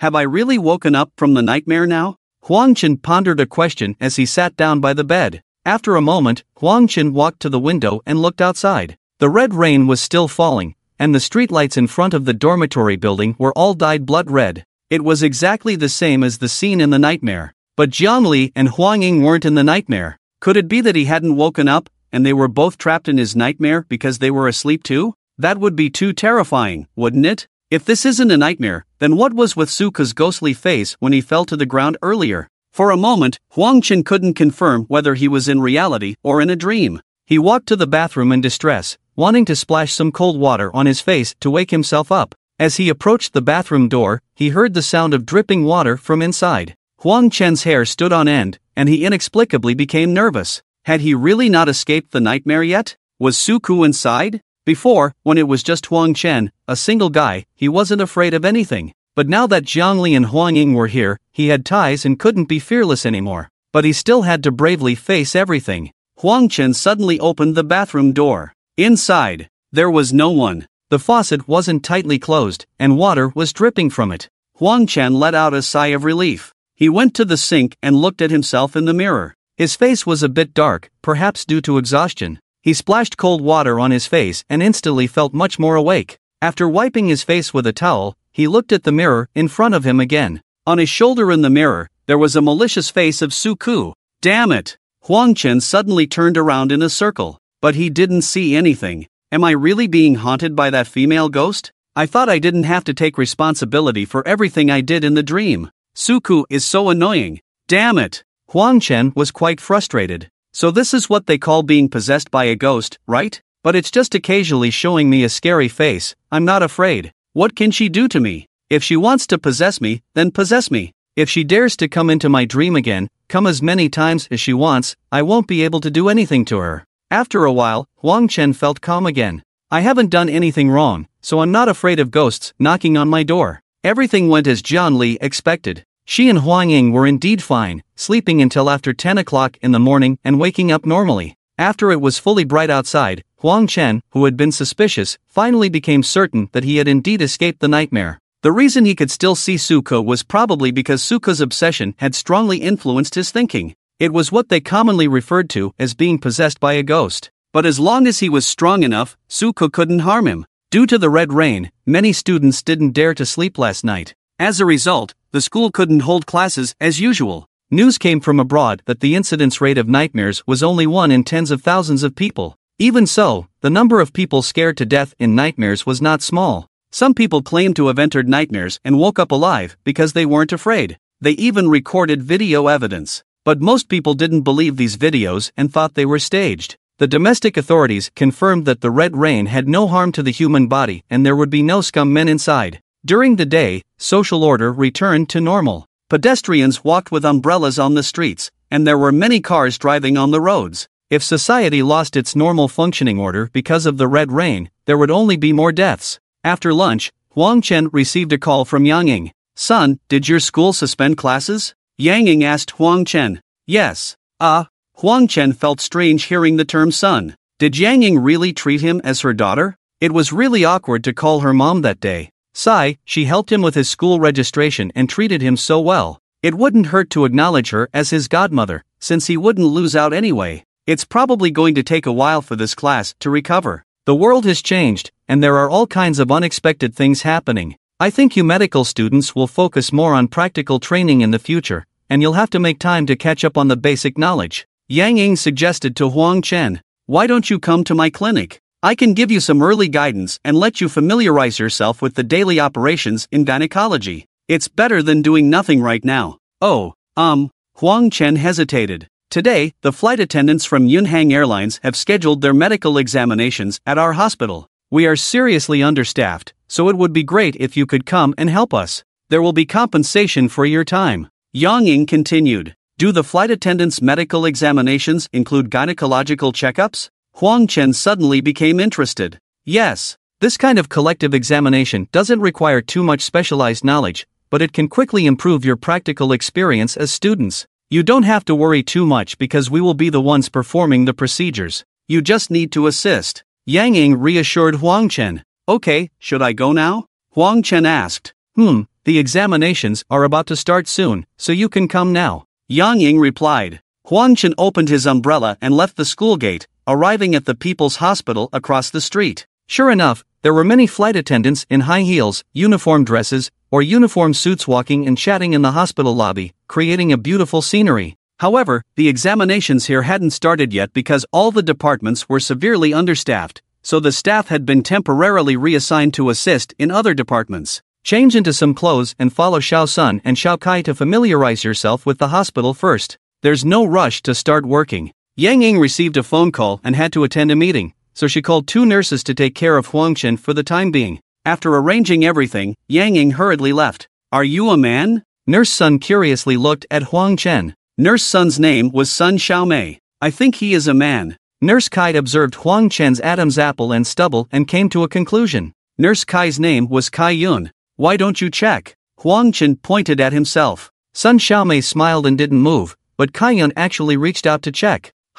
It's really not there. Kai Yun's face showed a disappointed expression. They had already heard from Yang Ying that this new girl looked like a man because she took male hormones. After seeing Huang Chen, Kai Yun thought Huang Chen was a man, but the examination proved that Huang Chen only looked like a man. After Kai Yun's demonstration, Sun Xiaomei also became less shy and reached out to examine Huang Chen, confirming that Huang Chen was indeed a woman. Huang Chen couldn't even fit into the largest nurse uniform, so in the end, the 2 nurses had to borrow a doctor's white coat for Huang Chen to wear. Come with us. There are many flight attendants. We have a lot of work to do this afternoon, so we'll be busy. The 2 nurses greeted Huang Chen and led the way. The 3 of them quickly arrived at the place where they would be assisting today, the laboratory. The head nurse of the laboratory quickly assigned the tasks for the 3 of them. Upon hearing the assigned tasks, Sun Xiaomei and Kai Yun both had unhappy expressions and didn't want to accept them, but they didn't dare to refuse. We actually have to do vaginal swabs for those flight attendants,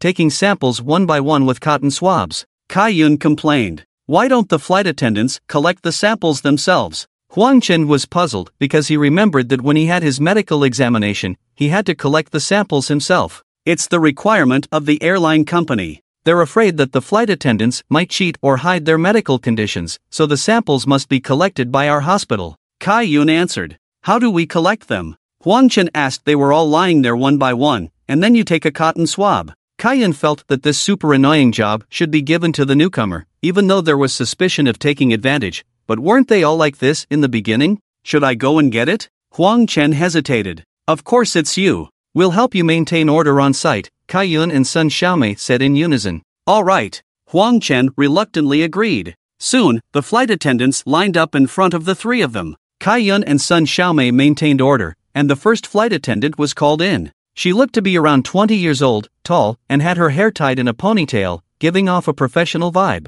You. The flight attendant with the ponytail looked at Huang Chen with some confusion. All the men in the world had disappeared, so why was there a man here? Although he was wearing a mask and goggles, judging from his physique, he was indeed a man. Lie down there, and then. Huang Chen pointed to the examination bed in front of him and reached out to take a cotton swab. Ha! The flight attendant with the ponytail blushed instantly. Hurry up, there are many people waiting in line behind. Kaiyun walked over and urged the flight attendant with the ponytail. Is he a male doctor? The flight attendant with the ponytail still couldn't get past this psychological barrier. After all, besides her boyfriend, she had never been seen by anyone else. You're overthinking it. Where in the world are there still men? I wish she were a man too, but unfortunately she's not. If she were a man, she would have been taken away by the higher-ups long ago. How could she be doing this dirty and tiring work here? Kaiyun said disdainfully to the flight attendant. Kaiyun also tried to become a flight attendant, but unfortunately, she was eliminated.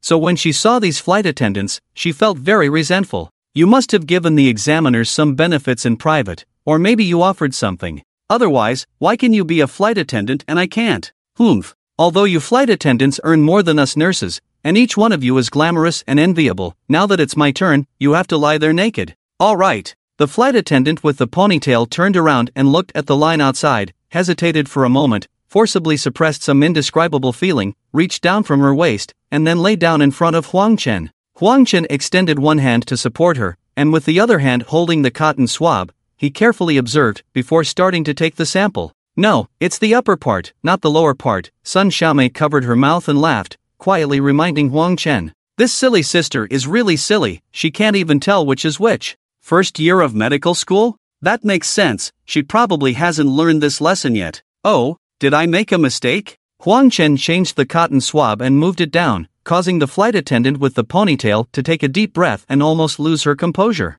It's the upper part, not the lower part. Sun Xiaomei quickly reminded, why is Huang Chen still going down? Where did he even take the sample? No wonder the flight attendant had that expression. Did you just say it was the lower part, not the upper part? Huang Chen turned his head and glanced at Sun Xiaomei. Did I say it was the lower part? Sun Xiaomei was stunned. Yes. Huang Chen nodded. That was my mistake, I'm sorry. Sun Xiaomei quickly apologized to Huang Chen. She clearly said it was the upper part. The flight attendant with the ponytail corrected Huang Chen weakly. Is that so? The upper part? Huang Chen had to change the cotton swab again, and this time he finally succeeded in taking the sample. The flight attendant with the ponytail got up, tidied herself up, glared at Huang Chen with resentment, and then walked out. Next, Kaiyun shouted outside the door. 10 minutes later. Do you think the doctor who took the sample is a man or a woman? One flight attendant asked another flight attendant. I think it's a man. Women don't usually grow that tall, do they? I think I even saw his Adam's apple, and his voice was really deep, another flight attendant replied. And he was so rude when taking the samples. Always touching places he shouldn't. Yeah, he spread my legs so wide, I felt like he did it on purpose. There was no need to take samples in that area. I felt the same way. He stared at me for a long time, making me feel uncomfortable. I don't know what he was looking at. Should we complain to the hospital about him? If he's really a man, I can't even imagine. Forget it. I asked those two nurses, and they clearly said he's a woman. In such a big hospital, they wouldn't make a mistake like that. What's the point of complaining? If she really is a woman, we'll just embarrass ourselves. I think you're overthinking it. How is it possible for there to still be men now? Would a real man do this dirty and tiring work? The flight attendants discussed among themselves, but because there were many medical examinations to be done and time was tight, they ultimately decided not to complain about anything. After the black rain, all the men in the world disappeared, and their job became difficult. They were recruited by airlines before to provide better service for male passengers. Now that there were only female passengers on the plane, they didn't feel as important anymore. It was best not to cause trouble for the company. After all, if this kind of thing went viral on the internet and they didn't have a valid argument, it would be like creating negative publicity for the company, and they might even get fired because of it. After the medical examination, Sun Xiaomei and Kaiyun were very happy. Huang Chen did all the dirty and tiring work alone, and he didn't complain at all, which made them feel a bit guilty. After all, Huang Chen was Yang Ying's adopted daughter. They didn't know if it was right to bully Huang Chen like this. If Huang Chen reported them, they didn't know if Yang Ying would blame them. They didn't have to be on duty tonight, so they could go off work. They decided to invite Huang Chen to have dinner together. After working all afternoon, can you still eat now? Kaiyun teased Huang Chen as they walked on the road. If it were her, she definitely wouldn't be able to eat now. I feel a bit dizzy, but it's okay.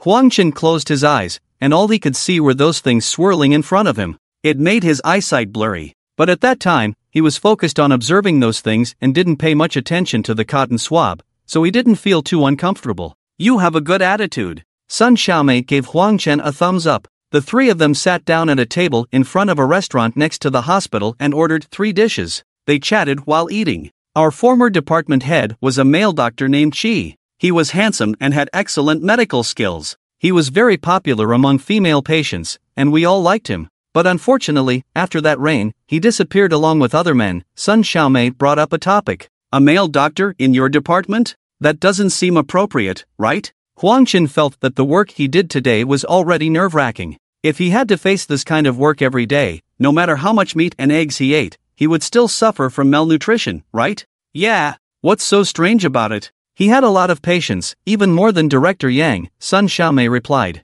When he first came to the hospital, he even tried to pursue me. But after becoming the department head, he always ignored me, Kaiyun said with a hint of annoyance when she heard Sun Xiaomei mention Dr. Qi. I think you're just imagining things. I never saw any signs that he wanted to pursue you. The three of them were chatting and joking when several flight attendants passed by the restaurant. They stopped in their tracks when they saw the three of them eating. One of them was the flight attendant with a ponytail. Hey, having a meal? A short-haired flight attendant who looked slightly older than the others stopped in front of their table. Huang Chen has a good memory. When he saw this flight attendant, he immediately remembered what she looked like at that time, and Huang Chen still remembers her because he thought this short-haired flight attendant looked pretty good, so he took a long time to take her sample, and he had more little actions in his hands. There are no secrets in front of him. Is she coming to find him to demand an explanation? What's the matter? Kaiyun felt that the other party was unfriendly. Is he really a woman? The short-haired flight attendant questioned Huang Chen. The other flight attendants also gathered around. They felt that Huang Chen's methods today were not quite right, and they felt a little unhappy because they suffered a loss. What do you mean? Sun Xiaomei glared at the flight attendants unhappily. Nothing, just curious. The flight attendants refused to leave. This is my ID, you can check it. Huang Chen is a kind, honest and down-to-earth person. He doesn't like conflicts with others, so he voluntarily handed his ID to the flight attendants to check. It's really a woman. The short-haired flight attendant showed the ID to the other flight attendants. After the other flight attendants checked the ID, they still felt a little unhappy, but they couldn't say anything more. If you don't believe it, you can check for yourself, I don't mind. Huang Chen pointed to himself and suggested to the flight attendants. Should we check? The short-haired flight attendant whispered to the other flight attendants for their opinions. Don't fall for it, he will report us later. One flight attendant whispered. Am I really that cunning? Huang Chen has good hearing. After discussing among themselves, the flight attendants decided to let the short-haired flight attendant clarify the situation on behalf of everyone, otherwise, there would always be a knot in their hearts. So the short-haired flight attendant and Huang Chen entered the restaurant together and went to the restroom. After closing the door, Huang Chen signaled to the short-haired flight attendant to start. There's really nothing. After repeatedly checking, the short-haired flight attendant showed no intention of leaving. Her eyes were still fixed on Huang Chen's face, and her hand remained in place without moving. It's been a long time since she has seen a man. The person in front of her, after taking off his mask when leaving the hospital, looks handsome no matter how you look at him. Although there's nothing, there's still a feeling of being attracted when their eyes meet. What do you want to do? Huang Chen recalled the scene in his nightmare where he could do whatever he wanted. Although he also wanted to use the same methods he used to deal with Su Ku on this flight attendant. He quickly reminded himself that this is not a dream, it's reality, and he can't act recklessly. So, he decided to first find out what the other party wanted to do. If it's consensual, why did it take you so long to take my sample? The short-haired flight attendant, who is from the north and has an outgoing personality, never hides her doubts and always speaks her mind. Because I'm clumsy. Huang Chen came up with a reason that he himself didn't believe. Ha ha ha. The short-haired flight attendant seemed amused and burst into laughter. What do you think? Huang Chen also felt that his reason was a bit ridiculous. I think you're interested in me, the short-haired flight attendant said while observing Huang Chen's expression. That was just work. Huang Chen explained. Those young girls don't really understand, but I know very well that you had many unnecessary actions. You enjoyed it, didn't you? The short-haired flight attendant asked again, taking a step forward and pressing Huang Chen against the wall. The crucial question is, her hand hasn't moved away yet. Where did you get that idea? Who would willingly do that? It was those two nurses who bullied me. Huang Chen continued to explain. Is that so? The short-haired flight attendant's face approached Huang Chen's, with a sly smile on her face, getting closer and closer.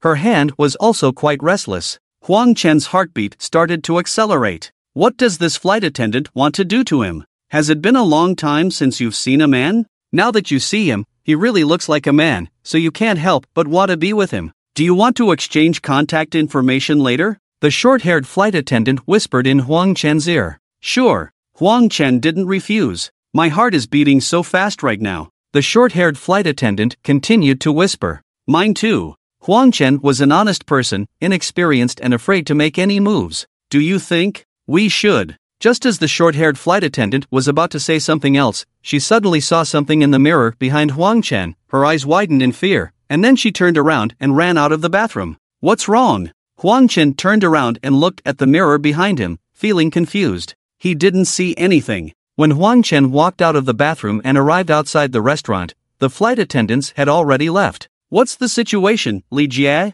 The flight attendants asked as they walked. He is indeed a woman. I checked it myself. They weren't lying. The short-haired flight attendant replied. Then what's with your expression? You looked scared. Did he do something to you? The flight attendants asked again. The restaurant is haunted. I saw a terrifying ghost in the mirror in the restaurant bathroom. It scared me. The short-haired flight attendant patted her chest, trembling as she recalled the scene. After checking Huang Chen in the cramped bathroom, she really couldn't control herself anymore. But just as she was about to take it further, she saw a ghostly face in the mirror behind Huang Chen. It seemed to be a ghost transformed from a girl. The short-haired flight attendant felt that if she dared to do anything to Huang Chen, the female ghost would tear her apart on the spot. Could it be that Suko ruined my chance? After eating and parting ways with Sun Xiaomei and Kai Yun, Huang Chen returned to the medical school, deep in thought. The short-haired flight attendant clearly wanted to do something enjoyable with him, but at a critical moment, she suddenly looked terrified and glanced at the mirror behind him.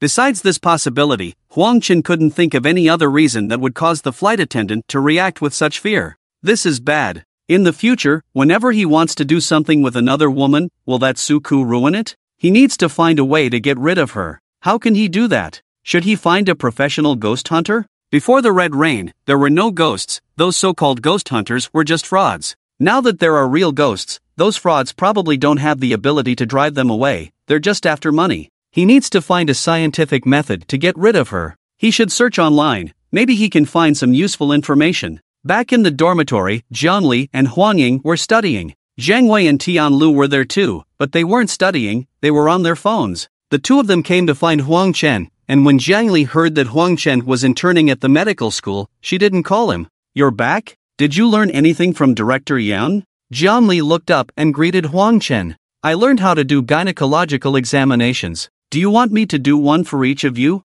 Huang Chen asked. You want to practice on us? Oh, right, little cutie, didn't you say your stomach was hurting? Why don't you let her examine you and see what's wrong? Zhang Wei nudged Tian Lu next to her. Did you really learn? Tian Lu asked Huang Chen. I did. Huang Chen felt a bit guilty, but he couldn't tell them that he spent the whole afternoon doing that kind of thing with the flight attendant, right? Then help me examine it, so I don't have to go to the hospital. Tian Lu smiled and looked at Huang Chen. Okay, but if I find that your condition is serious, you still have to go to the hospital. Huang Chen reluctantly agreed anyway. It's just a casual check, then say that she's very serious and needs further examination at the hospital, and that should be enough to fool them. How are you going to check? Tian Lu asked again. Just lie down there, or maybe you can lie face down, Huang Chen pointed with his finger. Jiang Li and Huang Ying both looked at Huang Chen with strange expressions, as if they knew something they didn't want to reveal. It's so awkward. I don't know why, but I still feel like you're a guy. Tian Lu hesitated again, her face turning red.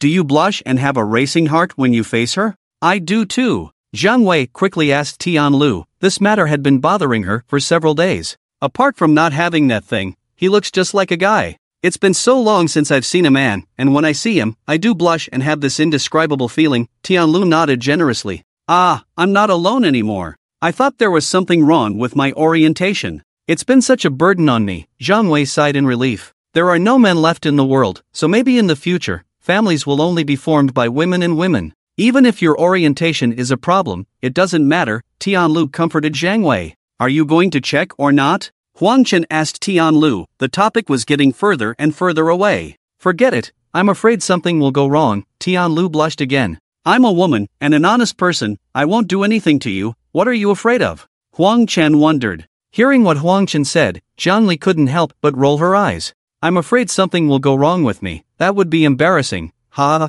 Tian Lu felt like something was wrong with her now. If she let Huang Chen touch her again, there was a possibility that so many people would see it, and the others would definitely know what had happened to her. It would be very embarrassing. Alright, it's not that you don't want to check, it's that I won't give you the check. Huang Chen could only give up. Are you interested in supernatural events? When everyone sat down to chat, Tian Lu noticed that Huang Chen was always looking at his phone, and it was full of content related to the supernatural. She couldn't help but ask him. Tian Lu was a fanatic of supernatural events, but she only had some like-minded people on the internet. It was rare to meet like-minded people in her daily life, so she didn't want to miss this opportunity for communication. I'm very interested in things like ghost possession, do you understand these? Huang Chen brushed his phone while casually responding to Tian Lu. Of course. Ghost possession has very strict conditions, it's difficult for ordinary people to be possessed by ghosts, Tian Lu answered. Oh? Under what circumstances would someone be possessed by a ghost? Huang Chen listened to Tian Lu, who seemed quite knowledgeable, so he stopped scrolling on his phone and wanted to hear Tian Lu's insights. From a scientific perspective, a ghost is just a brainwave or electromagnetic energy that has lost its attachment to a physical object. More advanced ghost entities may evolve into plasma. After a person dies, their brainwaves, or what is commonly referred to as their soul, cannot dissipate immediately if they have strong attachments. However, this energy can no longer attach itself to the deceased body, but instead attaches to certain ominous objects, such as the specific items that caused their death. If the attachment is strong enough, it will gradually form a ghost. But when these ominous objects are destroyed and certain very strict conditions are met, the ghost may transfer to someone else's body, which is commonly referred to as possession or ghost possession, Tian Lu explained confidently. As Tian Lu spoke with authority, the others stopped what they were doing and looked at her together. What are these very strict conditions? Huang Chen asked again. Although he didn't know if what Tian Lu was saying was true or false, it could still provide him with some reference value. Generally speaking, there are 3 conditions, and it's difficult for possession to succeed without any one of them. First, that ghost was a very dominant person in life, and after death, its obsession became exceptionally strong. Second, when the ominous object it was attached to was destroyed, it was repeatedly bullied again, causing its hatred and obsession to deepen further, and as a result, it evolved into a potential vengeful ghost. Third, there have been multiple indescribable incidents between the possessed person and that ghost, successfully building a bridge between the 2 realms. In general, normal people would be scared when they see a ghost, and it is impossible for them to have such encounters with ghosts, nor would ghosts actively engage with humans in such encounters, unless a person actively forces a ghost. But how could such a thing happen? Therefore, the occurrence of ghost possession is extremely difficult to meet the 3rd condition, and in real life, we rarely hear about true cases of ghost possession, Tian Lu concluded her lengthy explanation. Damn it! Huang Chen cursed under his breath. He was in big trouble. Tian Lu was right. Jian Shou was the correct answer, because he had proven all of this through his own personal experience. That Suku was a very dominant girl in life, self-centered and arrogant. After death, her obsession became exceptionally strong, and then she was repeatedly bullied by Huang Chen, causing her hatred and obsession to deepen and evolve into a potential vengeful ghost. And then he repeatedly forced Suku in her ghost form many times. He couldn't remember the exact number, but it was equivalent to helping Suku perfectly fulfill the 3 harsh conditions for ghost possession, allowing Suku to possess him. Zhang Li secretly observed Huang Chen and seemed to notice something unusual in his expression. Are there any negative consequences after being possessed by a ghost? Is there any way to drive away the possessing ghost? Huang Chen continued to ask. Of course, it's very bad. Ghosts need to nourish themselves with souls, and after attaching to a person, they will continuously steal the soul energy of the person, causing the person to become weaker and weaker. Especially for people with weak spiritual souls, they may develop mental disorders, or even become mentally disabled or insane, Tian Lu answered. You haven't mentioned how to drive away the possessed ghost yet, Huang Chen asked again. Well, that's difficult, just like malignant tumors. After being possessed by a ghost, the ghost has already parasitized the normal person's spiritual soul, just like cancer cells parasitizing a normal organ. If it's in the early stages, there are some ways to forcefully remove it, but in the later stages, just like cancer that has metastasized, forcefully driving it away will cause severe damage to the spiritual soul, even leading to the collapse of the spiritual soul and physical death, Tianlu explained.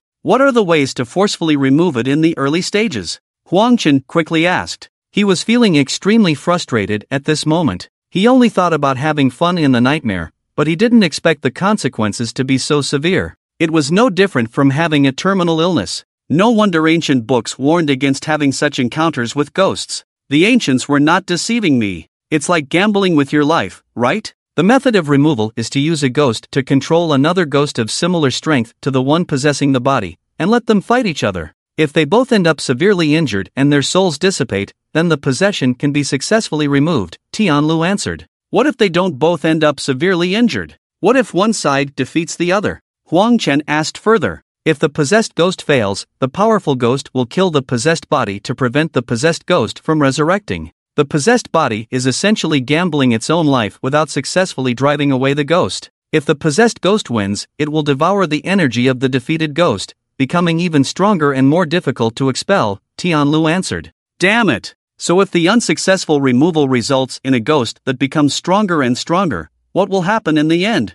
Huang Chen continued to ask. It will become a vengeful ghost and can exist independently, detached from the object of possession, Tianlu answered. Oh, doesn't that mean it successfully escapes from being possessed? Huang Chen breathed a sigh of relief. Yeah, the soul was sucked dry by the fierce ghost and became a dried corpse, Tianlu nodded. Huang Chen became even more depressed. Does this mean he's dead no matter what? It can't be, his luck is too strong. During that black rain, all the men in the world disappeared, but he was fine. What can a little female ghost do to him? I will definitely find a way to drive away this sword demon, Huang Chen thought angrily. Just then, Huang Chen's phone rang. It was Qiu Xian calling. Qiu Jia? Huang Chen remembered, didn't Qiu Xian ask him to be a part-time police officer in his spare time? He had been so busy with the flight attendant job that he forgot about it. He needed to calm his mind recently and stop thinking about those things all the time. There's something I want to tell you, Qiu Xian hesitated. What is it? I'm going on a mission, and I may not come back.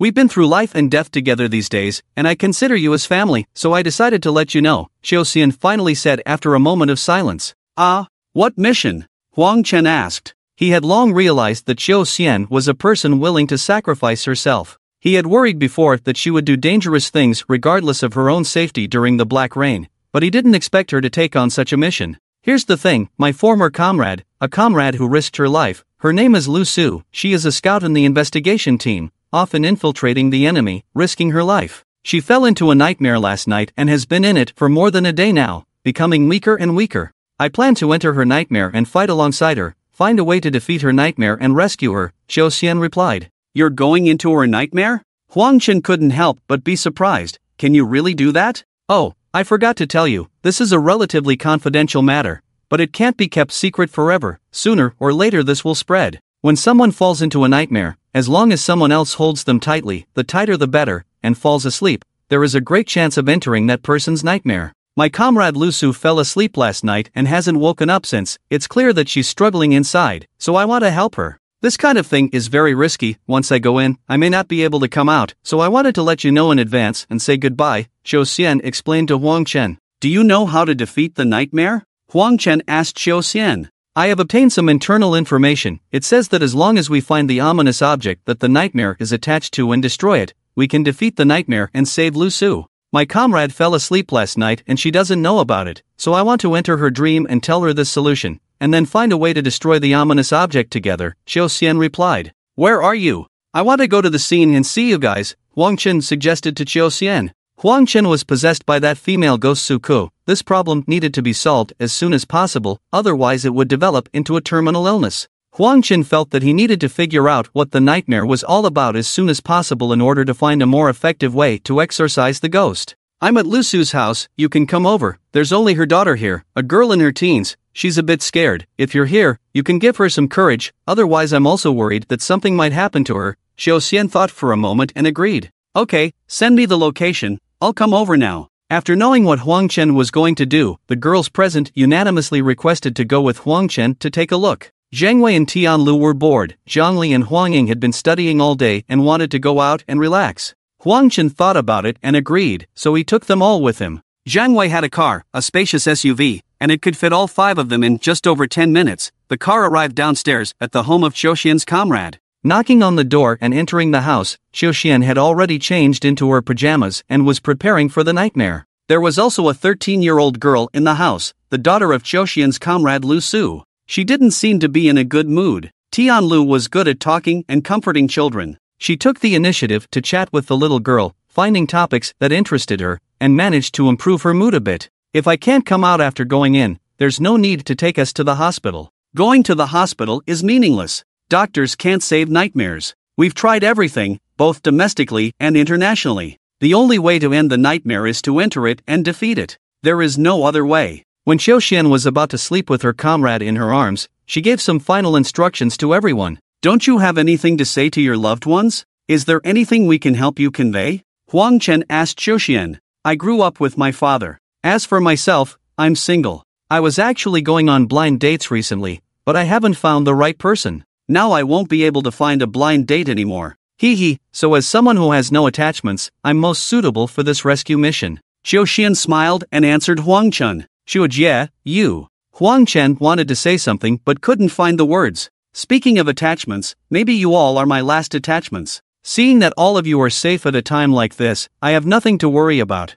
Xiaoxian smiled and gave everyone present a hug, then lay in front of her comrade, holding her tightly. When Huang Chen hugged Xiaoxian just now, he clearly saw the sadness hidden in her eyes. This woman, who always seemed strong, never showed weakness to others, but deep down as a woman, she must have her vulnerable side. A few minutes later, Xiaoxian fell asleep. Her eyes began to move, indicating that she had entered Lu Su's nightmare. Lu Su had managed to survive without being scared to death since last night, so she was obviously not an ordinary person. Of course, having served as a detective for many years, her courage was not something an ordinary person could compare to. Zhang Wei, Sister Lu is a bit weak. Go get some glucose drip for her. Oh, and bring more, this might be a prolonged battle. Zhang Li touched Lu Su's pulse and said a few words to Zhang Wei. Okay, I'll go do it now. Zhang Wei quickly took Tian Lu downstairs. I also want to go into her nightmare and see if there's anything I can do to help Xiaojie. After careful consideration, Huang Chen proposed to Jian Li and Huang Ying.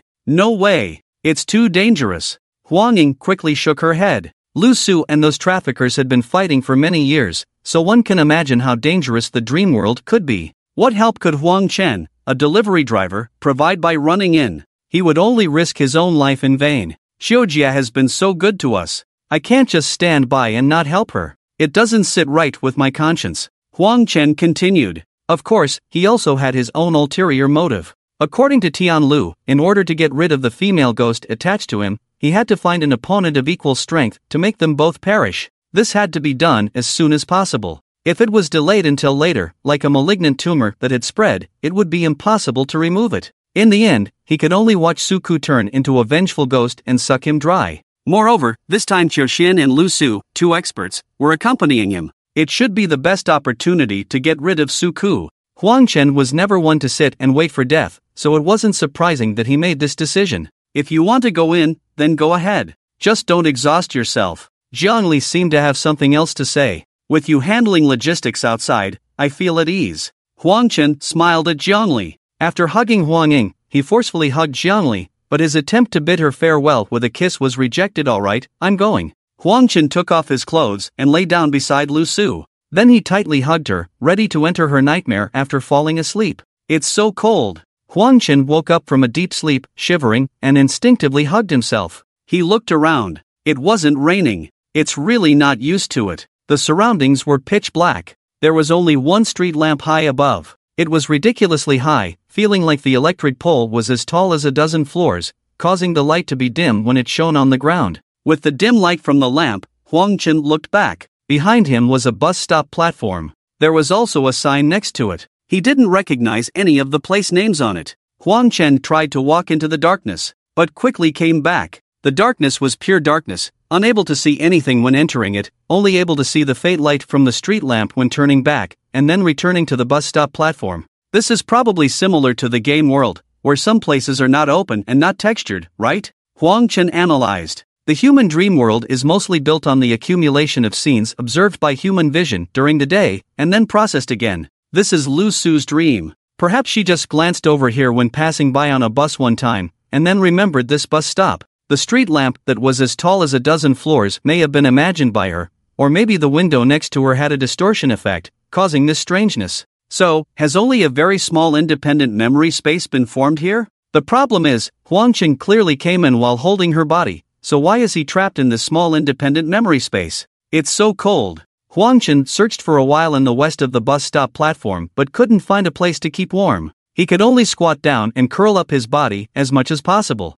How can he find Qiu Xian and Lu Su and meet up with them? Right, called Qiu Xian with his phone. He had nothing on him. He was only wearing a shirt and pants, and his pockets were empty. At least in his own nightmare, he could still find his phone and other props. In other people's nightmares, they don't provide any initial props. Just then, lights appeared in the distance. It was the lights from a car, and the lights from the car windows. After a while, a bus stopped at the bus stop platform. In the pitch-black surroundings, the sudden arrival of a bus easily reminded people of horror scenarios like the last bus. But this bus didn't seem scary at all. The lights inside the bus were bright. The driver was also ordinary, not having a ghostly face or anything. And there were many passengers inside the bus, all normal-looking passengers, including office workers dozing off, couples whispering, and loud chattering aunties. Most importantly, it was warm inside the bus. So, without hesitation, Huang Chen got on the bus. Just as he was about to find a seat to sit down, the driver called him,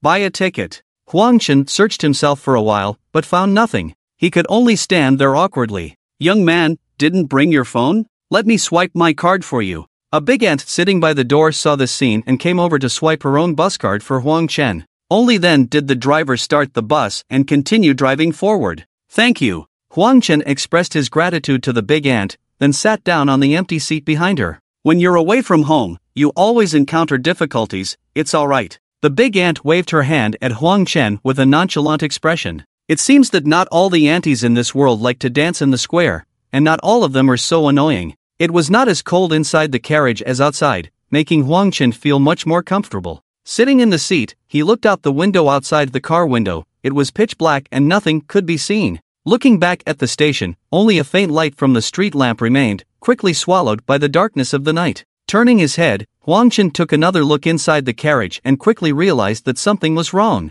There was a man in the car. Huang Chen soon felt at ease. This was not the real world, but a dream world created by Willow Catkins. The dream world could be constructed from current memories or past memories, and it was obvious that this dream world was constructed from a period of time before the man disappeared. So, it wasn't strange to see a man. The car continued to drive, and Huang Chen leaned back against the seat, feeling drowsy. Suddenly, he thought of something. This was in a nightmare world, and he was in someone else's nightmare, yet he could still fall asleep. What would happen if he fell asleep here? Let's give it a try. Unconsciously, Huang Chen actually fell asleep. He didn't know how long had passed when he was suddenly awakened by a noisy cry. In that moment of awakening, Huang Chen couldn't even remember where he was. It was only when he saw everything in front of him that he remembered. Oh, this was in Willow Catkin's memory. He was on a bus heading somewhere unknown. The noise and cries were coming from the middle of the carriage. There were 3 men, scolding and beating a woman.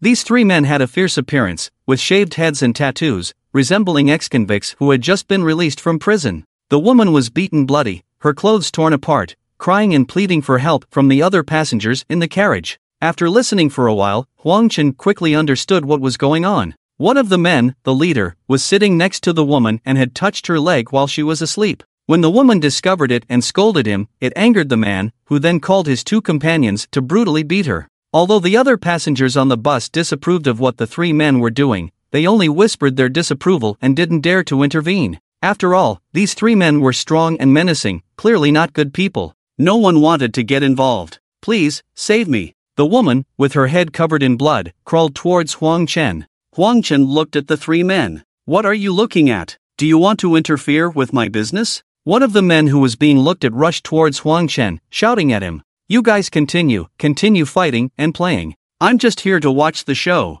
Huang Chen laughed. His attitude obviously displeased the other passengers in the carriage. It would have been fine if he didn't intervene, but to say such cold words, was he even human? The driver continued to drive, ignoring what was happening in the bus. Seeing that no one was stepping forward to intervene, the 3 men grabbed the woman by her hair and dragged her to the middle of the carriage, kicking and stomping on her mercilessly. The woman's screams made many passengers turn their heads away, not wanting to witness such cruelty. Huang Chen remained indifferent, as if he hadn't seen anything, just sitting in his seat and observing the outside through the window. This wasn't a real event, just a dream that Willow Catkins had. What was there to care about? It would be better to think about how to meet Xiu Xian. Just then, not far ahead outside the window, a building appeared. It was about 7 or 8 stories high, with lights on in the lower floors. It seemed to be a hotel with a restaurant on the ground floor and accommodation above. Was this the main battlefield of the nightmare? Sure enough, when the bus arrived at the hotel entrance, it came to a stop.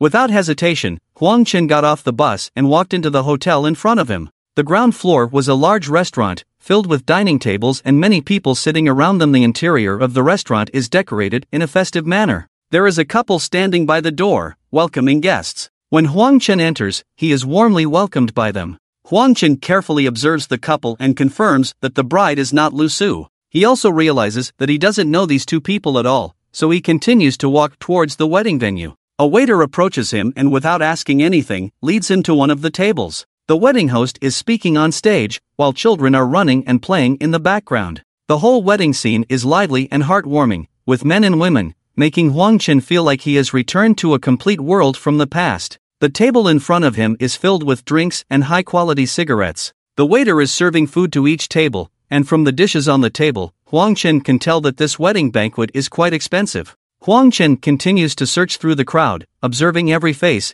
trying to find Xiu Xian or Lu Su among these people. But all the faces are unfamiliar to him, and it seems that neither of them is here. Should he go upstairs and search there? Just as Huang Chen is considering leaving, a waiter approaches him with a bottle of wine and pours half a glass of wine into the glasses of everyone at his table. Then the guests cheer and toast together. When they notice that Huang Chen hasn't moved, they all look at him. Huang Chen picks up the wine glass and looks inside, but his brows furrow. What kind of wine is this? It's clearly just water, with lots of blood-red threads constantly moving inside. Upon closer inspection, those are not threads, but red worms wriggling together. Their mouths look ferocious, their bodies entwined and rolling, making Huang Chen feel nauseous. Please. The people at the table urge Huang Chen again. At the same time, the entire first floor of the restaurant becomes incredibly quiet. Huang Chen looks around at the people and realizes that everyone is looking at him, seemingly waiting for him to raise his glass. No need, I'm just passing by. I have something to do, so I'll leave first.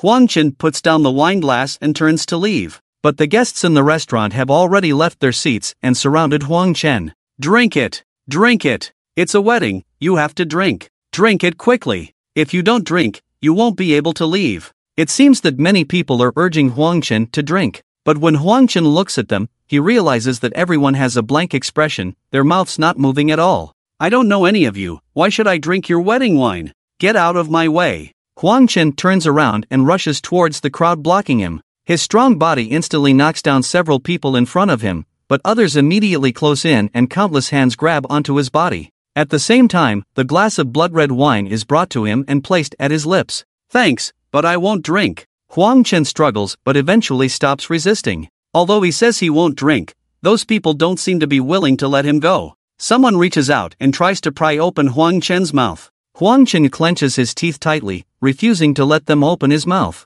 Countless hands press Huang Chen down to the ground, and more hands pry open his lips, pouring the red wine into his tightly clenched teeth. The wine flows into Huang Chen's mouth through the gaps in his teeth, and he can feel countless worms wriggling in his mouth, ignoring the resistance of his tongue and forcefully entering his throat and airway. Huang Chen suddenly feels extremely nauseous, and breathing becomes difficult. Ha ha ha! A burst of laughter from a woman echoes. Along with this laughter, all the guests at the wedding stop their actions. After a moment, they return to their seats, leaving Huang Chen on the ground, vomiting uncontrollably. After a while, Huang Chen looked up and saw Xiu Xian and another woman standing in front of him. The woman was Lu Su. What are you doing? Is this how you welcome me? Huang Chen glared at the two women angrily. Since Lu Su's laughter was able to stop those guests, it indicated that all of this was her arrangement. Why did you come in too? I wanted to see you earlier when I saw you, but she said she wanted to assess you, so... Xiu Xian explained apologetically to Huang Chen.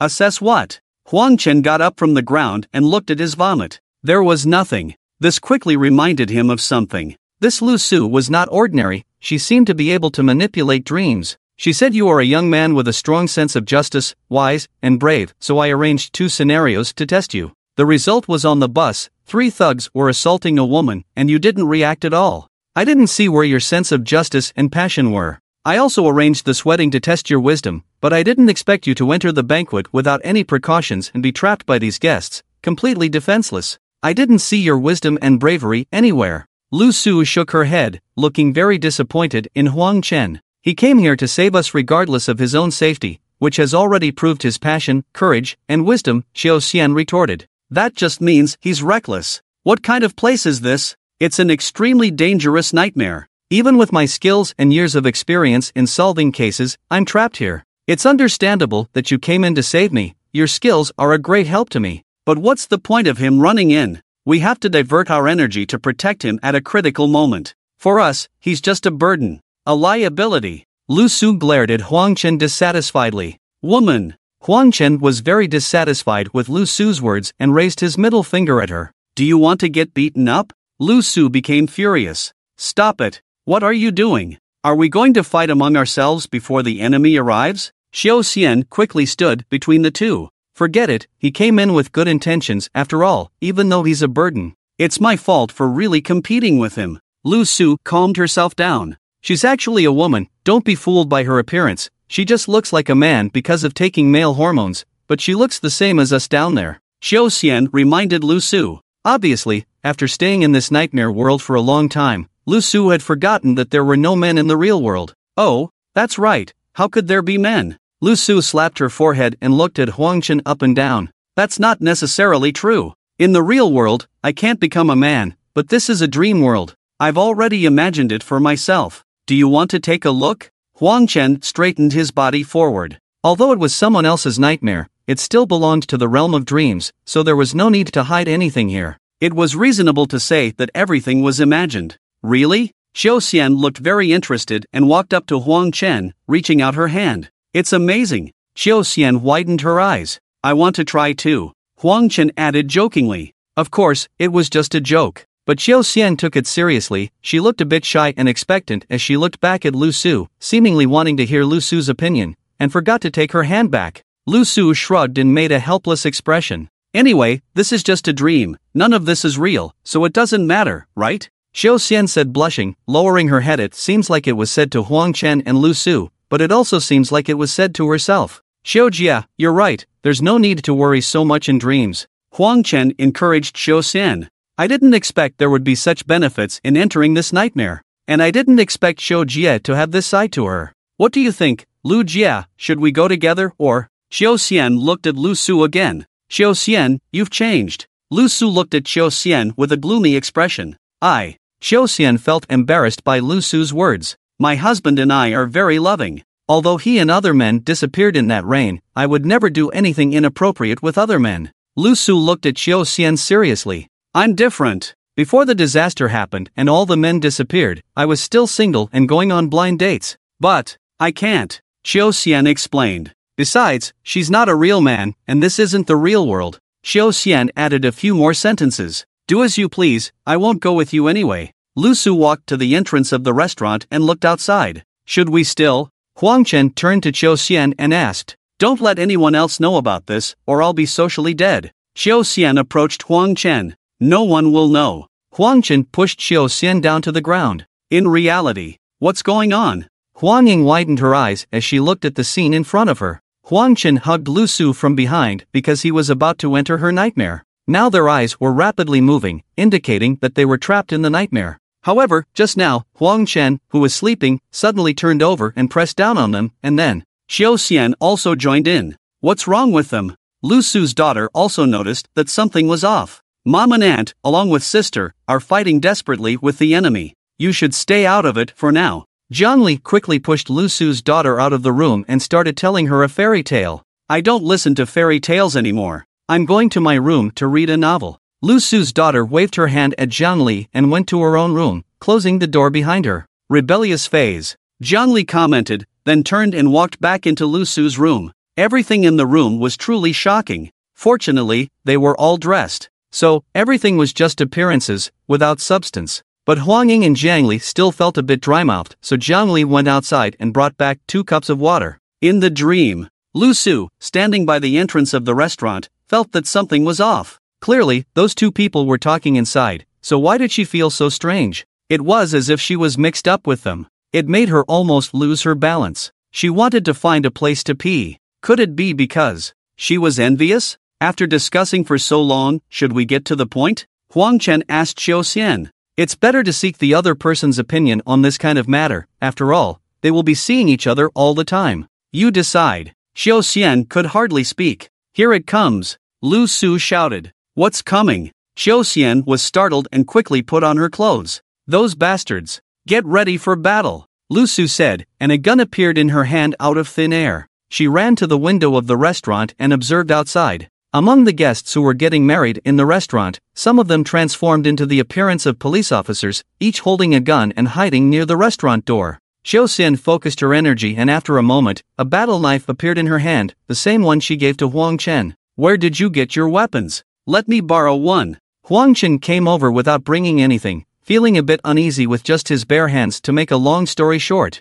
this is the method Sister Lu just taught me, using the power of the soul to condense into a weapon. I can't lend it to you. If you don't believe me, try taking it. Xiao Xian handed the knife to Huang Chen. Huang Chen reached out to touch it, but only felt empty air. It even has a binding effect? Huang Chen complained. This is a dream, not reality. The rules of reality don't apply in dreams. Concentrate your attention and think about the weapon you use most often. Maybe the power of the soul will condense it for you, Xiao Xian instructed Huang Chen. Oh, Huang Chen began to think about his military dagger. After thinking for a while, his hand was still empty. He then tried to think about the battle sword that Xiao Xian had given him. After thinking for a while, his hand was still empty. He tried to think about a steel fork, but still nothing came out. Ah, why did you let someone like him in? Is he just going to slow us down? If he encounters danger, we'll have to go save him. Lu Su, who was standing by the window, couldn't help but complain. Xiao Xian had changed, she was completely infatuated.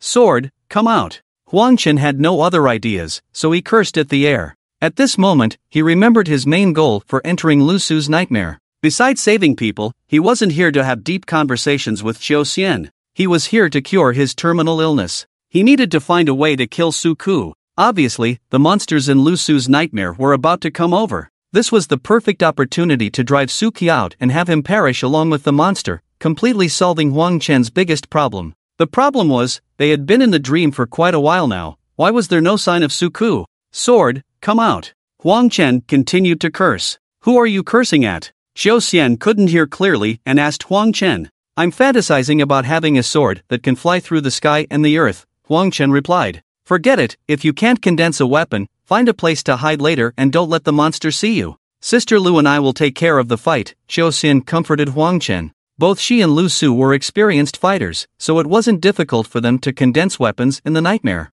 But Huang Chen was different, he was just an ordinary civilian who had only participated in a few battles. Alright. Huang Chen thought Xiao Xian made sense, and since Lu Su also thought he was a burden, he didn't want to hold them back. Thud, thud, thud. Just then, a heavy footsteps could be heard outside the restaurant. The entire restaurant trembled. Damn it! It evolved again. Every time we drive it away, it evolves. Lu Su looked out the window, her face showing a serious expression. The monster in her nightmare is an incredibly cunning reader trafficker. She has been chasing after that trafficker for years, but every time at a critical moment, he manages to escape, and she hasn't been able to find his lair. After all the men disappeared, that trafficker should have disappeared too, but now he has become her nightmare. I told her about the ominous object, but we haven't found anything special or unique to that trafficker in her nightmare, so we don't know what his ominous object is. She has already driven away the trafficker 5 times before, and every time she does, he evolves even stronger.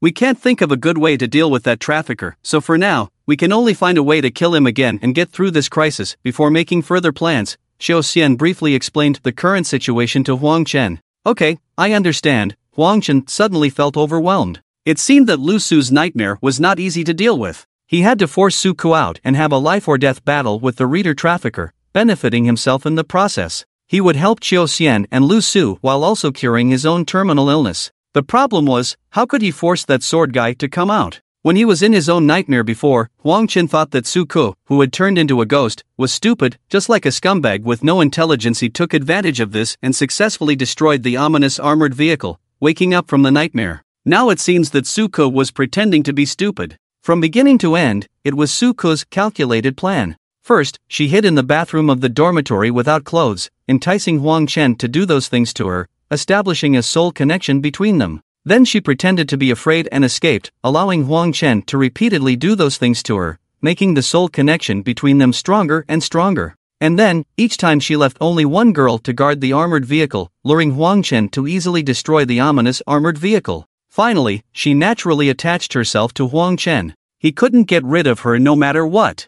Huang Chen thought it would be easy to deceive Su Ku and make her come out in the nightmare world of Lu Su. You see, when he was in the restaurant bathroom during the day, Su Ku came out and ruined his affair with the flight attendant. So just now, he deliberately wanted to do that kind of thing with Xiao Xian, forcing Su Ku to show up again. But Su Ku probably already knew what Huang Chen came to this nightmare for. So, she refused to come out no matter what. There was no choice. Huang Chen could only face everything in this nightmare on his own. Hiding under another windowsill in the restaurant, Huang Chen peeked outside and saw what was happening. A huge man in a suit, about 3 meters tall, was walking towards the restaurant step by step. He had thick tentacles behind him. At the front end of each tentacle, there was a man whose body had been severely deformed, with legs as thin as arms, and feet that had turned into claws like hands, baring his teeth and claws, constantly emitting a chilling roar. Soon he arrived at the side of the restaurant. Gunshots rang out. Lu Su and the vigilantes transformed from the customers kept shooting at the monster with their guns.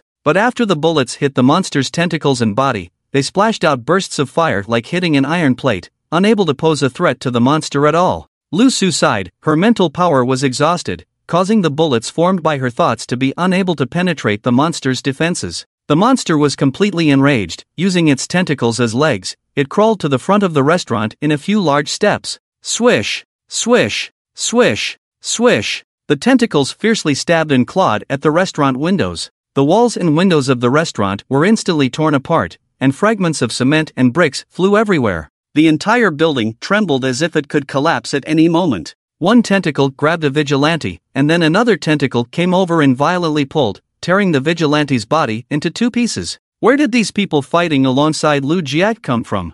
Huang Chen asked Xiao Xian in a low voice. They are comrades imagined by Lu Jia, Xiao Xian replied. Her imagination is so strong, Huang Chen exclaimed. When he was in his own nightmare, he couldn't even imagine a few normal girls to play with him. Only Su Ku and those female ghosts could play. The monster's tentacles reached out again, this time towards Lu Su, who was shooting at it frantically. Die! Xiao Xian jumped out from the corner, her sword turned into a dazzling light as she slashed at one of the monster's tentacles. The tentacle that bullets couldn't even penetrate was actually cut in half by Xiao Xian's sword. The monster was enraged and no longer went after Lu Su, but turned around and started attacking Xiao Xian. Lu Su and the monster had been fighting for more than 10 hours since last night, and at this point, Lu Su was exhausted and her combat power severely diminished, manifested by the fact that the bullets formed by her thoughts could no longer harm the monster. On the other hand, Xiao Xian had just entered the nightmare, full of energy, jumping and dodging without fear of the monster's tentacles, and her sword repeatedly dealt heavy blows to the monster's tentacles, but after fighting with the monster for such a long time,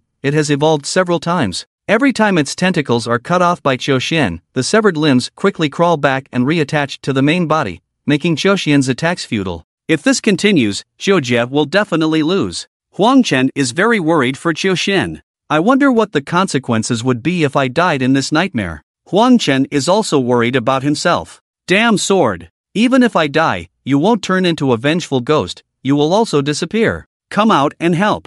Huang Chen scolds Su Ku. No response. Damn it! This sword definitely wants me to die with her, so even if I die, she won't come out. Huang Chen ponders. I still have to rely on my own wit and intelligence to survive this disaster. Huang Chen continues to think. How can I get through this crisis? Huang Chen observes Xiao Xian's battle while thinking. The golden finger is useful against female ghosts, but it is completely useless in this battle. Xiao Xian becomes more and more courageous in battle. After realizing that attacking the monster's tentacles is useless, she ignores the harm caused by the tentacles and moves around to approach the monster's main body, leaving one scar after another with her battle knife. After the monster realizes that it is at a disadvantage against Xiao Xian, it gives up fighting her and charges into the restaurant to chase Li Xiu. Li Xiu's energy is getting weaker, and bullets cannot penetrate the monster's defense. She can only run around in the restaurant, avoiding the monster's pursuit. Xiao Xian has no choice but to also enter the restaurant and fiercely chase and slash at the monster from behind. The monster becomes more and more agitated, leaving its violent marks on the walls and ceiling of the restaurant. Several support pillars are broken, and the entire building is on the verge of collapse. Huang Chen feels that the situation is not good, and he is about to escape through the window. Just then, the entire building collapses. Countless blocks of cement and broken precast concrete panels fall from above, burying Huang Chen. Am I going to die? Huang Chen can feel his body being crushed and flattened, making it difficult to breathe. The pain is not too intense. His consciousness is still clear. He just can't move. This is a dream, don't be too afraid in the dream and you won't die. Huang Chen comforts himself. Maybe I'm imagining that I climbed out, and then I really climbed out. Huang Chen tries to focus his attention, but after a long time, apart from the occasional loud noise coming from the ruins, he is still trapped there and unable to move. Finally, a huge tentacle touches Huang Chen's side, grabs his body, and forcefully pulls his broken body out of the ruins. After seeing the light again, Huang Chen sees that the monster's other two tentacles are holding the broken bodies of Li Shu and Xiaoxian. The three of them look at each other, their faces filled with despair. This monster is too powerful. After pulling the three of them out of the ruins, the monster roars towards the sky a few times, then walks into the darkness in the distance. The weakness of their bodies and the endless darkness gradually cause Huang Chen to fall into a coma. After an unknown period of time, he wakes up again. He finds himself hanging upside down in a gloomy and terrifying place. Xiaoxian and Li Shu are also hanging upside down next to him. Iron chains pierce through their bodies, making it impossible for them to free themselves. Huang Chen looks at himself and sees several iron chains piercing through his body as well. Xiaoxian and Li Shu have already woken up and are quietly discussing something. Huang Chen pretends to still be unconscious and listens quietly to their conversation. This should be the monster's lair, and the ominous thing should also be in this lair. Xiaoxian's voice. What can we do? We can't move at all now. Lu Su was panting, and it was evident that she was becoming weaker and weaker.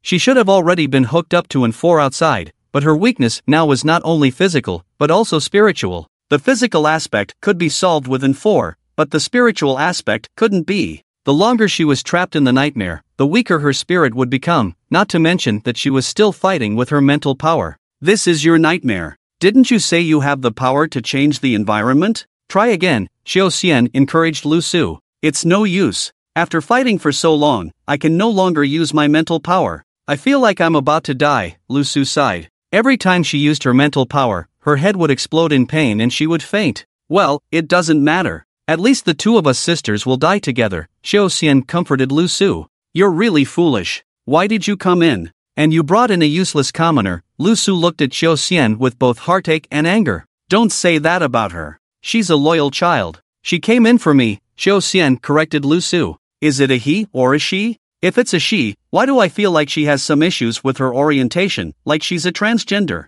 No fighting ability, and she's lecherous, harboring ill intentions towards you. I'm not trying to insult her, I'm just stating my opinion. Lu Su seemed to have no good impression of Huang Chen at all. No, you don't understand her. Once you get to know her better, you won't see her that way, Xiaoxian explained to Lu Su. I'm not interested in getting to know someone like her better, Lu Su refused. Huang Chen wanted to scold Lu Su, but he felt that her evaluation of him was quite accurate. Well, he shouldn't get angry just because someone spoke the truth, right? Xiaoxian wanted to say something else, but then they heard heavy footsteps and the sound of metal scraping against the ground coming from not far away. The two women immediately fell silent. The monster was coming, dragging a heavy sword covered in blood. Who knows how many people it had killed? Release your spirit and let me in. The monster roared at Lu Su. It seemed like it wanted to possess her. The two women were hanging upside down quite high, and when the monster roared at Lu Su, its head was right in front of hers. Huang Chen glanced at the lower half of the monster and realized that it didn't have golden fingers, so it couldn't possess them through the soul bridge.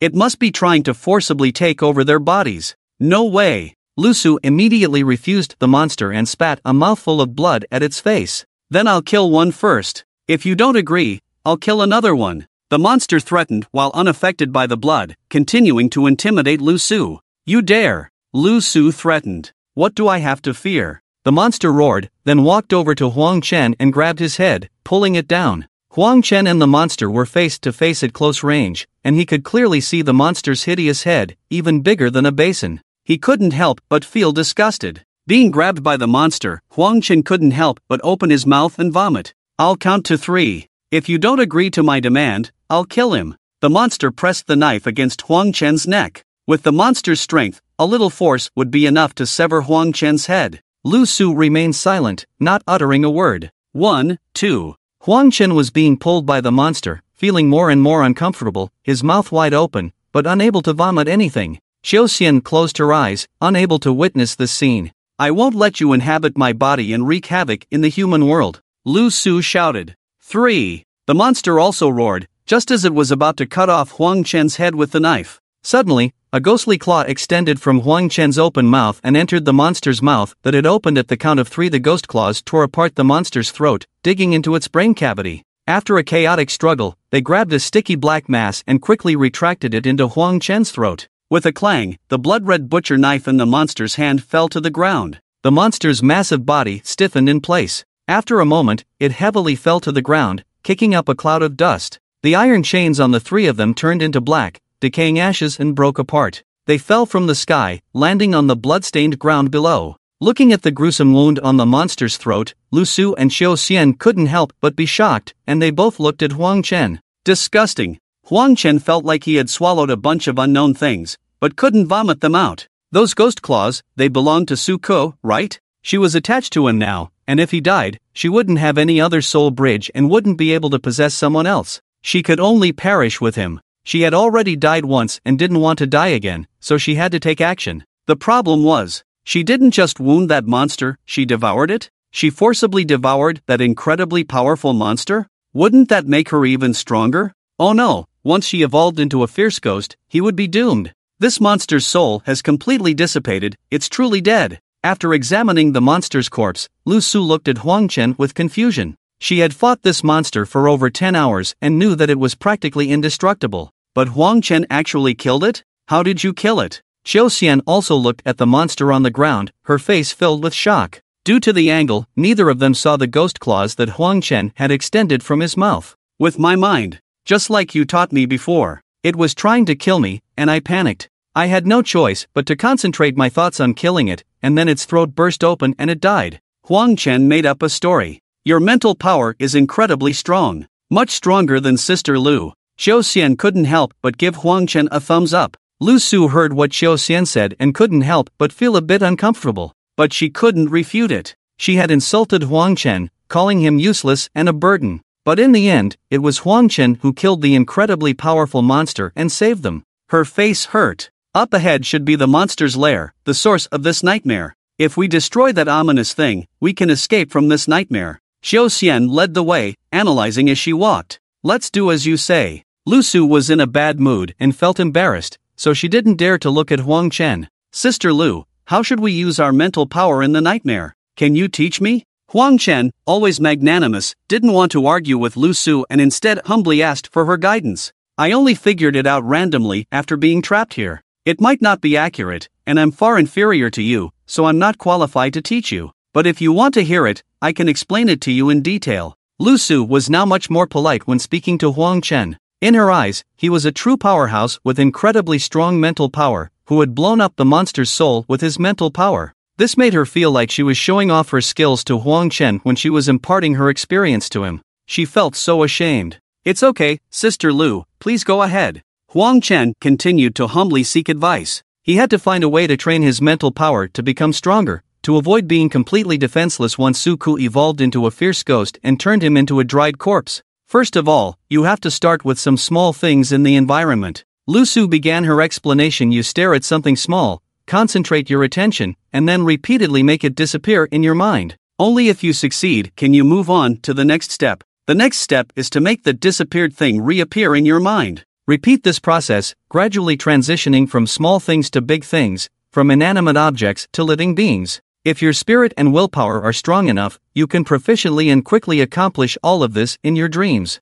Especially with items that interest you, like the gun I conjured. Sigh, my mental power is weak now. I can't conjure anything anymore, so I can't demonstrate it to you, but you can try it yourself first. It sounds mysterious, but you'll get the hang of it after trying a few times. Through this training, your mental power should greatly increase. Lu Su concluded her explanation. Alright, thank you, Lu Jia. I'll try it myself. Huang Chen scanned the western direction, looking for a suitable target that could disappear through mental manipulation. After searching for a while, he couldn't find anything suitable or interesting. Finally, his gaze settled on the figures of Qiu Xian and Lu Su walking ahead. He had finally found something interesting. Disappear, disappear, disappear, disappear. With repeated training of his mental power, a magical scene unfolded. Huang Chen stared at the backs of the two women in front of him, talking and walking, and his eyes widened. Their pants had actually disappeared. There was nothing left, inside or out. The problem was,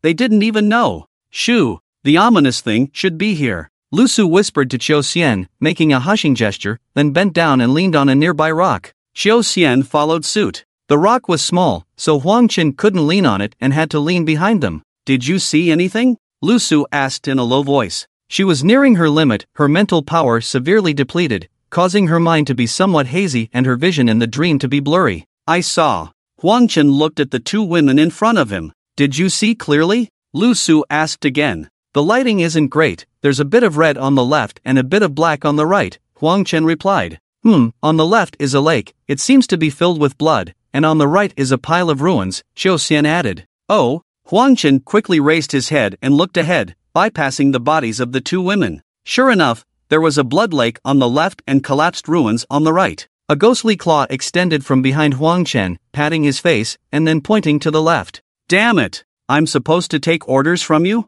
Huang Chen cursed under his breath. Stupid pig. Huang Chen heard Suka's curse in his ear, along with the sound of grinding teeth. Where do you think the ominous thing will be? Lu Su sought the opinions of the two. On the right, Huang Chen immediately answered Lu Su. Stupid donkey. Huang Chen heard Suka's curse again. You damn sword merchant. Huang Chen retorted. Yes, damn sword merchant. Suka surprisingly agreed with Huang Chen's viewpoint this time. Lu Jia, take a rest here. I'll go with him to check out the ruins, Qiu Xian whispered to Lu Su. Thank you for your hard work, Lu Su replied softly. Qiu Xian gestured to Huang Chen, conjuring a battle sword in her hand, then bent down and walked ahead. Huang Chen quickly followed suit. Hey! You! Lu Su only now noticed that Qiu Xian wasn't wearing pants, but she didn't dare to shout loudly, so she could only watch helplessly as the two of them disappeared in the direction of the ruins. Lowering her head, Lu Su suddenly realized that she also wasn't wearing pants, and her face turned pale. Then she remembered Huang Chen leaning behind them earlier,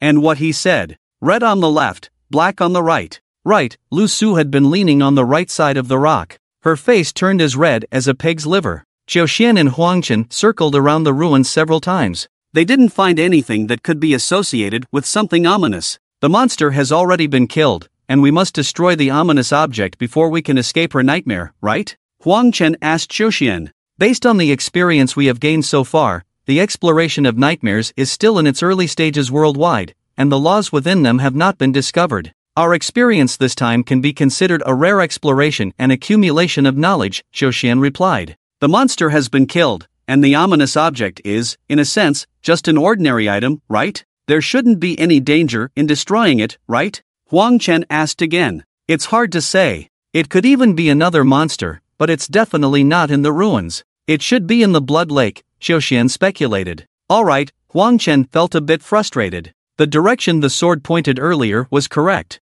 Now there's another important thing I want to ask you. Qiu Xian looked at Huang Chen seriously. What is it? Huang Chen didn't understand. Where are my pants? Qiu Xian asked. She hadn't noticed it before. When they were coming towards the ruins, she noticed Huang Chen kept looking behind her, and that's when she realized something was wrong. She looked down and indeed, something was wrong. How would I know? You and Lu Jia have a bad habit. Running around without clothes. Huang Chen definitely wouldn't admit that he did it. Help me change back. Qiu Xian was already convinced that Huang Chen was responsible. What? Huang Chen pretended to be confused. My pants. Ah, it's really not my fault, but I can try to see if I can conjure up a pair of pants for you to wear. Huang Chen stood still and concentrated, trying to gather his spiritual power. With the previous experience of making things disappear, this time he actually managed to conjure up a pair of pants. Here you go. Huang Chen handed the pants he conjured to Qiu Xian. Are these something a decent person would wear?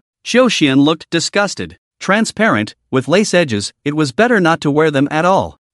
Well, Huang Chen scratched his head. Forget it, I won't wear them. We're going out soon anyway. Let's go to the lake. You go ahead, Qiu Xian suggested to Huang Chen. Alright, Huang Chen had to bend down and walk towards the direction of the blood lake. Actually, let me go ahead. But don't follow behind me, Qiu Xian thought for a moment and held onto Huang Chen, worried that there might be danger in the blood lake. After all, Huang Chen was just an ordinary civilian. "Don't follow behind me? Then where should I go?" Huang Chen complained. "It's up to you." Xiao Xian didn't know how to answer either. She held her sword and bent down to sneak towards the edge of the blood lake. Huang Chen quickly followed behind her. There are advantages to not wearing pants. The target is clearer, so there's no fear of getting lost. The so-called blood lake is actually just a small pond. There was no wind, but the blood water in the pond was flowing on its own, giving it a sinister appearance. In the dream, combined with the eerie atmosphere of the Western Zhou dynasty, timid people would be scared to trembling if they came here.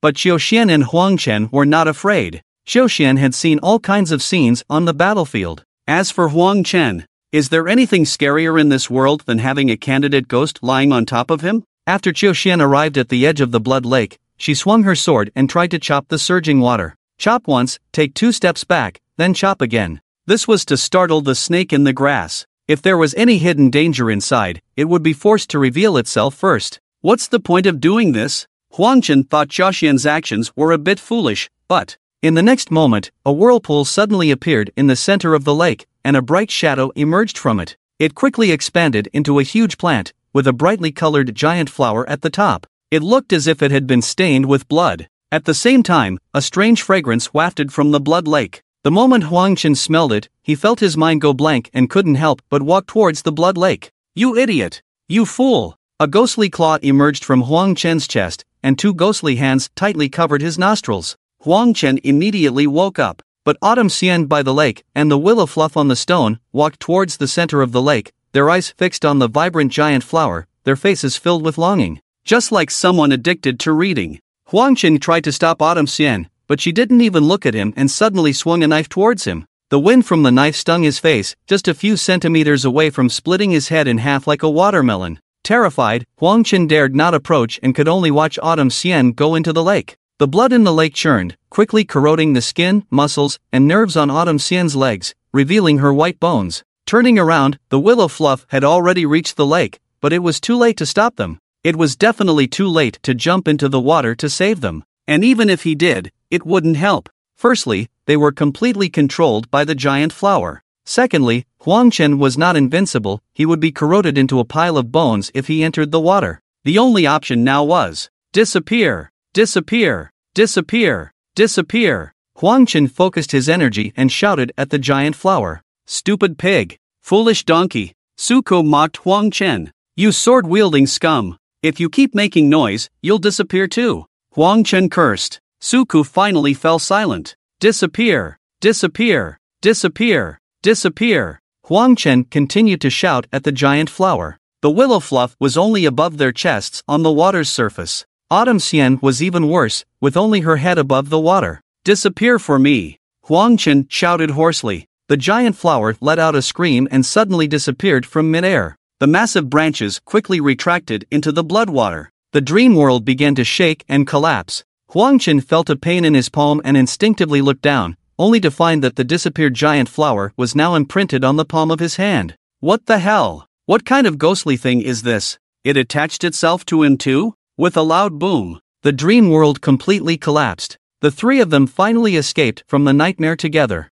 Upon waking up, Willowfluff found Huang Chen clinging to her like an octopus and quickly pushed him away, then instinctively looked at herself. Fortunately, her pants were still intact in the real world. Soon, Autumn Xian also woke up and quickly looked at Willowfluff and Huang Chen. Willowfluff woke up, but Huang Chen didn't. He couldn't be awakened no matter how much they shook him. At the last moment, she must have used her mental power to subdue the giant flower, but she exhausted herself and fell into a coma, Willowfluff analyzed. "Isn't she trapped in the nightmare?" Autumn Xian asked. "Her breathing and heartbeat are stable, she should wake up after resting for a while," Willowfluff replied after examining her. "She must be okay, she did all this to save us," Autumn Xian reminded Willowfluff. "Yeah, thanks to her, we wouldn't have been able to escape otherwise," Willowfluff nodded. "It's really unexpected that in the end, it was Huang Chen, a commoner, who saved them." Leaving Jiang Li and Huang Ying to take care of Huang Chen, the others left the room. In fact, Huang Chen had already woken up, waking up together with Willowfluff and Autumn Xian.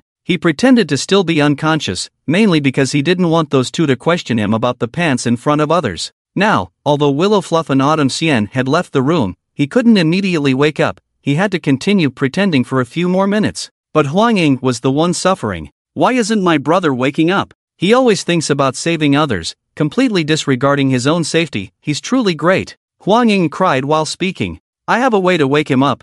Jiang Li carefully observed Huang Chen. How? Huang Ying asked. Jiang Li reached out and pinched Huang Chen's nose. No, don't. Huang Ying tried to stop Jiang Li. No, I'm saving him. You go tickle his foot, let's work together, and he'll wake up soon. Jiang Li refused to let go. Really? Huang Ying was skeptical, but still turned around and took off Huang Chen's socks, starting to tickle his feet. That's too much. Huang Chen could have held his breath for a few minutes without any problem, but being tickled while holding his breath was a bit unbearable, so he quickly sat up. I said I could wake him up, right? I didn't lie to you, did I? Jiang Li proudly said to Huang Ying. You were pretending to sleep. Huang Ying understood. Huang Chen glared at Jiang Li angrily. What's wrong? Jiang Li pretended to be scared. Disappear! Disappear! Disappear! Disappear! Huang Chen stared at Jiang Li's clothes, silently chanting in his mind. Are you okay? Huang Ying came over and waved her hand in front of Huang Chen. Disappear! Disappear! Disappear! Disappear! Huang Chen then stared at Jiang Li's pants. No effect. Sigh. Huang Chen sighed. Such an amazing skill could only be used in nightmares. What a pity. Otherwise, there would be girls running around the streets without pants. It would be so lovely. The next day, the red rain didn't stop, and school was still closed. Yang Ying asked Huang Chen to come to her clinic to help. Jiang Li and Huang Ying had finished their homework and had nothing to do, so they wanted to go together, so Huang Chen took them along. I want to give you an examination to see if there's anything abnormal. After arriving at the hospital, Yang Ying mentioned it to Huang Chen. Well, Huang Chen felt uneasy. With his hiding skills, he could deceive ordinary people, but Yang Ying was an expert in this field. This examination would definitely reveal his problem. But if he refused, it would definitely arouse Yang Ying's suspicion. What's wrong? Didn't we agree on this? Yang Ying looked at Huang Chen strangely. Huang Ying was anxious and didn't know what to say. He's a bit embarrassed, mainly because he doesn't want other people to watch during the examination. Jiang Li seemed to have figured something out and quickly covered for Huang Chen. It's okay, it will just be the two of us during the examination. No one else will be allowed in the examination room. Yang Ying reassured Huang Chen. Oh, Huang Chen had a black line on his face. Jiang Li's cover-up was useless. Let's accompany him into the examination room first, provide him with some psychological counseling, and when everything is ready, you can come in and examine him. It would be better that way. Jiang Li smiled and suggested to Yang Ying. You are the person she trusts the most, alright? You go in first and get ready. Call me when you're ready. Yang Ying nodded, not suspecting Jiang Li's words at all. So, the three of them entered the examination room together. What should we do? Huang Ying was anxiously pacing around, and suddenly remembered something. She quickly covered her mouth. Jiang Li didn't know yet. Jiang Li looked at Huang Chen with a gloating expression. You must have a solution. Huang Chen guessed that Jiang Li had known the truth for a long time, and now he had no choice but to see how Jiang Li, who was so intelligent, would solve this problem. Aren't you a girl? What are you afraid of? Just let her examine you. Jiang Li pretended to be confused. Huang Ying pouted, looking at Jiang Li as if she wanted to say something but stopped. I know you have a deformity and don't want people to see it, but it's simple. We can do a switcheroo. Jiang Li had a calm expression. How do we do a switcheroo? Huang Chen asked. Jiang Li walked around the examination bed, looked at the several screens in the examination room, seemingly thinking about something. After a while, she asked Huang Chen to take off his jacket, pants, and shoes, and then turn around. Jiang Li and Huang Ying whispered to each other. Will it work? It's so embarrassing. Huang Ying's voice was slightly loud, and Huang Chen, who was facing away from them, heard it.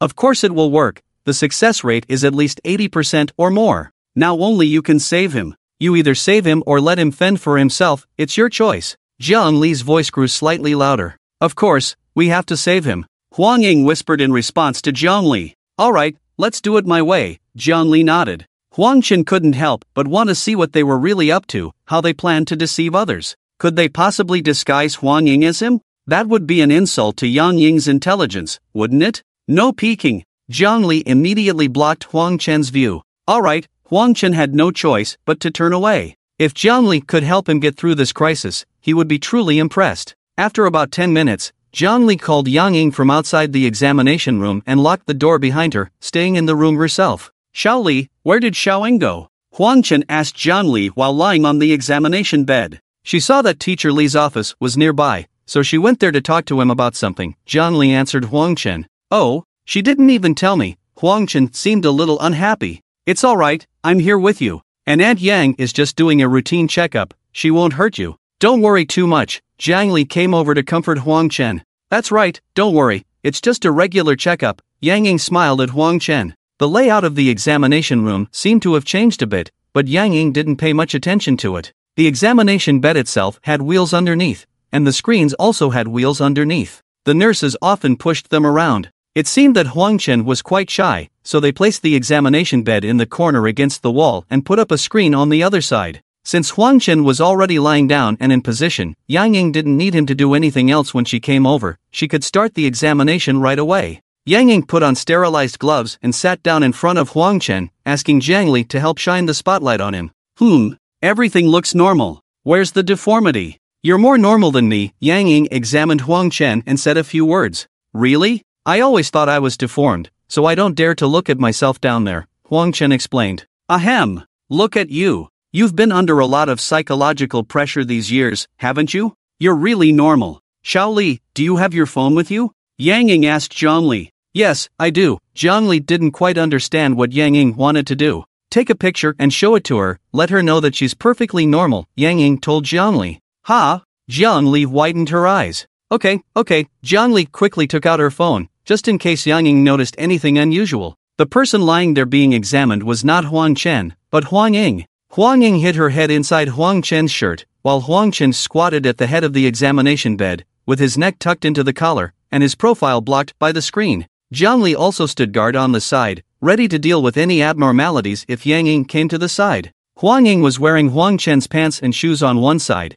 and holding up a bedsheet that covered most of the area under the examination bed. From Yang Ying's perspective, it looked like Huang Chen was lying there. As long as she didn't suspect anything, after the examination, Jiang Li could come up with an excuse to trick her out of the examination room, and this incident could be smoothly covered up. So far, everything had been going smoothly, and Yang Ying apparently hadn't noticed anything unusual. But asking Jiang Li to take a picture for Huang Chen to see was an unexpected event. How could Huang Chen see it? There was no other way. To avoid Yang Ying noticing anything, Jiang Li had no choice but to reluctantly take out her phone and quickly switch to a picture of Peppa Pig before showing it to Huang Chen. Huang Chen looked at the screen of Jiang Li's phone and couldn't help but feel puzzled. Why show me Peppa Pig? Of course, Jiang Li had been quick with her hands. Before showing the picture to Huang Chen, she quickly swiped and changed it to a picture of Peppa Pig. To avoid any embarrassing incidents, I'll explain to you why you're normal, Yang Ying said, taking off her gloves and grabbing Jiang Li's phone, preparing to personally explain to Huang Chen.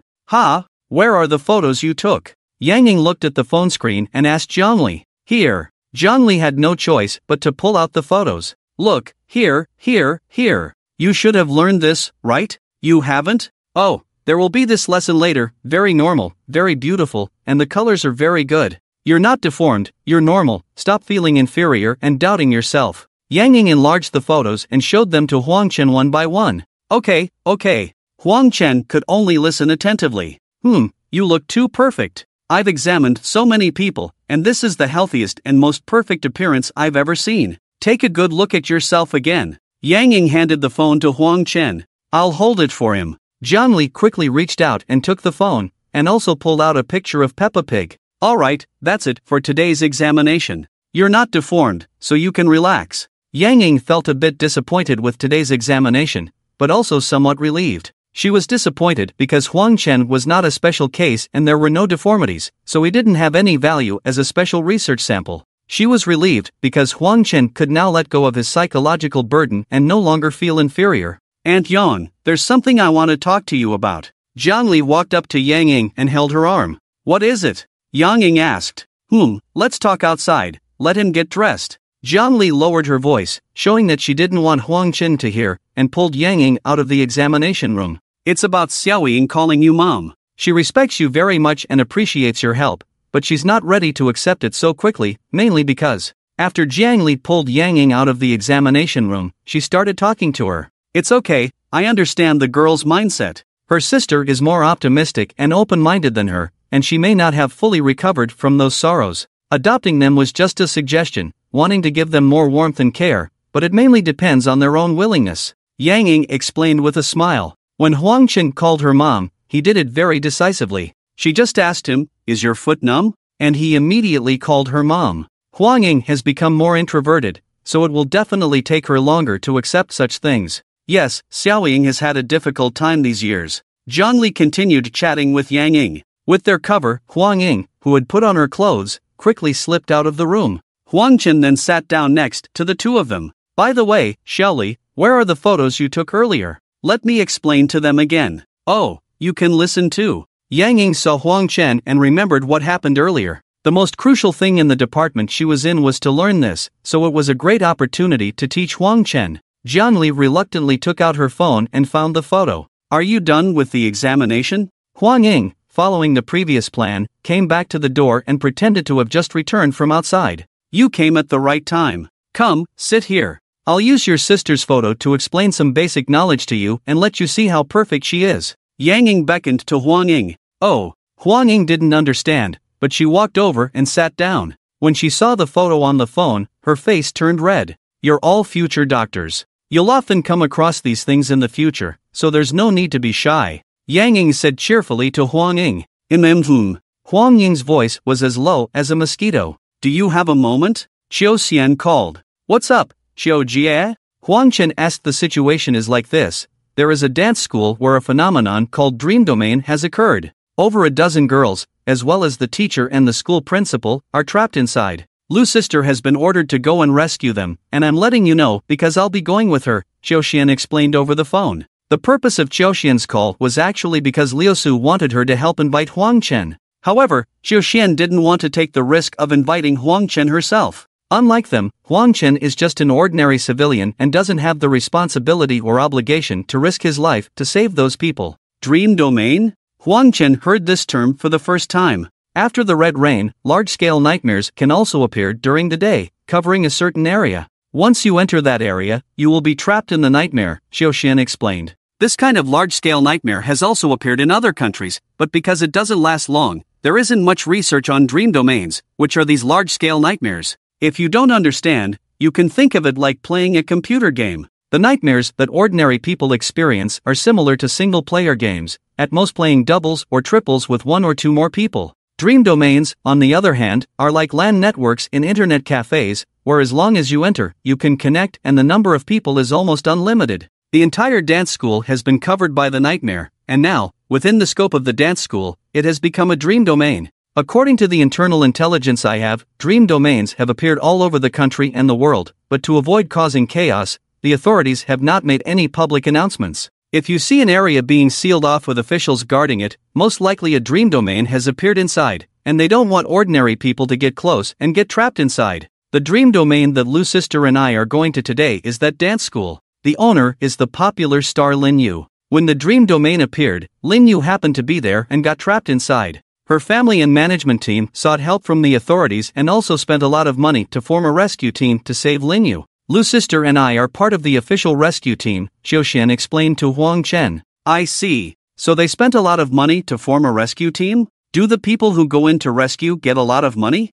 Huang Chen noticed Qiu Xian's last few sentences. Yes, they are cooperating with the authorities and have secretly offered a reward. Each person who enters the dance school to save her will receive a reward of 5 million, regardless of success or failure, which will be deposited into their own or their loved ones' accounts. If they successfully rescue Lin Yu, an additional 5 million will be given to each person. After confirming with Lin Yu, the person with the greatest contribution will receive an additional 10 million. Of course, the people who can enter the rescue team are recommended internally and have to go through a double screening process with the authorities, Qiu Xian added. In that case, you and Lu's sister can't receive these rewards? Huang Chen asked. Lu's sister and I are both sent by the authorities. If we receive the rewards, we will only take a small portion of it, and the rest will be donated, Qiu Xian replied. Well, that's not interesting then, Huang Chen shook his head. Lu's sister and I have the qualification to recommend someone. If we recommend you to go in, you can receive the full reward. But I think this matter is still too dangerous. Qiu Xian continued. Oh, Huang Chen was now somewhat tempted. This meant that as long as he went in, he could receive 5 million, which would be deposited into his sister Huang Ying's account. If he successfully rescued Lin Yu, he could receive an additional 5 million. The person with the greatest contribution would receive an additional 10 million, which means he could potentially receive a total of 20 million. Although prices have risen significantly after the torrential rain disaster, 20 million is still a huge sum of money for Huang Chen at the moment, and it would make him much more prepared to face future disasters. His current situation, who knows which day he will be sucked dry by Jin Wasuku and become a dried corpse. There is also an inexplicable flower in the palm of his hand. If he wants to permanently eliminate these hidden dangers, he can only find a solution in the nightmare. So, he feels that it is necessary for him to go in and try. Maybe while saving someone and getting a huge reward, he can also solve his own troubles. In addition, nightmares don't seem scary at all to Huang Chen. It feels quite exciting and fun. His abilities, such as the ability to make pants disappear, cannot be used in the real world. But in the nightmare, he can easily use them. Last time in the Willow Catkin nightmare, it was just his first attempt at using psychic power. He doesn't know if he has more powerful abilities in the nightmare, which can only be tested in the nightmare. By the way, that famous star Lin Yu, who is only 18 years old this year, is exceptionally beautiful. She follows the route of a pure and innocent girl, and before men disappeared, she had no scandals with any man. Before her father disappeared, he was a wealthy tycoon in the country, so there was no possibility of her being taken advantage of by directors. All the films she appeared in were invested by her own company. In the past, it would have been impossible for Huang Chen, a deliveryman, to have any intersection with Lin Yu, a rich girl and a famous star. But now he has the opportunity to get a close look at her. And he can find a suitable opportunity to make her pants disappear. Hee, just thinking about it feels exciting. Hello? Lao Lu and I are preparing to go in and save people. We may never come out again. In the future. Xiaoxian saw Huang Chen silent for a long time, so she spoke again. Take me with you, maybe I can be of some use. Huang Chen suggested to Xiaoxian. Isn't that a bad idea? You still have a younger sister. Xiaoxian hesitated. She was torn about whether to make this call. But she really wanted Huang Chen to go with her, because Huang Chen showed much more potential in the nightmare than she and Lu Su. If it weren't for Huang Chen last time, she and Lu Su would have died in that nightmare. There always have to be some people who bear the burden and move forward. It is precisely because we want to protect our family and homeland that we are willing to sacrifice. Huang Chen said firmly. Yes, it is precisely because we want to protect our family and homeland that we are willing to sacrifice. Xiaoxian couldn't help but admire Huang Chen's fearless spirit of sacrifice. After making the agreement, Huang Chen made up an excuse to bid farewell to Huang Ying and Jiang Li, and came to the temporary rescue camp set up outside the dance school, where he met with Xiaoxian and Lu Su. The reason why Huang Ying and Jiang Li didn't come together was that once Huang Chen entered the dance school, they wouldn't be able to follow, and they wouldn't be able to guard his body. Since they couldn't help much, there was no need to worry them. These are videos and photos of Lin Yu, as well as the dance teacher and a dozen students. We are going in to save them. Take a look first. Xiaoxian shared some information with Huang Chen. Huang Chen looked at them one by one. These girls who can enter Lin Yu's dance school are not ordinary people, each one is a top beauty. Of course, the most beautiful one is Lin Yu herself. Her beauty is rare in 1,000 years, captivating and disastrous. Looking at her videos and photos, her delicate face and exquisite figure, Huang Chen's heart couldn't help but race. After going in, if he doesn't find a chance to make her pants disappear, if he doesn't find a chance to, what use is this iron rod? What's the point of this transformation? Huang Chen couldn't help but sing it out.